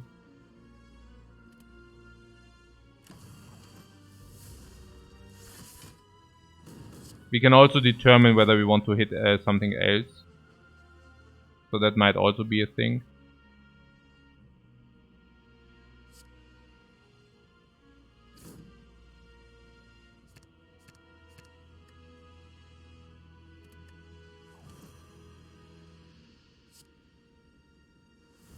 Apparition Vault. Honestly, we could also meditate it back. The dagger, that is. I mean, at this point we cannot break because we have cuts through fate as well. Probably better.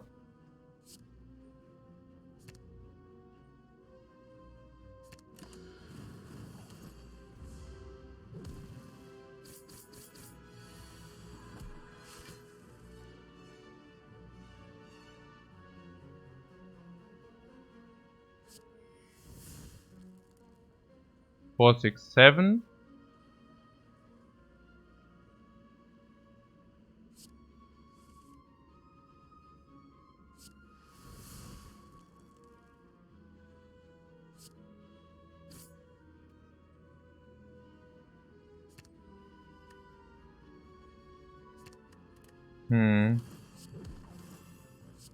So how much is that? 130.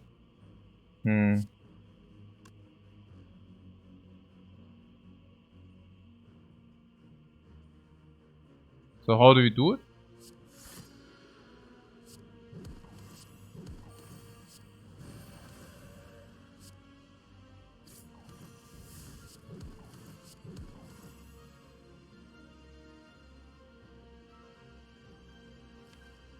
Let's strike and heal, but next turn this guy is sitting out.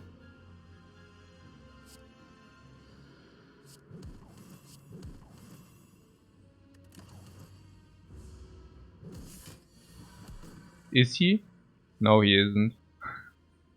Doesn't like to sit out. What was he sitting out? Whatever.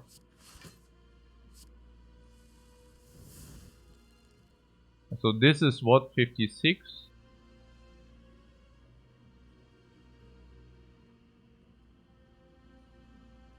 Um, 66, 112 left. They're on 60, so 52 left and 40. Do we have Flurry? No.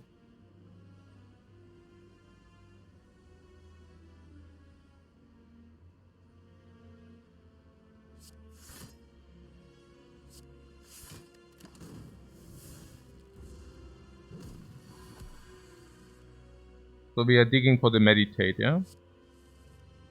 On the book.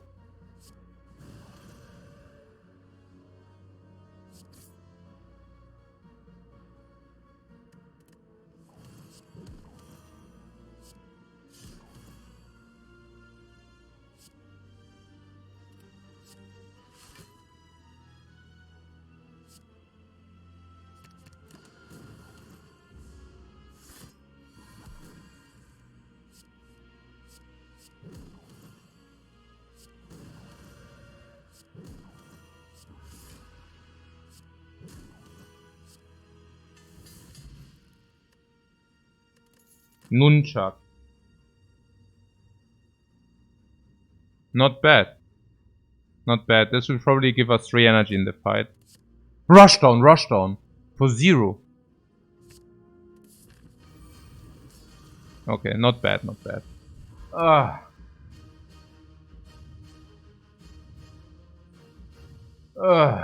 Okay. But this crescendo hasn't done much this run. No, it was okay. What? That was perfectly fine, the dude. Full potions as well, and we reach the heart. Are we at 8 hours? Not yet. I would love to have a flawless hard fight if possible.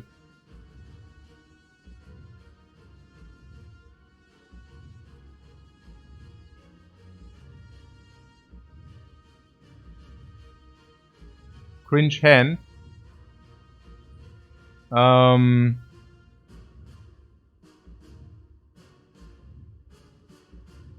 Yeah, the hand actually sucks, yeah.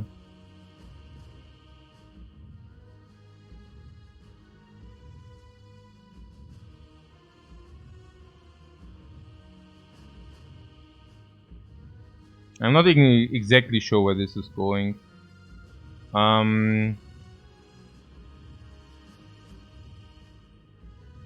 We could play hide for 4 block. Literally meditate, yeah, right. No. What about Miracle, Inner Peace?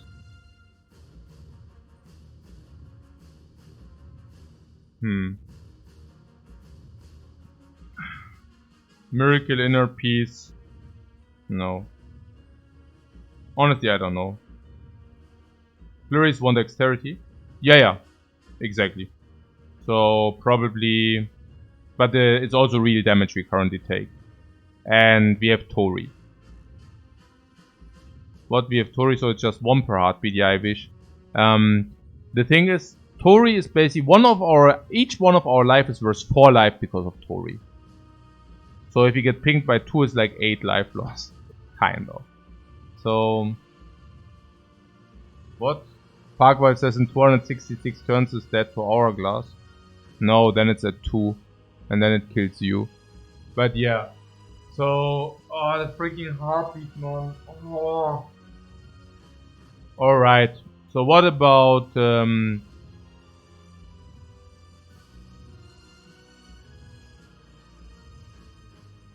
Also what I see is Miracle, Inner Peace, Flurry, Heilt.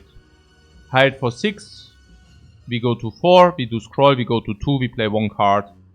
And we go from there. Honestly, I don't see anything better at the moment. It's sad. But... You know. I wished I would have had a Defend Plus in my hand at this very moment, by the way.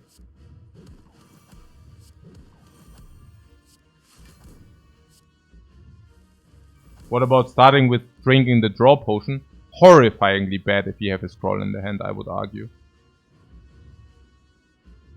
Okay. So we play the apparition to not take more pink damage. You see also that this was all in line. I didn't want to get too much dexterity because what we did is basically we got exactly the dexterity, which makes sense. Right. While also drawing more cards.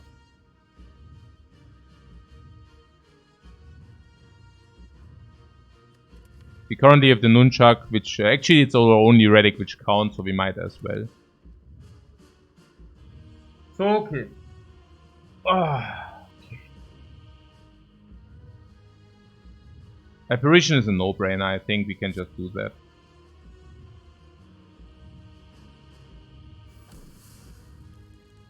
Okay.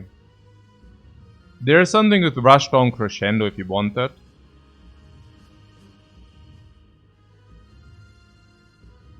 It will lose ourselves we will lose the Crescendo then. Which might be bad, but I think it's a good spot to do that. Why? Well, it just looks like it, I don't know. It's so much block. Yeah, but I mean, we overblock. Which would let us exhaust the dagger as well. Yeah. So Rushdown Crescendo to draw extra cards.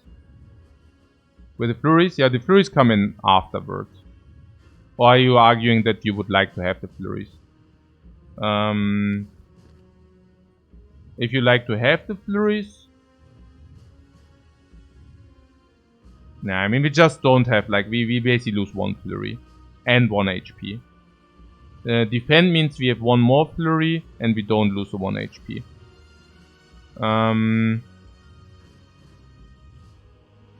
How much energy are we currently looking at? 5. So one is defend, one is ritual dagger, and then we could also play strike. Would you play vault or meditate?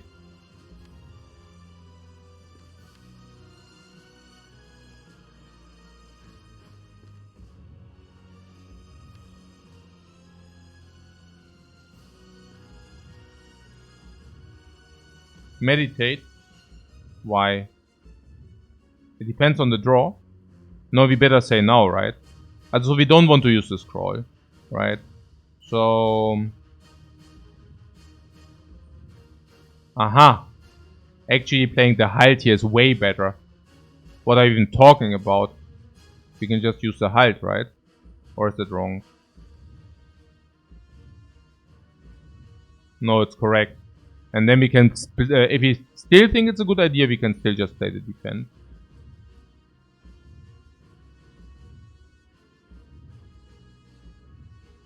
Yeah. We might even draw a Halt.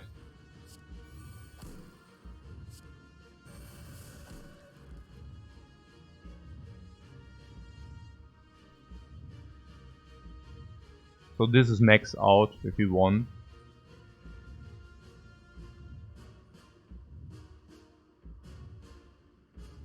Ah yeah, okay, if it's max out we definitely do not play the vault. Super nonsense to play the vault. If we max out anyways.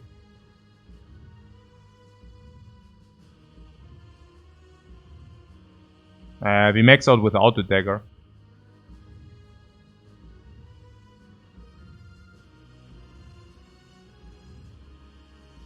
Interesting. But yeah, we are nearly maxed out, so we should keep the vault. So we have 5 energy. 1, 2, 3, 4, 5. We can play everything.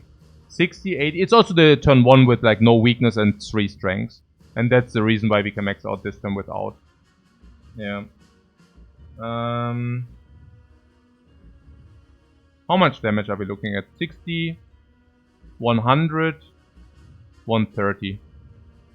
For that we keep the dagger.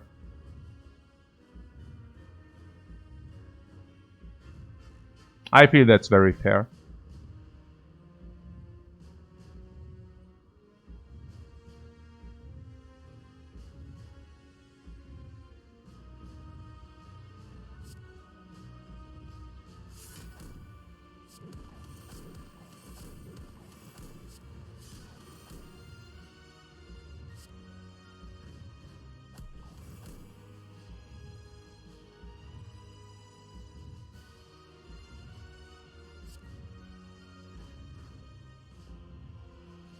Draw is still there, memories is still there. Keep in mind we can even use the memory to max out one turn if you really want that.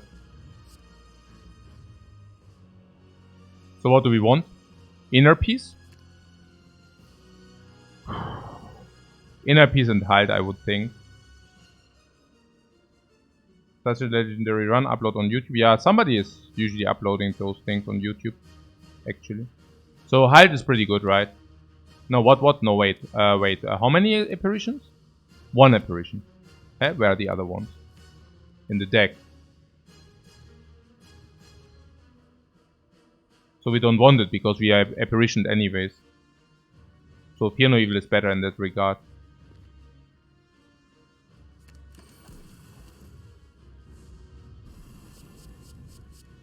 First one is a big attack, so we better draw that apparition.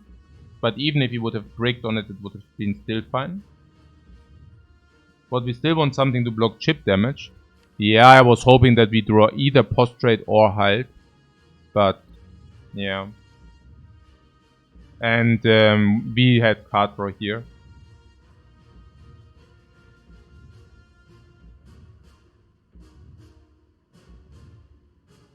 Hmm.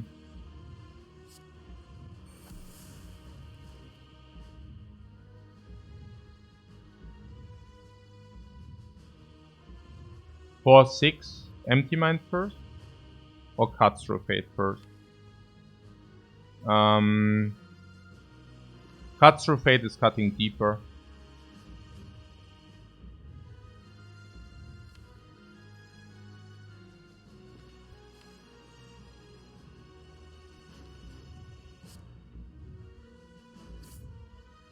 There would be Prostrate. Brilliance is a 20 damage card. The Eruption we also want to have.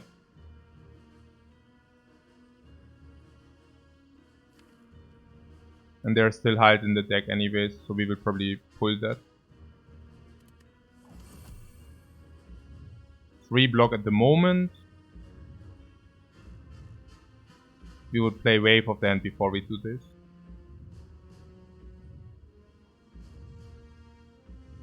I mean, we are taking chip damage, but keep in mind that bottle also is HP. So what I currently do see is Wave of the Hand, Prostrate, Empty Mind, and then drawing the Halt soon. If we don't draw it, Fear No Evil Inner Piece to draw it then. Does weak matter with the apparition? Yeah, why not? Permanent weakness is kind of a good thing. So Prostrate we go to 2 block, Empty Mind we go to 1 block. And if we do get the Halt, great. If we didn't get the Halt,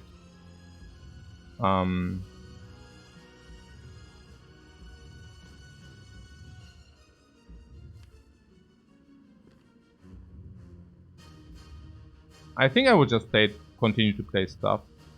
I think there is one option where we play Inner Peace first. That's probably just better. If we play Inner Peace into Void, what happens? That's really bad. Okay. We could also Empty Mind, play 1 attack first, then we block more with the Prostrate. Currently we are blocking what? 5 minus Frail, that's sad. So better get some...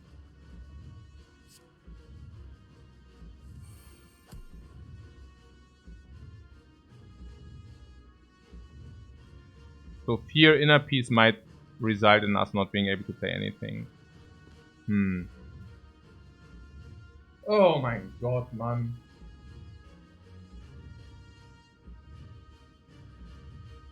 No, actually not, because we have enough energy. So Flurry. This goes 4, it goes 5 and 6. So Flurry. 5 and 6 if we play one more attack. But I guess we play it now. Inner Peace. Hey, only Mariko, thanks very much for the sub, man. Nunchaku trigger 2, yeah, that's great. That's great. So...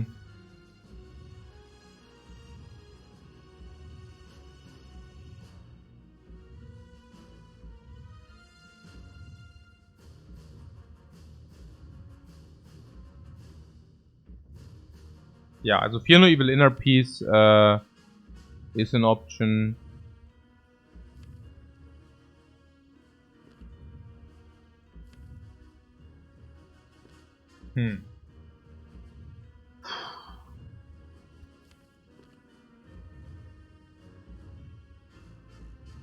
I mean, maybe it's better to pull with memories later, like the dagger if we are not weakened. I think in the 2 weakened turns we cannot confirm that much damage anyways.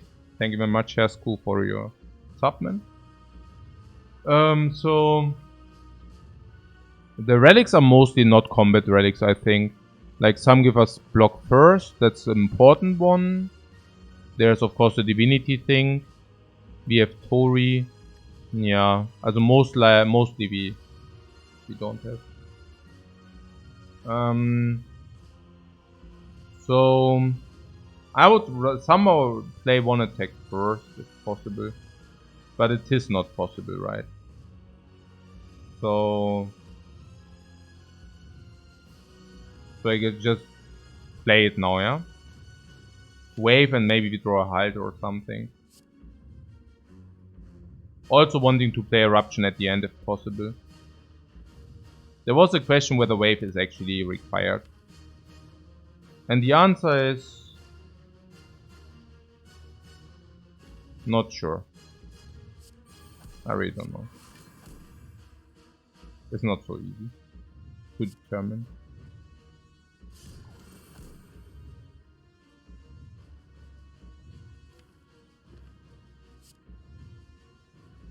Well, the Eruption draws also 2.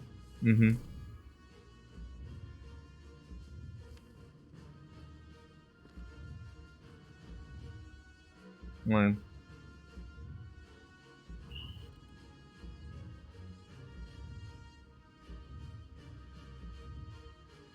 So we end in Eruption.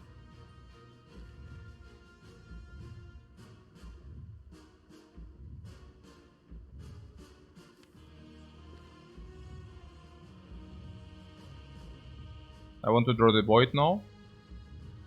Yeah, maybe. I mean, the only thing I know is that we want to play Eruption now.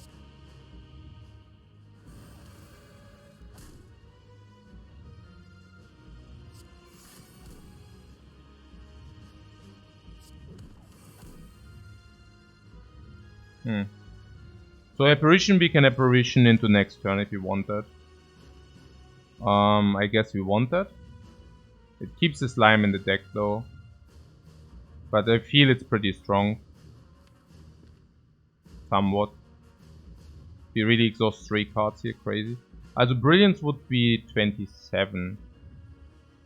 Naja, okay. There's Tori. Yeah, it's actually true. We have Wheel into Wheel and Vigilance. And we are vulnerable, right? We are vulnerable and the heart attacks for 15 times 3.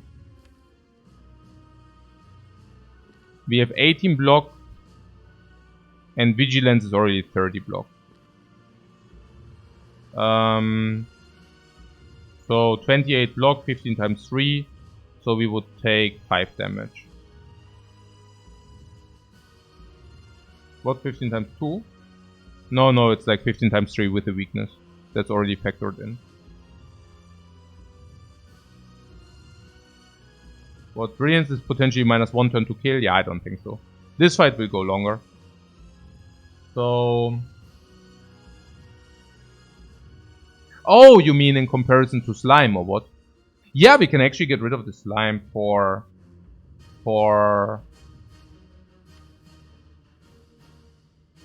yeah, for like 6, yeah. Keep in mind that that also forces us to leave Wrath. I like the Apparition. I'm not even sure whether we want to leave Wrath. I mean, being in Wrath means we deal more damage. And damage is good, if we are not weakened at some point. We have Draw Potion to mitigate. If it's a big hit, we can even stay in Wrath with the Fairy.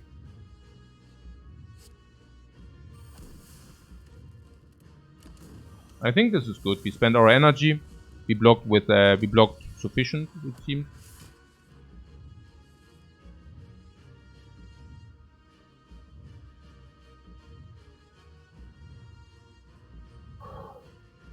The dagger memory, no, like it deals less damage if it would have done that. I don't like that. Also, memory is still good later, so there's that.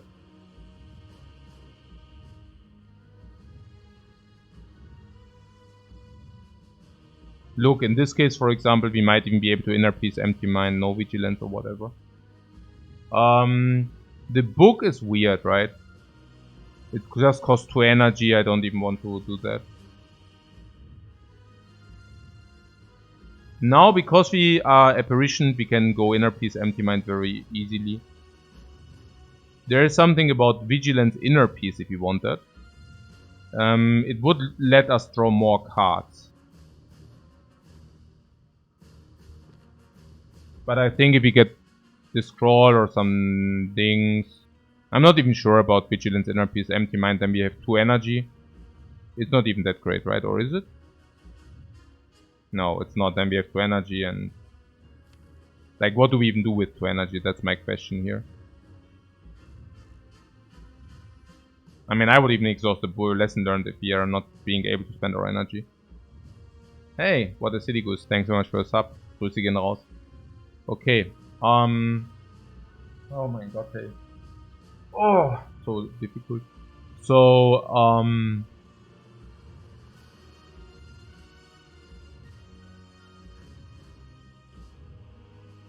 yeah, I don't know. I mean, 2 energy to draw 4 cards, or what is it? I mean, drawing cards is not bad with the flurries. So... No, I'm currently really thinking that we might want to do the Vigilance inner piece.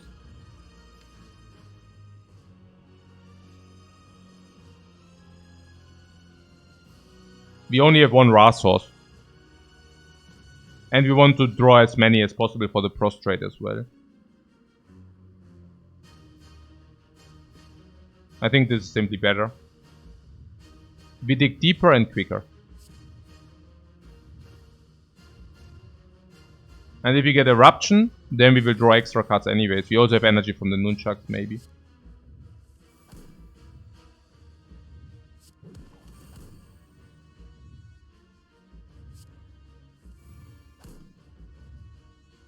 Prostrate.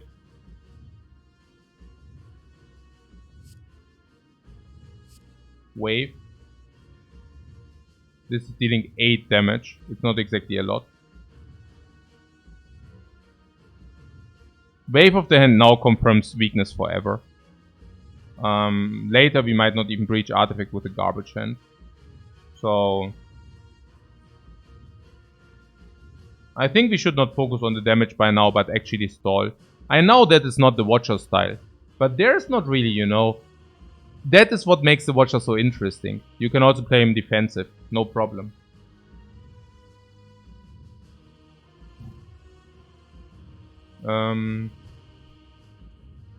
What? Wave exhaust the 1 cost. Yeah, I don't even know whether we need to exhaust the 2 energy. 2 energy for an exhaust sounds very expensive to me. Terry and Tori can also stall, that's right. No, like, having permanent weakness inflicted, it sounds like a very good deal. And I also do not see us having too much block here, despite having the intangible. Now that's the last turn of being weakened. Keep in mind that memories are also very strong if you want to go Divinity in some point. We can use them to go Divinity or even play the mantra thing. So this would be a max out.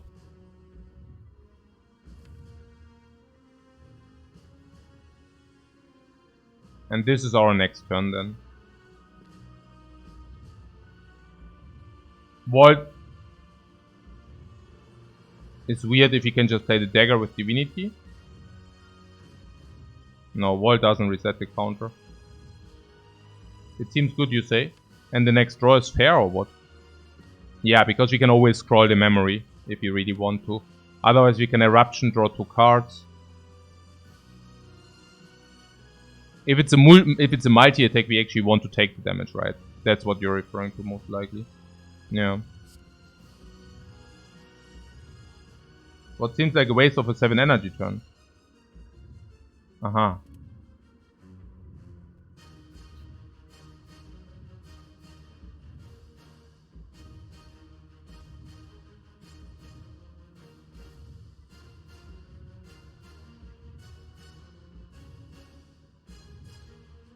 Maybe. So you're saying it's better to use the scroll in that big energy turn? Is that your point?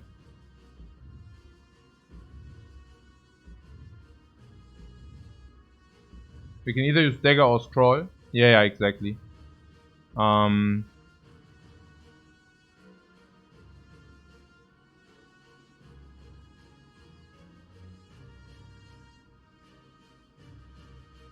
If you could cap the heart without the reacher dagger, yeah. So halt, flurry, halt. Halt, flurry, halt. Scroll to draw 8. We actually know exactly what we draw, these 8 cards. The block blocks 9.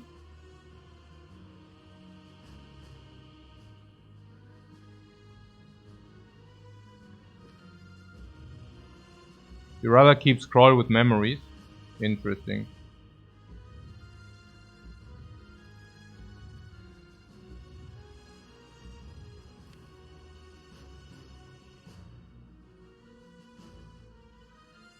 Brilliance at the moment is exactly 66. Also 69 because of the strength.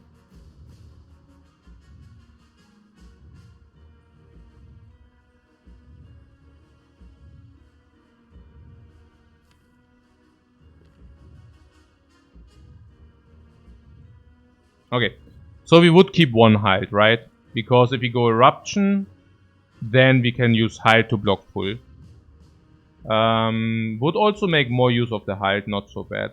So the sequence would be flurry, flurry, hide, scroll.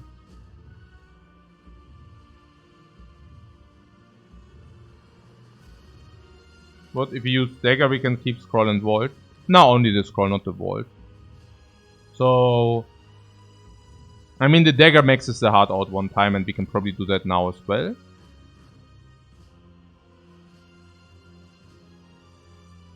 Brilliance being 70 damage, flurry being 20, 90. We should be able to max out the heart regardless.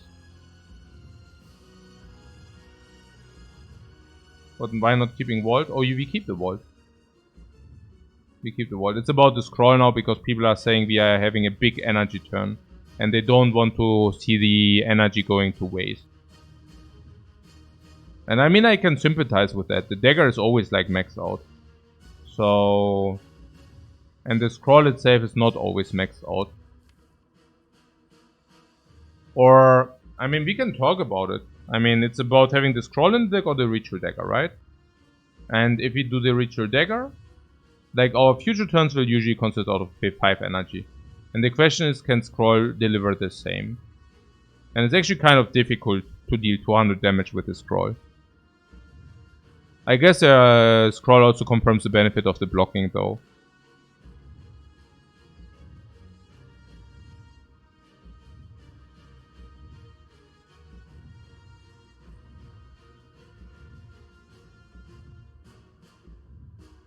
You also have the Swift potion, yes.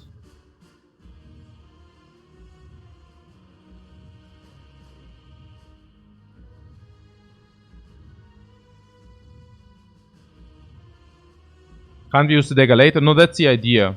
I mean that the argument here is that dagger is always 200 damage. And if we use the ritual dagger now, we do not deal 200 damage next turn. Or at least that's kind of the narrative. Honestly, I don't even know. I was also thinking next turn, I mean...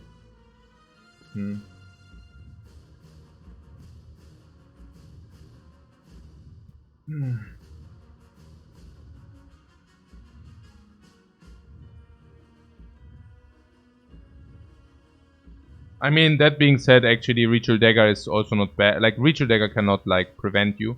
And I also like the next turn, somewhat. I mean, having Scroll means we have a perfect draw. Full of blocks. And currently we cannot even use the block, but Scroll actually enables us. I think it's a very clear Scroll here. So, Flurry... Ritual Dagger, I mean, sorry. So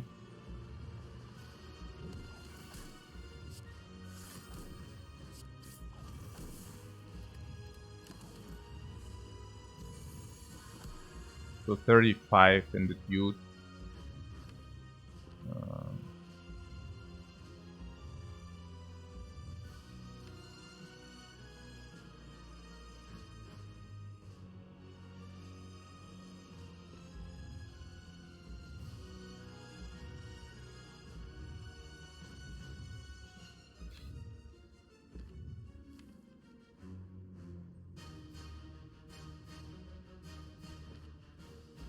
What, Gonop wants to use the draw potion? Yeah, but we have 2 memories, but we only have 1 draw potion.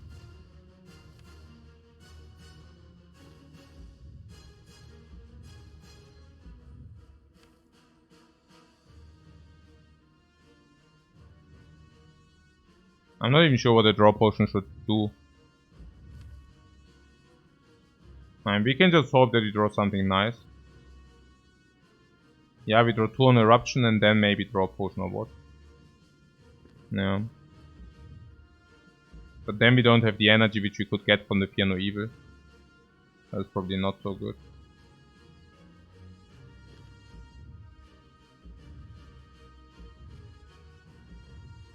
We are pretty close, it's very interesting.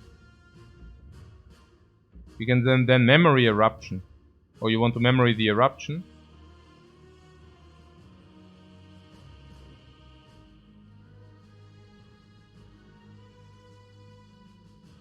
Honestly, I'm currently thinking about memorying the Vigilance. I mean, memory also gives you energy.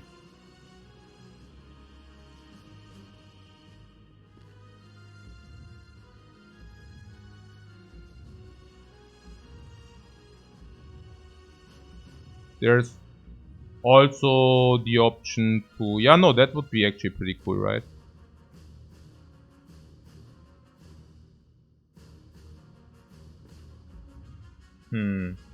I don't know, we overlay with the Fear No Evil then. What, we have 4 turns to deal 400. We probably have more. I mean, this is permanent weakened, so the next also goes into the... The next also goes into the, you know... Tori. I think we are very good tier if you don't mess it up, honestly. There are still ways to mess it up, though.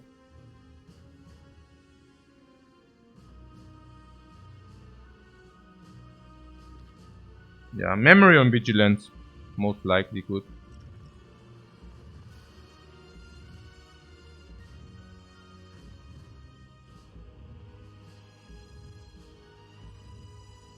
Two flurries beforehand. Yeah.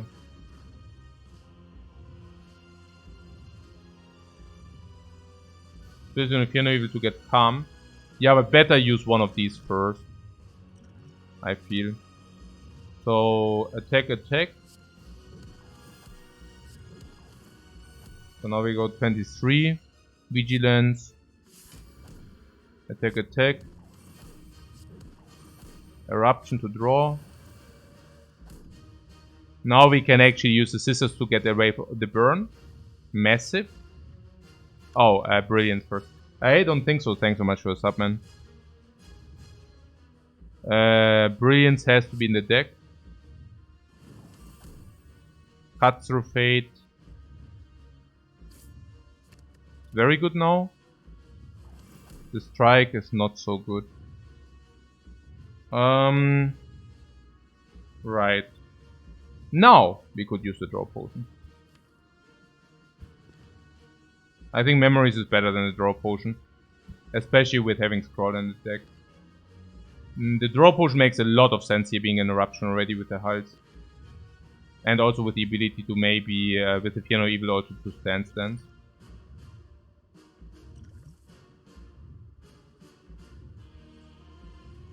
Right?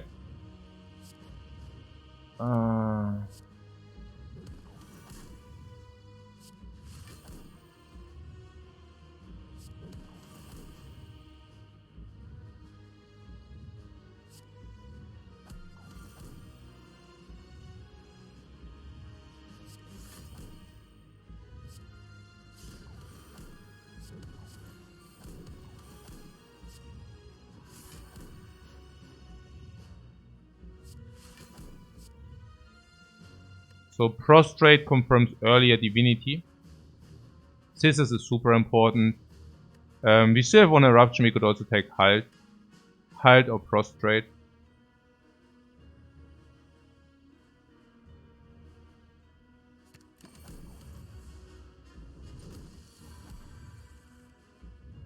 Yeah, I'm playing it currently uber safe. Because, I don't know. I guess I'm so happy that we are kind of winning this.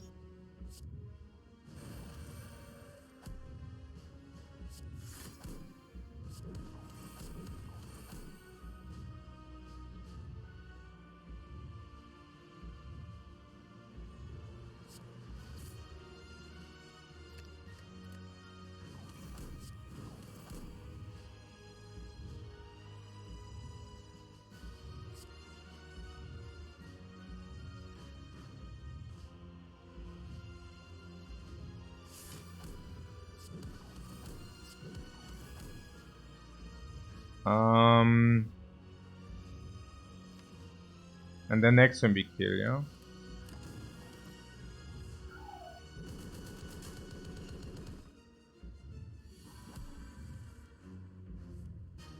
Okay.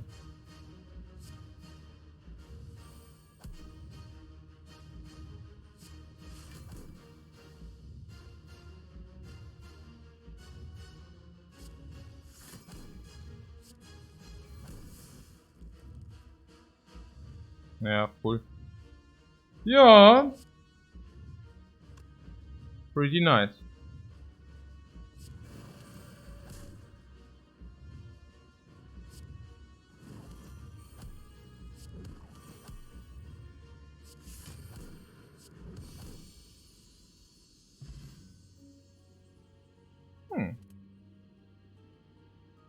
Oh, the ferry. I don't have the energy to release the ferry. Oh, yes, I do have. She will be released. Ja, nicht schlecht. Not, yeah. Nieplocho. Not so bad. Alright. That was more exhausting than I thought, but... okay-ish. Can raid somebody. What? 1,700 viewers. Where are they coming? Ah, Sunday Night Fever. And the most amazing run. Yeah, actually the combo. The Sunday Night combo. Oh, such a super satisfying run. So happy about it. So, what is here? Posting somebody. Who we... Is that Yo? Who's online?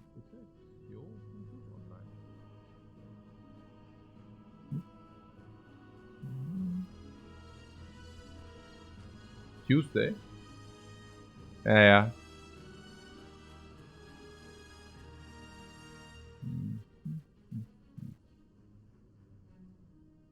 Time travel, what do you mean?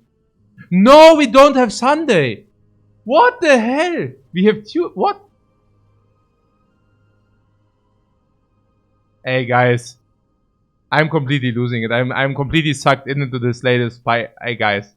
Yeah, the run started on Sunday. Right. Okay. What I distrust. Yeah, okay, I can post. Good guys. How do you write it?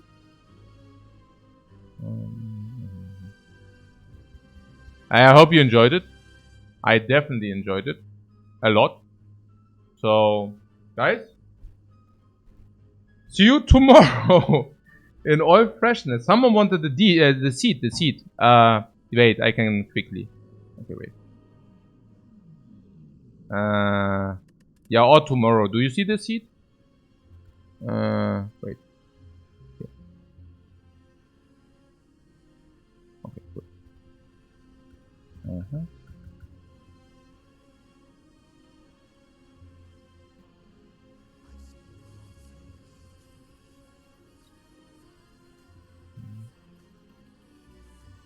can get away with just...